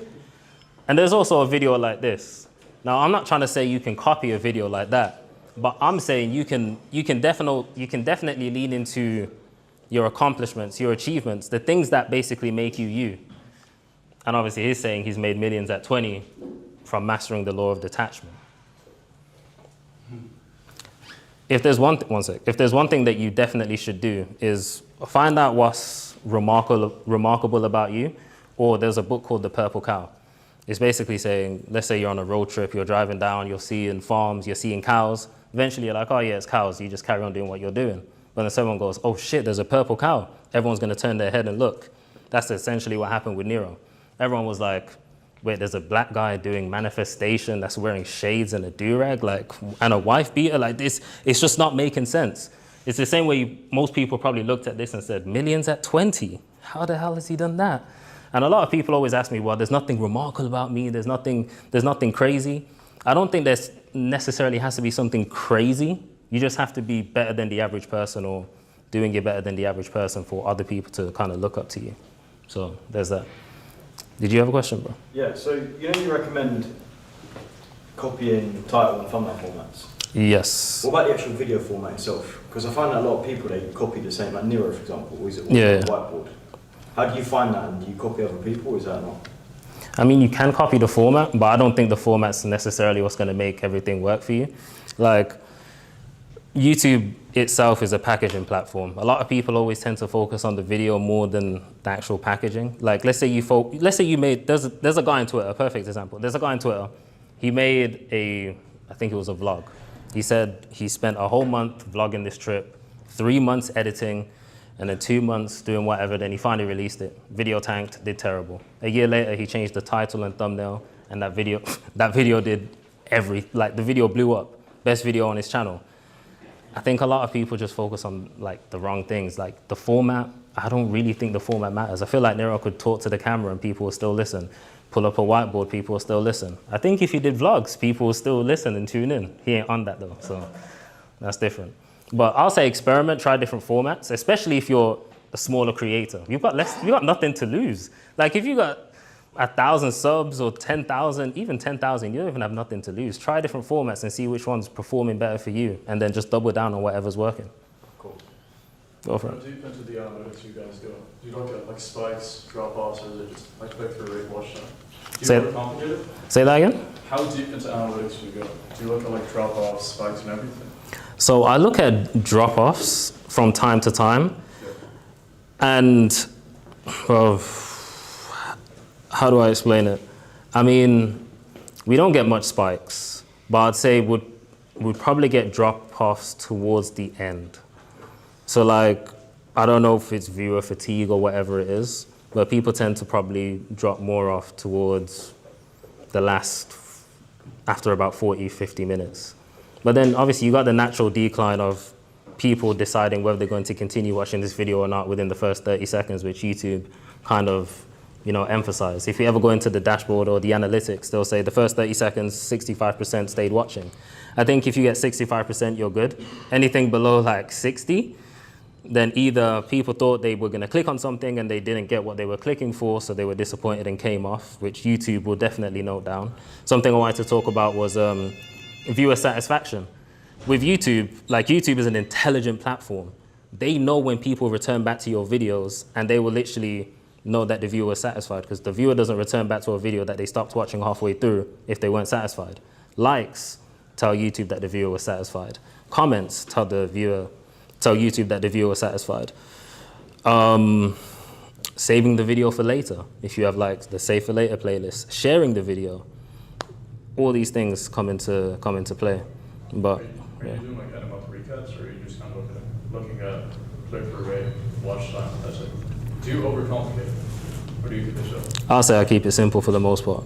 I think there was a time where I was overcomplicating it, and bro, you can drive yourself crazy in that dashboard.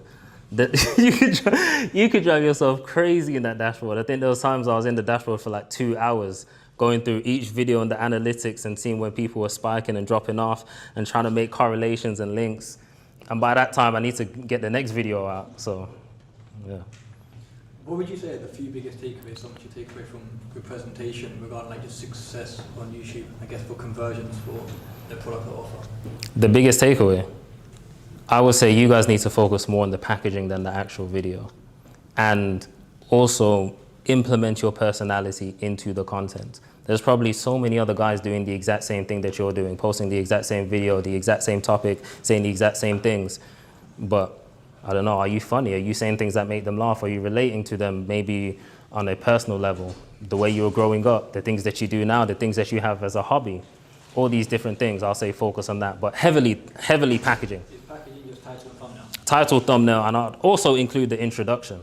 Okay. So like if you're telling people, yo, in this video that you've made millions and blah, blah, blah, blah, blah, but you start off the video and it's not even you talking, people are gonna be like, what the fuck? Or if you start the video and you're not talking about, you made how much millions this year, or you're this age, or basically what's literally correlating with the title and thumbnail that you put up, people are not gonna be interested in. That's when you see the average view duration going down. So, yeah.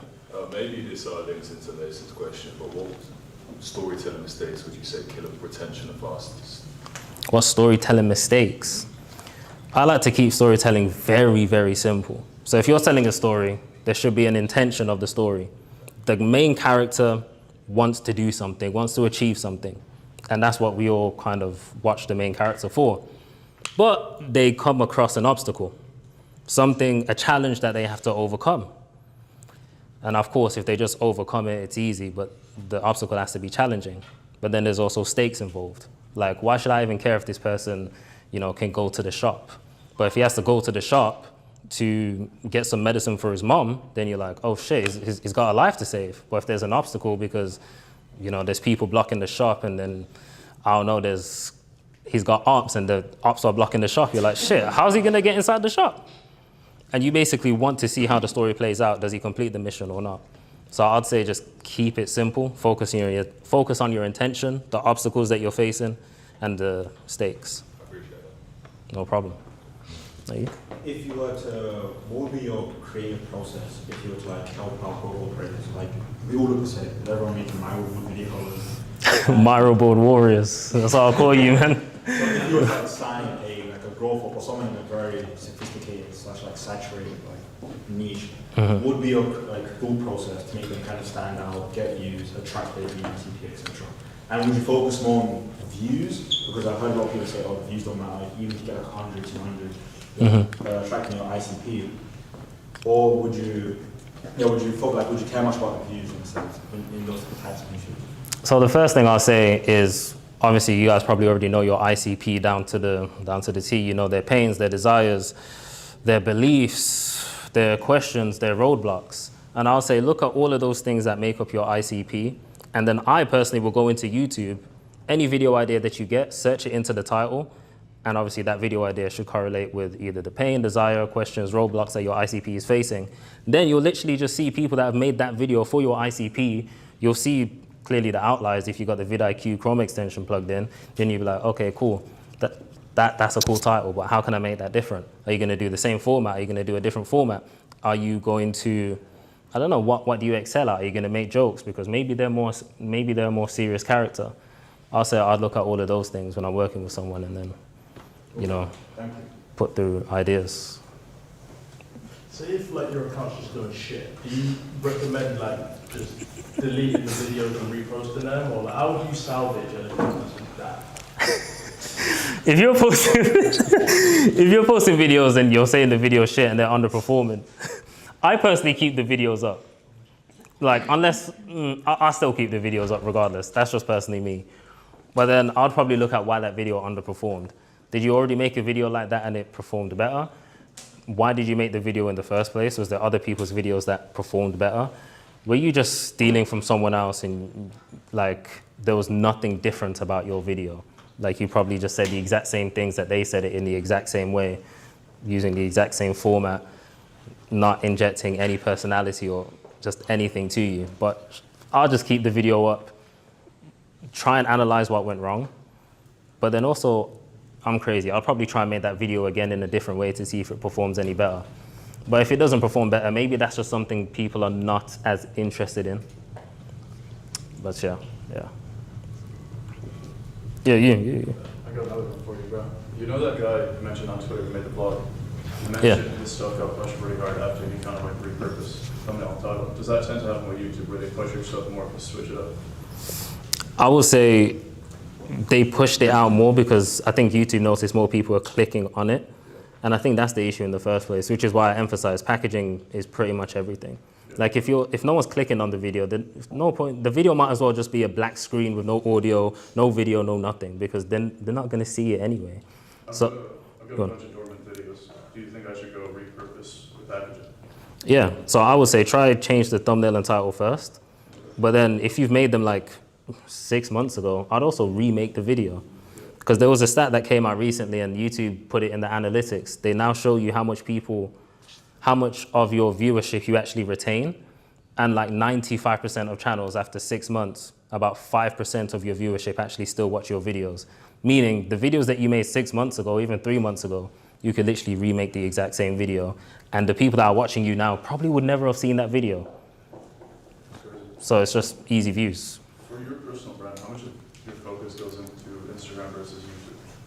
Or is it all YouTube and then get an editor to repurpose? I would say focus, just put all your baskets in YouTube. I'll say YouTube. And then repurpose onto Instagram. Because as I said, like 420 short form videos to get to 7 hours. That's just insane. That's over a year of posting every single day. Do you post on Instagram? I post on Instagram, yeah. Do you Because go idea yourself, or do you have someone clip it up for you? so I post on Instagram for different reasons. Because I still get brand deals through obviously just brands because I started through Instagram, so I still post reels that way. But then YouTube is more of my business side of things, I guess. I appreciate it. Sorry. This is not really for me, but I feel like it would be valuable to like audit certain people's YouTube channels and see like what they're doing with their thumb. Like Val, I feel like you want your channel. My stuff is chops, bro. You can pay for that, yeah. You can do it live right now. Like, I'm gonna slide you 2K cash, bro. Well, pull up the channel. Yeah, look. Pull it up.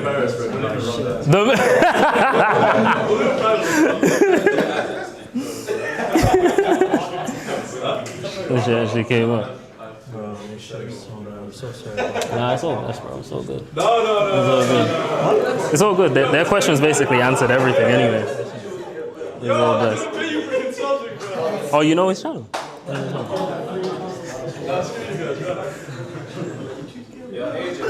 This should be your next video. Critiquing people's channels. I hear it. Always say. My stuff is better now. God damn. Again, better. But we do split tests. We don't do like one at a time. What's your most popular one? That one. We just repurposed it. You just repurposed it? Yeah, bro. I was not on YouTube for a minute. As in you made it again recently? Yeah, that second one.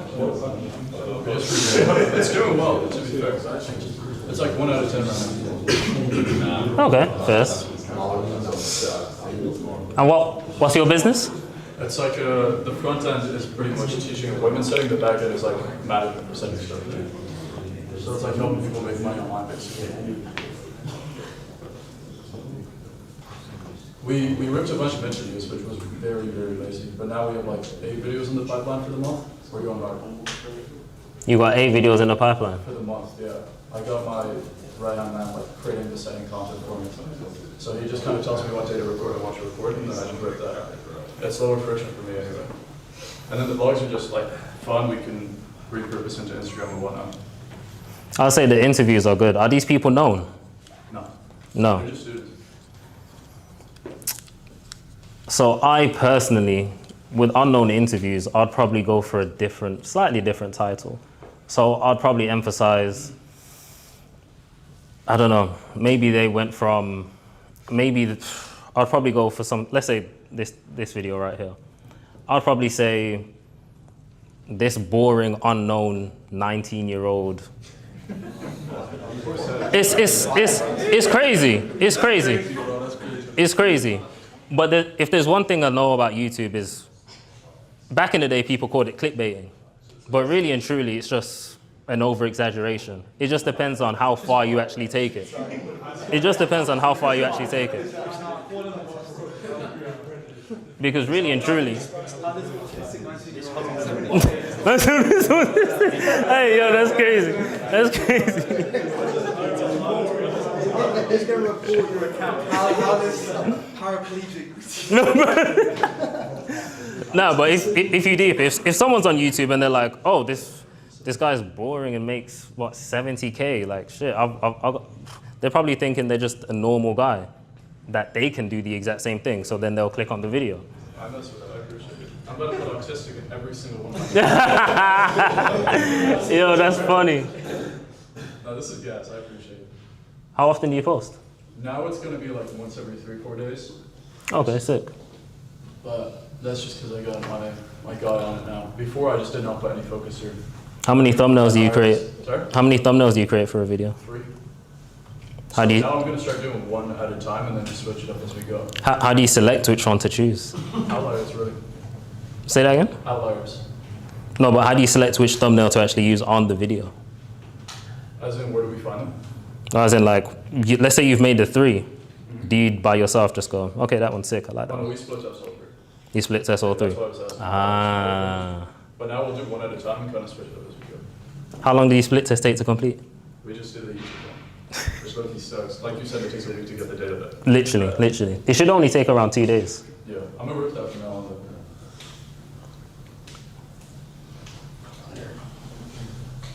No, this is gas, bro. I appreciate it. Anyone else? Anyone else's channel?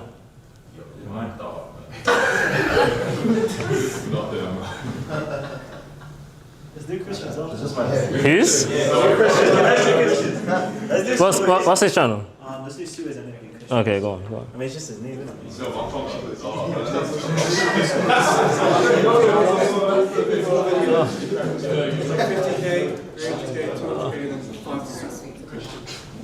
Yeah, bro.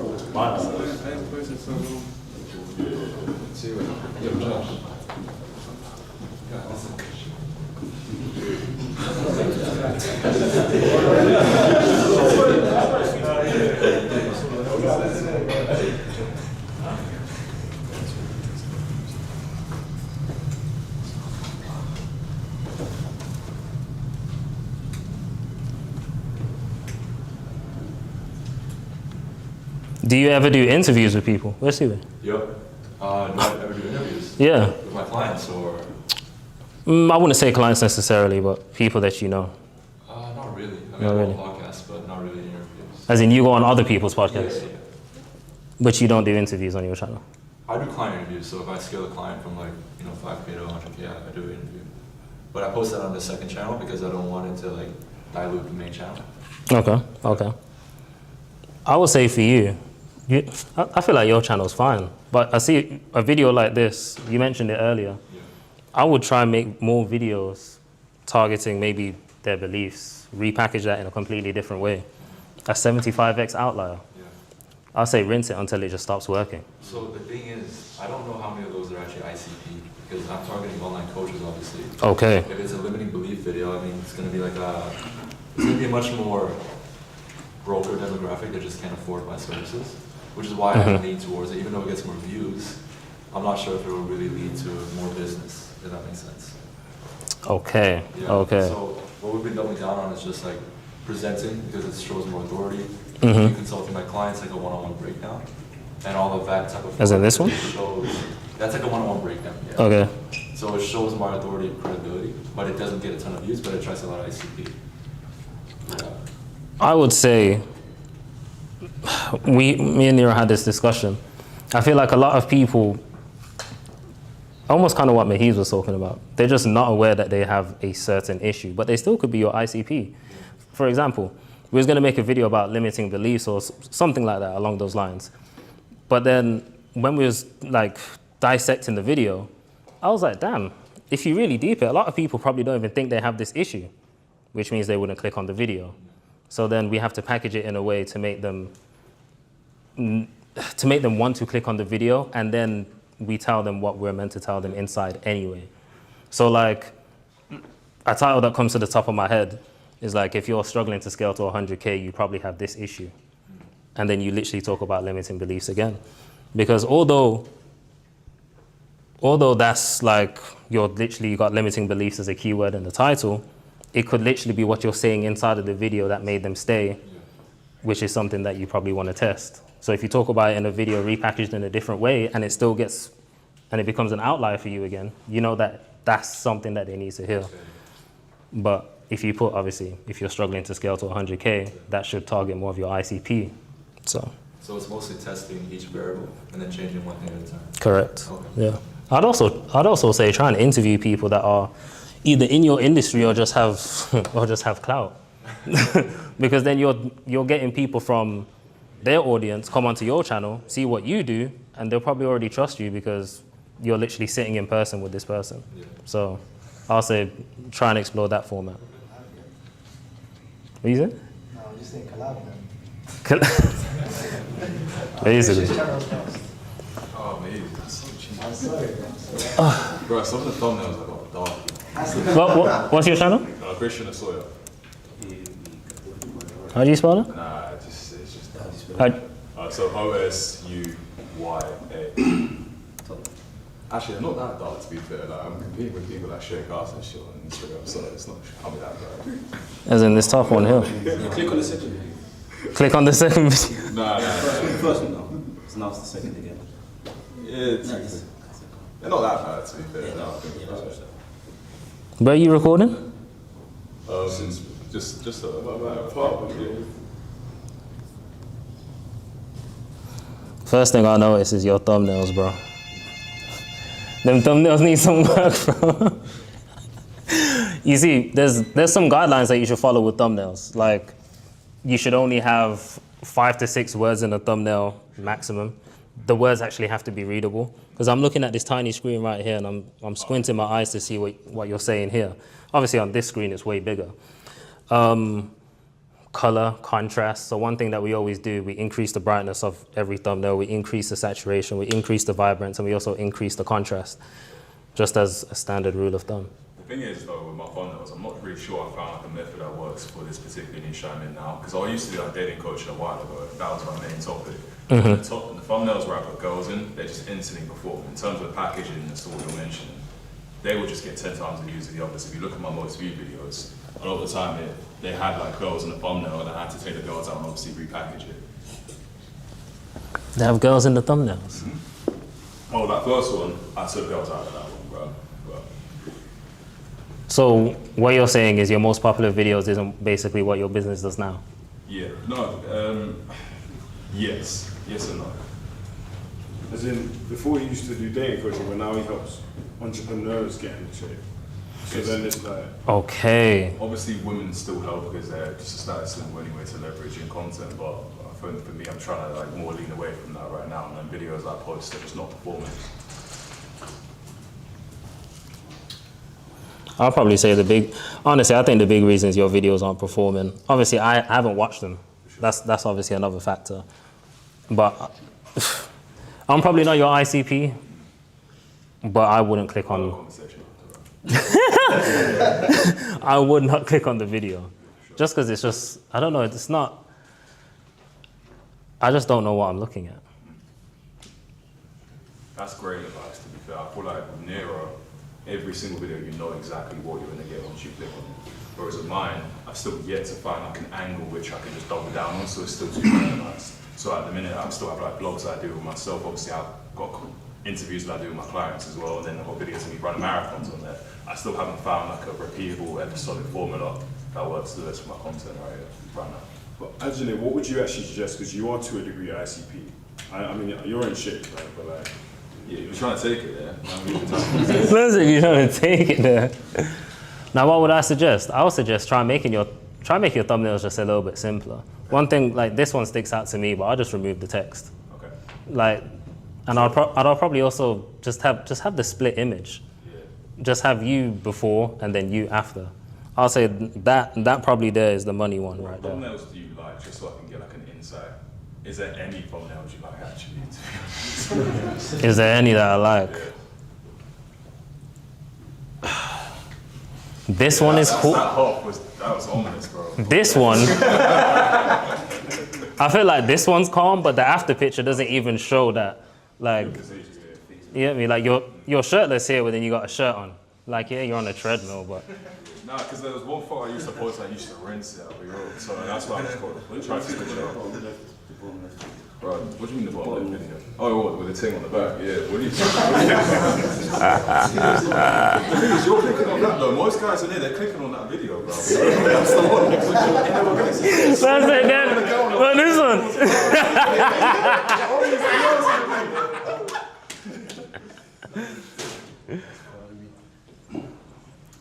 Nah. Most of your views from dating videos before? Sure. Yeah, for sure. Like dating is a more popular niche. And those are your most popular ones. Yeah. So what might, because I've seen some people, what might happen now is those initial views you had will now click your new content and they've subscribed to something different. Yeah. So now they click it and they're like, oh, this isn't about getting things. I understand it, but I think it all still ties into the same message to a degree. Like I understand the actual content, if you click on that, I think they're very good videos and it speaks to a lot of the ICP, which is pretty much everyone in this room. But yeah. But then maybe it's time for your channel. Yeah. Because if, let's say, maybe they came for dating before, sure. But now you're targeting, I'm guessing, entrepreneurs. They're not an entrepreneur, so they're probably not clicking on the video anymore. So it's going to take time for YouTube to kind of reassess, what's going on here? I'd say it's an inaccurate representation. Because dating content was basically just fitness content as well, just repackaged to a degree. But then, Ajana, you writing off the entire channel, or are you saying keep the channel and then... No, I'll keep it. I'll keep it. You got 2K subs. I'll keep it. No, not shadow ban, not shadow ban.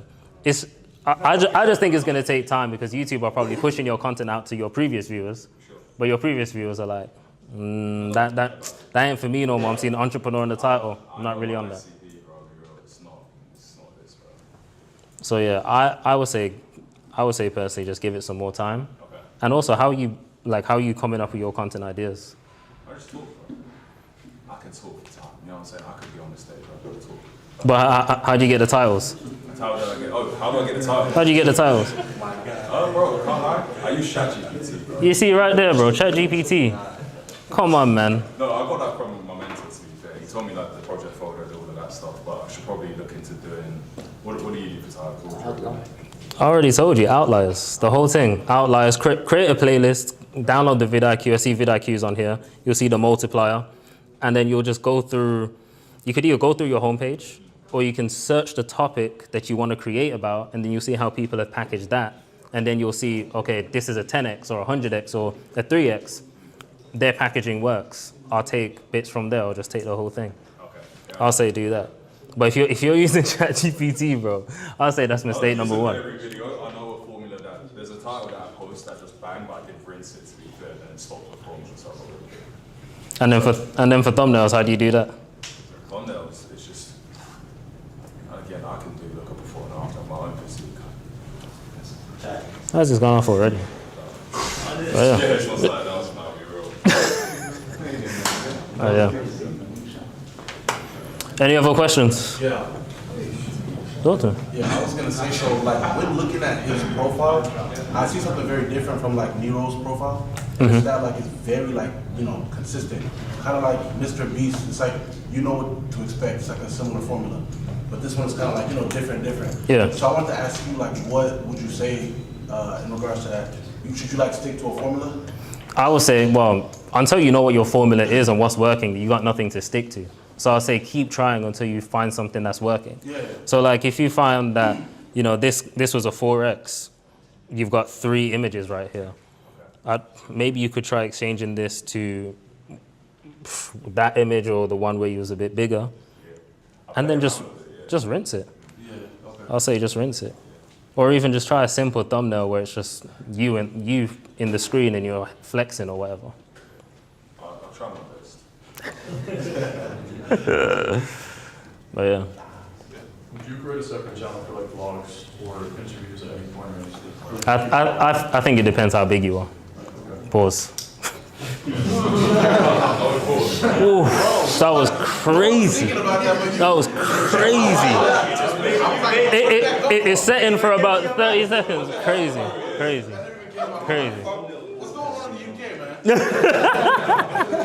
But yeah, I think it depends how big you are. If you got like a 100K plus channel and you're talking about this one thing, then creating vlogs could be like, yo, they ain't trying to watch that unless they're heavily requesting it. I appreciate the compliment, by the way. You're an idiot, bro. No. You're an idiot, bro. But yeah. Alright guys, we had some technical difficulties, but bro, this guy, he's always so calm. Like, I've never seen a guy more chill than this guy many times. Like, when I was gonna record this guy, he's just like, he's always so chill, bro. Like this was happening, I would have freaked out, but you killed it, bro. Even regardless, man. So big up.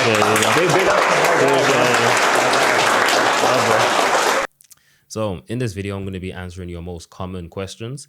And let's begin with a bang. I got these from Instagram and YouTube. So I want to know how to speak effortlessly in front of camera. This one's easy. Well, easy if you make it easy. And first thing I will say is fake it till you make it. I faked it.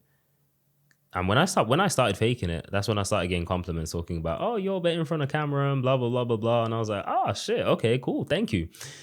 Then number 2 is practice, practice, practice. And I mean, upload more videos if you have to, just to get more reps out. And if you're not confident in front of camera, then you're probably looking at the camera as someone, as something that's potentially going to harm you, you know, because you probably have a fear of being seen. You know, if you record this video and it does well, and you know, like it gets to millions of people, there's going to be negative comments and there's going to be positive comments, and you don't want the negative comments, so you're subconsciously just sabotaging yourself because you don't want people to see it. And a lot of people just don't realize that. So once you get over that, then you'll be good to go. Another thing is just analyze how you are in general in front of other people, and then just come and replicate that in front of the camera, whether you're a calm speaker, a hyper speaker, someone that has a bunch of inflections in their voices, all of that stuff, and just makes it more engaging. Those, I would say, those are the main things that helped me. Practice is massive. I'll be so honest. You just can't beat practice. And no one really just comes natural at this camera stuff. Also, another thing is look directly into the camera lens, whether it's your iPhone camera lens or your actual camera lens. Don't look off to the side, or don't look at yourself while recording, because then it makes it look like you're not looking in the eye of the viewer and you're looking at something else. It's just less natural.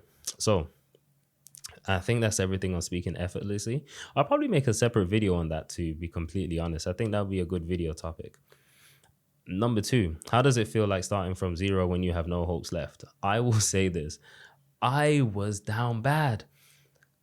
5-6 years ago, I was creating content and I bought a camera, I bought a mic, I bought all of that because I wanted to go all in. I faced a bunch of issues buying all of that stuff, by the way, which is why I always recommend, like, you don't need a whole new camera. Microphone, yes, get good audio, all of that. But I faced camera issues, and then cameras got expensive, and then lenses got expensive, and then I was having audio issues because my attention was now on the camera, and then like the video idea itself just suffered. I just didn't have the time for it. So I will say this. I sold all of that stuff because I gave up. I bought it back because I wanted to try again. Then I sold it again, and then I had to buy it back for the third time, technically. Yeah, for the third time.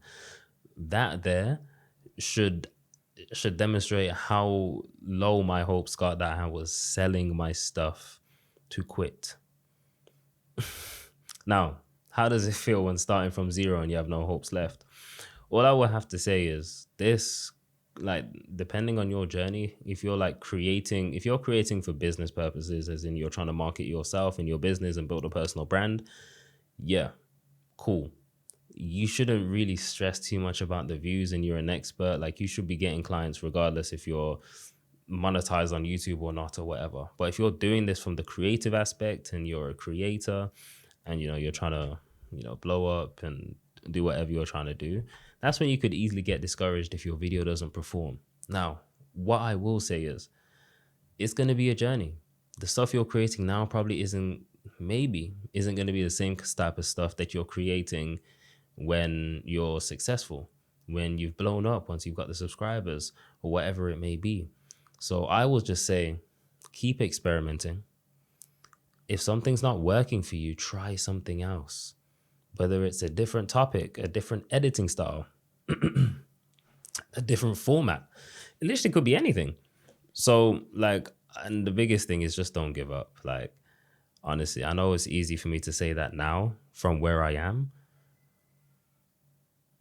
but there's just no other way for me to explain it other than don't give up. I gave up a few times, but I still came back, and luckily I did. It's literally part of your journey. So there's nothing more I can really say on that, apart from don't get discouraged if a video doesn't get views. Like, it's part of the journey. Everything will come in due time. You'll be the person that you need to be. And yeah, I guess the most important thing is, like, be the person that has all the views and all of that stuff already, and then eventually it will all come to you. So the third question is struggling to get views on music related videos. Now, this one is not in my area of expertise, to be completely honest with you. Like, I don't know what you mean by music related videos, whether it's literally music videos or videos about music. I will personally say, if it's videos about music and you're doing documentaries or news, your titles probably just need to be better, or you just need to attach yourself to something that's already popular. Like, if you're making videos about music stuff and it's news, but you're covering an artist that nobody knows, you're struggling. If you cover an artist that's already massive like Drake, yeah, you could potentially get more views, but he's probably covered a lot, so you won't get as many. What you want to be doing is attaching yourself to trends. If Drake is trending, then you can make a video about him because more people are searching for Drake and the newer stuff is what they want to see. I would literally just focus on trend jacking or trend hopping, whichever one you want to call it, where something is popular in music, you jump on it. If it's actually music videos, bro, I don't know. If it's music video, I don't know. You probably should be focusing on streams or something, and then like go on TikTok and just make 5 TikToks a day about your music and use the audio. By the way, if you just DM me and like give me more clarity on your situation, then I'll just like reply back. Number 4, what platform do you advise to start on? Now, depends on what type of person you are, what you're trying to do. See, I post on short form because that I have like brand deals on there, but also I want to push my short form attention to my long form content, which is gonna obviously bring more attention to my long form, but also nurture that audience. Now, which one should you start on? If I had to start again, I'd probably start on YouTube straight away. But no, it's a tough one. If I had to start again, it would probably be YouTube straight away, especially if it's for business purposes. Now, depending on your business, if you're like a hairdresser, I'll just go onto Instagram, post some pictures, post some reels, you'll be good. If you're wanting brand deals, like mainly to be your source, yes, YouTube brand deals pay well, but once you get to a certain caliber, so I would start on TikTok and short form just because the ROI compared to like the time it takes to create the video compared to what you're being paid will be greater. But essentially, I would say start on YouTube. If you struggle to speak for a long period of time, YouTube probably isn't going to be it for you. Go to Instagram. And if you're on Instagram, you might as well post on TikTok as well. So if you're decent at speaking, can speak for more than 8 minutes at a time, start on YouTube. If you're doing it for business purposes, marketing your business and yourself, and you've got a higher price for your services, YouTube. Hairdressers, barbers, probably Instagram. Unless like you're teaching barbers, like, and you need more time than YouTube. I guess it's really subjective. Mainly, I'm gonna say YouTube though, because I'm biased. But in some cases, you could make a case for short form being better. Now, the 5th one, I'm not even gonna number the questions anymore. What's the best software for creating thumbnails? Now, I've tried Pixels with a Z.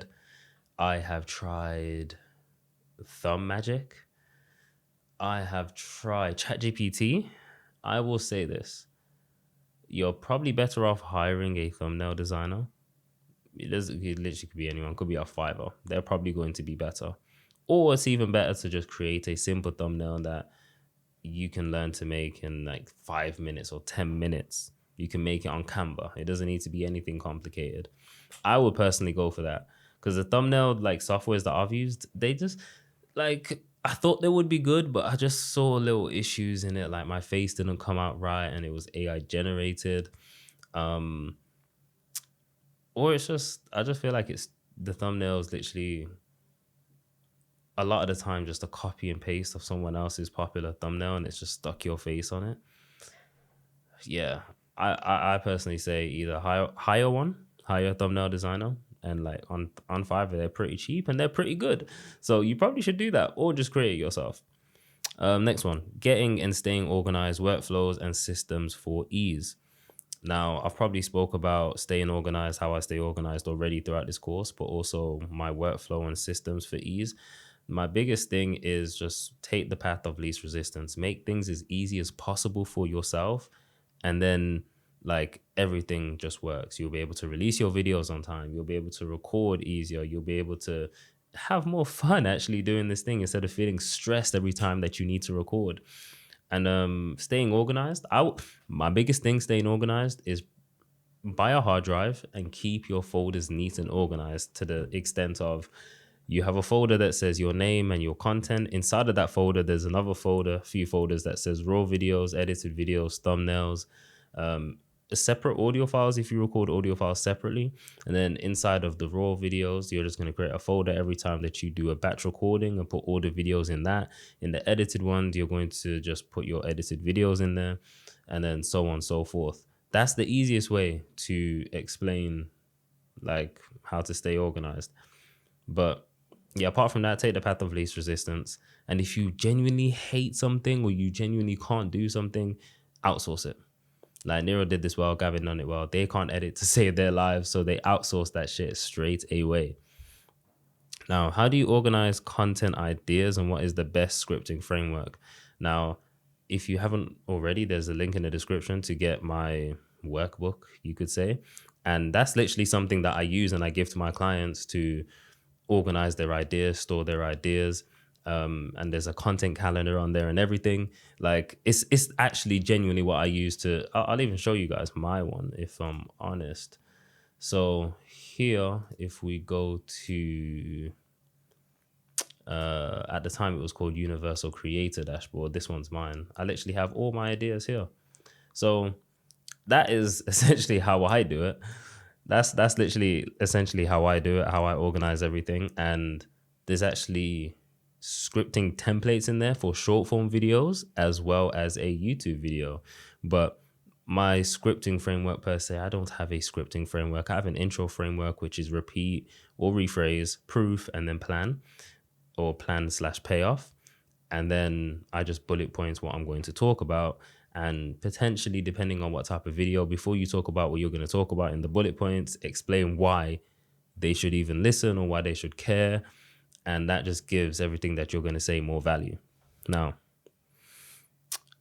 the last one on Instagram is, should I start a new channel if I've been inactive or sporadic on my current one of 5 years? Should you start again?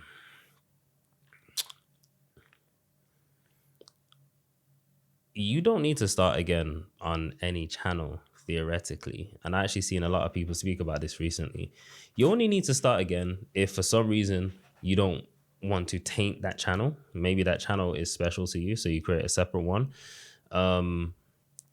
Or maybe you're making a massive shift in the type of content that you're creating and you potentially want to go back to the old content that you're creating, so you create a new channel for it.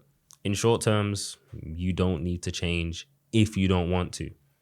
That's well, pardon me, that's literally it. And I did this as well. I created a business channel. Then I realized, one, it's just a headache. The only other channel I'd potentially create, I wouldn't do it anymore actually, was a tech channel. But I'm probably going to post tech videos on here anyway, just not to the extent as, you know, the proper tech space.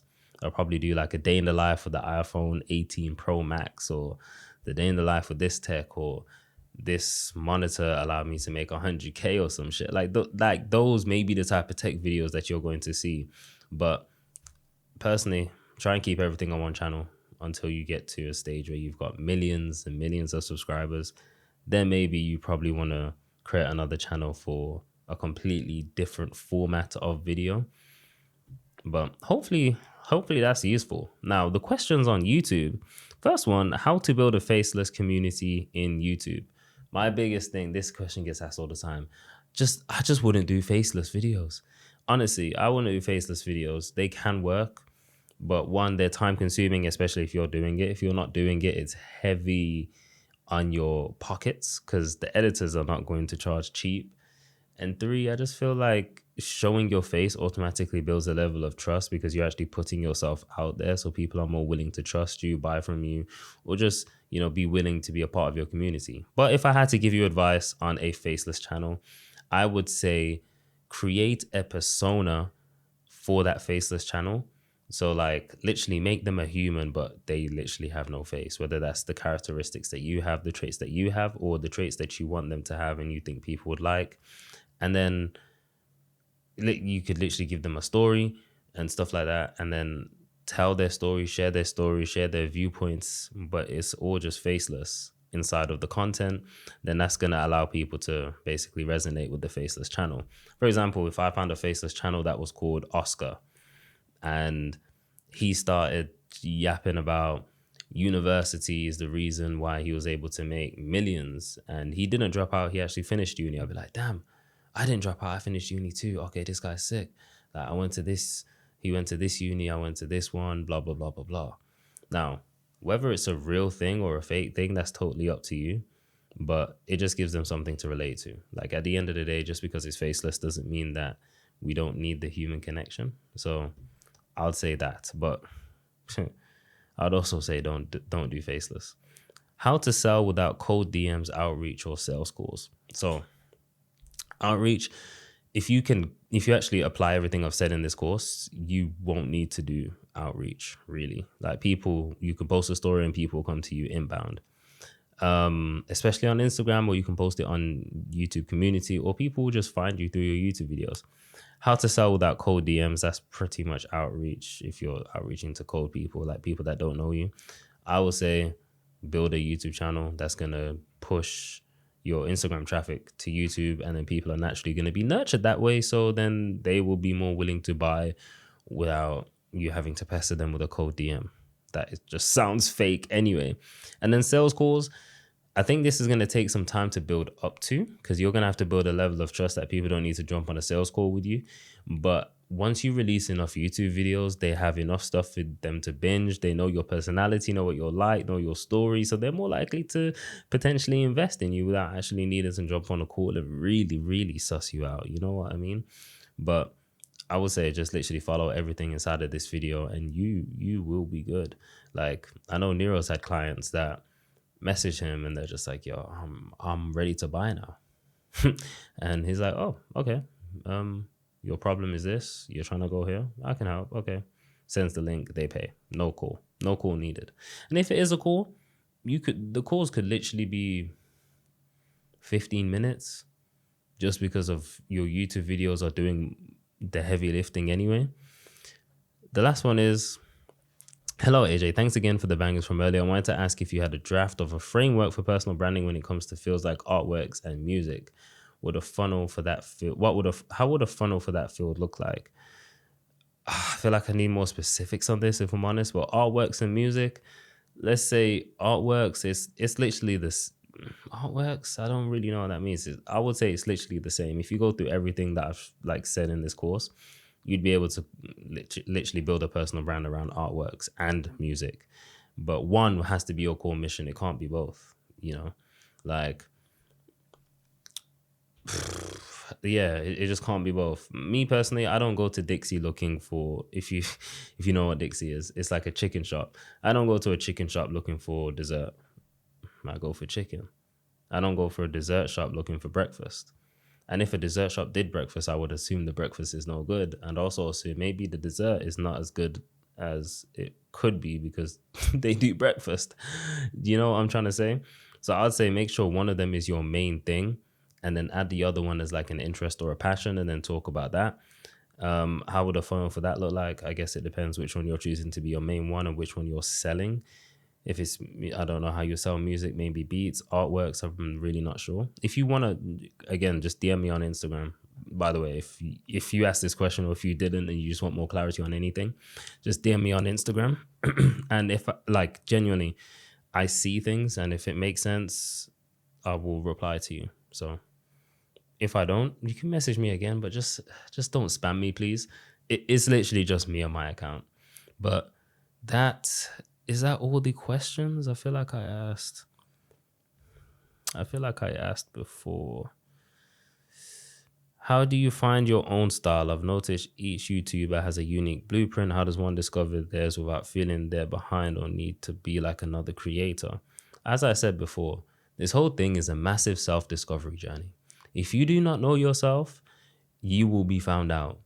Because you will be like, shit, maybe I should be like this person. And then you'll just copy his style and realize you're still not, you still don't have your own style. You know what I'm trying to say? So I'd say it's a massive self-discovery journey. Just think about the things that you like down to the colors. I like black, white, and orange. I don't know why I like orange. It's just great. I do like blue sometimes, so maybe I'll use it. But mainly it's orange. My unique style. Because I'm good at camera. I'm pretty good with the camera. Oh, my vision board's in shot. Because I'm pretty good with the camera. Like, I've just put stuff on the walls that represent me. My camera looks pretty good. I'm using a decent lens, a decent camera. I've got a good setup because I enjoy tech. But if you're none of those things and you're more a nature person, maybe you record your videos outside in nature. You know what I'm trying to say? If you live in a nice place and you've got nice views, record with nice views. If that's your thing and you like going on hikes and just all of that stuff. The things that's going to make you unique is the things that you do and only you do. Or that you do better than the average person. You know what I'm trying to say? Like, yeah, that's the best thing I could say.